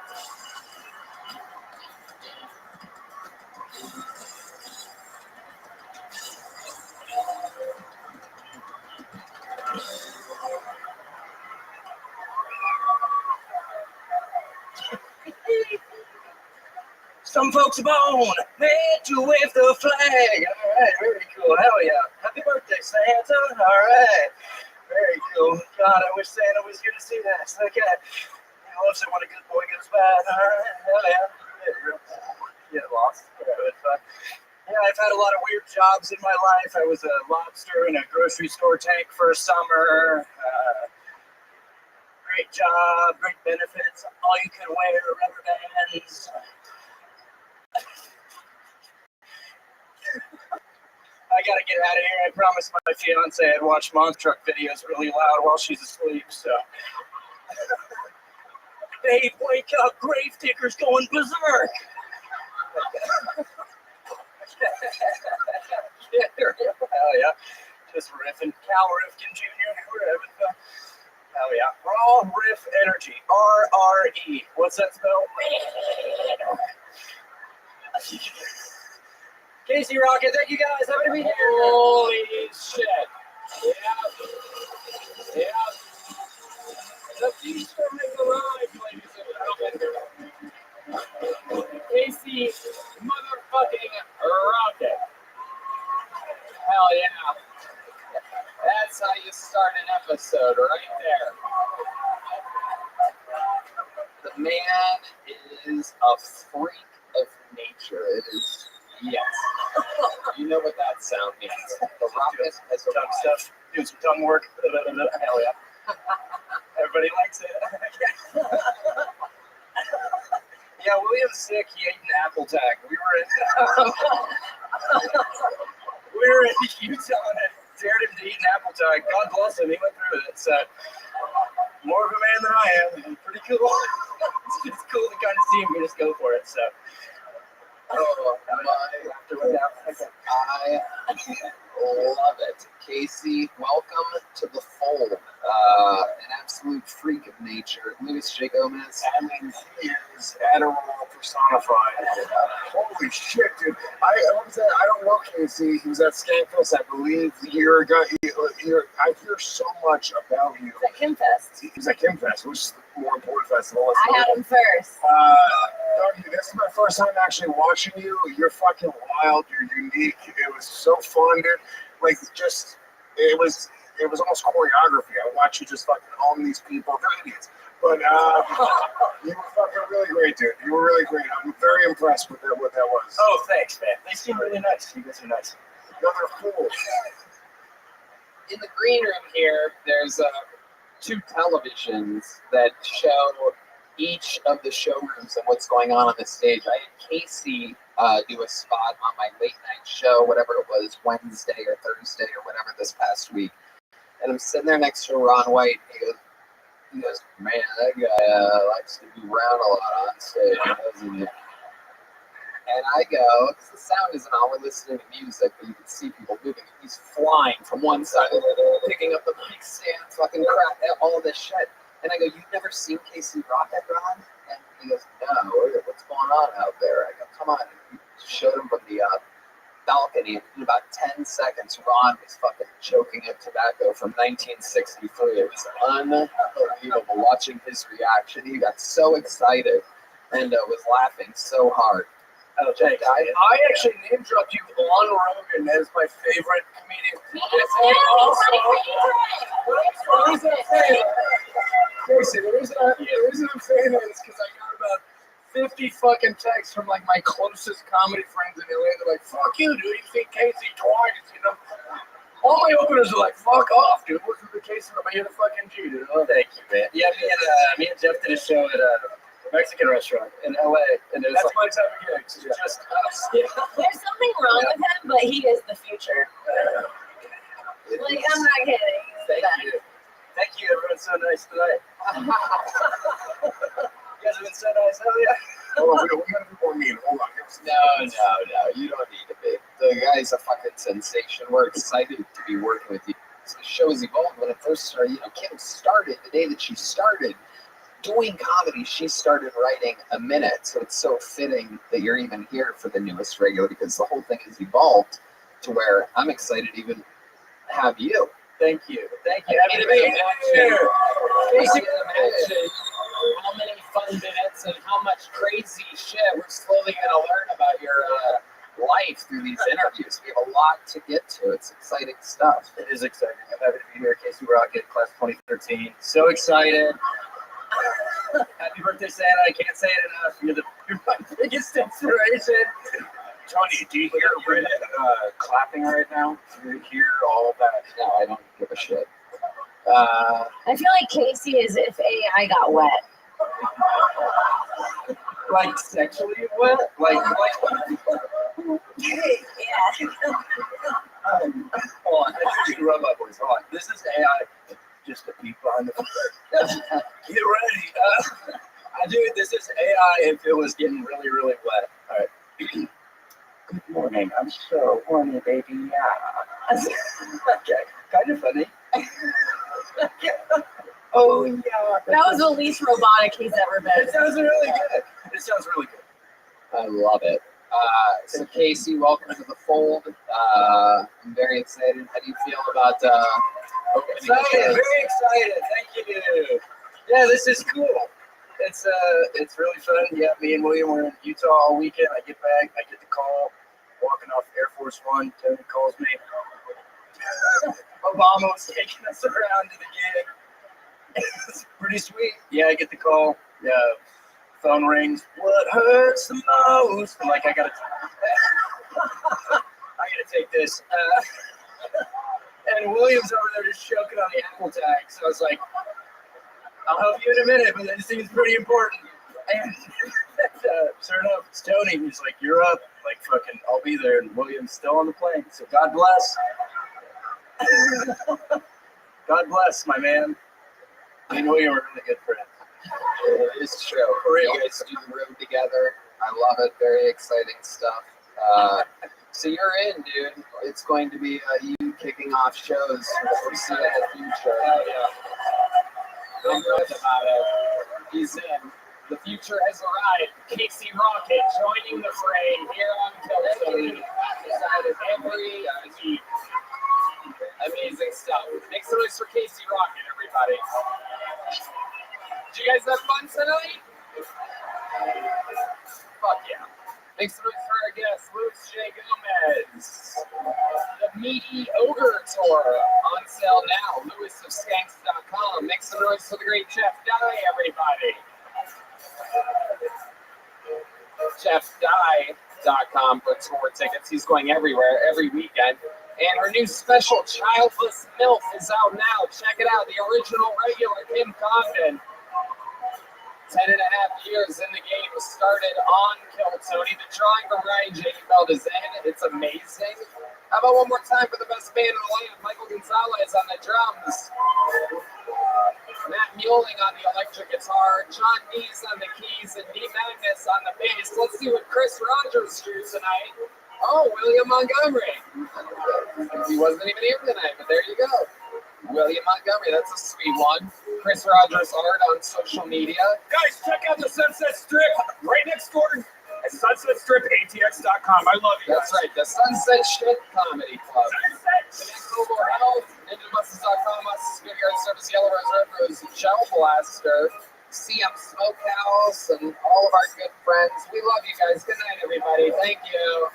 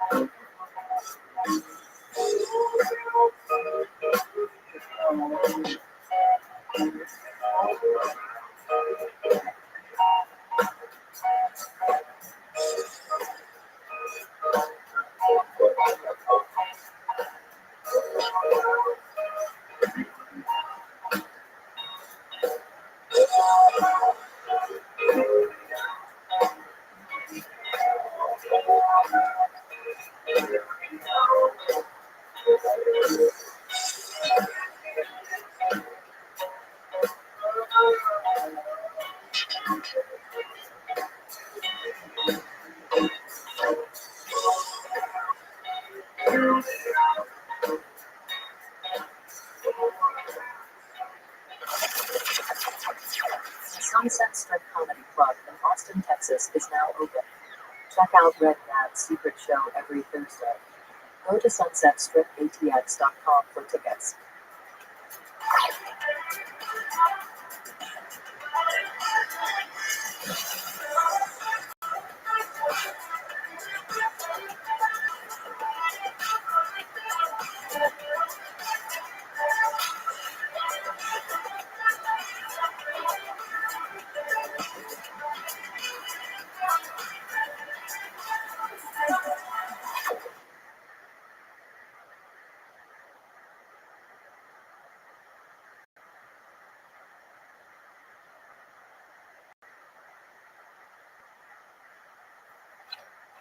Hey, y'all, the LA Forum is right around the corner, and contrary to a lot of people's rumors, there are still tickets available for that. The YouTube Theater 2 days later has sold out. Also, there's still a few tickets available for night one at Madison Square Garden, the 2-night super mega event, the biggest in Tony's history. Travel, go there. We'll see you there. And I am on tour with stand-up comedy. Me and some of your favorite cronies from the show do our own stand-up sets. I'm going to be in Cleveland, Ohio, Pittsburgh, Pennsylvania, Boston, Massachusetts, Baltimore, Maryland, Salt Lake City, San Jose, Dallas, Houston, Texas, St. Louis, Missouri, Nashville, Tennessee, Fort Lauderdale, and Orlando. And then that is all of the stand-up on the road I'm doing until 2025. I'll be releasing that special just after May. We'll see you guys on the road. Nothing but love. Here is another episode of Kill Tony.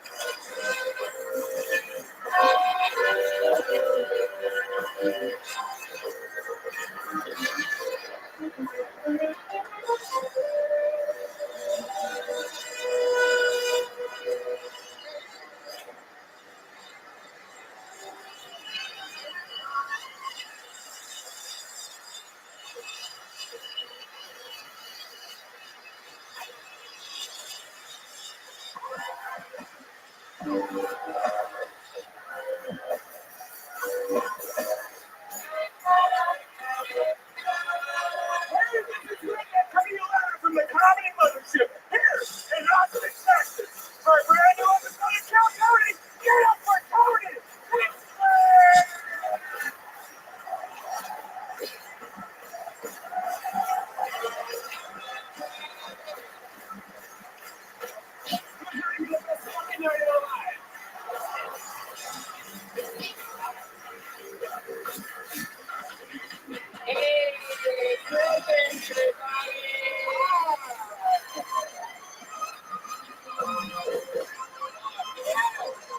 You're the #1 live podcast in the world, Kill Tony. How you guys feeling? It's brought to you by Red Rose, the Yellow Rose, Gel Blaster, CM Smokehouse, Austin Security Guard Service, NinjaBuses.com, the Great Hall Law Firm, Connect Mobile Health, You Get ID Trips. How about one more time for the best fan band in the land, huh? It's the great Carlos Sosa on the horns, Raul Vallejo on the horns, Fernando Castillo on the horns, Michael Gonzalez on the drums, the mobile mailman Matt Mueling on the electric guitar. Please, Sean B's on the keys. And hear no evil, see no evil, D Madness on the motherfucking bass guitar. The one and the only.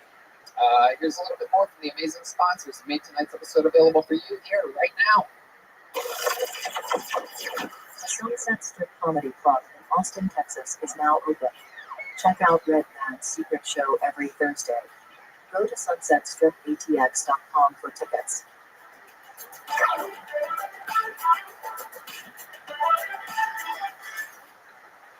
Hey y'all, this podcast is brought to you by ExpressVPN. Check it out. I don't know how to tell you this, but the economy is in shambles, and there has never been a better time to save money and cut back on expenses. For example, I used to spend over $100 a month on streaming services, Netflix, Disney Plus, Prime, you name it. But since I started using ExpressVPN, I've been able to cut back and save so much money every month. If you want to get way more shows and save money, go to expressvpn.com/KillTony. Don't forget to use our link so that you can get 3 extra months free. That's expressvpn.com/KillTony. expressvpn.com/KillTony to learn more. You guys all ready to start tonight's episode or what?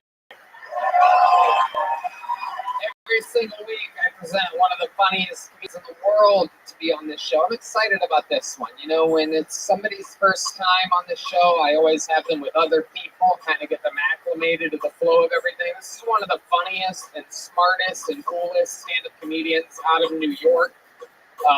Amazing stuff coming from him. Specials out, bunch of great stuff. You guys are going to absolutely love him. His first time rolling solo on Kill Tony. Make some noise for the great and powerful Chill List, everybody. Yeah. You can do better than that. Make some fucking noise for Chill List. There you go.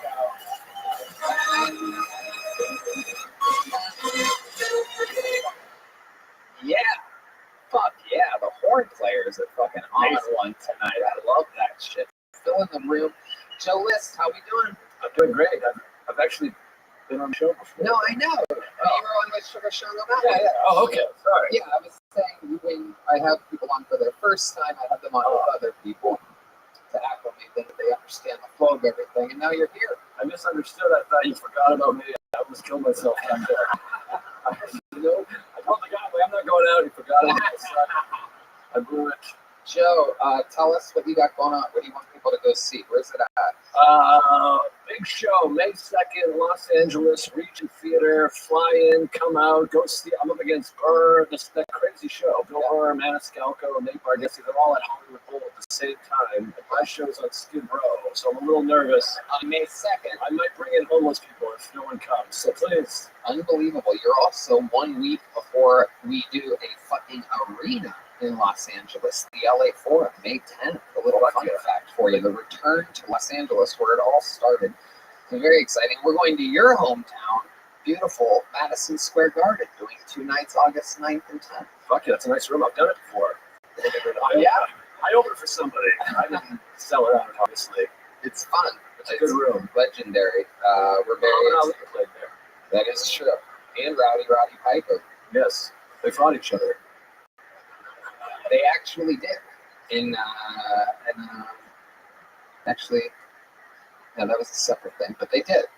They did something. It wasn't at MSG. I think that was in the Philippines or the Forum or something. It doesn't matter. Who gives a fuck. Point is, you know how the show works, Joe. You guys know how the show works? Over 200 people signed up to be in this bucket. We'll let that one be the first bucket pool since fucking the wind blew it out. We're going to go grab them from a bar across the street. If I pull their name out, they get 60 seconds uninterrupted. Another thumbs up and the other side of a kitten.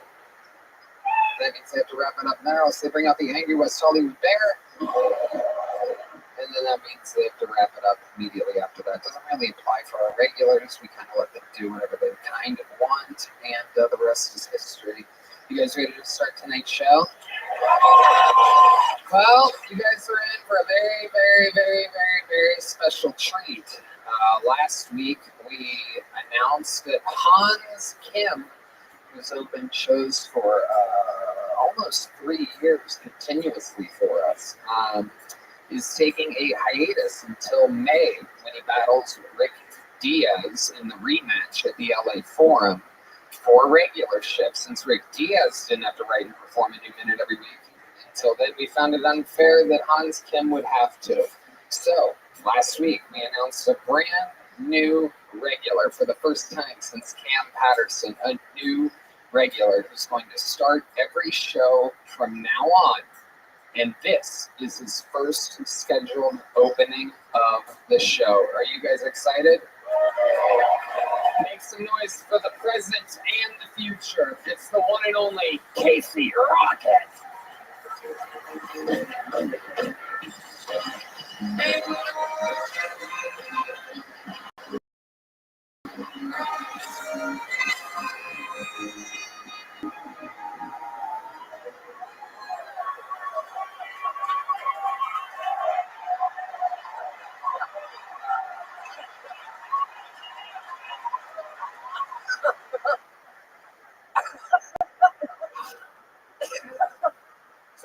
Terry Bradshaw, Donald Shaw.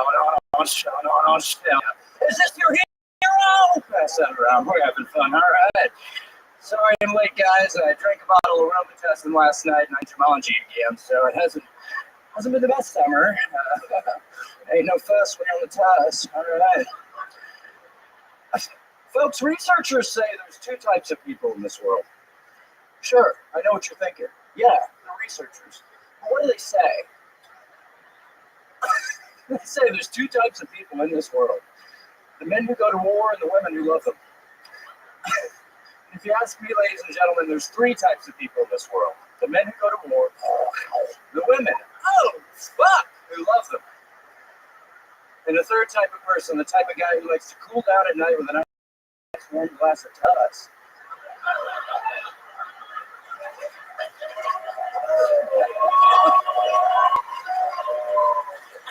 Wow. Making it look extremely easy, getting the show started, a brand new minute from the great and powerful Casey Rocket with a special Terry Bradshaw remix of a set here. Yeah, there's a long pause at the beginning. I was like, do I go through with the Terry Bradshaw? Because I wasn't sure if it was a pro Bradshaw room.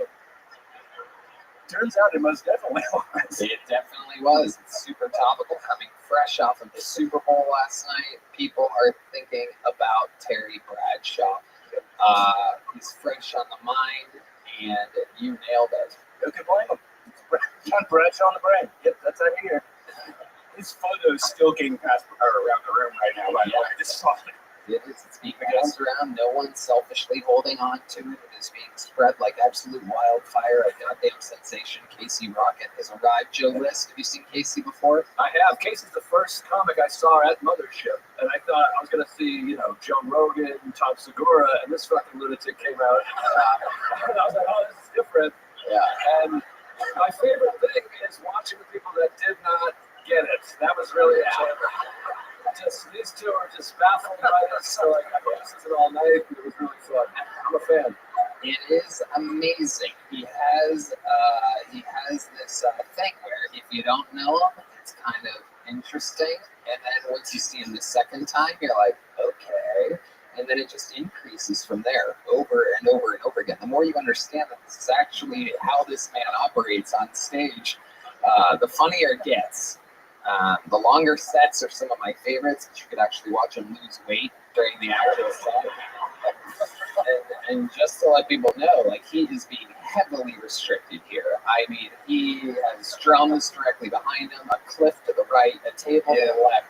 But when there's not a bunch of shit on the stage, he uses the entire stage, the backstage, the two wings. I mean, he goes absolutely everywhere. Famous for having a bunch of stuff on him, including random print-ups of pieces of paper. Casey, where do you get these printed at? Yeah, I go to Walgreens. Okay, pointless sound effect, everybody. Big Walgreens crowd. Yeah, I go to hear that Walgreens pop every time. I go to Walgreens, and I had to kind of explain to him what was happening. My picture budget is through the fucking roof. It's honestly, $50, $60 a week. They're only like $1 each. So. Amazing, and you go through all of these things, Joe. I feel like it's a big show. With time, you may be able to afford a printer. Those inkjets are expensive. They add up. But I'll tell you what, Casey, I actually dug into this information a little bit, and my great producer, Yoni, found out that you get them printed at Walgreens, and we went ahead and spent $200 on a Walgreens gift card. So this will get you through a couple weeks, I do believe, of print-ups. That's right. Welcome to the Kill Somebody universe, my friend. That's a real Walgreens gift card. He's getting emotional. For those of you just listening to the podcast, there's a tear in his eye. You've never seen him get this real before. This emotional music playing is happening in the moment. Everybody's feeling it up here. The horn players are also crying a little bit. Their eyes are filled with water. For those of you just listening to the podcast, if you're watching, close your eyes and let me describe to you what's happening. Deep Madness is actually crying, which is unprecedented because I don't believe he has tear ducts. Something's flowing out of there. Perhaps there's a leaky ceiling or something like that. The room has gone emotionally. There's a woman delivering a baby in the audience right now. She's gone into labor. The Walgreens gift card was just too overwhelming. Casey, how do you feel? Casey? $200 in Walgreens gift cards. You know, when I was a kid,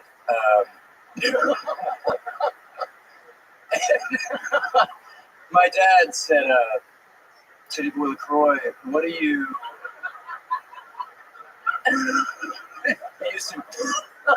he would call me Little Tibbs,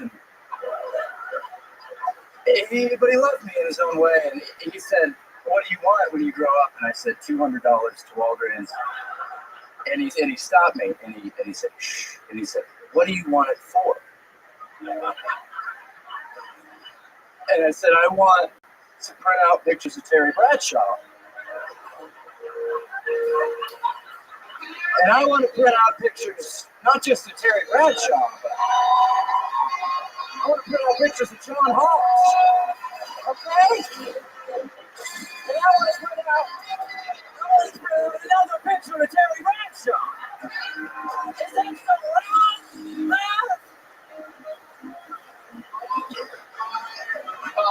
It's not about me, it's about you, it's about this country, it's about America. Wow. Oh, he's emotional again. Very emotional. Casey, that should get you through a couple weeks of printing pictures. $200 from the fine people over at Walgreens. We could not be more excited that you're part of the squad here. Your first scheduled spot opening an episode of Kill Tony, where we're excited about next week and every week moving forward. It's an honor, guys. So fun. This is really, really cool. Thank you. Make some noise for Green Marvel Casey, guys. Holy shit. And like that, it has begun. A partnership. At one point considered unfathomable, a union like this. But the Rocket has joined Kill Tony. We found him out of the bucket. The same fucking bucket that we found Cam out of, that we found David Lucas out of, that we found Hans, William, everybody. So any one of these bucketfuls could be the future of the show. Or it could be a completely mentally ill person who is threatening and dangerous to the core. Anything can happen. 60 seconds uninterrupted to your first bucket full. Nico Casablancas, everybody. We're going to meet them all together. How we doing, Mothership? How we doing? Damn, I have to follow Casey Rocket. That is nerve-wracking. Anyways, I'm sure most of you guys saw the Super Bowl yesterday. Of course, Reba McEntire with a beautiful rendition of the national anthem. Give it up for Reba McEntire right now. Yeah. I don't know if you know that when she actually got announced, Biden had actually signed an executive order to change the national anthem. Yeah, to a single mom works 2 jobs, she loves her kids and never stops. So apparently she didn't get the fucking message either, so that's fine. But happy birthday to the Baja Blast. Fucking any Baja Blast lovers in the crowd right now? Give it up. 20 years old. 20 years old, Baja Blast. Nothing I love more than Baja Blast than fucking 20-year-olds. So that's what me and fucking Leonardo DiCaprio have in common. That and saying the N-word to Jamie Foxx. So that's my time. I'm Nico Casablancas. Thank you guys. Boo. I knew the second he said, following Casey Rocket. Oh boy, what a predicament. Could have gone up after anything, and that would have happened. Absolutely anything. Dude, I love Casey Rocket. No one asked you. We know. We love Casey Rocket, and that's why he's on the show regularly, and that's why this is your one time ever, probably ever in the history. You spent most of your time saying give it up for things. We got Reba McEntire was about 10 seconds of your set, and then one guy, and God only knows what drugs this man is on. But one guy in the very middle of the room loved it. It was complete silence, other than one guy deep right there in the darkness. I can have it kind of spotted, but it's a very dark patch right there. And then you spent the next 15 seconds making noise for Baja Blast. Give it up for Baja Blast. So between Reba and Baja Blast, the audience made about 25 seconds worth of noise for those two things combined, in which then you segued into it's 20. It's 20 years old. Yeah, it's 20 years old this year. You said that you like fucking 20-year-olds. Correct. Which has nothing to do with Baja Blast. It's 20 years old. I fucked a Baja Blast yesterday. You fucked a Baja Blast. Yeah, I put it on my. Well, I didn't put that part on my TikTok, but. Oh my god. And then what was the final thing? You almost said something compelling. You say the N-word to what? Jamie Foxx. Me and Leonardo DiCaprio had that in common. We like seeing the N-word to Jamie Foxx. Django Unchained joke. Right. No better time than, Django Unchained came out about half a Baja Blast ago. So it's, not quite that in the universe. It's kind of a reach. Joe List, what do you think about this fat magician? Well, my mom just told me I was fat too, so thanks. Thank you for that. Everything you say sucks. Well, like I said, my favorite part of Casey is all the people that didn't get it, and way more people didn't get you. So that was fun. Yeah. If you like people not getting it, this is basically Dave Chappelle right now. It is the reverse. Absolutely, people just absolutely awestruck at what you prepared. How long have you been doing stand-up? A little under 2 years. Wow. Yeah. Really? You work hard at it? Do like a few spots a week or something? Are you really lazy? You have a terrible work ethic? I've been doing it consistently every week, at least 4 mics a week for the past 6 months. Okay. So you really started going hard 6 months ago. How's it going for you out there? Is that your best minute? No, I actually just made both of those jokes up today. Okay. Why don't you tell us the best joke that you've come up with in 2 years? I don't know why, God, why in the world you would go on a show where millions of people are going to eventually watch it. I came up with this on my bird scooter on the way here. I thought it was good. I don't know what to say. I have thought wrong, but now I want to know, in all of your time, 4 weeks a week for 6 months, and a year and a half of procrastinating before that, I want to know what your very best quick joke is. Oh, yeah, I Here it is. remember you. I love you. It's the very best. A name you will easily forget. It's Nico Casablancas. You're the best. I love you. So my mom told me that I should not pursue my dream of doing comedy. And I was like, why would I listen to a fucking woman that married the first dick that she sucked? You know what I mean? Like, fucking...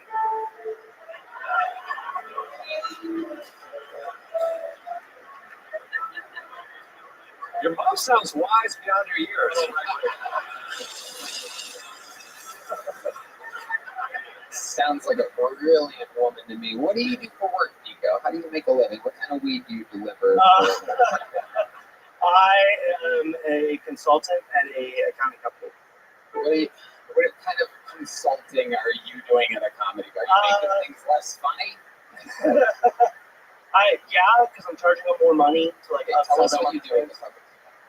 So I just upsell people to bigger plans to make sure that they get all the shit that we're doing. It's software as a service sales. What does it have to do with comedy? No, I didn't say comedy. Oh, you didn't? Oh, you said you're a consultant at a what? At an accounting company. Oh, wow. I totally just heard that. Yeah. People don't understand. It's like I think you're just so desperate to hear comedy right now. Yeah, absolutely. It is true. But now that he mentions accounting, you do comedy like a accounting consultant. Thank you. What do you do for fun? You seem like your face has a little wear and tear. You a heavy drinker? I DJ. I've been going to music festivals. I've been to 77 festivals. Been doing that since 2009. What's your DJ do? Solstice. There you go. You got a laugh there. That's a fair laugh. Then your best joke and your full minute tonight. Yeah. Solstice. Yes. You're a gay DJ. Even though we're both from Ohio. Solstice. Ready? Yeah. I hope you like this song. I'm playing it for the next 3 hours, everybody.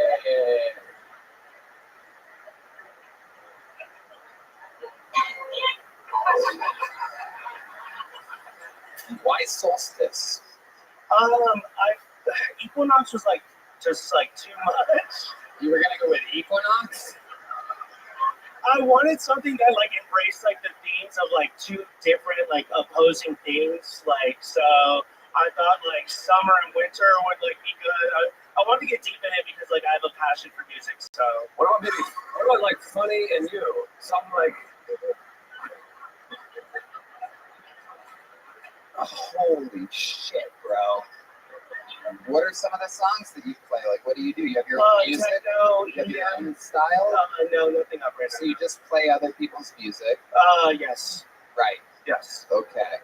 And what's the most magical night you've had? 77 festivals, a lot under your belt, a lot of slightly above your belt as well, as your mother is correct. You You are getting fat, and you shouldn't do comedy.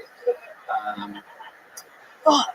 What's the most amazing time? 77 music festivals. Probably the first time I did the best acid that I'd ever had, and it was at Electric Forest. And I felt like I was in touch with the trees and the molecules and like coming in my body and stuff like that. And like, like I felt like I was like really. I feel bad for the trees on that one. Oh god, this guy's one of us. Would have been funnier to actually pull a tree out of the bucket and have it perform. Nico, congratulations. You're leaving here with a very small joke book via the Great Bones. Real handmade Texas leather. There goes Nico. Not much to him, folks. That's what happens. This ain't easy. Comedy's not easy.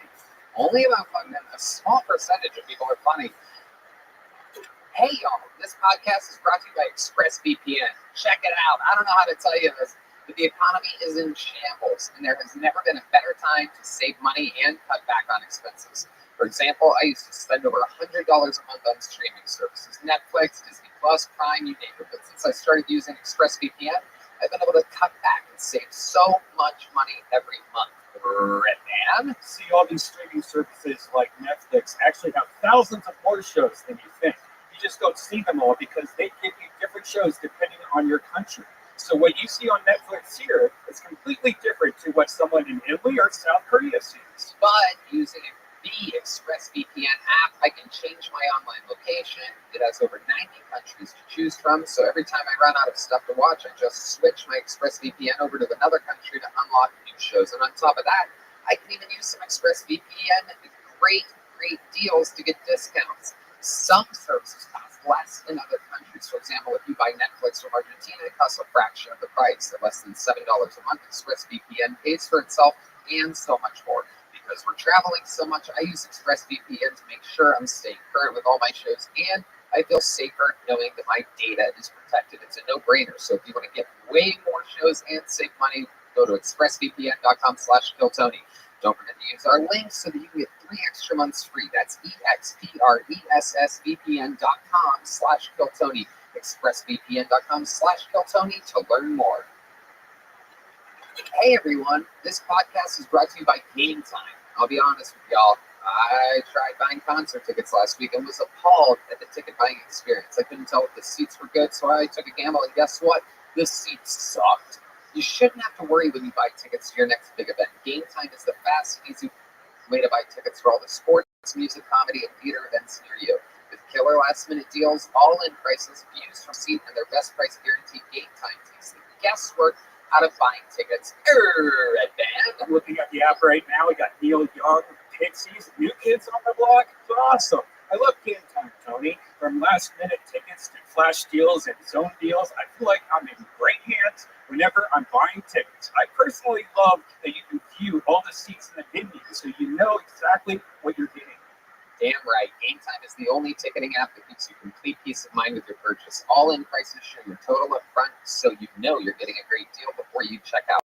Buy tickets in seconds with 2 taps. They're obsessed with finding ways to help you save money on tickets. Game Time has the deals on tickets right up to the start of the event, and even an hour after it starts. It's the place to find last-minute seats, and the Game Time guarantee means that you'll always get the best price. If you find tickets in the same section or row for less, Game Time will credit you 110% of the difference. Take the guesswork out of buying tickets with Game Time. Download the Game Time app, create an account, and use code KillTony for $20 off your first purchase. Terms apply. Again, create an account and redeem code KILLTONY for $20 off. That's why. Download Game Time today. Last-minute tickets, lowest price, guaranteed. Make some noise for your next bucket poll. Brendan Higgins, everybody. Here we go. Anything can happen. Brendan Higgins. Yeah, come on. Hey, thank you for having me, team. I'm in from out of town. I'm a Mets fan, as you can probably tell. When I bought this hat, I thought I was going to be a backwards hat guy. A lot of my heroes are backwards hat guys. Mike Piazza, Bad Bunny, Turtle from Entourage.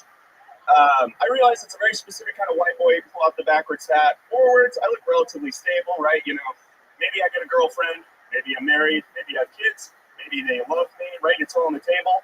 That goes backwards. My ass is divorced, you know? No custody. Kids are asking to use their mom's last name. It's looking ugly. I feel like I look backwards like I'm trying to command respect that's just not getting commanded, you know, like I look like a bouncer who gets his ass beat every night, you know. Freak over at my bar, just bring 2 knuckle sandwiches, you know. I look like a youth pastor who got fired for offering to buy the kids cigarettes. They didn't even take me up on it, you know, they were waiting for my ass to slip. It was ugly. I look like I always have a cracked iPhone screen, you know what I mean? Like, even when I get a new iPhone, they don't give it to me. They throw it down a flight of stairs, tell me to go get it, you know? The one thing everybody tells me over and over with the backwards hat. There you go. You get it. You went beyond your time. Sorry. Thank you. Brendan Higgins, everybody. So let's talk Brendan. Brendan. Hi, Brendan. There you go. Sorry. You thought that was it, huh? I did think I was thinking out of here, yeah. Yeah. No. No, Brendan. It's not going to be that easy tonight. How you feeling? How does that feel right now? God, I can tell you I feel fat. Oh my God. I had so much barbecue today, I didn't think I was going to get on stage. That's what did it. It was today's barbecue that an incredible amount of food you must have consumed. No, I was at 32 until noon. You go right ahead. There you go. Okay, Brendan Higgins, how long have you been on stand-up? I started in college in like 2014, but not, you know, every day. Right. Yeah. Okay. How long have you been taking it seriously, or have you not? God, I hope to start taking it seriously soon. Yeah, you know. I guess maybe today is the start of it. Every once in a great while. No, I live in New York. I host my own show. I'm trying to get in with the clubs, but it's a racket. You know, it's a lot of. Is it a racket or is it quality-based content? Yeah. It's a little bit of it. The New York scene is a racket before. It seems like if you're funny, you're going to get spots. Really? No, I don't find that. It's a lot of. Well, I guess. You go ahead. No, I want to hear. Look, Clearly, a New York comedian. I'm not the expert here. Let me help you, by the way, because this is a podcast. If someone's talking, you have to wait till that person's done talking. Now, with that said, I want to hear what Joe List has to say about the New York scene being a racket. How long have you been doing stand-up in New York? 17 years. 17 years. And it's a real racket. You've got to really... Give it up for Joe List, everybody. Thank you. Brandon, he's still talking, you fucking retard. You have to like do well to get paid spots. It's a little fucked up. You gotta. Yeah, there's your racket. Yeah, you gotta write and then do the stuff and have it get laughs every night, and then you get spots in exchange for money. Yeah, it's fucked up. It's a real fucking pyramid scheme. It's a rigged deck. Yeah. What do you do for actual work? Tech sales. Tech sales. Indeed, you do look like you would be an accounting consultant. What do you do for fun, Brendan? You seem like you have some deep, dark secrets. I go to a lot of concerts. I don't know, rap, emo music mostly. Do you use a VPN? Yeah. You do, don't you? When need be, yeah, I guess. Yeah, when's need be? What do you do? Sorry. When you use your VPN, what do you do?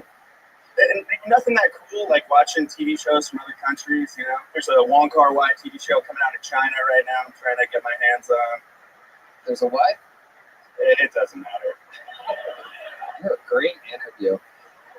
ExpressVPN.com/Kiltony is the best VPN, just to let you know. Yeah, damn right. Yep. And if you use it right now, you get 3 extra months of ExpressVPN absolutely free. Sorry, when I'm selling my soul, sometimes phlegm comes out of my throat. A little guilt that comes over me. Tell us a dirty little secret about you. What would surprise us about you, Brendan? What would surprise? I was a diver in college, believe it or not. Wow, diving into what? Birthday cakes? No, yeah. They used to call me the Jackie Robinson of diving. I was doing it for all the kids who wore their shirts in the pool. Those were my people. You were the what? The Jackie Robinson of diving. Why would you be the Jackie Robinson of diving? I was doing it for the kids who wear their shirts in the pool. I was risking breaking the boards every day, you know? I was getting into black people would find that interesting that you consider yourself the Jackie Robinson of something? Especially something that, oh, wait, there you go again. Brendan, you're absolutely terrible and you don't listen while on a show. Here you go. Here's a little joke book. You fucking suck. You suck. There you go. Put the mic in the mic stand. You're done. You're uninterviewable. I tried to help you. I literally coached you through it. I said, stop talking when other people are talking. It's impossible. You guys having fun out there? Here we go. Let's see what happens next. Your next bucket pool goes by the name of Eric Jordan, everybody. Eric Jordan. Here we go. 60 seconds from Eric Jordan. Hey, I just moved here from California. Please don't keep my car though. I'm not woke. None of that bullshit. I promise. I moved here because the governor there is fucking a terrible person, and he doesn't stand for anything. So I moved to Texas because the governor does stand for something. He just can't fucking physically stand. That's the sad part. But anyway, so at my job about a year and a half ago, I almost got fired for giving a kid a haircut in class because I'm a teacher. Apparently, it's illegal to groom a child. I had no idea. So that was news to me. So since I moved to Texas, I've been taking like 3 shits a day. I have no idea why. I guess it's P. Terry's. I don't know, because there's no P. Terry's in California, so that might be it. Every time I take a shit, I know it's pretty graphic. Every time I take a shit, it's just explosive. It's explosive. It looks like July 5th on Cesar Chavez Boulevard or MLK. That's it. Wow, we have this is a fucking tough one here tonight. Oh my God, Eric Jordan with straight booze from the audience. Clearly very inspired by a closer, inspired by the Great Red Band over here. When you're not laughing at an "I shit so much" joke, you know that there's no effort behind it whatsoever. My goodness, just shitting on. Are you really a teacher? Yeah, I am. Okay, what do you teach? It's actually an engineering class at a vocational school. Okay. 9th grade. Okay. All right. How old are you? I'll be 41 in April. 41. When did you start stand-up comedy? It's my first time. There you go. Thank God for that. You popped my comedic cherry. I made sure that you popped my comedic cherry. Okay. All right. Sorry. There we go. Absolutely. Yeah. Starting on Kill Tony is a tricky thing. So when you say pop your cherry, what do you think's going to happen now? Moving forward? Yeah. Comedic wise, I'm not putting a lot of stock in comedy. I moved here for music. What type of music do you do? I just sample music. You just sample music? Yeah, I sample. I'm not talented like these guys. No.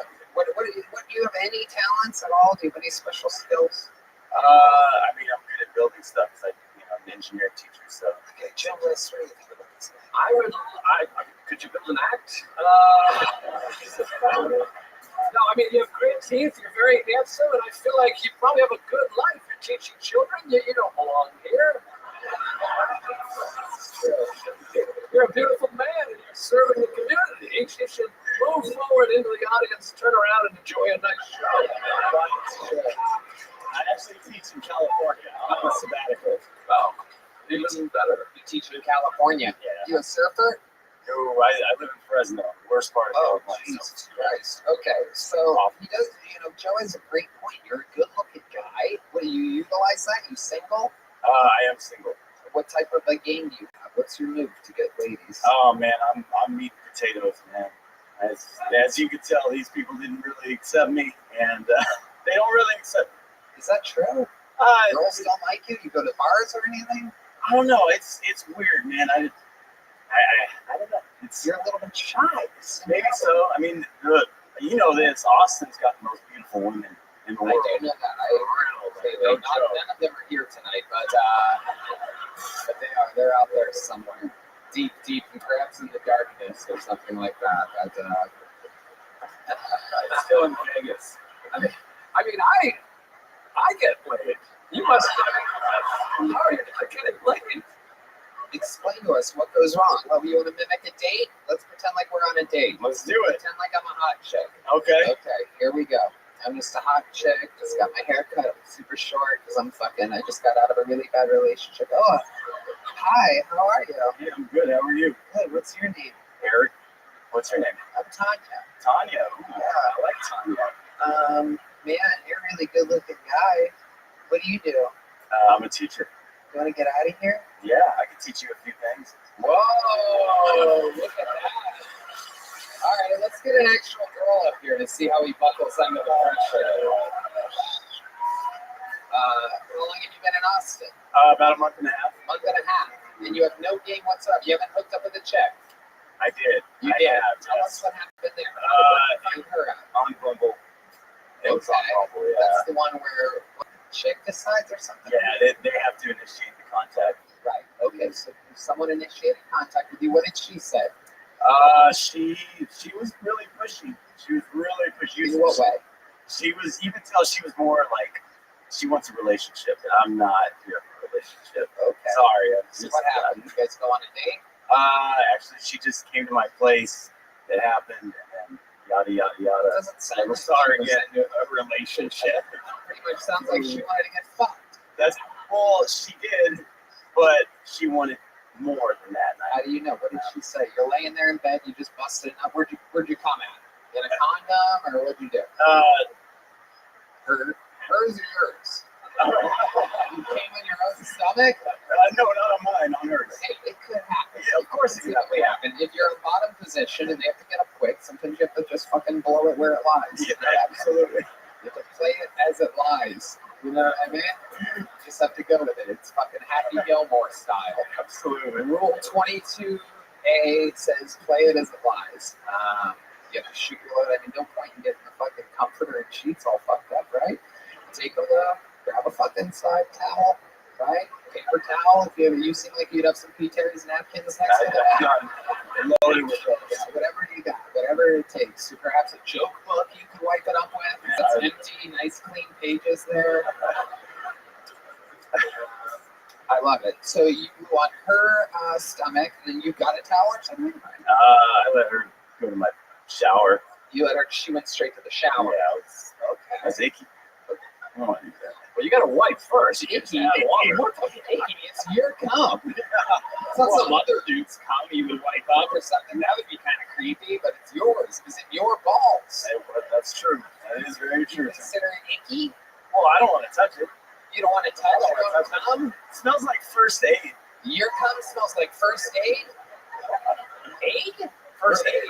No, not AIDS. I knew you. I was going to say that you don't want to for a while. Watching the show for a long time. I popped your cherry. That's true. I knew you were going to say first dates. I shouldn't have said it, you son of a bitch. It's got the word aid in it. All you had to do was add an S, you quick ass motherfucker.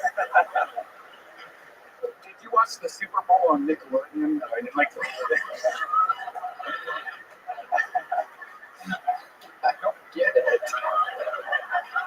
Why would you watch it on Nickelodeon? They had the Super Bowl on Nickelodeon, but it was all slime and SpongeBob. They like put it on A lot of top graphics. Yeah, It's like icky, Oh, right? icky.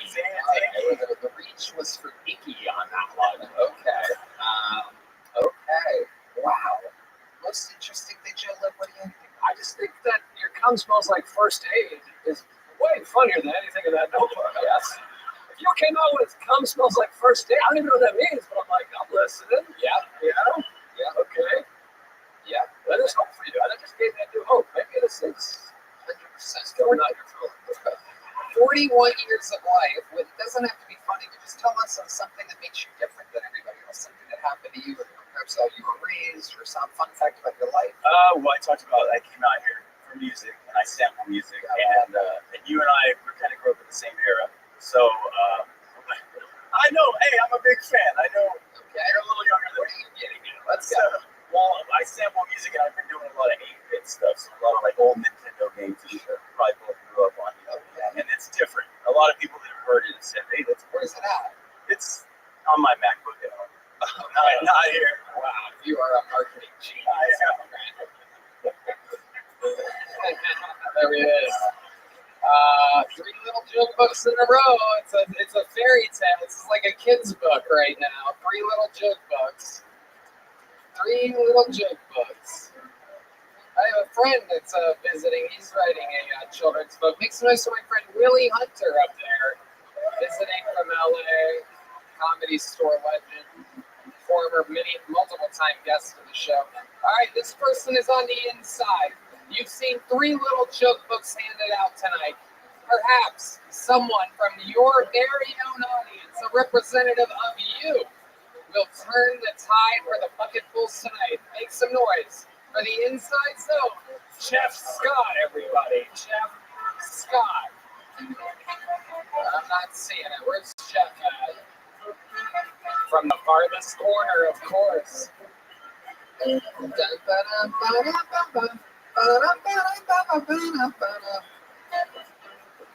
Madison Square Garden, Forum, so much fun stuff happening. Of course, huge announcements at the ends of those shows, as always with our big shows. We always announce where we're going next. People in Europe might be excited at an announcement. People the next day, here's the audience's own one of you. It's Jeff Scott. All right, growing up, I would want to watch lesbian porn. I didn't want to see another man's dick. I thought that would, give me the gay. But when I was younger, having the gay was a sin.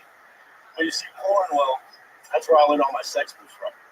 So until I was like 24, I was out here scissoring bitches.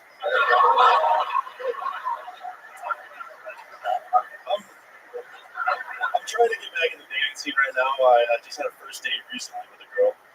I took her to a pet store after lunch. I figured we could look at the puppies. And while we were there, she kept telling me how much she loved reptiles. I thought it was going great. But as soon as I get back to my house and I finally get my pants off, she gets all mad at me. And I was like, what? Earlier you said you love turtles. I really am trying to focus on my stand-up career right now, but I don't have any social media, no Instagram, Snapchat, nothing like that. In fact, right now, the only social media I have is Jerkmate.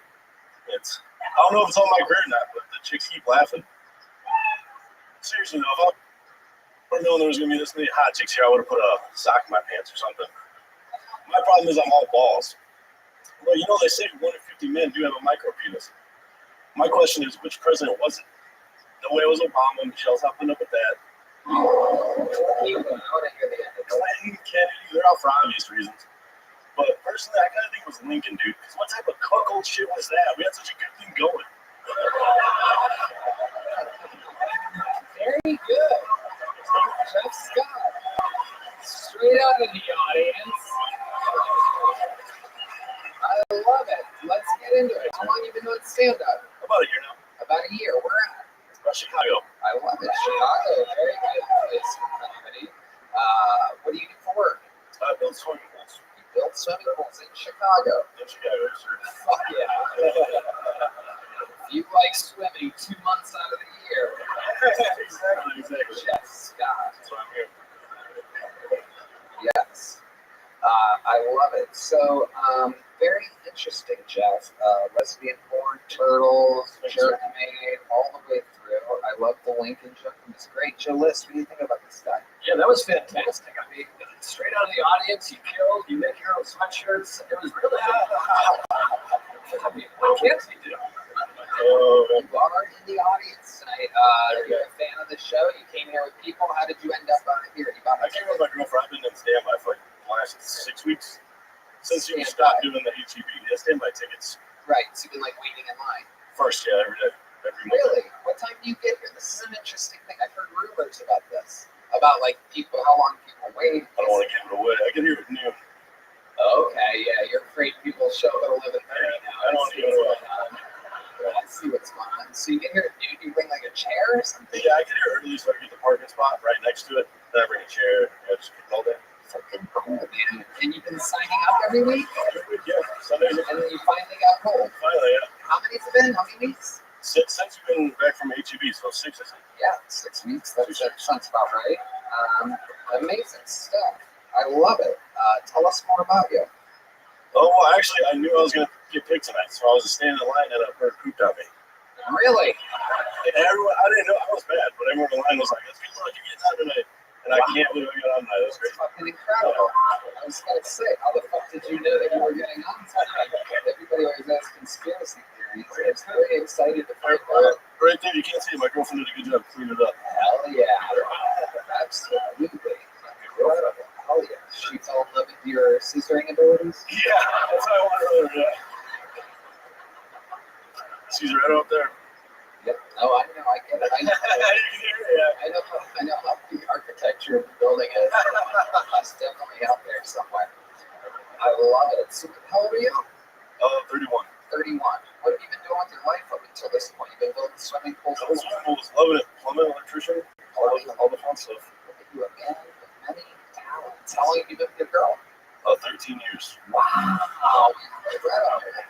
My goodness. Look at that. She's done more for turtles than the elimination of plastic straws. That's incredible. I love it. Incredible stuff. What does she do? She's a wedding planner. Aw, adorable. And you guys aren't married? We're not married now. 13 years. 13 years. We're not big into it. We're not big into it. Yeah, right better than this. You made a wedding planner for 13 years? Yeah, that's true. I thought you did that as a bit. All right. These are really good. You literally can't. The first 3 bucket holes definitely can't write anything like that. And here you are in the interview portion, just absolutely smashing with better premises than anybody came up with before you, other than, of course, the great Casey Rocket. Terry Bradshaw right on the head multiple times. You can't beat that. You can't beat that. Can I ask you a question? Absolutely. Has there ever been a proposal on Kill Tony?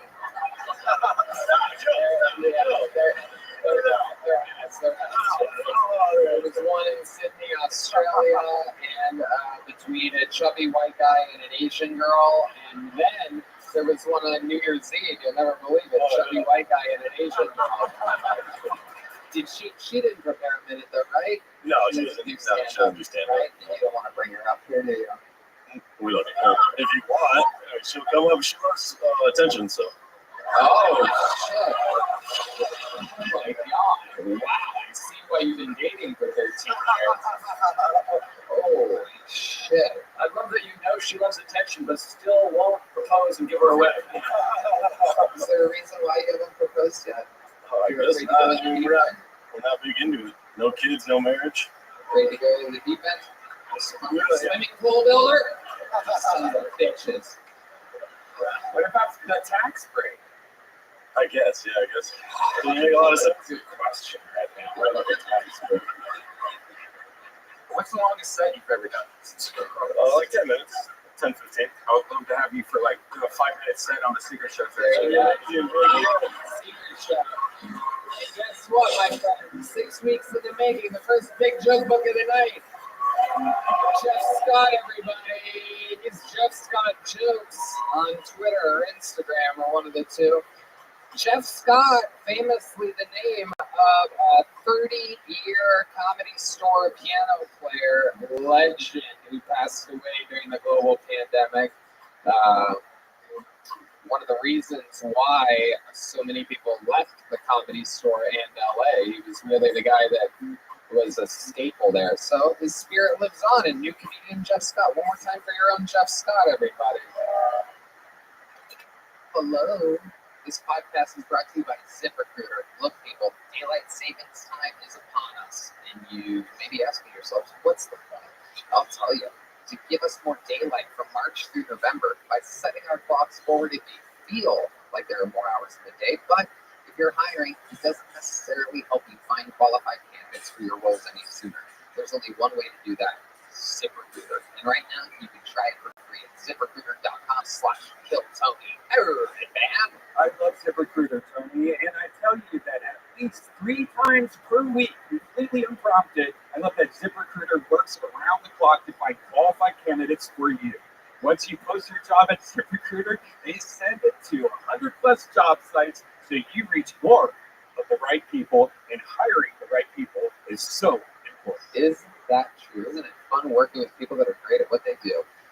That's right. Red Band ZipRecruiter's smart technology also scans thousands of resumes to identify people whose skills and experience match your job. So spring forward with a new hiring partner, ZipRecruiter, and find top talent sooner. See why 4 out of 5 employers who post on ZipRecruiter get a quality candidate within the first day. Just go to this exclusive web address to try ZipRecruiter for free. ZipRecruiter.com/KillTony. Once again, that's ZipRecruiter.com/KillTony. ZipRecruiter, the smartest way to hire. And now the momentum shall flow as we switch to one of our esteemed, brilliant, unbelievable regulars. Ladies and gentlemen, I present to you a fucking phenom. You know him. You love him. He's an international superstar. Kill Tony's own Cam Patterson, everybody.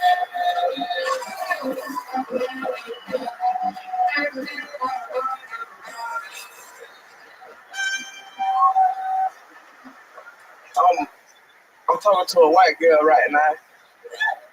Obviously. We in Austin, that's all we got. So I'm having a good time. But the weird thing about it is she was like kind of raised a little bit. So she say nigga a lot. And I like to say nigga a lot. That's my favorite word. But she said it more than me. You know what I'm saying? And usually when a white person said nigga to my face, I would be upset. But we fucking so she get a pass. But I really want to bring around my parents. You know what I'm saying? I really wanted to meet my people. And I don't want to say nigga around my dad. Because then he gonna have to fuck her too. You know what I'm saying? That's just the law. That's how that works. That's how that works. Imagine my granddad was there, he gotta fuck my girl too. And I want all white men to understand something. You can say nigga also. I'm not that.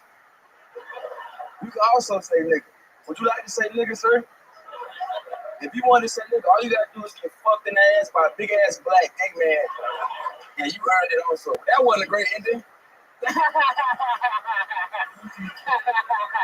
All good. I love it. Hey, I did that exact same ending, and the little boy that did the exact same thing. I still tried. That's good. That's exactly what it's all about. Going for it. You have expendable minutes. You're allowed to do whatever the fuck you want. You're here every week. It's fucking not an easy job whatsoever. And you're doing it. You disguise that punch about your dad having a fuck or two so good I didn't see it coming, and I knew that you had something funny coming, but still, you got me. Yeah, fantastic stuff, as always. Joe, you like saying the N-word. What do you think about his son? Yeah. No, I love it. We're the same favorite word. No, I'm a huge fan of Cat. I watched him in the Little Boy the other day. He blew the fucking room apart. I'm a fan. I don't know what else to add. Yeah, hilarious. You really are a goddamn sensation. Where'd you meet this white girl at? She from City. We pretty cool. She's from Orlando. Oh, from Orlando. Okay. And what does she do? What kind of hair does she do for a living? Cornrows or braids or? Is she a stripper? No.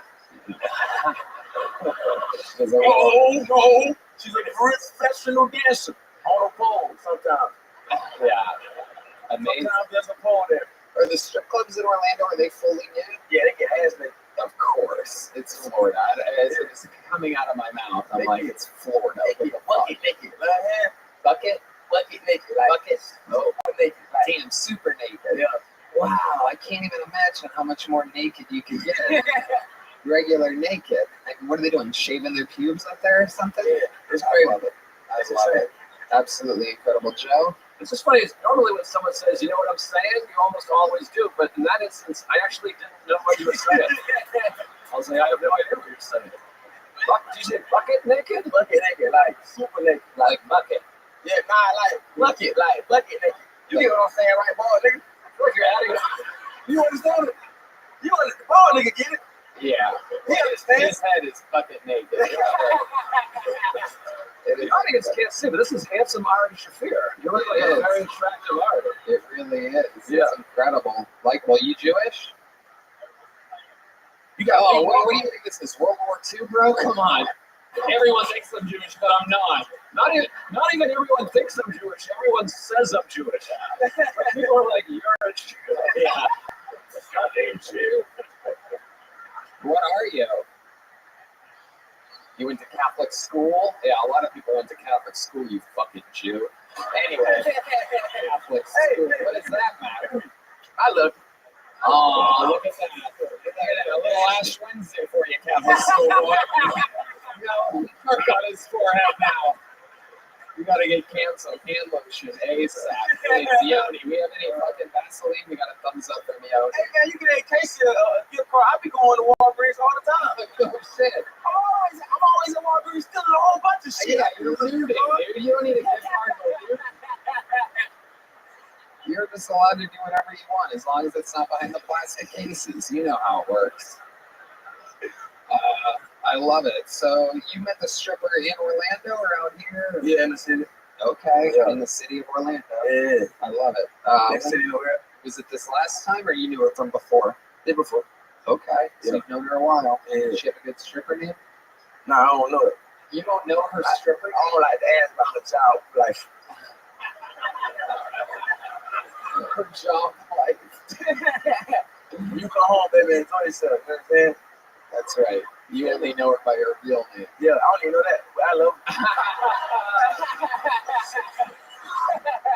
You are.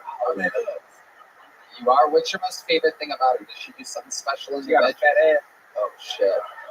Love Baby, that. real happy. Come on, now talk to Love that. What's your favorite thing to do with a woman with a fat ass? Feel like you hit it from behind? Or Yeah. from the side? You ever put your thumb in this big booty? I ever did that? You put a Oh, he just pointed to the girl. Look at that. That is incredible. I do believe she likes that. thumb in that booty, he get it. And that nigga shoot deer. That nigga understand. Oh yeah. For sure. He get it. He puts the buck in bucket naked. You know, true hunter right here. The slayer of deer. I love it. Cam, you did it again. I mean, absolutely unbelievable. You're a fucking absolute specimen of what should go on here with appearances, energy, charisma, writing, execution. One more time for the great and powerful Cam Patterson, everybody. The best, the man, the myth is on tour with me all over the country right now. We're finishing it up. It's going to be done in May. A few more giant theaters to go.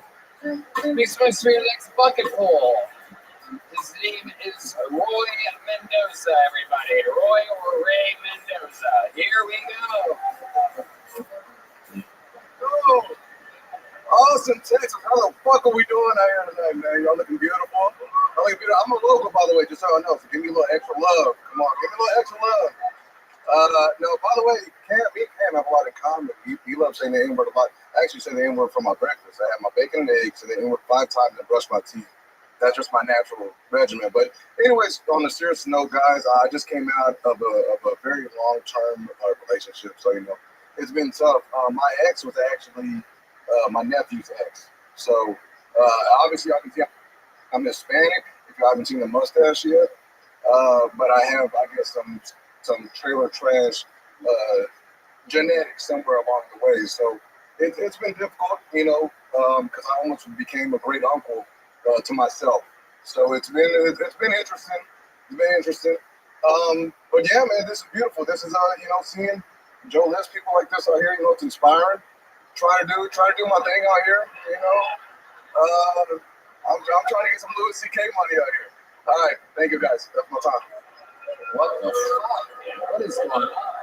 Is it Ray or Roy? Roy, brother. Roy. Okay. So, how long have you been attempting stand-up comedy? I have been attempting stand-up. This is my second open mic. My first time I did an open mic was at the original Cap City back in like 2018. So, what made you come back here tonight? What made you have this grand return? Just being a huge fan and nutting up because I'm a local from here, and I said, you know what, y'all been here for so long, I need to nut up, come out here and at least do it, you know, get that out of my system. And how do you think it went? Not great. I felt like it went better at Cap City. Yeah. There was like 14 people, and I made like 2 of them laugh, so it felt a little bit better. Yep. Yeah, man. Yep, that ratio is a lot better than what you do here. Exactly. So much to say. I mean, it seems like maybe you're a fan of mine, so I thought you were fantastic. Everybody go see 4th of July. It's a great movie. This is the best comedian on the show. He knows what he's doing. If he needs extras and Mexicans, maybe. There you go. Shut up, Mendoza. Shut up, Mendoza. At first, you came out like a guy, like you looked like a guy that does a lot of comedy, but there's a lot of wasted time, I think. Yep. And it's yeah. But you look like a comic. Like you're standing and I got a generic Mexican ass vibe, but so I can ask for Frank Castillo, a lot of other Mexicans out there that are doing the same thing. So. Yeah. You jokes. Doing jokes. Yeah, that's the thing you're missing. You're trying to make that Louis C.K. money with 0 punchlines whatsoever. I hear you. So before I let you go, tell us something interesting about your life. You good at something? You ever do anything? Yeah, man. So I was trying to refrain from saying this, but I've been a drummer since I was a kid. I've been really since I was 2 years old. Since you were a kid? How old are you? What? How old am I? Yeah. I am 32. 32. And how old were you when you started playing the drums? I was 3 years old. Okay. You're god awful at comedy. If you lose this, will you never do stand up again? The drummer? Yeah. Yeah. Okay. Well, I just need So it's a special retirement version, ladies and gentlemen. This is a Mexican drum off. Hold on. Well, I'll definitely do a drum off, but I think it'd be a lot better if we could perform some type of song. Like some. No, you don't make the rules. All right, let's go. Yeah, you're insane. Let's go. Is it Ray or Roy? Roy. Okay, Roy, you know how this works. You're going to do a drum solo. You're going to keep it a little around 30 seconds or so or less. And then Michael Gonzalez goes. If you win this drum off, you're the brand new drummer on Kill Tony, which means your unfunny, unlikable ass will be here every single week performing on this show. You will take Michael Gonzalez's job, one of the most professional, absolute legendary drummers in the history of the show and in all of Austin, Texas. And he will have to become what do you do for a living? He's going to have to be an insurance agent. It's a switch. For those of you that don't know, if he loses, Michael becomes an insurance agent, and Roy Mendoza becomes the new drummer on Kill Tony, here with a drum solo. This is a Mexican drum off. This is Roy Mendoza.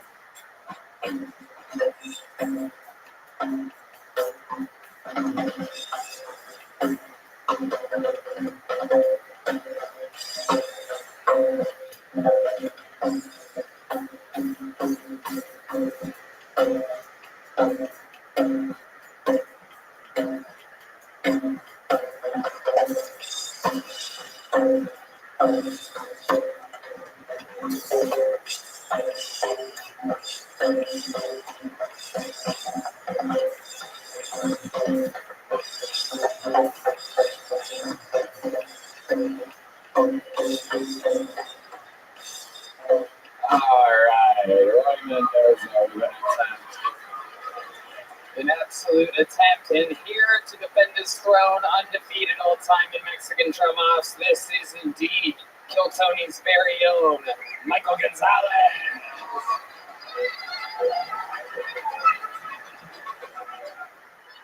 Here he is ripping the ladies soccer team of Austin, Texas, and clearly representing a little bit of Genghis Khan on his head, everyone. This is Michael Gonzalez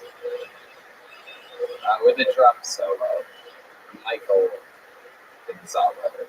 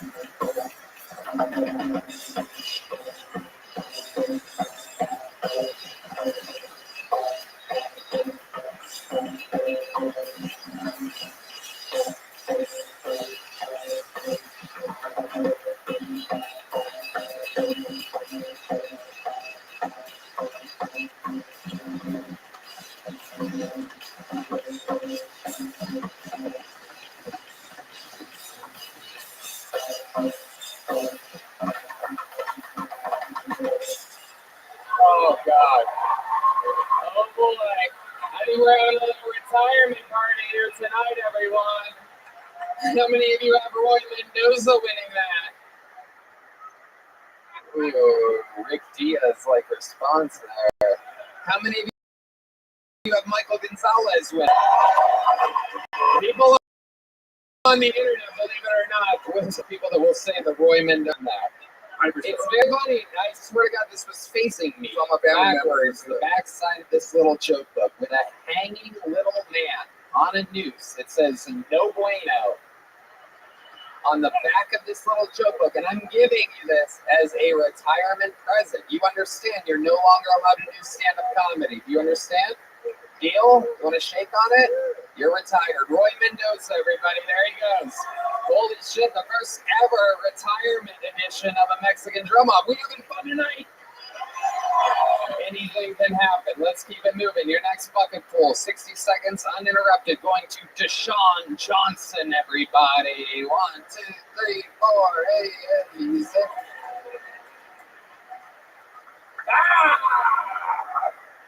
I don't have any jokes. I just came in to scare white people. Rawr! What's going on? It's Black History Month, and I can't celebrate it because I'm not a real nigga. As you can tell by the size of my pants. Some bitch outside said I was the first nigga she ever seen with a thigh gap. That fucking bugged me. I can't celebrate Black History Month because I'm also a nigga that went through an emo phase. You know that shit. My mom's a cunt, and my dad hates. No. Okay, fair enough. Yeah, I don't have any jokes. I just came here to find a white girl with a fat ass and a good credit score. I'm trying to make waffle colored niggas. Can we make waffle colored niggas, please?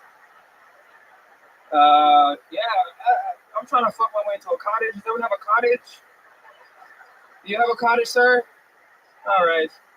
Fair enough. Does that mean the nigga's done? Fantastic. It does mean that a man is done. Yeah. Deshaun, I gotta tell you, that was absolutely fantastic. The best bucket pool of the night, not from the inside. That was great. I love it. You disguise your punchlines by saying you don't have jokes, and then you do a joke. Most of the bucket pools tonight didn't have jokes, didn't say that they didn't have jokes, and just didn't have jokes. You did something totally different outside of the box. Black History Month is booming. I can't tell where the black leather stops and your neck begins exactly. You are quite you are a beacon of Black History Month. Truly, I can't think of a better representative than you. Yeah, you feel comfy up here, obviously, right? Absolutely. I'm right at home. Yeah, man. Yeah. I'm from Canada. That's probably why. That's true. I'm really not a nigga. So you're comfortable too. I was born and raised in an all-black neighborhood, and you are from Canada. So who would have guessed? Exactly. Would have guessed. What part of Canada are you from? I'm from Toronto, Canada. I love that. Toronto, Canada. The rare black Toronto. Yeah. I love it. What was it like growing up in Toronto? Fuck. It was difficult.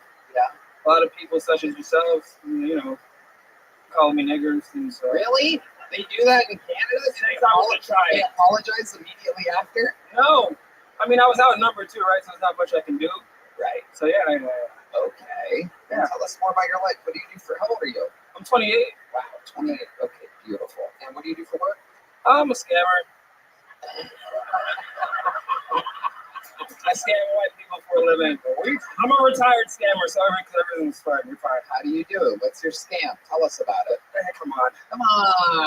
It's a fun show. What kind of watch you got on? This is a good interview. You can't scam me out of my Rolex. I don't see that's impossible. Wait, where'd it go? Holy shit. I'm tricky. I'm tricky. Okay, so what was the scam that you were doing? I'm curious. The thing is, I'm really a scammer, so I can't really talk much about it. Really? Yeah. Can you tell us about a scam that you used to do that you don't do anymore? Come on. Give me fucking something here. These interviews are tough tonight. God, these people are... All right. Fuck, okay. I used to have a lot of American bills. Like in Canada, they can't verify American bills. So I used to tell... I actually got arrested for this. Great. There's no double jeopardy there. Yeah, so I get a lot of counterfeit bills. I buy like fucking a lot of leather shit. I believe that. You are rocking the leather pants, the leather jacket. Yeah. I did get arrested for it. How did they catch you? I was driving one day, and I just got pulled over, and they're like, "Deshaun, you've been wanted since fucking October." It was like I've been wanted for 2 years, and they just arrested me, and sat in a holding cell and ate crackers and shit in a holding cell. Yeah. Canadian police are nice. I never had any bad runs with the police or anything. Yeah, Canadian police famously nice. Very nice. I once shot a nigga in the head with a BB gun, and that was... See, that's the difference between Canada and America right there. Yeah. The difference is the word BB before the gun. You know what? It wasn't the same up there. It wasn't a BB gun. It was like, the fucking guns they used to like put down inmates? So it was like a real gun. Oh. It was like a fucking 6-story issue gun with like a metal pellet. And then I shot. Well, this guy was beating on my hand, and then I shot him. Then I shot him in the head, and then the police came, and I told him that I had a BB gun, and he told me to hide it. The police officer told you to hide it. The police told me to hide Was it. he white or black? He was white. He was white. Unbelievable. Look at that. Because he knew that that guy was a perp. What? He was a perp. He was a perpetrator. He was a bad guy. The nigga that beat on my hand, or who was a perpetrator? Yeah, yes. No. He was not a perpetrator at the time. He was bleeding and everything, so it was like, it's pretty fucked. Yeah. I was the perp, but I was the fucking perp, Tony, and I just police in Canada suck. That's my point. The perp, I do believe, is the name of the criminal in this instance. Perp is also the name of your favorite drink. I think we're getting all confused here. This thing is tricky. Okay, I am tricky. Yeah. Tell us more about you. You're so likable, very, very funny. How long have you been with stand-up? 5 months. 5 months. That's it. Incredible. Very, very good. How long are you in Austin for? I just got here today. Okay, you got it. So white bitches. Oh, you got a girl, you got a nigga. It's all good. It's all good. He puts his thumb in her butt sometimes. Hey. Oh yeah. So how long you planning on staying? As long as I can. Okay. And are you doing any scams while you're here? Hopefully not. Hopefully I can get some sets. Hopefully I can, actually do real work. Right. And get better as a comic. Yeah. And throw that life away, man. I don't need anything else. I have everything. I have all the fucking. You've been doing this for 5 months and you love it? I fucking love this shit, bro. This shit is amazing. Wow. Like, this shit changed my life. It's really. Yeah, you seem like you're going to be doing this absolutely forever. 1,000%. Incredible. Show this. I mean, I thought it was hilarious. For the first 30 seconds, I thought you were fucking naked. I really did. I was like, listen, I respect you, Joe. When I'm tapped into the streets, nigga, I will hire a nigga to stick a pipe in your ass, dog. Fucking relax. He eats crackers like you in his jail cell. Is that offensive? I'm just saying, I thought you were nude. That's funny. Someone's not leaving with the watch. They came in there. You. I'm watching that on, nigga. Holy shit. I don't have a watch. I'm not a watch guy. You can have my wedding ring. I don't want it anymore.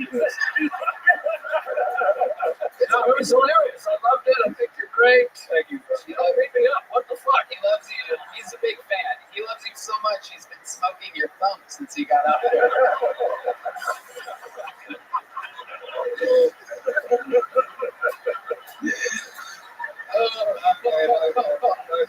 Deshaun Johnson. What do your black parents do up in Toronto? How did they end up there? Jamaican. I'm Jamaican. Through America? Like, how does that happen? They just landed in fucking Canada. How do you land in Toronto? You go down the fucking river and up As a Jamaican, you find a bitch and then you marry her and then you're just there. Wow. That's what my parents did. That's a whole different life. Yeah. What's your love life like? You're a good-looking guy. I've been fucking chastised. I've been fucked over, man. Tell us about it, please. This sounds great. I have an ex and she's a bitch. Why is she a bitch? What did she do to you? I'll tell you this. Her favorite song is an Icon of Pop song. I don't care.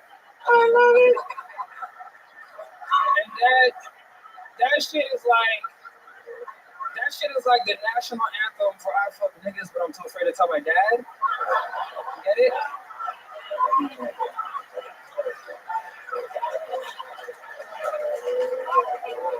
I was trying to fuck my way into a white dad for years because they have time for their kids and shit and boats. Wow. Last time I seen my dad, last time I talked to him, he said he was 5 minutes away, and that was 30 years ago. Wow, you are very, very funny. How did your relationship end? Did she break up with you? You break up with her? She fucked a nigga named Chuck. Oh, no. Hi, Megan. Megan can see this. Fuck you, bitch. Yeah. And you know what? I'm just gonna say it because I'm with you. Fuck you, Chuck. Yeah, nigga. Son of a bitch. And he did this at her place, or were you guys living together at the time? No, you accidentally put on some leather pants afterwards. We weren't living together. It was How'd you find out about it? I went through her phone, nigga. I went through the bitch's phone. Yeah. I don't give a fuck. I was doing a spit take, and then I got control of it. Then you called me the N-word, and I almost did another spit take. Yeah, nigga. You almost fucking got me twice with that mouthful. Went through her phone. It was crazy. I mean, what did you see? I saw that she saw the nigga named Chuck. You said she just said Chuck. No, it was because I had. Oh my god, do we have to do this right fucking out? I swear to God, you haven't been here, but this is the best fucking interview of the night right now. Everybody else was scared. They didn't want to be honest. They gave me nothing to work with. This is the hardest hosting job in the world. What I do in front of a bunch of fucking strangers, and you're making it fun and easy. I appreciate that, nigga. Now tell me what happened. Absolutely. It is Black History Month, so. I fuck with white girls because they got non-threatening farts. Hold on. Before we go there, I know you're trying to change the subject here, but I want to go back. White bitches eat trail mix and grass. That's like a. That's true. All right. You know what? Favorite kind of ground meat they love? Chuck. Okay, so. Chuck meat. Nigga, it was fuck Chuck. Now you on the nigga side? Yeah. I'm like, what's up, Chuck? Okay, so you see Chuck in the phone, and then what happens? What do you confront her right away? Is she asleep at the time? Is she in the shower? How'd you get the phone? All I can remember, because I was just so fucking enraged. She had a robe on, and I just remember a robe on. She had a robe on. A robe on. Right. Absolutely. All I can remember. Yeah, she had a robe on. All I can remember, we had just fucked. Oh, this was. You know what? Okay, I remember now. Yep. Okay. Oh wow, this is a traumatizing moment. You're having fucking Vietnam flashbacks right now. Fuck it. What the fuck is that? Don't do that. Okay, let me tell you the story. Yeah. So I'm there. I went through a laptop, nigga. I went through a laptop, right? And then I seen, come over and at like a specific time, right? And previously she had told me she had just kissed Chuck, you know, and I just kind of let it, right? Because at this point in time, dude, I was fucking sad. I was traveling all the way back and forth. It was a long distance relationship. Yeah. So I was traveling all the way back. Montreal. She was in this shitty town called Brantford, Ontario. Yeah. Go ahead. So I had went through her iPad while she was in class because it was university at the time, and then she was at cosmetics school. She's white. She's a teacher now. Oh, I forgot she was white. That makes sense. Good old teacher. She's a teacher now. Teacher of things. Go ahead. You're doing good. I'm making callbacks to things from earlier you don't know about. It's okay. Just trust me. I like you. I got you. Okay.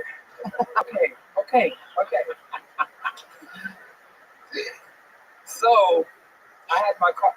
Nigga, what? Okay, go ahead. I was going back to her with the rope, but now you're going to a car. You got your car. I have my car, right? And she's like, okay, you picked up from class. Yeah, you're swerving all around the road. Yeah, go ahead.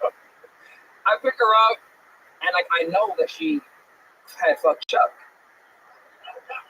And I'm just there driving. I'm like, oh yeah, everything's fine. Like I'm like, real. I'm psychotic.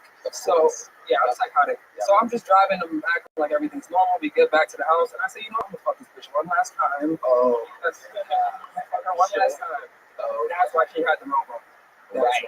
You fucked her one last time. We fucked one last time. I get my fucking leather jacket on. Yeah. I fucking put my leather jacket on. I get up, and then I head for the door. She's like, where are you going? I said, nigga, I'm gone. And then I went to the car, and she ran outside in her robe.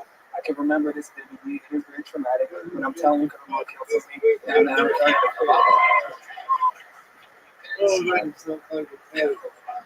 more than devil, nigga. You literally sell my fucking soul on the show. You're killing it, bro. That's you're D-Madness. D-Madness said trust. He's absolutely spot on there. He knows how fucking. He doesn't need to see me to know how good I am at this. You can feel it. There's an energy. D-Madness Day, by the way, is Valentine's Day. This Wednesday is playing at the Skylark Lounge, 6 to 8. Go ahead. That's so sad. I mean, that's not the first vicious one I went through. I also, hold on a second. I got so much the story. She comes out in the robe, and then you say what? Fuck you, bitch. I'm gone. You actually told her why? No. She figured out after, but I didn't tell her. I went and drove all the way back home. Afterwards. Yeah, we still talk to You're this like, day. hey, you fuck Chuck. And she's like, you know, I don't care. I love it. Oh! Okay. It was all set up for that. I was just trying to get there the whole time. I love it. You react to my jokes how black people react to magic tricks. They're like, I'm the fucking devil. This guy's got demon powers. How did he get to that joke? How the fuck you'd run away right now if you knew which trick? If I wasn't on Kill Tony, I would have ran away. Yes. Yeah. I also went through another vicious song. Yeah. I'm gonna talk to you all fucking night. I drove. We went all the way to Mexico. It was her birthday, right? What is right, white lady? So you went to Mexico. Went to Mexico. Everything was fine. Everything was great. You know, nigga, I'm that nigga. So yeah. So me too. That's how I feel on the inside. I feel the energy. You can kind of feel niggly. Not full. But I feel you. I feel you. Yeah. I got 2 black organs. My heart. No, nothing. Mexico, right? Fucking, we're in Mexico having a great time, going zip lining, doing all these white activities I've never done, like swimming and shit. So we're fucking in Mexico. I go through the bitch's phone. You know who she's texting? This is a great time. Usher. No, not Usher, nigga, child. No, man. She is texting the most randomest person. She's texting Marlon Wayne's son. Oh my God. Sean Wayne. Yeah. And this nigga, this is a little nigga. He's like 17. Yeah. And she's, you know what she said to him? He's like, what are you doing? He's like, what are you doing in Mexico? And she's like, oh, I'm on a girls' trip. Oh my God. Fuck you, Natalie. Oh my God. She's like, I'm on a girls' trip. Look at all these leather pants. I swear. Deshaun Johnson. Anything for Deshaun? Are you crazy? You should be. Well, no, I'm just saying because of ExpressVPN, I will allow you to come to the club if you can do a 5-minute set Thursday. 1,000%. I'm here. There you go. 5 minutes. Good luck. And it's the double gun, Bone Side, Big Joke Book. Welcome to the family.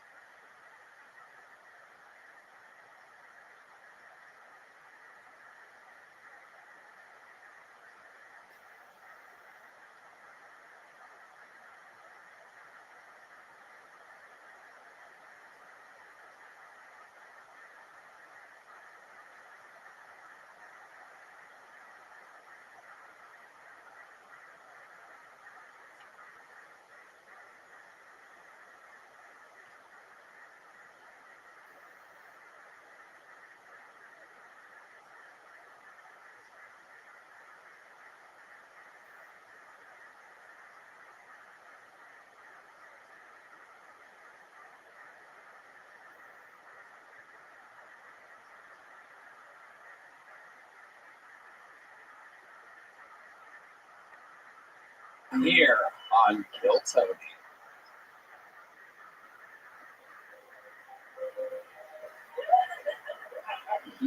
One of my first jokes was comparing myself with Stephen Hawking, but in light of the recent controversy, I want to clarify, I don't like children.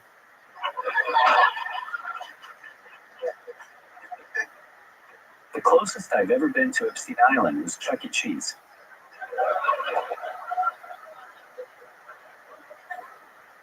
I was just trying to steal pizza, and one kid came up to me, and he's like, this animatronic thing is broken. Fuck you, kid. This is why I don't like you guys.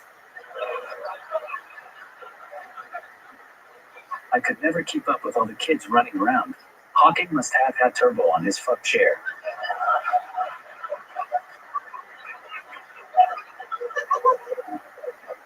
From now on, I'm just going to compare myself to someone less problematic like Helen Keller. At least until we find out something like, just cause she couldn't see, hear, or speak, didn't mean she wasn't a handsy bitch. Excuse me, Miss Keller? My balls aren't braille.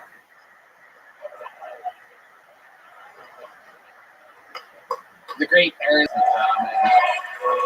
right down the barrel.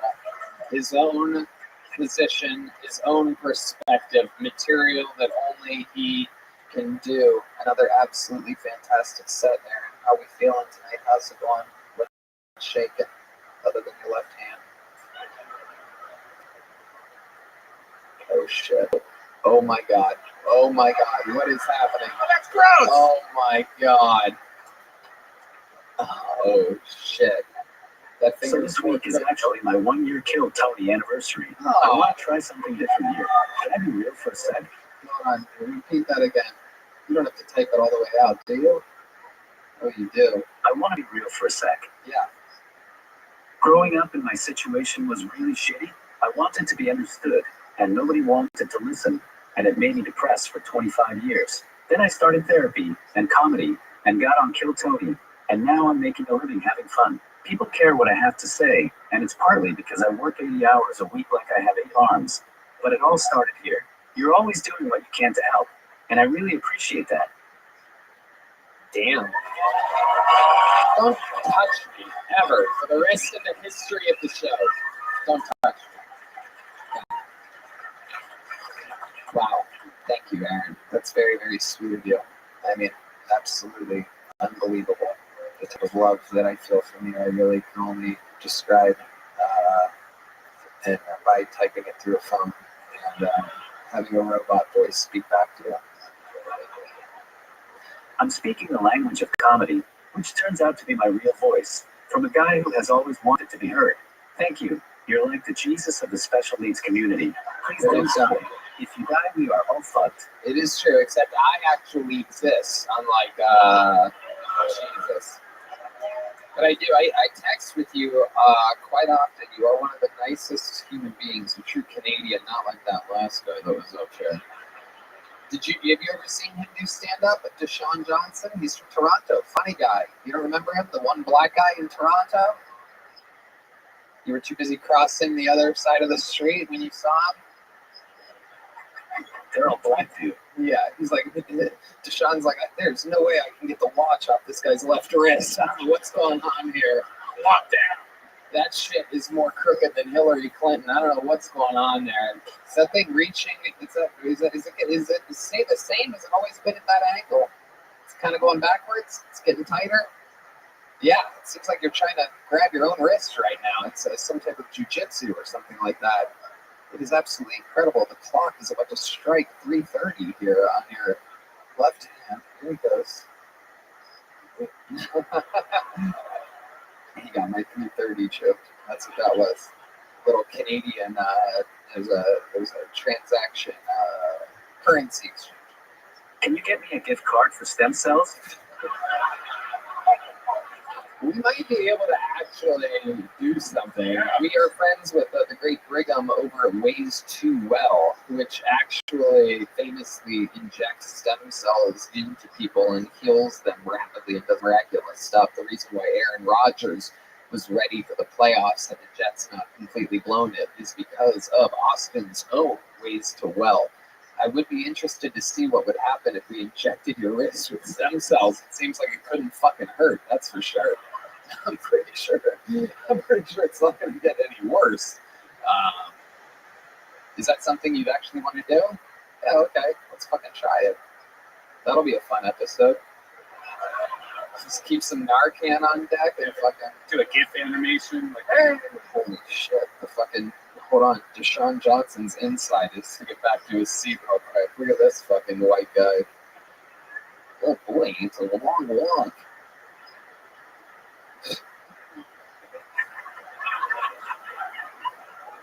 How can it get any worse? Fall off and stop getting caught on shit. That is true. Anything else crazy going on? Anything you want to promote or plug or anything like that? I got jumped on 6th Street on New Year's, so I bought a taser cane online. I'm so excited to electrocute someone. Oh my god, you have a taser cane? That's a thing? So you're actually going to try to fight somebody back? Next time someone tries to jump me, I'm going to taser them on one side until they look like me.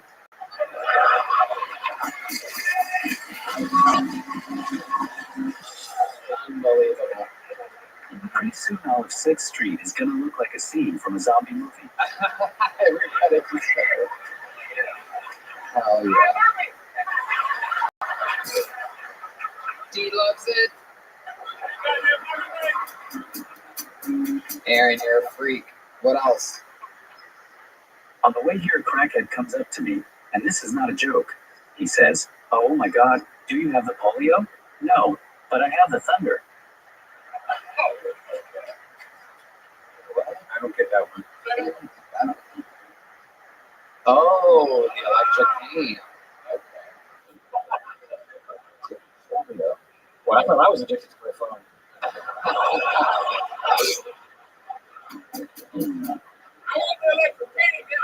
All right, D Madness is out of control. I'm pretty sure I saw Joe this action bar play. I'm pretty sure I saw Joe this naked at the Chuck E. Cheese, naked in the ball pit. Oh, you son of a bitch! He's this He's ratting you out over here. One time. Okay, Aaron. If they found a way to combine me and Joe, we might make one full person.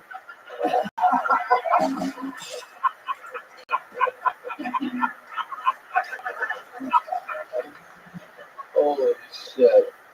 Anything else, Aaron? You're fucking killing. You're fantastic. You look like Caillou if you recovered from brain cancer. Oh my god, you're just roasting Joe? How dare you? I put you out in front of these great comedians and you just come out and fucking burn bridges that you can barely walk across. This is absolutely incredible. He started it. Look, anytime you make fun of somebody, just remember there's 5 fingers pointing back at you.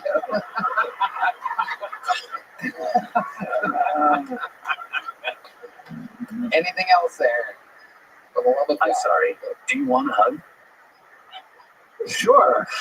All right. Hell yeah. Absolutely. Oh, absolutely adorable. Aaron Belisle, here we go. You gonna plug something or promote something? This weekend I'm going to be in Halifax. Then I'm going to the Ohio area. March 21st I'm at Wise Guys in Vegas. And then Wichita. Come out and get your tickets at mutecomedian.com. Mutecomedian.com. No doubt about it. Go see them. Support these fucking gangsters that we have. Reigning, defending, golden ticket winner, one of the few, the proud. An absolute lightning cane of jokes. One more time for the great Aaron Belisle, everybody. We are... We started a little late. Your next bucket full goes by the name of Daisy Hart, everybody. Daisy Hart.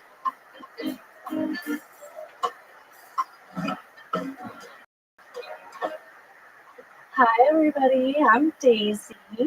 World's worst Asian. I'm allergic to shellfish, so no sushi dates for me. I also delivered my first baby at 18. I'm Asian. I already ruined that one. It was since I'm not actually a Mexican. Since I delivered at 18, it was an emergency delivery for one of my friends, and I made the horrible life decision of becoming a nurse that night because I delivered a super preemie baby. And 10 years later, lots of trauma later, I learned through therapy that I can try to make a joke about my life and hope that it comes out funny, but looking at your face, it's not coming out funny tonight. But also, I had some one-liners like, guys that do yoga, are you guys able to suck your own dicks? Because I'd really love to learn how to do that so I can increase my hyper independence, as my Uber driver told me it's called. But my doctor says it's really just a control freak issue. So that's why I like to do things where I'm in control, like making boys into sissies. So there we go. Okay, Daisy Hard, welcome. I love it. Treating this like a true therapy session up here. Yeah, free therapy for the week. I just skipped last week. Okay. Hi, Daisy. How long you been doing stand-up? I actually have only done like a burlesque comedy, like sexy sort of thing at Poor Choices one time, like last year. Okay. What made you want to come here where there's millions of viewers with no real practice? Well, I did actually practice and like totally forgot everything when I got out here, which is just kind of like my little 6th grade talent show where we came out with no microphones and tried to sing, so I was like reliving that trauma all over again. But no, it's totally fine. Okay, a lot of trauma. You have big crazy eyes, Daisy. Tell us more about you. I have very big eyes for Asian. Are you really Asian? Yeah, I'm not Asian. I'm a first-generation American. What kind of Asian are you? Filipino. So the Mexican of Asian. How Filipino are you? Half. And what's the other half? Portuguese, which I hear is the cause of slavery. So learned that this year. A lot of sad fun facts. Sorry, yeah. Joe List, what do you think about Daisy here? Well, she forgot her act, and I wish I could also. I'm sorry. I apologize. I really hoped that it would be better, but I came with a friend for both of our first times. I didn't think that both of us would get on here. Like, I thought once he got on, like, I was like, in the clear. Your friend also got on? Yeah. Who's your friend? Roy Mendoza. Oh, so was it bad? I told him to practice. Well, I'll tell you, you did exactly as good as he did. Exactly. But did you guys get to talk in between us? No. Oh, you don't know. He's retired for life. We literally retired. We retired. Just the drummer at church forever for him. Is that what he was? That's how you know him? No, not through church. I know him through like an insurance sales job, which is even worse. Oh my God. It's all real. This is incredible. Yeah. This is the story of an evening. 200 people sign up and fucking you two get pulled out of this guy. I know. I really thought I had like other jokes saved up, but do you have other jokes? Are you remembering them now? Not now that I'm looking at your face. No. My face is. I mean, a lot of my jokes are like about turning boys into sissies. And why? Why would you do that in real life? I mean, I really want to. Like, let's talk about your real life. My real life. So I like tend to turn boys into that point where they question their sexuality. You know. I could kind of see why. Yeah. I mean, I'm a little bit masculine for being a girl. What's masculine about you? I don't know. Just my vibe, maybe, hopefully. Maybe, hopefully? You think so? I'm super confident about that, as you could tell. Yeah. Where do you live? Here in Austin. And you think you're masculine? I mean, for a girl, like, I'm not as girly as girly girls. I'm not good at girl stuff. That's what every girl says.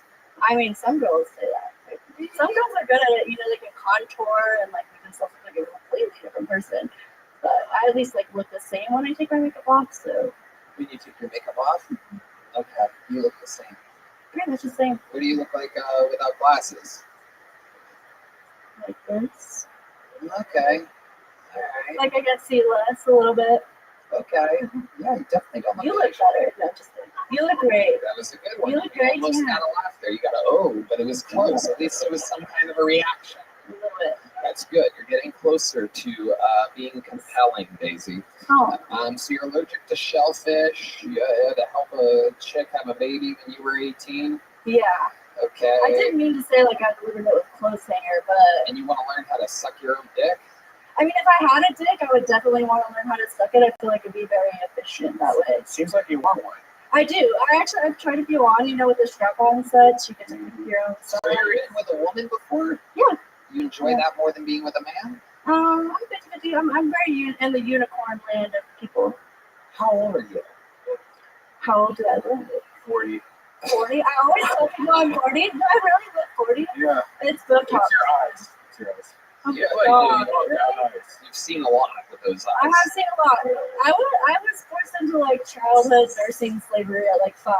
So I've been nursing What do you mean by that? Is that true? Or- Yeah, my parents had a care home, so like I worked with old people like the whole beginning of my life, and then I've been a nurse the whole rest of my life since then. So I'm tired. Yeah. yeah, I'm tired too. It is. Like I could take an eternal sleep.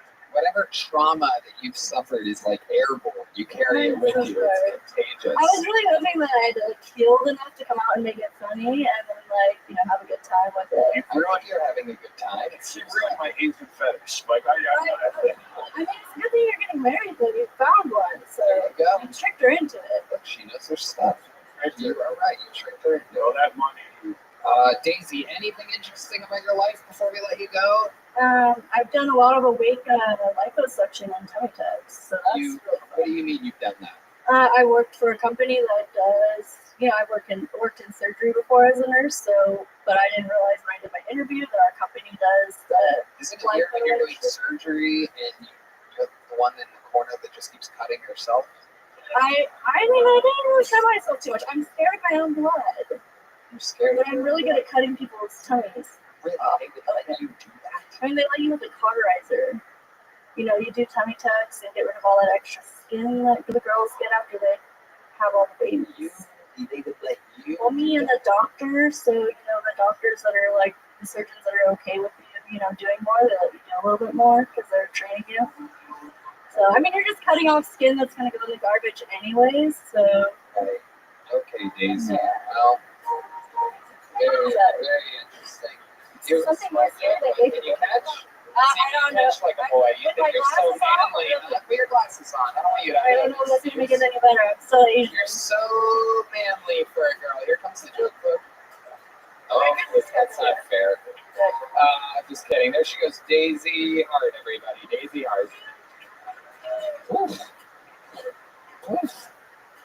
Yikes. Okay, your final bucket full of the night, ladies and gentlemen. Make some noise for Cody Odell, everyone. Cody Odell.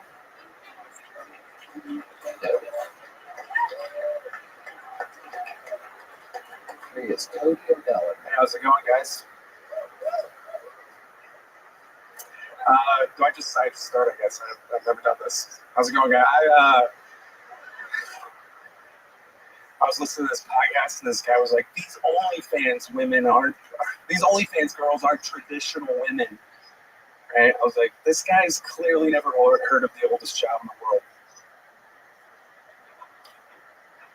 Clearly, y'all have never heard of the oldest child in the world. Have you? Hey!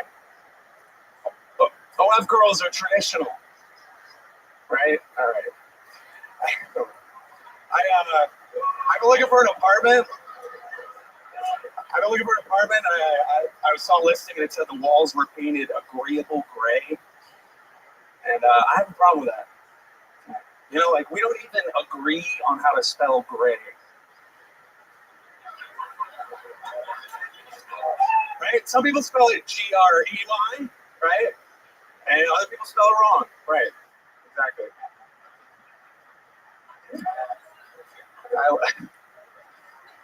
There it is, the absolute maximum amount of time for Cody Odell. Cody, how do you feel right now? I feel like I could have done better, but That's an honest I answer. could have done better. Cody, how long have you been doing stand-up? 14 years. What do you mean? What do you mean you've been doing it for 14 years? I did my first Cap City room in like 2010. I've been around. I lived in New York for a while, came back. I'm a musician mostly before I did comedy, and then my band quit. So 14 years. Okay, Joe, you ever seen Cody Odell up there? No, I've never seen Cody before. I'm interested that your whole band quit. That's, I don't know. I don't like to be mean about being a guy, but that's really the worst sentence that I've ever seen ever. From a person in a band, or just any person. Oh, any person. That was tremendously bad. Yeah. That was, I love it. I don't know if I could try to be that bad and succeed. She was like, I'm not good at being mean, but watch this. That was really I love that reaction. Joe, that might be one of my favorite reactions to anybody doing anything ever. Like, you're literally like, I've never seen it before. Like, you're cracking up. It was unbelievable. Cody, I think I've seen you around town playing music. What do you do musically? I'm a drummer and vocalist. You're a vocalist? Yeah. Okay. Can we do like a song? You can, the song that these guys can do? Do what? Stardew? You guys want to do? This is going to be one of those moments where you realize this guy should never try stand-up again. This is one of my favorite songs. Can we make a deal real quick before we do this? Because I can tell this is going to kill. I'm going to do the opposite because I am in full control and the creator of the show. I want to do the opposite of what we did with Roy Mendoza. I think that if you do great, you should retire from stand-up comedy. Do we have a deal? Can we possibly retire you from stand-up here today? I was literally sitting over here in this bar, and I was thinking, like, I sold out the love of my life for comedy, and then I came in here, this was... No, it's fine. I'm just like, hold on. I gotta do it, I guess. It's like infected me. Stick with me. When you say you sold out the love of your life for comedy, what exactly do you mean? Because I think it's the only thing you're ever going to sell out in your entire life. Just like pursuing comedy. I did it like wholesale. Because of that? Well, I became an asshole, so I ruined the relationship. How's it become an asshole? Going out till like 4 o'clock in the morning in New York City and getting fucked up. But wow, I quit drinking like almost 2 years ago. So it's something you'll never stop doing is stand-up comedy. I'm gonna do it because I love it. I don't care if I make it like in a sense. I know I'm funny. I may have not had a good set tonight, but there's been people that have had a great set and it fucking sucks. So you guys are great. I love you all. Thank you. But yeah, I mean. It's I long enough to not get bad on what's all of this. Cody, stick with me. I don't want you to have a mental breakdown live in front of 1 million people. I'm going to help you do this. When you say there's people that have had a great set and then they suck, you mean like they only have a minute of good material and then they come back and it gets rougher? I'm saying like I've seen somebody do it for like 4 months and murder a room.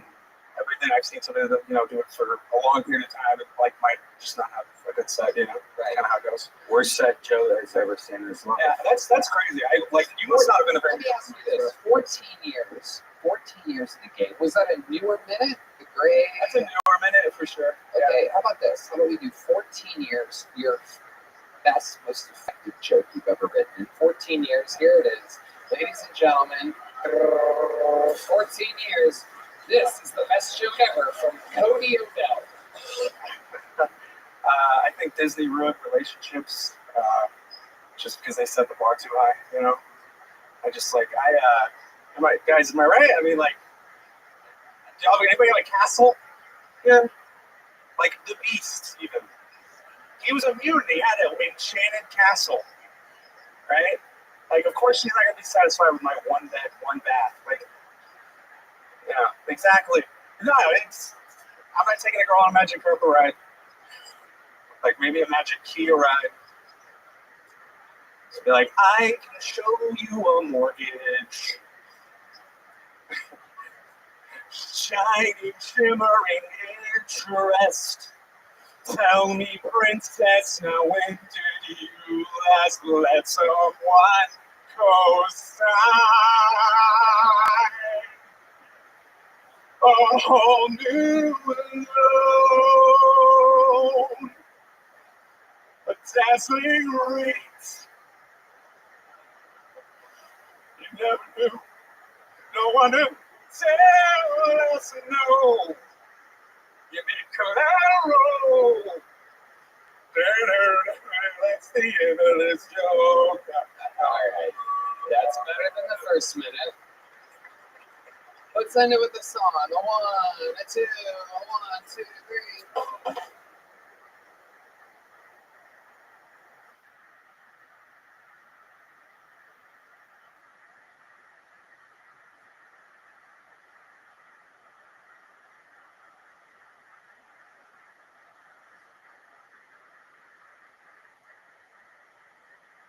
All right.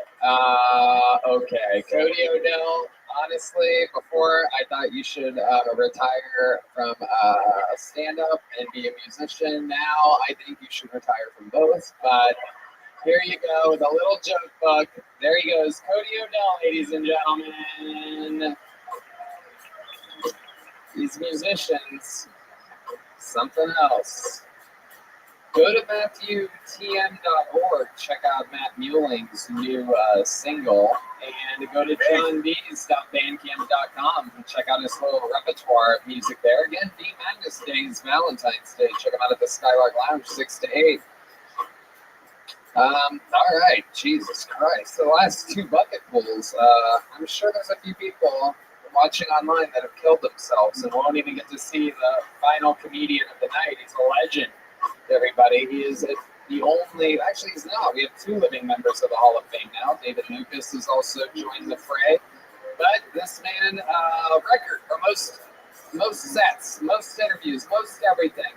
Some people call him the Sultan of San Antonio, the Duke of Davenport, the Islander of the British Isles, the Tijuana Tornado, the Des Moines Drowning. Dude, ladies and gentlemen, the Memphis Strangler, the Big Red Machine, the one and only William Montgomery, everybody.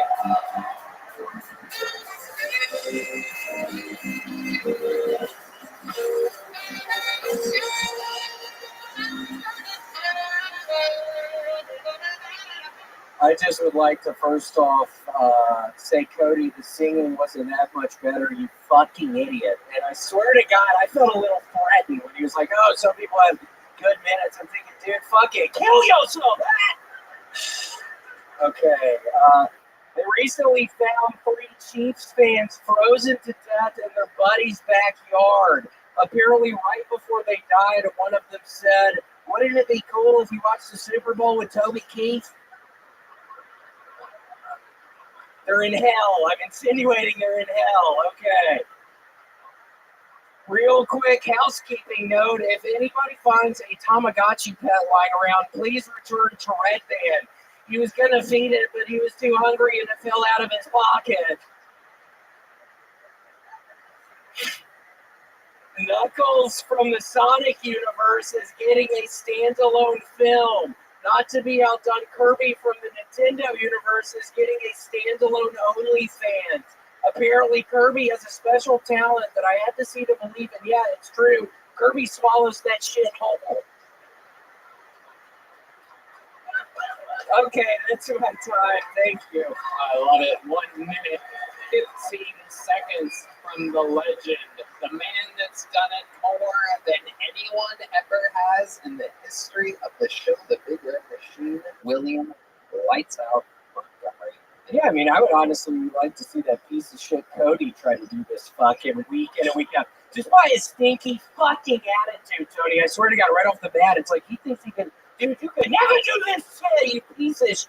I'm back there fucking getting way too high. I hear that fucking idiot come up on the stage. I'm literally worried about Tamagotchi pad from Red Band. That's all I'm thinking about. Okay. He kind of did have a terrible attitude. That part did stand out to me where he goes, some people have a good set and then they suck. Like, it's like, well, yeah, but you want to have more good sets than bad sets. But do you know fucking Tamagotchi? Seriously, it's these fucking delusional fucking weirdos in this fucking place. I love it. Oh, your mustache blew up just then. You get it. It almost blew off. That's incredible. I didn't know you could do that. Well, it was actually a $400 surgery I got this past Thursday, Tony. What did they do exactly? They added more hair. They got hair from the back of my head, from the back here. There's hair, yeah. And yeah, they did an implant. They started out, I'm thinking about implants on the top of my head, Tony. I was actually... have you thought about perhaps taking some of your beard hairs and putting it on the top? Tony, I look like a black person. They're all frizzy. Move on, aboard. No, but yeah, Tony, that doesn't freaking work. That mustache is flying every which direction tonight. It is amazing that we've done this publicly for so many years, and every week you find new things. This mustache thing is killing me. You don't think it's funny, you fucking idiot? I've been looking at you this whole fucking time. You seem like a real weirdo. I see your nasty looking slouching right beside you now. You know who that is? That's a great actor, Edward Norton, right there. I don't know if you know that. He was the Incredible Hulk. Holy shit! Yeah, it's a star-studded audience. Great Matthew McConaughey's watching from the look. Idiot. I'm This gonna- white trash retard. Matthew McConaughey. Not I didn't even know you were there. You fucking idiot! Shut up. It's a star-studded audience. A lot of hip people been getting into Kill Tony lately. Yeah, I actually got a letter. Tony brings that up because I got a letter from the founder of Vitamix. He's a really nice old man these days, but yeah, he wants me to be their new sponsor. Not to bring it up because of the sponsorship, but yeah, the Vitamix is like, the dude, he's a fucking legend that I grew up. Tony, I did this weird thing. When I was in Salt Lake City, I started buying coins and infomercials. Oh God, no! I swear to God, no. I bought $500 worth of coins, and if I sell each one individually, they're gonna make me $2,000. I got a couple of them. I spent $1,000. I have 4,000. How much did you spend on the $500 worth of coins? I don't know. I spent $1,500 of that. You spent $1,500 on $500 worth of coins? Yeah, if I sell, no, it's worth. I bought 2 packs. It was worth $4,000. So I'm looking at tripling my money. Wow. And are you planning on doing this coin by coin? Perhaps the audience members? What's your plan of executing this exactly? I don't know. I gotta figure it out. I did just recently start. I've been a big eBay lurker for many years, and I finally started to make my presence known on eBay. I'm posting everything. I'm doing these pictures of these coins. I started drawing as well today. I've been really good at drawing the Kennedy half dollars. I have so many half dollars that are about to be in the market on my eBay site, but you can't honestly. I have an eBay site. I don't know. I might have to hang all this up. Where can people find your eBay site at? Williams Coins on eBay. Just Williams Coins is my shop. Okay. There's going to be a lot of people looking up Williams Coins. I implore you in the next 3 weeks to actually build that eBay. The way you looked at me made me think that you may have been kidding, and I took it a little serious. Yeah, did you think that was funny, Edward Norton? You fucking idiot. I hated you in the Hulk, you dumbass. Why did you have to destroy... Oh, by bad news, there actually is a Williams Coins already. 24,000 items sold, 534 followers, and bad news, they have much better coins than you have. Than you are offering. Tony, that is my actual eBay site. I wanted to get it out tonight. I have been selling coins on eBay for the past 10 years, so I was trying to think of a creative way to get it out there. But yes, that is actually I make a lot of money on that. So wow. That is incredible. I had no idea about this coin business. I'm always finding out new, very interesting, intriguing things about you. Such a compelling subject. You were out last week with a sinus infection. Would you like to tell us about that? I'm going to be honest with you all. At the very beginning, I can always tell I'm starting to get sick when I just start getting so hungry. I have this insane appetite. I'm starving. Just walking around the apartment, just looking at what do I have, fucking macaroni in here? I got macaroni, but hold on, where's the milk in here? And it's like, wait, I got the milk, do I have the butter in this fucking bread? And then I just get so starving, Tony, and I have to start walking around, and then I start eating peanut butter crackers, and I'm like, oh yeah, sure enough, I got a sinus infection, I'm coughing everywhere, I'm eating peanut butter crackers everywhere, waiting to call your ass, Tony, and I'm scared to death. I'm going to think Tony's going to be so angry. You didn't wait till the last minute. You waited until about 20 minutes before the show started last week to let me know you were really stalling. I was, and hold on, why was that so funny? I always like you, Michael, but why was that so funny? That Okay, was, but yeah, no, I honestly was so donated. I swear I was sick. I believe you. Okay. Now I'm starting to not believe you, though. I did believe you, but now the way you're I promise I was sick. Tell us some more of your symptoms. What kind of symptoms did you Well, it's have? horrible. I started playing with Last of Us 2 Remaster again, and You know, new game mode. No, Tony, I started having these horrible nightmares. We have this plant situated in the bedroom, and it looks like somebody's head, and I wake up, and I think there's zombies in there, and the first time it happened, I said, oh, hello? What were you eating at the And time? my girlfriend was like, why would you, it's a zombie. You probably shouldn't. What were you eating when you were playing these games? Rattle off some food for us. Shit, you know I was eating the macaroni and cheese!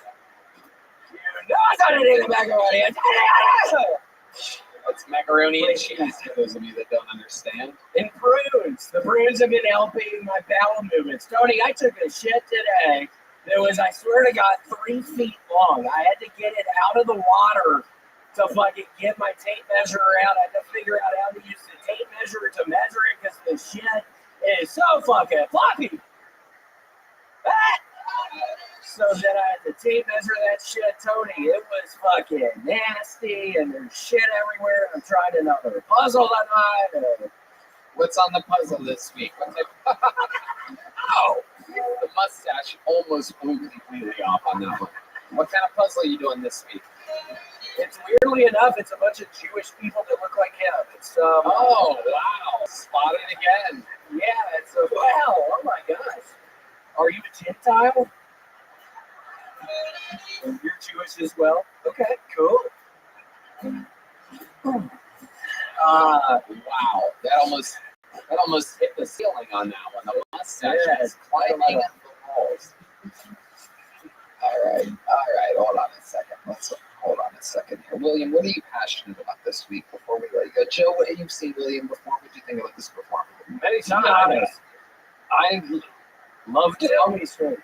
No, I love it. I'm still rattled. Tell me what you. I'm still rattled from the last guy. I'm not going to sleep. I feel terrible. It is incredible. So he asked you a question about what you thought about my set. I don't really give a shit about that fucking idiot before you. Just answer Tony's question. I'm about to say he's lights out. Killer.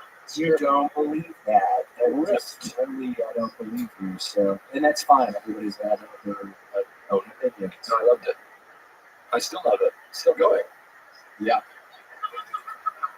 It is true. And to think right now, Cody Odell is walking down the street, probably with his hands in his pockets, pretending like nothing went wrong tonight.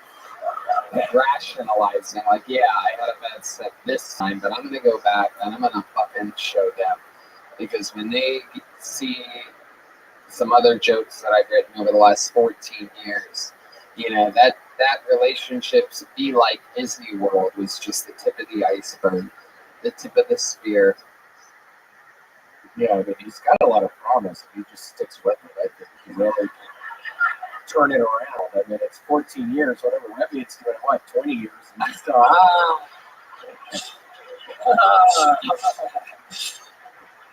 What are you going to hear about the dolphin pussy again, you dumbass? I'm kidding. I love you. Aw, they love each other. Red Band, you want to tell him that you love him too? I love you. I love you too. Oh my God, what a magical moment. I feel like Red Band's about to propose again. You know, Uh-oh.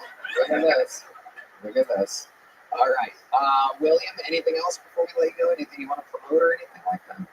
Just everybody is so sweet. Anybody's ever got to hear you is so sweet. Tony, we are fucking, I am balls deep in those motherfuckers right now. That's honestly, I was so scared about getting decided. So it's Valentine's Day. I've been doing a bunch of happy Valentine's Days messages to people.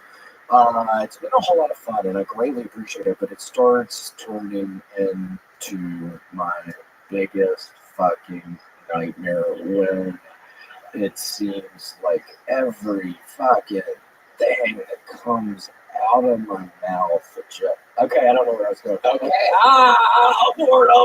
Where are your tickets on sale? You have some upcoming tour dates, correct? Yeah, you can just find it on my Instagram. Yes, we're going to a number of places. Very excited. Find it on his Instagram. Find it on my Instagram. I don't know. I need somebody to help me build a website, and then I gave some fucking idiot fucking $20,000 like 4 years ago. But Worth of coins or actual money or? No, it was actually money. It was Traveler's Checks. And he was like, so now he has my fucking domain name. I was trying to get William Montgomery Comedy. It's turned it into a fucking, I'm about to sue his fucking ass. It wasn't Deshaun, was it? It could have been. We never found out what his actual scam was. But I will tell you this, my friend. It's an easy to build website if you just take the one simple step of going to Squarespace. The one that begins with SQU would be that one, Red Band. Oh my god. And using the simple promo code, which this is back when it was kind of hard to find on the thing. They used to send the whole goddamn thing. We have so appreciate all the killing you messages. That's like, oh my gosh. There it is. All It's the Tony with the Tony. Go to squarespace.com. Save 10% on your first purchase of a website today. Okay. William, anything you're passionate about? Yeah, I've been. You gonna eat some mac and cheese when you get home, maybe? Yeah, probably. Yeah, gotta heat up the oven. The microwave stopped working. Your microwave stopped working? Yeah, Tony. I mean, I had a really bad day today. Yeah, fucking. I'm trying to heat up my eggs earlier in the microwave when I wake up. Have you ever thought about boiling the noodles for your macaroni? Man, There he goes, William Montgomery. Everybody, we did it again. Joe List. Tell us what your dates coming up. Joe List. What's the website? ComedianJoeList.com. Yes, ComedianJoeList.com is on tour everywhere. Your special is? 3 specials on YouTube. They're all there. You can see all of them. It's all under Joe List Comedy? Absolutely. Yep. There you go. How about one more time for the great Joe List? Come on. The drawing from Ryan J. Ebot is in. It's fucking awesome. He draws every episode while the show happens. RyanJebot.com. Let's see what Chris Rogers drew up. Whoa! The newest member of the regime, Casey Rocket, with the motherfucking crab claws. That's an instant classic. Guys, they're going to play us out. How about one more time for the best damn band in the land? Carlos Sosa, Raul Vallejo, Fernando Castillo, Michael Gonzalez, D Madness, John Dees, and Matt Mueling. Thank you to all of our sponsors: Gel Blaster, Yellow Rose, Red Rose, Sam Smokehouse, Austin Security Guard Service, DigiBuses.com, Hall Long Farm, Connect Mobile Health, Red Band. San Diego, check out me and Casey Rocket and a couple other people in July, AmericanComedyCode.com. We love you guys. Thank you. Good night, everybody.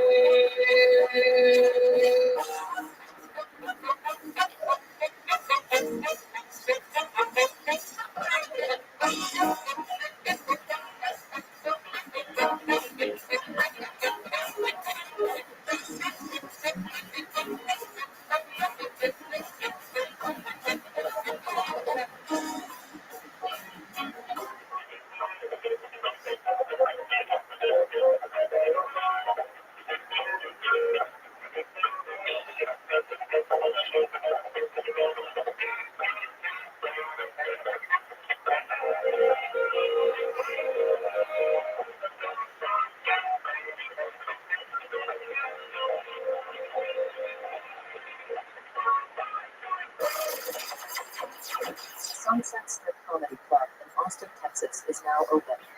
Check out Red Band's secret show every Thursday. Go to sunsetstripatx.com for tickets.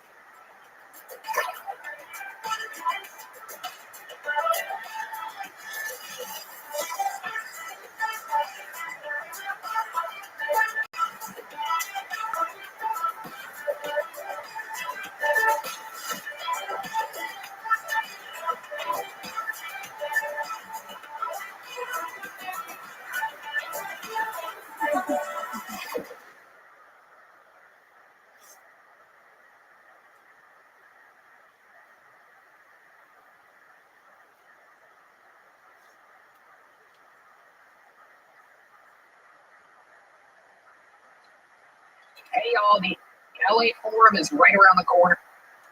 Contrary to a lot of people's rumors, there are still tickets available for that. The U2 Theater 2 days later has sold out. Also, there's still a few tickets available for night one at Madison Square Garden, the two-night super mega event, the biggest in Tony's history. Travel, go there, we'll see you there. And I am on tour with stand-up comedy. Me and some of your favorite cronies from the show do our own stand-up sets. I'm going to be in Cleveland, Ohio, Pittsburgh, Pennsylvania, Boston, Massachusetts, Baltimore, Maryland, Salt Lake City, San Jose, Dallas, Houston, Texas, St. Louis, Missouri, Nashville, Tennessee, Fort Lauderdale, and Orlando. And then that is all of the stand-up on the road I am doing until 2025. I'll be releasing that special just after May. We'll see you guys on the road. Nothing but love. Here is another episode of Kill Tony.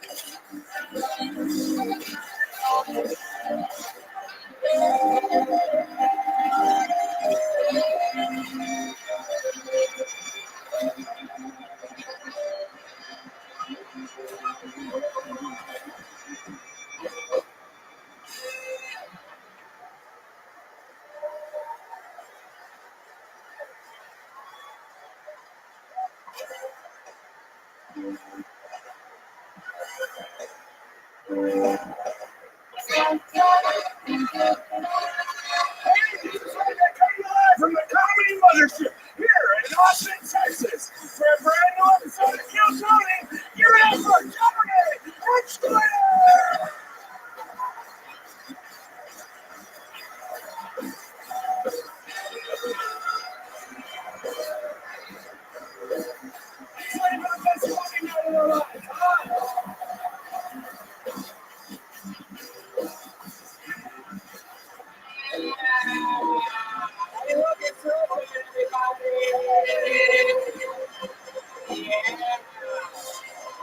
You did it. You made it. You're at the #1 live podcast in the world. Kill Tony. You guys excited? Thanks to our friends Gel Blaster, Yellow Rose, Red Rose, Hall Law Firm, NinjaBuses.com, CM Smokehouse, Connect Mobile Health, and Asphalt 3D made us this super cool thing, this magnet bucket pull thing that now I can keep all the names that I pull out in order and in position. It's like state-of-the-art 3D printing. Shout out to our friend Asphalt 3D. And how about one more time for the best stand band in the land? Huh? God damn it, son of a bitch. On the horns, Carlos Sosa. Raul Vallejo. And Fernando Castillo. Not to be confused with the great Michael Gonzalez. And then on the diverse side of the room, we have the mortician Matt Muelling on the electric guitar, John Bees on the keys, and the Dark Force D Madness on the bass guitar, everybody. Before we start tonight's episode, here's a little bit more from the amazing sponsors that made it all available for you. The Sunset Strip Comedy Club in Austin, Texas is now open. Check out Red Band's secret show every Thursday. Go to sunsetstripatx.com for tickets.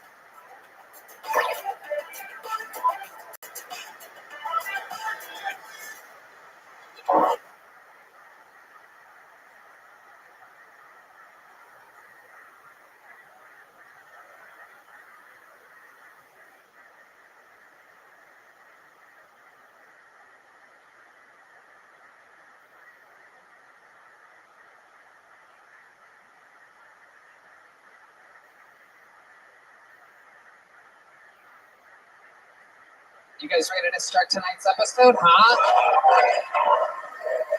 Every single week, I have at least one of the funniest comedians in the world on the show. This week is no different. I love this show because I take great pride in not only pulling names out of the bucket and introducing people to comedians that are getting their start or perhaps breaking into the industry, but another one of the amazing things that I think we do here is we introduce to you or remind you of some of the great fucking existing comedians that are about to change the goddamn game. This is one of those guys, an absolute monster. You know him from his hit podcast, Matt and Shane's Secret Podcast. Ladies and gentlemen, this is the great and powerful Matt McCusker, everybody!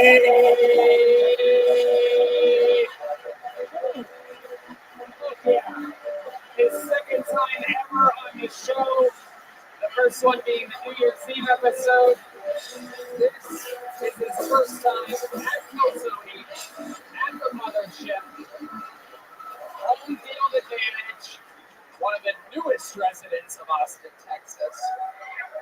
Thank you. Tilting the polarization of the Austin comedy scene. One of my favorite comedians. How's it going? Pretty good. Thank you for the introduction, though. Matt's on tour, mattmccusker.com for tickets, and of course, Matt and Shane's secret podcast. Shane Gillis taping SNL this week. We got Matt McCusker on the #1 live comedy show in the world. So fuck you, Shane. So welcome, Matt. You did New Year's Eve. That show was fucking awesome, crazy. We're going to have fun here again. You remember how it works. 175 people tonight signed up for the chance to get pulled out of this bucket. If I pull their name out, they get 60 seconds uninterrupted. You know their time is up when you go the sound of a kitten. That means they have to wrap it up then, or else they bring out the angry West Hollywood bear. And they have to wrap it up then. And then I interview them. We find out more about them. The whole thing's improvised. Anything can happen. You guys ready to start tonight's show? I pull the name out. They go. They grab that person from the bar across the street. More choices, which is what we're going to see a lot of people make tonight.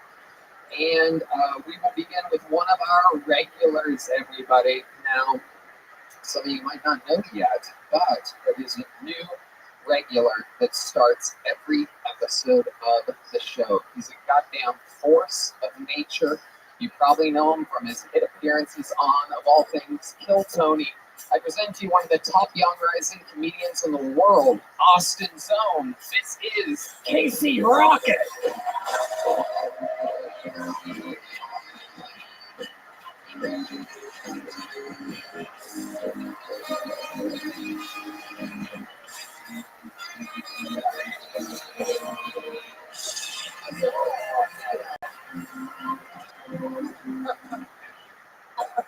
It's really good to hear your voice saying my name. All right, hell yeah, Sirius XM radio. All right, very cool. Okay, I gotta get out of here. I got a softball game after this. So it's not a beer league; it's a fentanyl league. Should be pretty fun. Just me and the boys shooting up, sleeping on the ball field. So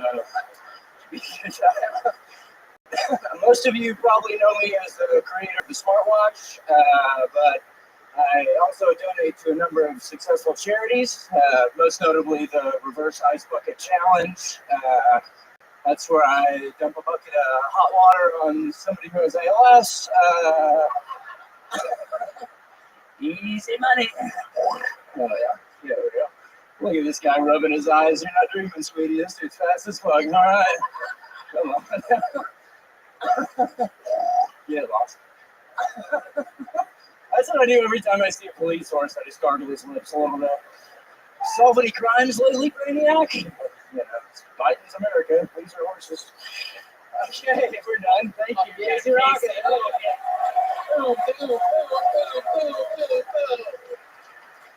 The fucking mighty machine of Morocco, Casey Rocket, has arrived at another brand new minute.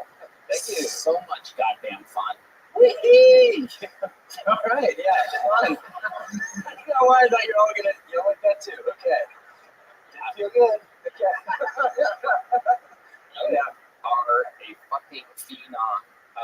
This weekend, for the first time ever in my stand-up comedy history, I took Casey Rocket to a massive theater to open up for me, and it was unfucking believable. If you think he's fun in large, sold-out comedy rooms, you should see him in an unbelievably huge, sold-out theater.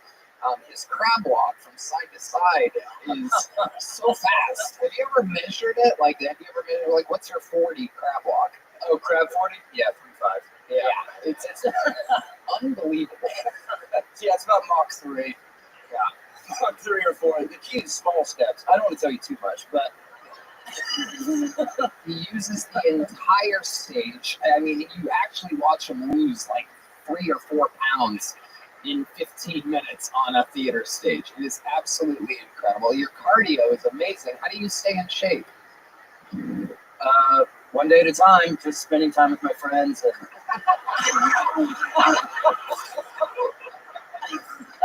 sitting down with a good book and just hoping for the best.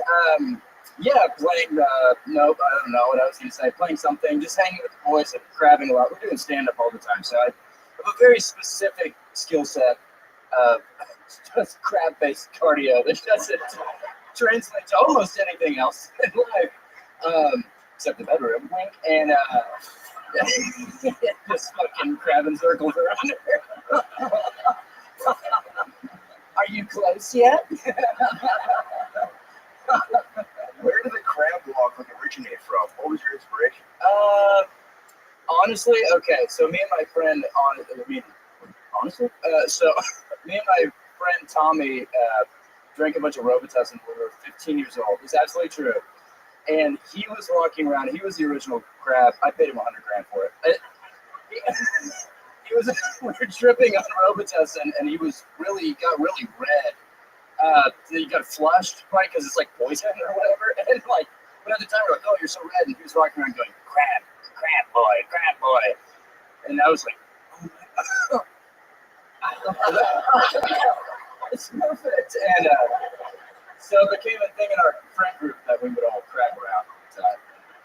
We were normal. Amazing. Yeah. Unbelievable. There was one point, just so you know, what being on the road with Casey Rocket is kind of like. At one point, when we left the airport, one of our amazing producers, the great Christy, says, "All right, y'all, we're pulling up to the hotel soon. And if I could have your guys' IDs, I'm going to get you all checked into the hotel super quick. You guys can kill a few minutes, and I'll be right back with your room keys." And Casey proceeded to pull out multiple different IDs of different human beings. He had a Blake Shelton. I had a Punisher one, which is kind of like when people piss me off.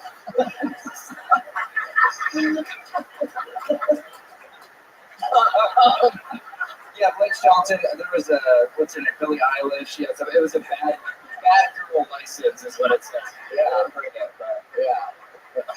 It is amazing, Casey. You are a sensation. Absolutely hilarious all the time. He has a very interesting diet. You want to tell these people what you eat for breakfast?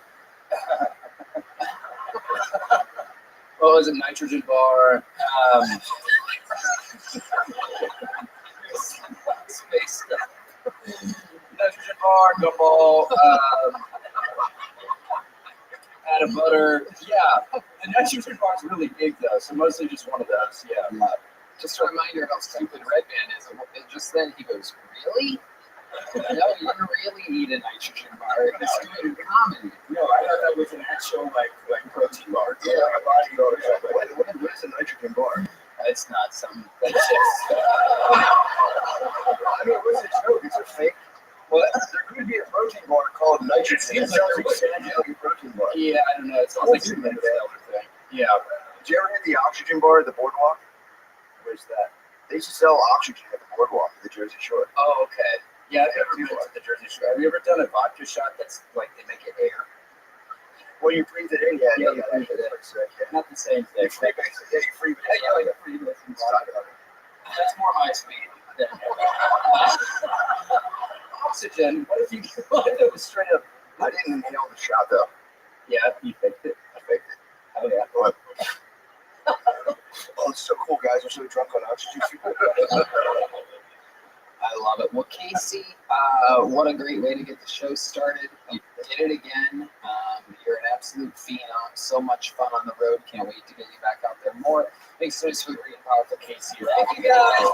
Like that, it has begun. I pulled the first name out of the.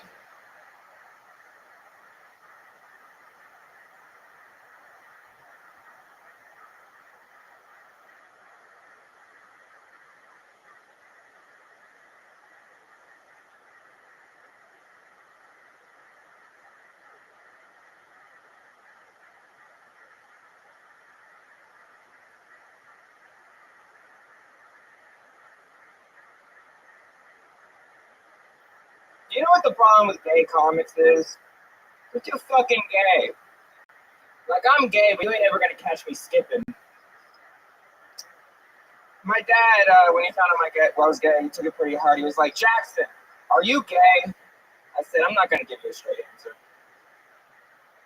And then he came over, he was like, Why you got knee pads but no rollerblades? You know, I'm gay, right?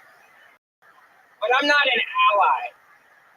Not an ally. I'm in the axis of powers. It's Germany and Ireland. My boyfriend broke up with me because he found out I was gay.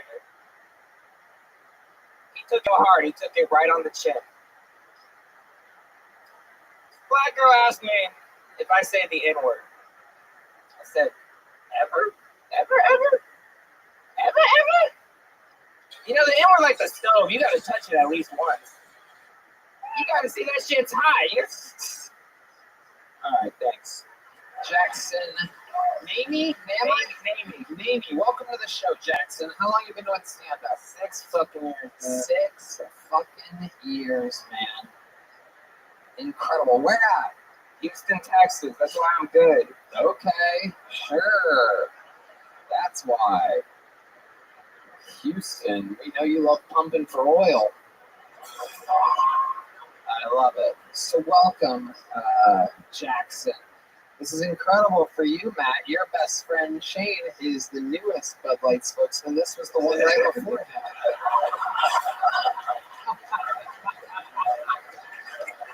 He does look like one of those newfangled trans school shooters.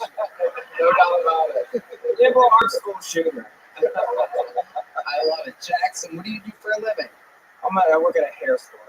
A hair store? Old ladies come up to me. They're like, "Can I do with my weave?" I'm like, "No, they're gonna have that mop on your head." Oh shit, you're a bad hair salesman. Geriatric. Damn. That's fucked up. Are you good? Nope. Keep dreaming, Jackson. Keep dreaming. I'll let you jerk off to the podcast, though, back at home.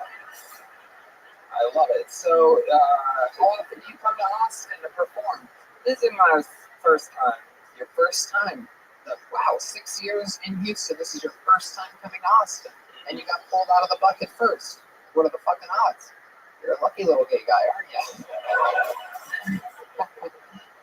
Tell us about some of your escapades. You said you're not that gay, but you seem gay as fuck. I'm gay as the day is long. Yeah, and the day might be longer than any of us know. If that's how gay you are. It's like a 48-hour day right here. So tell us about it. What's the gayest thing you've ever done? Suck it. Okay.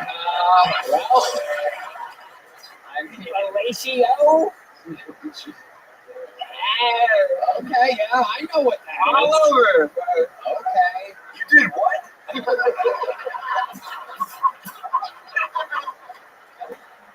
You sure you don't want to try it? No, I'm positive. Not even HIV positive? Or? Yeah, keep dreaming. Again, you're just really just, you're so gay, dude. It's incredible.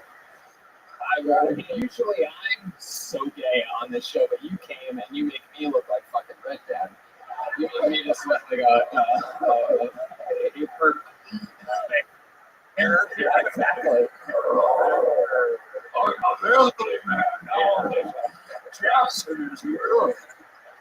So Jackson, what else do you do? What do you do for fun if you're not being gay or doing stand-up? I just cry a lot. Do you? What do you cry about? This dude broke my heart. Mackenzie Joel, fuck you. So wow, you called him out by name. What did you, Mackenzie? Yeah, Mackenzie. You made the biggest mistake of your life, pal. Tell us about it. What did he do? How did this go down? I want to know. I want to know the fucking. So like, he's gay. We know he's gay, dude. And like, two gays don't necessarily make a you know, we're the bottoms. Oh, you put the batteries in the wrong way. Uh-oh. The scissoring, it just did. Let's scissor, yeah. The old ass to ass. We're two catty bitches. It didn't work out. Oh my goodness gracious. So how did it go down? He broke your heart? He broke my fucking heart. How did he do it? Tell us how the breakup happened. Via text? No, we went to Orange, Texas, and came back, and it was like, you went to a place in Texas named after a fruit? And you got broken up with? I go everywhere I go is named after fruit. All right, you're tagging good jokes with bad jokes here. You're knocking them down. You're knocking them down there, Jackson. So, tell us how it went down. Did he tell you he took you? I can't do this anymore. I wish I need somebody that will fuck me in the ass.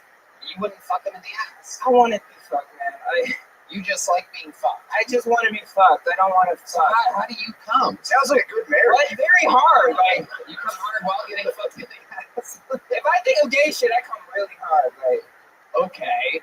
I still don't really get how gay sex works, believe it or not. I know that sounds suspicious. there's a G spot in your asshole. And it just comes out. You You think can it's hard come. and then you come? What? You don't like touching or anything? If you want to. Okay. You're making this harder than it has to be. Oh, my. Jackson, have you ever been with a woman before? Oh, it's a black girl. Okay. How long ago was that? It's like, shut your ass up, Jackson. Shut your bitch ass up. She didn't like it. Right. Damn. She Shut your blind ass up. did the right thing. Famously homophobic D Madness on the attack.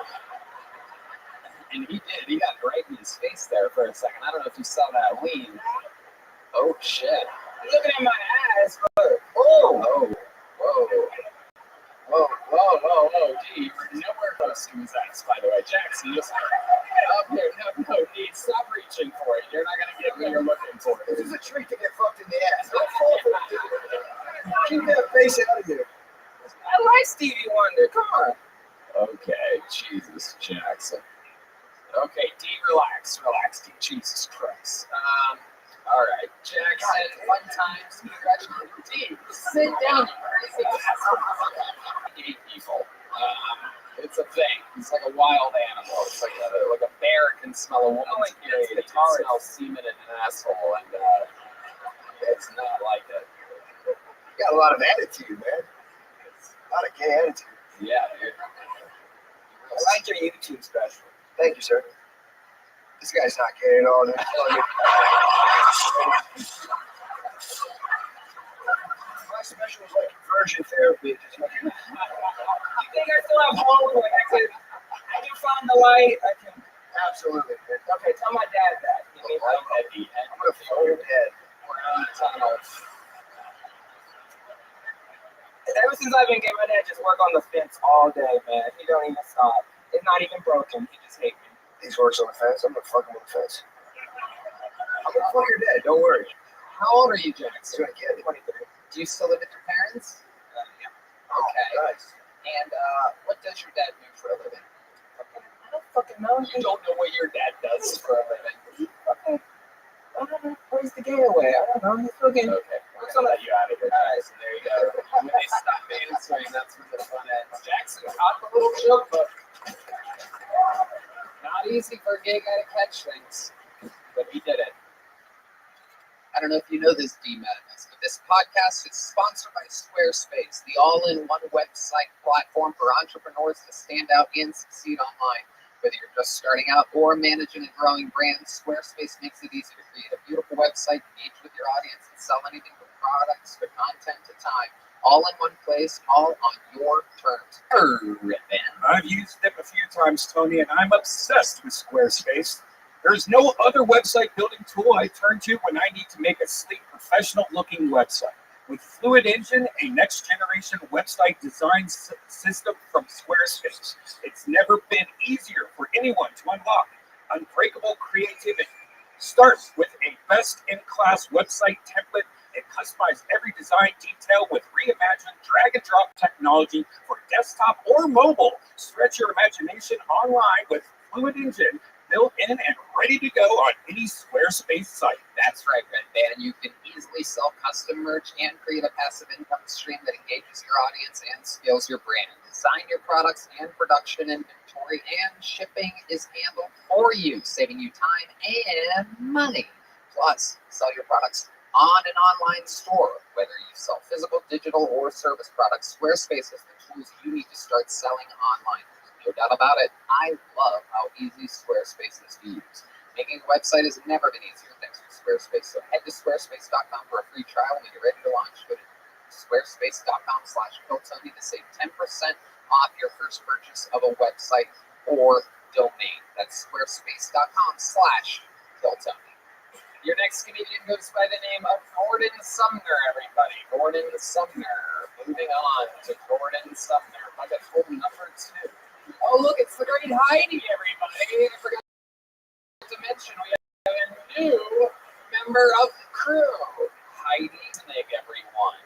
Remember her from the New Year's Eve of Tony, there's just Heidi, everybody. I can get her out at a better time, producers, than when the comedian comes out. Makes noise one more time for Gordon Sumner, everybody. Gordon Sumner. What's up, everybody? So I got a problem with Pete Davidson. Okay? He's too tall, he's too good at comedy, and his dick is too big. Okay? But you know what he proves? You can't be great at comedy, you can't be tall, and have a father. Anybody here do jujitsu? You look like the kind of guy that does jujitsu. This guy right here. But let me pause for a second. But you look like the kind of guy that does jujitsu. You do jujitsu? Oh my God. I got a problem with jujitsu people too. You know? Because first of all, it's very erotic of a sport. You're either a top or a bottom, right? You get this crazy cauliflower ear. And then if you ever want to fight one of these weirdos, you say, all right, come on.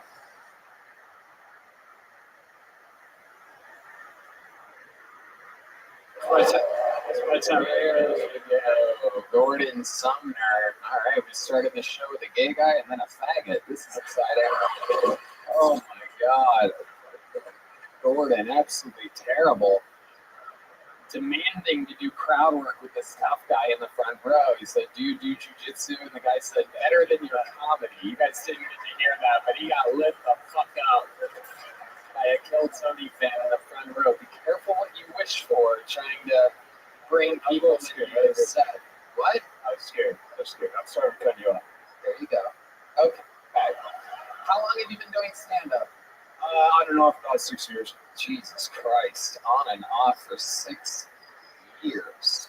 Oh, Matt McCusker. So you've been focusing more on like selling Percocets? Like, what are you up to?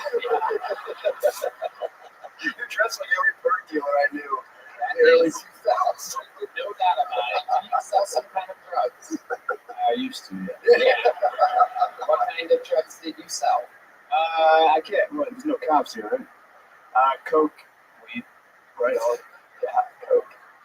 Okay. So you think there's a cop here that's going to get you for drugs that you used to sell? Or do you still sell them? It's not. I love this. Answer the question. Where were you last Friday? It is. It's like I think it's the hair dye job because it's like blonde, but it's not bleach blonde. It's like the concentrated lemon juice. Remember when people used to? You might be on the lamb right now. It's disguised. It's like Connie Boy from The Outsiders. There you go. Super topical reference for the young kids. Good God Almighty. He's on the run from that 8-ball he sold 3 years ago. He's on the run. Gordon, what do you do for a living now? Unemployed. What was the last job that you had? I just drive trucks. What kind of trucks? Not quite a CDL level, but like below that, you know. U-Hauls? Yeah, what kind of trucks exactly? Describe the truck and what would be in the truck. Moving company, and it was below that. You were a furniture dealer. You do furniture. I used to move furniture, yeah. And you call yourself a truck driver. And you expected me to just move on with no stealing follow-up valor. process. Stealing valor. That is extreme stolen valor. Unbelievable. I was a truck driver. Yeah. There's a really big minivan. I was driving that around, backed it into spaces. It wasn't a big deal. I could move a lot of boxes. Did you get fired from the moving company or did you quit? I quit. How long ago was this? It's like You've been unemployed for a year? Yeah. Yeah. So how do you survive? Describe to these people realistically, being honest. Fucking genius. That's how it's. So, okay, very good. So how do you do it? There's some officers here tonight, actually. There are some I officers. saved money, and then I just decided to. You save money while doing comedy. And, I You rap save- too. Oh, you're a rapper? Really? Are you really a rapper? Tell Michael what kind of beat you want. Tell Michael and D Madness what kind of beat you want. You guys forgot about Dre? You know, it's, What? Forgot about Trey. Forgot about Trey. That's Joel. You got that? 1, 2, 1, 2, 3, 4. different face. Motherfuckers act like they forgot about Dre. No, you just did what they did. Was this karaoke? No, he said, dude, he's You doing said you the were a fucking rapper. You just did an Eminem impression. He's Warren G. He's Warren G. He's hooks only. I'm not that. I'm not that. Hooks only, dude. You're not a rapper at all. You just did what they do. I just try to fucking entertain you. Know? So you're not a rapper. I don't make people laugh, you know. That was sick. That was pretty hard. That was so funny. Okay. That was just, my mind is literally blown. I do whatever it takes. Okay. I'm doing nothing. You're lying. You just lied to us up there. I'm a rapper. Okay, give us a beat. All right, you did it. Motherfuckers act like they forgot about Trey. Like anybody can do that.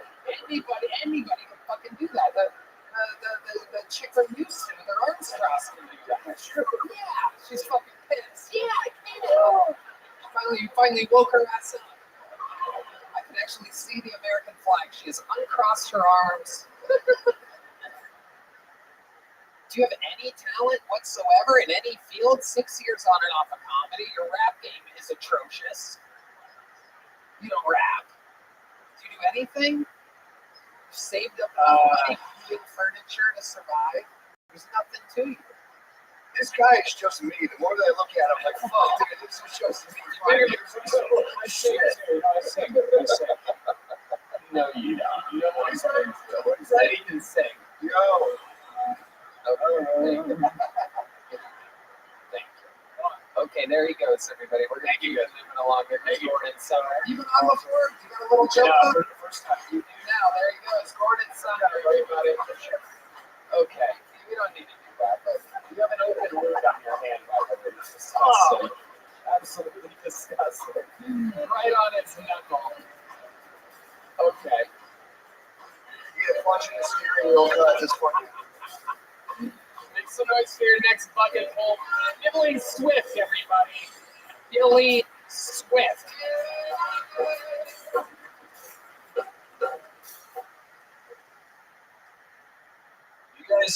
You guys think anybody's ever taken a Viagra recreationally? Like no sexual purpose. Just a guy wakes up, he's like, I don't know, man, I want to look good today. You know?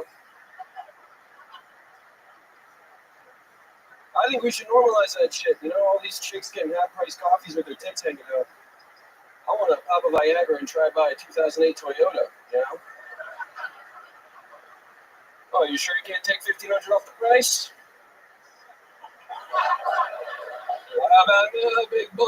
You know what I mean? 3/4 chub, get a quarter off the price.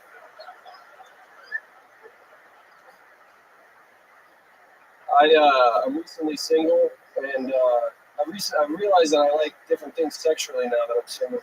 I realized that I like to make girls queef. It's just kind of like the trumpets of victory to me, you know? Like, I start hearing that shit get to go, and I start stomping my foot, beating on her stomach, you know, turning her muffin and cunts. You know what I mean? I think everybody, that's for my time. There he is, Billy Swift, doing comedy. That's our first, I believe, actual setup tonight for a human being. Welcome, Billy. How long have you been doing stand-up? About 2.5 years now. 2.5 years, making the 6-year people look like fucking 1 week people. Unbelievable, Billy. I thought he did great, yeah. Yeah. I was hoping you'd ask this guy if he did jiu-jitsu right after saying he did. 2.5 years, Billy Swift. Where at? Orlando. Orlando, Florida. Okay. The home of the person, you know Cam? Yes, sir. Yeah. We're pretty good friends. Went back when I started, he was around at the same time. But, How often do you come to Austin, Texas? oh, I just moved here January 1st. Nice. Congratulations. Yeah. Thank you, sir. Happy New Year, too. Yeah, thanks, man. I appreciate that.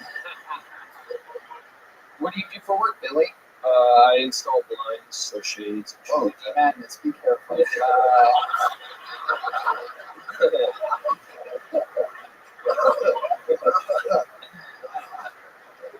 He qualifies as both blind and a shade. If you call them shades sometimes, these types of people, you know what I mean?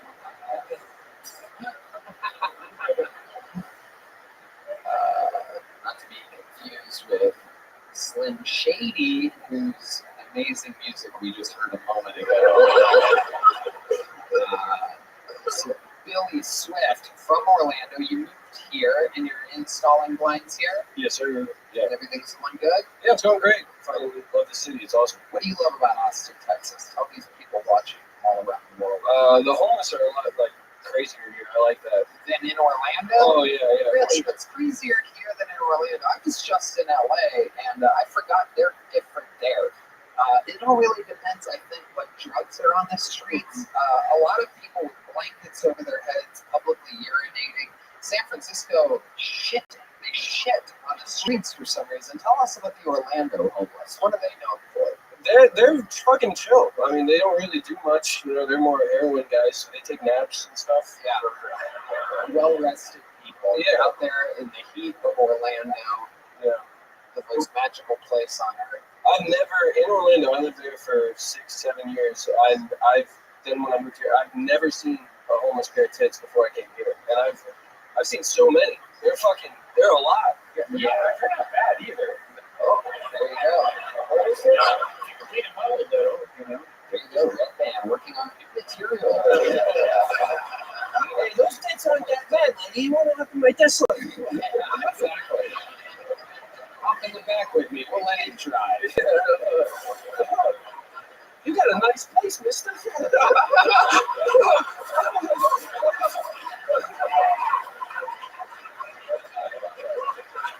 How would you say your tits? How would you say your tits? Almost like. She was just putting them out. I mean, so one lady just wears a tutu. She's just running around with the top and bottom showing, but she likes that midsection covered up for some reason. Yeah, I think it's a C-section scar is what she's trying to hide. But she's fucking your guys' city, all right? I don't know. No, but then the other lady was wearing like a muumuu, and she just goes, "Today's!" and fucking kept running down the road. Yeah, she was just making people's day. Wow. I think she just wanted to take a day off. Yeah. Wow. Just get back. Yeah, just get back to the community, you know. Y'all motherfuckers be giving me dollars and shit. It's the one that you see. Which is your home? Is it the muumuu one? Or it's the one that's covering up her stomach. I thought yours was the muumuu since you respond to that kind of language. Since you're a cow. I got it. Okay. Billy Swift, what do you do for fun when you're not installing blinds or doing stand-up? I used to train MMA. So Really? Yeah. Oh my God. Wow. I wouldn't have guessed that. MMA. Go in the bag. Oh, shit, dude. Just kidding, brother. Yeah. What kind of MMA do you specialize in? No, I mean, like, I started doing jiu-jitsu and Muay Thai, and then transitioned into MMA once I got older. But I wrestled in high school, did all that kind of stuff. I had one professional fight, or one amateur fight. How'd that go?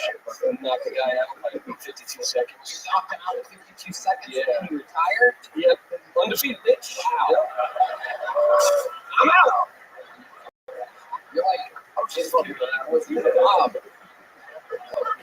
There's a Patterson MMA joke right there. He was a Bob. He retired undefeated. Retired undefeated. Bob. Come on, fucking laugh, people. Laugh. Bob. Okay. So what made you retire after only one fight? I just got burnt out, man. I was doing construction, and then I trained from like 4th grade. My dad was a professional fighter, so he always had me train with him. And then I just started from 4th grade, wrestled all the way through high school, took it seriously. And then I got and just decided to stop. It's a shame the first fucking Bulls father wasn't a professional fighter. You gotta be straight up here.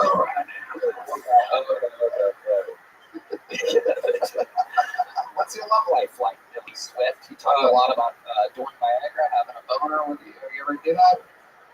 No. Do you know that gay guys can come from the bottom position without touching their penis at all? It's like a magician's trick or something. I just get fucked and they get hard and they come. That's a weird Wim Hof method.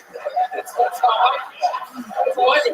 I'm hosting a show. I found out in front of 1 million people that's how these guys come.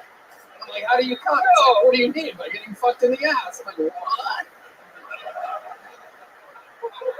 You're saying you didn't know what I swear to God, I didn't know.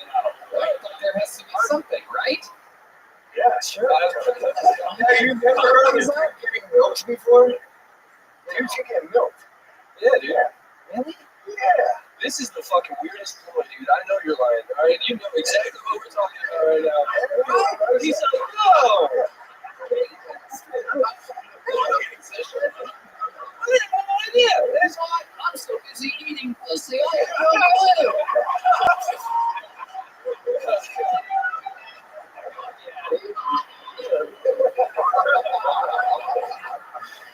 But now you know.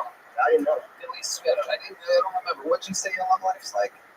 It's nothing right now. I was in a long-term relationship before I moved from. And you broke up with her to move here?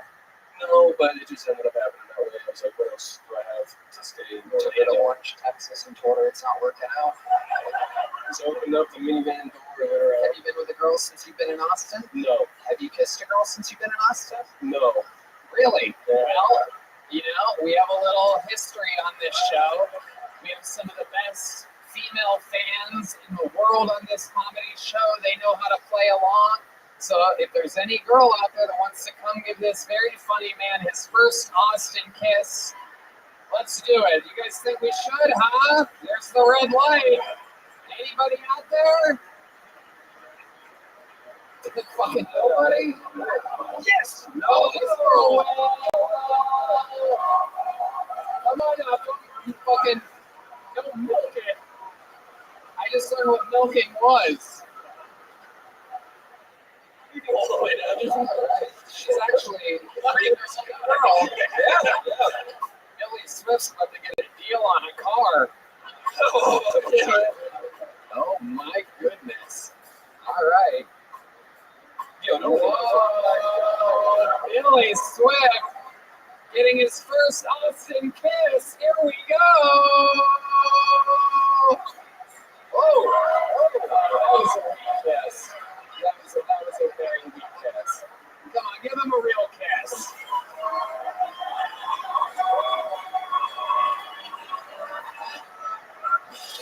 Wow. Look at that. Unbelievable. He went from MMA to HPV that quick, everybody. Absolutely incredible. That's my shoulder. How do you feel, Billy? Your first Austin kiss? Her lipstick tasted good, or whatever the fuck that was. That was pretty alright. That was alright. That was an open cold sore, my friend. The Austin special, baby. That's a little funny. You gotta risk it for the brisket. Yeah. Billy, anything else crazy we should know about you before we let you go? I used to have a tit. I used to have one titty. Well, explain to us more. So, when I used to be a fat kid, and then I hit puberty, and I thought like a cool way to like show people I'm fucking tough is to get titty twisters and not like flinch. So I just stand there and fucking take that shit, and it gave me like calcium deposits, pretty much cauliflower ear in my tit. And you know, it was a handful of people. Actually, it was nice. My nickname was Uno Presto all through middle school. You take jokes about that? No, not yet. I have to. That's crazy. It seems made up though. You know what I mean? Like when I have pictures of this man. It's crazy. But, Wow. I would love to have you on the Secret Show Thursday. Thank you so much. You just got a real big jump from welcome to Austin, Texas. That's Billy Swift, everybody. First good bucket pull set of the night. He is originally from Orlando, Florida, and so is your next comedian. An absolute absolute fucking thunderstorm every single weekend with me on the road doing giant theaters. He goes up right before me. He's a fucking freak of nature, constantly getting better. He works it out right here. This is a brand new minute from the one and only Cam Patterson.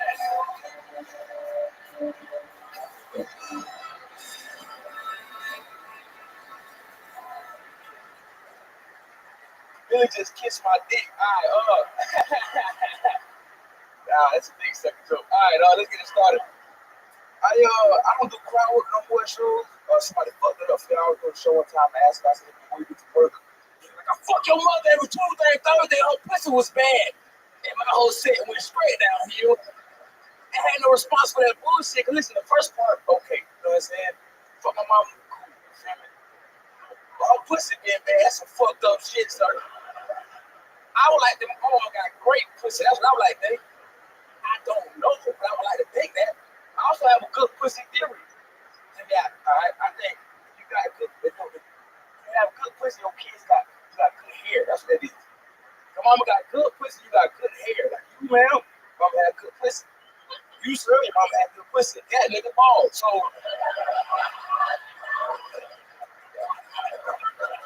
you tell me, baby. Exactly 1 minute. Boom, boom, boom. That is how you do it. Cam Patterson has done it again. Unbelievable new minute. Welcome. How you doing this, huh? Yep. Yeah. We are. D-Madness is smiling from street. Well, hell yeah, I got your back, D-Madness. No more games, but I love gay people. What are you gonna say, John?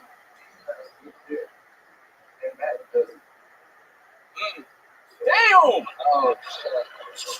Your mama was a slut. That's the rules, baby. I don't know what to tell you. Them was the rules. Dims the rules indeed. Where did you come up with this theory, Cam? This is Well, interesting research. I thought to myself, nobody want their mama to have bad pussy. You know what I'm saying?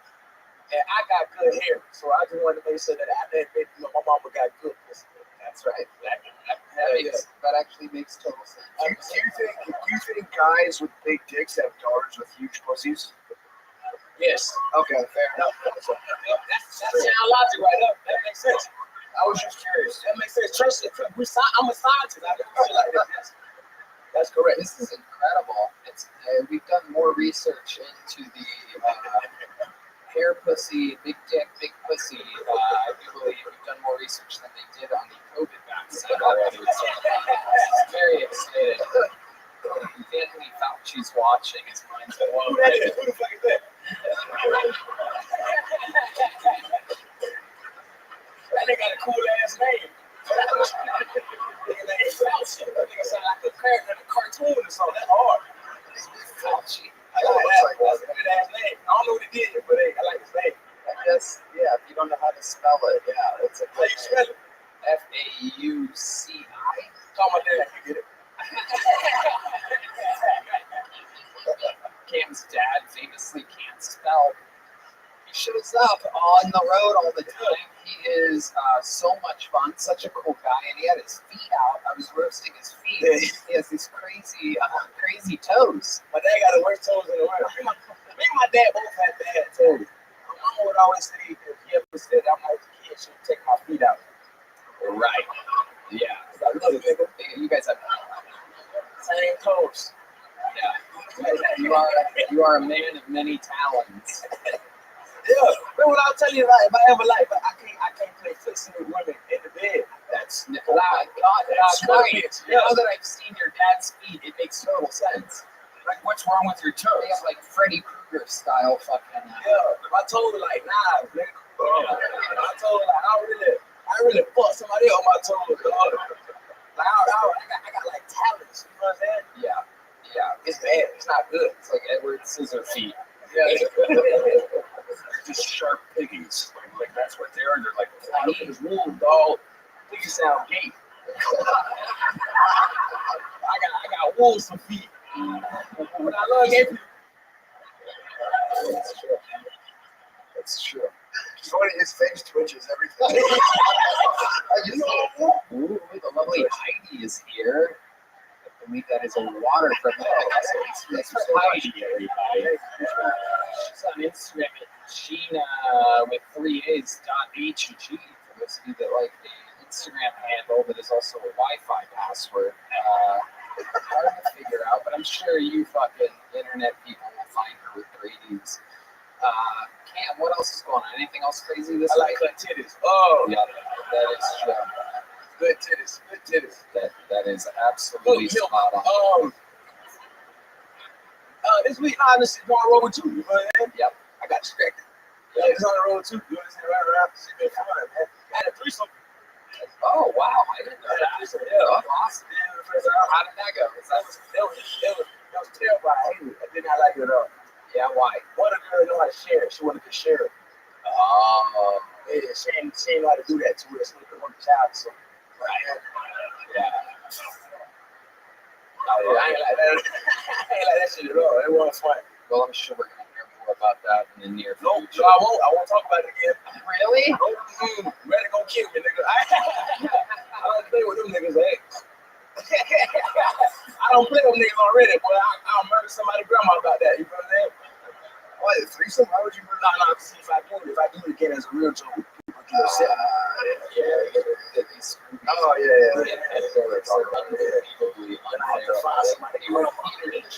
You did a joke in this interview. I was still imagining you naked with 2 women. I lost the fucking thing. That was fun, though. It was fun. You know what's the crazy thing about the threesome, right? So I explained it to my homeboy. I was like, well, he said I had to go, and I was like, well, you know, I will go to one home and fuck one home, but I go to the other home and fuck the other one.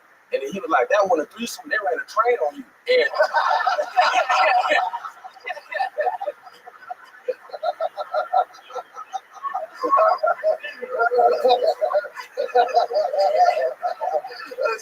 I didn't like that too much. That was now that I think about it, that sounds pretty gay to me. I don't know. I like it.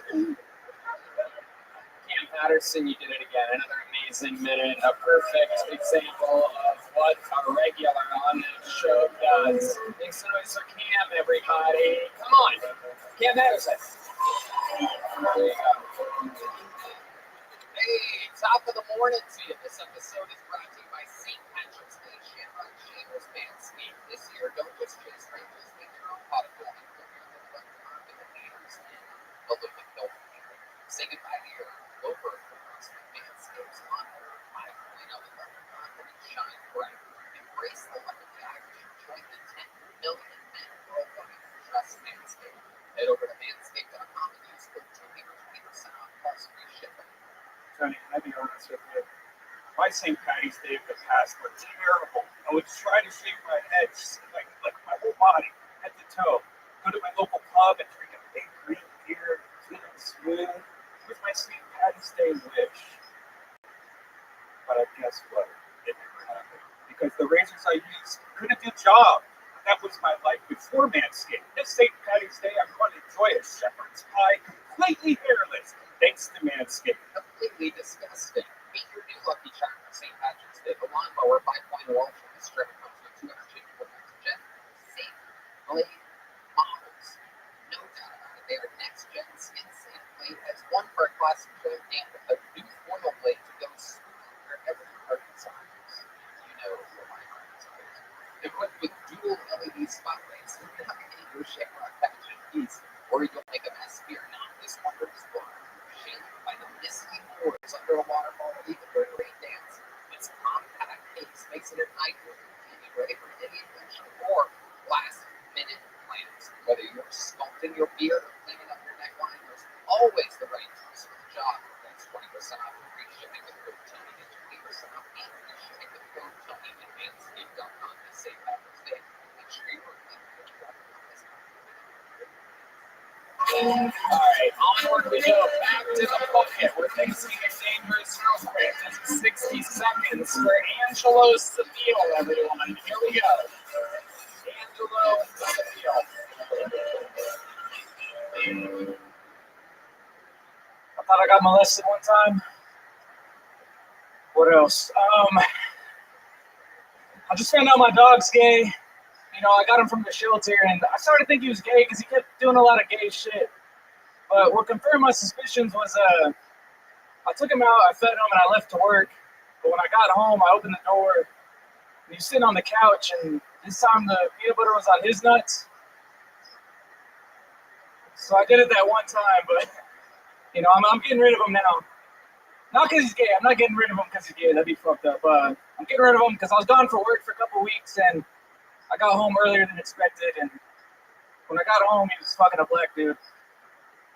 So can't have that. One last thing, though. They say chicks dig scars, but you don't see burn victims getting a lot of pussy. Thank you. Angelo and Sabille. The amazing thing was that you were getting laughter somehow. I'm not exactly sure how in the world. I thought it was funny. But I guess so. But a wise observation, burn victims not getting a ton of pussy. Yeah. So Angelo, how long have you been doing stand-up? A little over a year now. Where at? Started about an hour north of here, up in Temple. Come down to Austin occasionally, but okay. What do you do for a living? I'm in the Army. What do you do in the Army? I'm a medic. Okay. Have you served overseas? I went to Kuwait, but that was mainly just like standing around in the desert. Wasn't anything. We're still waiting for a punchline. So we're just standing around in the desert because there's not much happening in Kuwait anymore. Not at all, no. Yeah, the war ended there a while ago. So why did they send a medic to Kuwait? It was during the pullout of Afghanistan, so there's a lot of refugees going there. But the Kuwaiti government didn't want them there, so they sent them away as soon as I got there. So I played a lot of volleyball. You played volleyball? Yep. Okay. Desert volleyball. Yeah. A little sand between your toes. Yep. Okay. What else do you do, Angelo? I like to paint. Okay. Paint a lot. You gay? No. Why do you say it like that? Because I'm not. I've never heard someone say, I'm not gay, because I'm not. I'm not. We believe you, dude. We believe you. Nobody thinks you're gay. All right. Good. Okay, Angelo, what's your love life like with the ladies? I'm actually married to a woman. Oh. Yeah, I have a child. Okay. The perfect disguise. Yeah. It's all one big use. What? It's just a big disguise. How old's the? No, that's not what you said. How old is the kid? She's 4. She is 4. Okay, you spend a lot of time with her? Yes. What's your favorite thing about fatherhood? You know, I don't think I've had a normal like fatherhood. My child has special needs, but it's pretty cool. Oh, tell us about the special needs. So she has a rare genetic disorder called Prader-Willi syndrome. What's it called? Prader-Willi syndrome. Prater. Prader. D-E-R. There you go. Something. Look this up. Prader-Willi. W-I-L-L-Y? Ends in an I. Ends in an I. It's in. Oh, there it is. Okay, let's look at images here. That's what I want. Oh, it's headshots of Red Band. Disgusting. Okay, so it's a genetic disorder that causes obesity, intellectual disability, and shortness in height. Do you also suffer from this? Yes. I thought she got it from me. Yeah. So she's like a little ball kind of. So it's such a spectrum thing. She doesn't really have the obesity part. Not yet. Yeah, not yet. But she is intellectually behind so far for 4. Right. Okay. So she's 4 years old. What is she supposed to be doing that she can't do at 4? Like speaking full sentences and stuff. It's kind of just like little words here and there. Part of it, like there's some similar symptoms with like autism, so she's kind of like socially delayed. Okay. Do you ever curse God because of what happened to your daughter? No, for a little bit I was like, fuck, dude, like why? But no, she's cool. She's super awesome. That's awesome. What kind of games do you play with her? Mainly she likes like Being pushed down the stairs? Okay, come on, shut up. Mario. Shut up. What are you guys, like a serious show? Okay, what kind of games does she like? She just likes like roughhousing really. She likes being like picked up and like thrown around. thrown around. She giggles. Yeah. I love it. Who's Prayer Willie? Who's it named after? I think like a Swedish guy. It's crazy, like when you get the named after you. That's like I'm kind of jealous. So, There is an interesting. It's weird. It's named after like the person that discovered it, but I feel like it should be named after the first person that had That's it. what I'm saying. Yeah. Yeah. Oh shit, fuck Prayer Willie. Yeah. Yeah. Fame hungry doctor. Exactly. Oh, name it after me. That's a tight legacy, though. Yeah. So, how old was she when they made this diagnosis? A little over a month. Wow, how were they able to tell so quickly? She wasn't moving at all. Oh.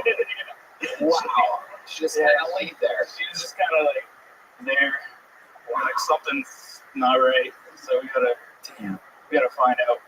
Damn, that is incredible. And you're still with you're with your wife. What does she do? She stays at home with the daughter. Right.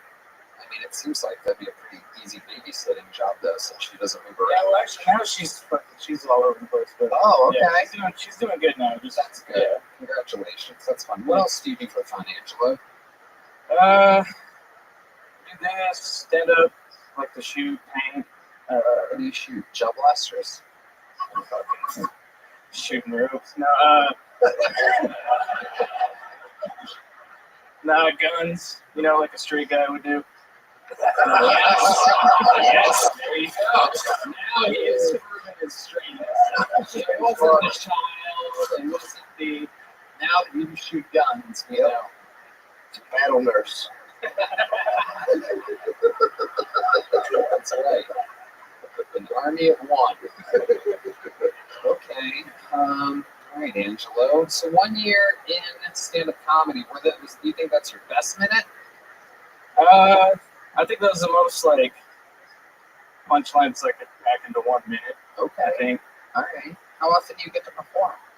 I was doing it for like 4 or 5 times a week for a while, but the past 2 months I haven't done any. Why?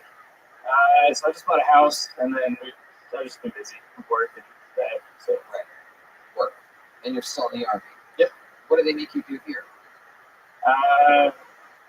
It's pretty like lame actually. I know. When there's no like, I've been trying to get there's no war or anything going on, you just kind of like count stuff, make sure everything's still there. Right. Okay, find a war for you. That'd be nice. Yeah. You might have a good one. That'd be nice. Get you out there. I don't want you being bored. But you're like ready to go, huh? So if we do go to war, you're the medic. Yeah. That's awesome. Okay. Hey, well, thanks for that. Yeah, thanks for being a medic. No problem, guys.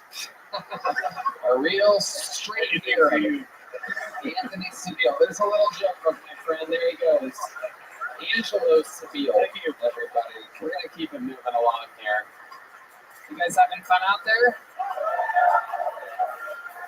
All right. Make some noise here. Next comedian, Mike Ryan, everybody. Mike Ryan is next. Tell Tony.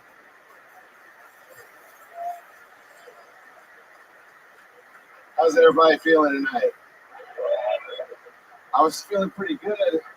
Had this gay comic back there. He said I'm dressed like Fat Forrest Gump. His name was Jackson Nami. So I don't know if you guys can tell by my general demeanor or my fashion sense, but I go to a lot of strip clubs.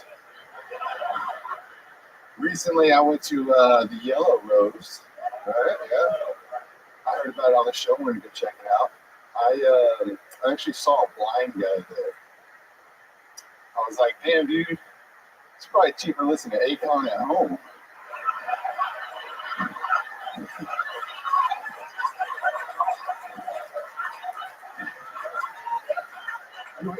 He was singing really loud. He was like, I see you winding and grinding up on that pole. I was like, no, you don't. I felt pretty bad though because he did like 600 singles at the cigarette machine.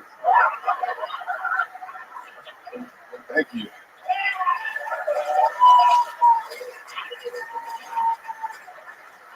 Make some noise for Mike Ryan, everybody. Very fun performance. Thank you guys. Thank you. That was fantastic. That blind strip club Akon joke, absolutely incredible. One of my favorites of the night. How long have you been on stand-up? 4 months. 4 months? Yeah. Wow, that's very So, literally the two worst sets of the night were the two guys that have been doing it 6 years. The next best set was 2.5 years, and you're 4 months. yeah, so I worked with a guy, and he told me about this show. What do you do for work? I'm a logistics coordinator in the refineries in Houston. Okay. He told me about this show, and I started watching it. I fell in love. I just started writing a minute. I started going to the Secret Group in Houston. Yeah. Shout out to Secret Group. Yeah, I love this. Shout out to Andrew Youngblood. I produce his podcast now. And it's the Mess Hall Podcast. Check it out. So I plug a podcast on here. I know Andrew. Yeah, Secret Group is amazing. I just saw Andrew open for Mark Norman in Houston as well. It was great. So I fell in love with comedy from watching this show. Okay. I love it. Absolutely. I've signed up multiple times, and every time that I've signed up, somebody that rode with me got pulled. So Will Loden, Trey Campbell's a good friend of mine as well. Okay. Like he's been one of the guys who's helped me out a lot. Okay. I recently had him in my podcast as well. I love it. How old are you? I'm 36. 36. What's your living situation? So I get like barn or shed vibes from you. No, I have a house. Your own house? Yeah, I have a house. Well, so when my wife left, I moved in a roommate, but because I didn't want to live alone. But, okay. How long ago did you like me now? Oh yeah, there you go, big winner. Absolutely. Yeah, absolutely. So when did your wife leave you? She left in June. So I got married in October, and she left in June next year. I waited 35 years to get married. I'm like, I'm never getting married. I met her, fell head over heels. We got married. And 6 months later, I came home. She's like, I don't want to be married to you. Why didn't she want to be married to you anymore? What's the real reason? So my best friend and best man, he actually died on my wedding day. Wait a second. So I just kind of emotionally shut down. Oh my God! How did he die on your wedding day? Murdered. He was murdered on your wedding day. So where was your wedding at? He got shot 2 days before, and he died. You didn't reschedule the wedding? No. Your best man got shot 2 days before. I went to the hospital. They told me he was going to be fine. And then when they went to do the second surgery, they closed him up. Wow. I thought it happened at the wedding. They did a live clue event. Like, who done it? Bro, Houston's good as fuck, dude. Like, I don't know if you know about Houston, man, but it's, that's why a lot of people that live in Houston keep their arms crossed so that they have a natural shield to bullets. Did they find the murderer? No. Damn, they never found out who shot him. What was he involved with? So he owned a very successful recording studio, and he was recording some rappers, and he left to go to the store. Apparently, some guys and some alternate crews got into it. They had a shootout in the studio. He pulled up in the driveway, and they thought that he was like this other person coming back or something. That's as much as I can assume that happened. The country singers, right? Well, I'm not gonna say the rapper's name, but one day. Why won't you say the rapper's name? I'm not gonna implicate somebody if I don't know for sure. Do you think that a rapper shot your best friend? I think it's somebody that's possibly. Wow, this is all so interesting. Yeah, thank you. We gotta solve Is it Akon? I fucking love you, Tony. Sweet. Hey, Jackson loves you too, boy.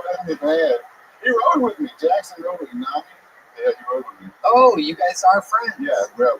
From Houston's tight knit, bro. Houston, yeah, well, Houston comedy. His asshole is not tight knit at all.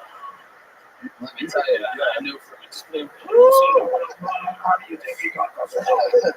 Bro, this is so surreal right now. Man, this is my only goal in comedy. I only make minutes. I do 5-minute mics, but I just do 5 1-minute sets. Incredible. Yeah. Well, here you are. You're doing it. I love that. So, your wife left you. You emotionally shut Just bring down. that back in. Yeah.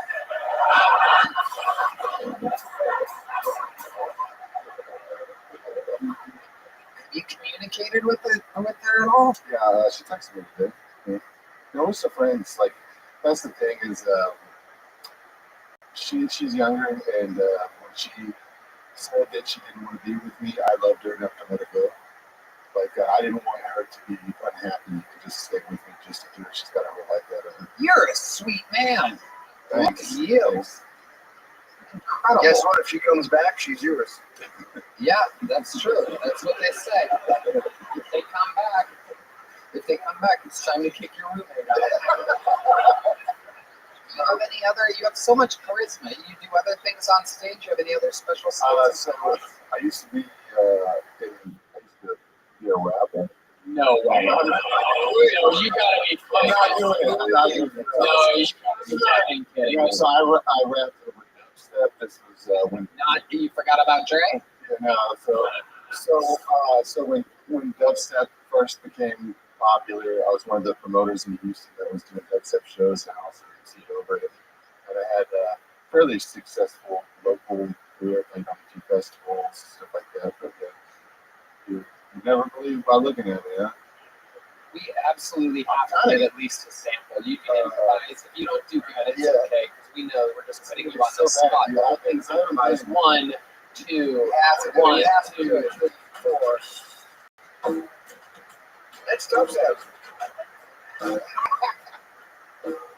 Times be subliminal, like used to be a criminal, but now I'm hopping on this like I'm going like the mineral, so take it like it's literal.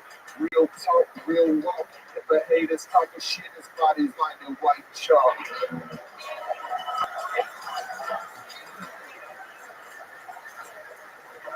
That was amazing. No, I know. This entire year, right? I've been growing the mullet out to get on this show. This whole You grew the mullet out just to be on the show? This is not me, bro. This is not me. I'm good, dog. I'm going to tell you, bro. Like my hands are tattooed, man. I don't know what I can tell you, bro. I love it. I love it. H-Town, baby. Oh my goodness gracious. Wow.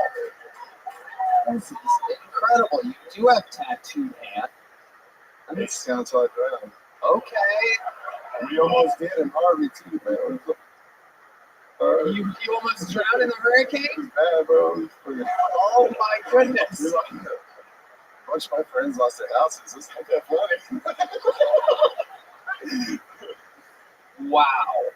Wow. But you didn't lose your house. Just his wife. Yeah. Take a flood. She flooded out. It's all right, though, dude, because I feel like I'm going to do all right with the ladies in this. Hell yeah, dude. No doubt. Wow. You know, Trey is on the Secret Show Thursday. If you want to take her ride up with him and do your 5 minutes at the Secret Show. Oh, yeah. Right, we're on Thursday. Woo! There you go, ladies and gentlemen, the Kill Tony debut of Mike Ryan, and here we go with the big show. Oh, there he is. thank you. Hey, thank you, bro. Mike Ryan, you did it, dude. Very exciting. Well, he's been doing it for 4 months. We have 4 years, Anthony Seville. Or wait, 1 year. 2.5 years from Billy Swift. 6 years from Gordon Sumner. 6 years from Jackson Nani, or Nani. But there was a guy on a few weeks ago who debuted on this show. He did his very first minute ever, wrote a minute, absolutely crushed throughout the interview. And I told him when he has another minute ready to come back to the show. So this is the second ever time on stage, the second ever minute from returning guests. This is the return of Carlos Lopez, everybody.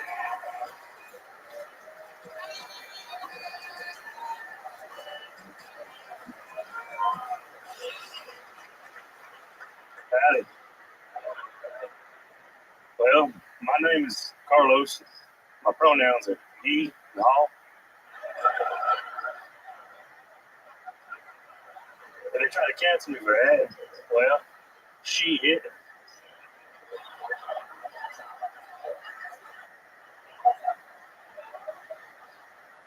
I have a fascination with nature's leftovers. There's something about single moms that just gets my juices flowing.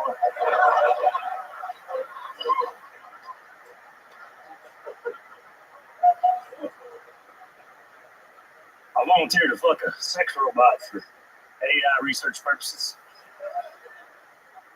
I'm proud to say that not only does artificial intelligence finally understand human emotions, but I'm the one that's had the feeling of disappointment.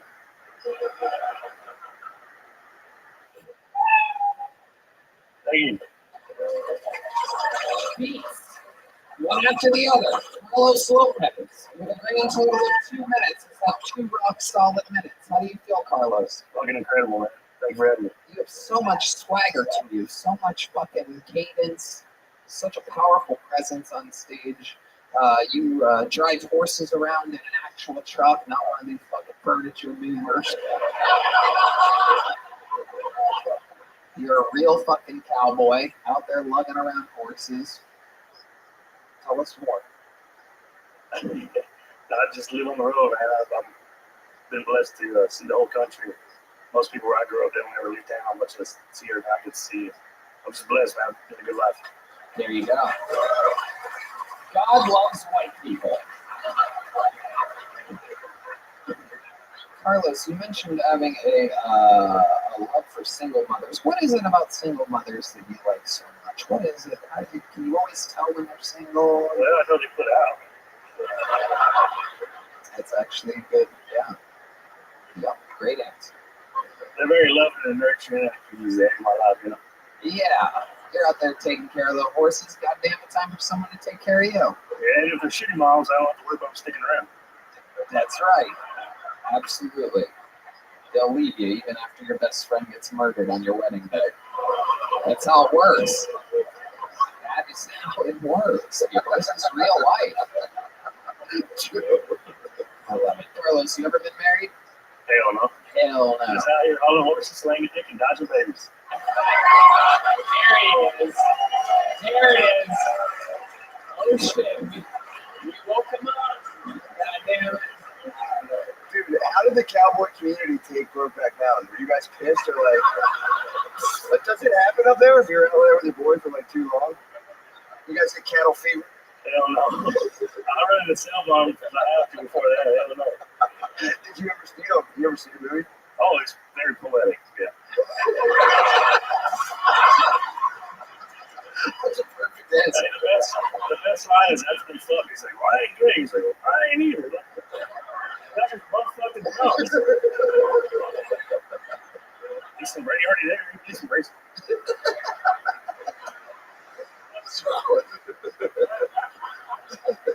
I never saw it. I started it once and I got so hard that I passed out. So all the blood left my brain, and I was smitten. That movie just made me want to go eat a pussy. You know what I mean? There you go. There you go. Carlos, you're a real manly man. You're fucking filled with testosterone. It's absolutely incredible. What's the manliest you've ever done? You think? Just take a second. Yeah. Fuck, I don't know. I guess just handling livestock. Right. My hand, just a rank ass fucking livestock. What's the most feminine thing you've ever done? Watch Brokeback Mountain. I did it. So fucking quick, dude. He is. Lightning quick. We absolutely love you. You're so straight. Deep Madness has a fondness for you, too. You can feel it in the air. Carlos, what's your living situation? Man, I live on the road, so I got a place I call home at the moment in Corpus Christi, Texas, and I'm never anywhere for too long. Oh God, you're so cool. Everything's like Never anywhere for too long. God, unbelievable. You talk to the horses sometimes? Yeah, the best conversations ever had. Yeah, I operate on a yay or nay, and I like that. Yeah. Straightforward. Did you ever get horse lady pussy? Yeah. Oh, horse lady pussy. Okay. Yeah, it's not horse pussy. I mean, if you ain't a horse pussy, hats off, cowboy. That's physical feet. No, horse lady pussy. Horse lady pussy, some of the wildest pussy. Hell yeah. I bet, brother. Some of that old. You ain't scared of that. You're just trying to hang on.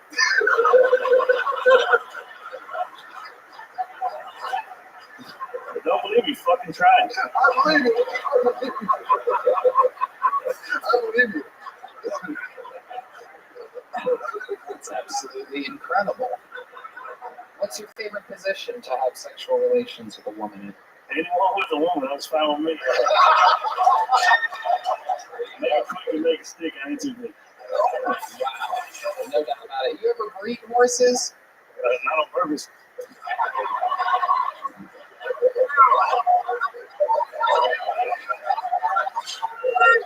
This is what made us fall in love with you. He's got answers for everything, this fucking guy. It's absolutely. There may have been a stallion turned out we weren't supposed to once or twice. It was not me.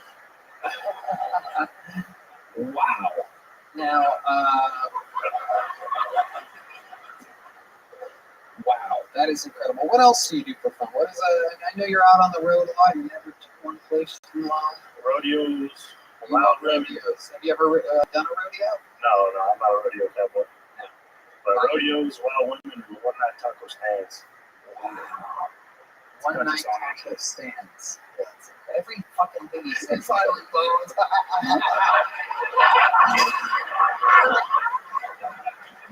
So, well, cowboy. No, you're the man. You are the fucking best. It is It's a nasty comment, and I'm sorry I should have said that, but it was awesome perfect. It is incredible. Can you describe us what a one-night taco stand is? The taco stand I'm at for one night. Whatever one I run into is my favorite one at the moment. Wow. It's like a magic powder for me. I can find taco stands fucking everywhere. I found one in Traverse City, Michigan one time. I didn't know they had Mexicans up there. Yes,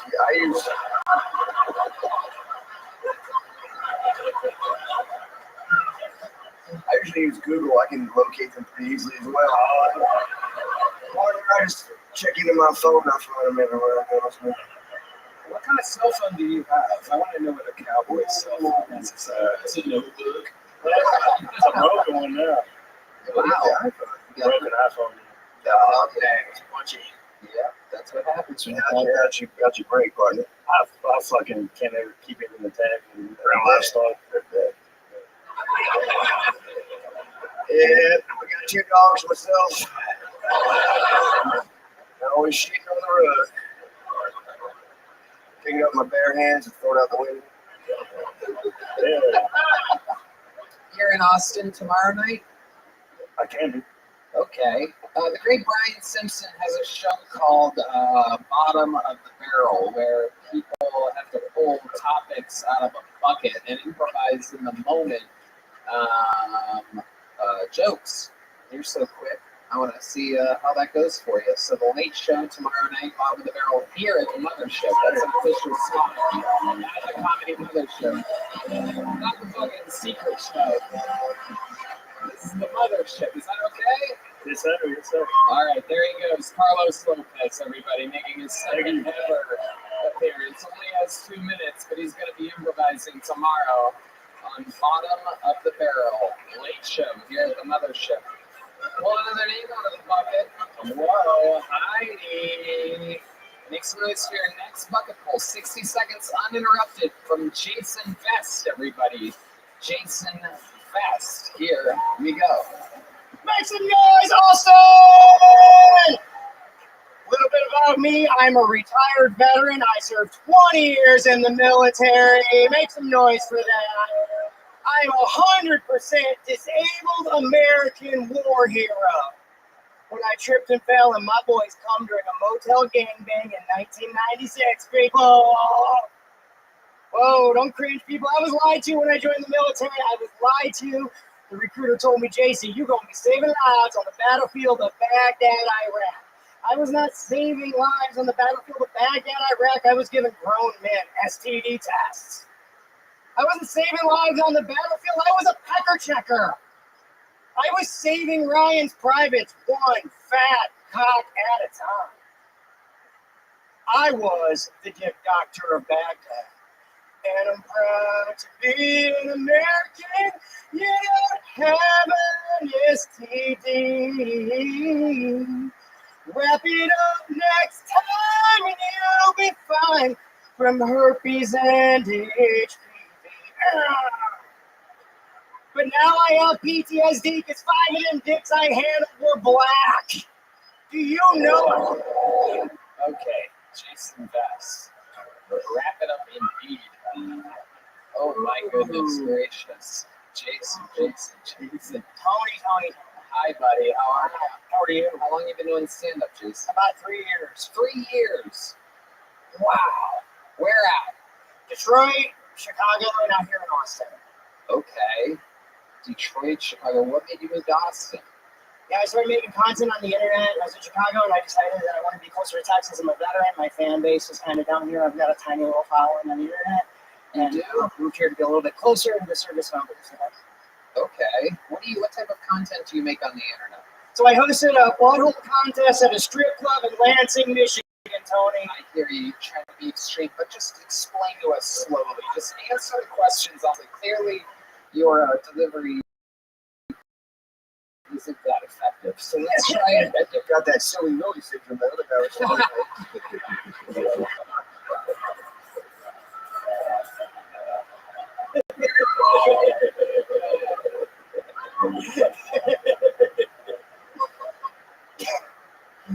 The old Prater Willie up here. They finally found him. This is the guy.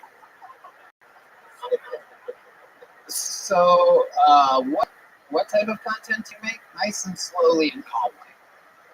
So I promote events on the internet at strip clubs across the country. And what are these events? I hosted the 2023 Prettiest Butthole in Michigan competition. And that's women's buttholes? All buttholes. I said prettiest butthole in Michigan. Who won? A woman from Lincoln, Nebraska drove 16 hours to Lansing, Michigan to show us her Cornhusker butthole. Wow. Yeah. There you go. There's Red Band's fart noise for the episode. He was really excited about that one. It was a thing of beauty. Okay. So, Jason, 3 years, and what's the best set you've ever had? Do you remember that night? Where was that? I think the best set I ever had was New Year's Eve last year in Saginaw, Michigan. Ooh. What happened there? What did you talk about on stage to make things go so well? Well, I did what I did here, but said people laugh, Tony. Oh, that's right. People in Saginaw, Michigan are retarded. I almost forgot. It's unbelievable if that worked in front of a real live audience. That is incredible. But yet I'm not surprised. If it would work anywhere, it would be Michigan. All right, Jason. So how long have you been in Austin? 1 month.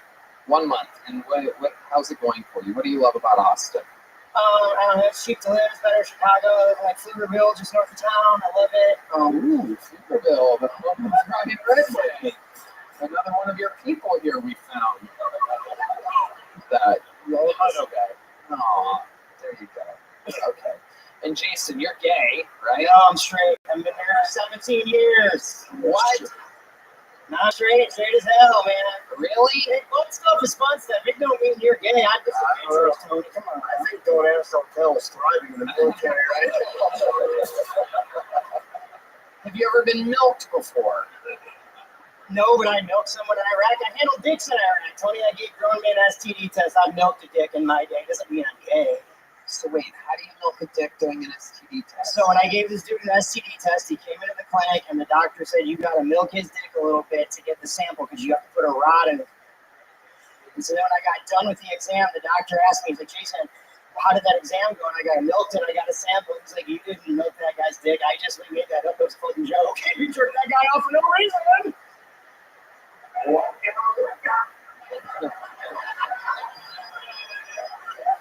Wow. Wow. Jesus Christ. What's going on back there, D? D does not believe you're straight at all, dude. Swear to God. All right, we're going to keep it moving, Jason. There you go. Have a great life. It's Jason Best. We're going to keep moving on. Little joke book with Jason, and on to the next one. Make some noise for your next comedian, Pedro Valenzuela, everybody. Pedro Valenzuela. There we go.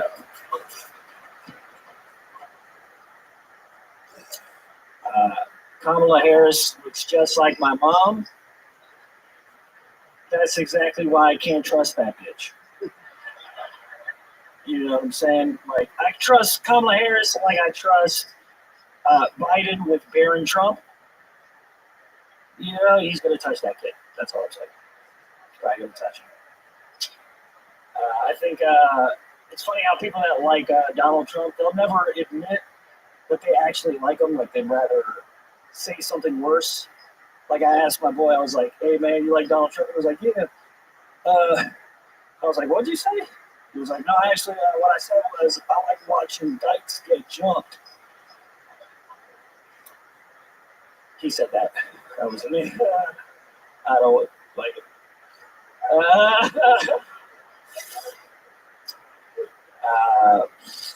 My girlfriend had a gender reveal party.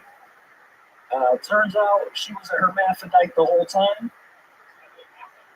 We used to joke around about how her clit looked like a tiny penis. And it was. It was a tiny penis. Is it Pedro Valenzuela? Oh my God. This is an incredible night tonight. Pedro, remind us all, how long have you been doing stand-up comedy? I've been doing like 3 years now. How's it going? It's going pretty good. I think life is going not as good. Tell us about life. All right. Well, moved to Austin with a mission. I'm not going to lie to you guys. I am after the powers that be. What the fuck are you? What is going on, dude? I knew that this was going to be a problem, but people think it's crazy. But trust me, shit is wild out here. I've seen a lot of things. I'm getting you out of here. Just go. Pedro Valenzuela. It was a very easy question. Unbelievable. Okay. Matt McCusker is going to go pee. That gives our inside comedian enough time to make it to the stage. Perhaps one of your very own human beings could leave tonight with a set of the night from a non-regular. Some rough bucket pulls tonight. Coming from the inside, make some noise for Matt Cohen, everybody. It's one of your own people. Matt Cohen, are you here, Matt? Is there movement from Matt? Oh, here he comes. Oh, that's a guy going back to his seat.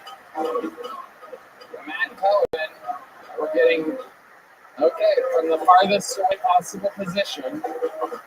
Is he walking towards the stage? And now I present to you the inside zone. Matt Cohen, everybody. All right. So, all my jokes are on my phone, and they won't give me my phone. Not a joke.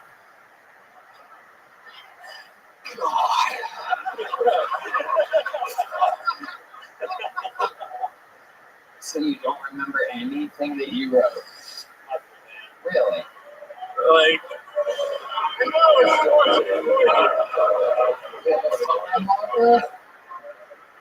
this is your phone. Congratulations, we got it unlocked. Yeah, he doesn't seem excited to have his phone unlocked right away. It's off. It's okay. It's okay. Let's just do your interview now, and then we'll do the minute after. How long have you been doing stand-up? This would be my first time. Right. And where are you from? Tampa, Florida. And what do you do for work? I'm a marketing director. Always the funniest people. It's all smoke and mirrors. What's your love life like? Pretty good. I'm happily married. Do you have any special skills or talents? Have you ever done anything on stage before? Special talents you have to ask my wife, but she's not here. Okay, that's great. Is she locked up too? With a lot of excuses. Okay, YOLO, here we go, ladies and gentlemen. 60 seconds uninterrupted. We signed up for it. Make some noise for Matt Cohen, everybody. Thank you. So when I was in 7th grade, I had a friend named JT, and one night on the phone, JT asked if he could sleep over at my house. And I said, sure, cool, no problem. Well, he said, when I sleep over at my house, at your house, I got something to show you. I'm like, okay. We were really into rap music, and I had the double disc album of Bone Thugs and Harmony, The Art of War. I was like, thank you.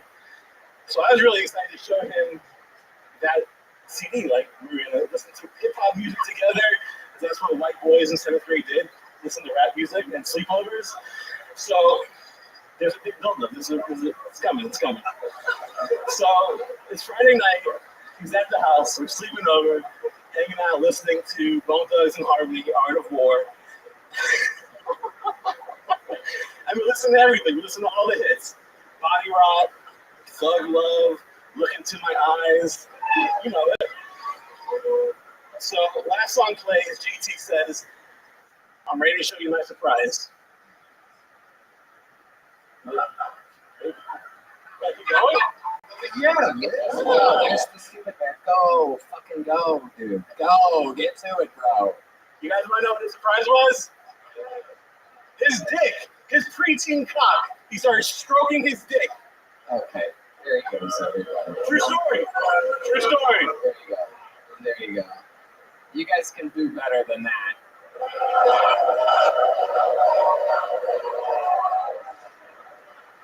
Unbelievably terrible. You listen to music with a buddy and then he jerked off in front of you. That's the whole thing. What? That was traumatizing. Okay, very good. Before I let you go, most interesting or compelling thing that's ever happened to you in your entire life. Ever. Your whole life you get the reference from right now. I took a trip to Israel and climbed Mount Masada. It was pretty badass. Oh, God. Wow. Way to get the crowd on your side. Okay, there he goes. Matt Cohen from the inside. There he goes. Go. No little joke book. No nothing. That was absolutely unbearable. Yeah. We have someone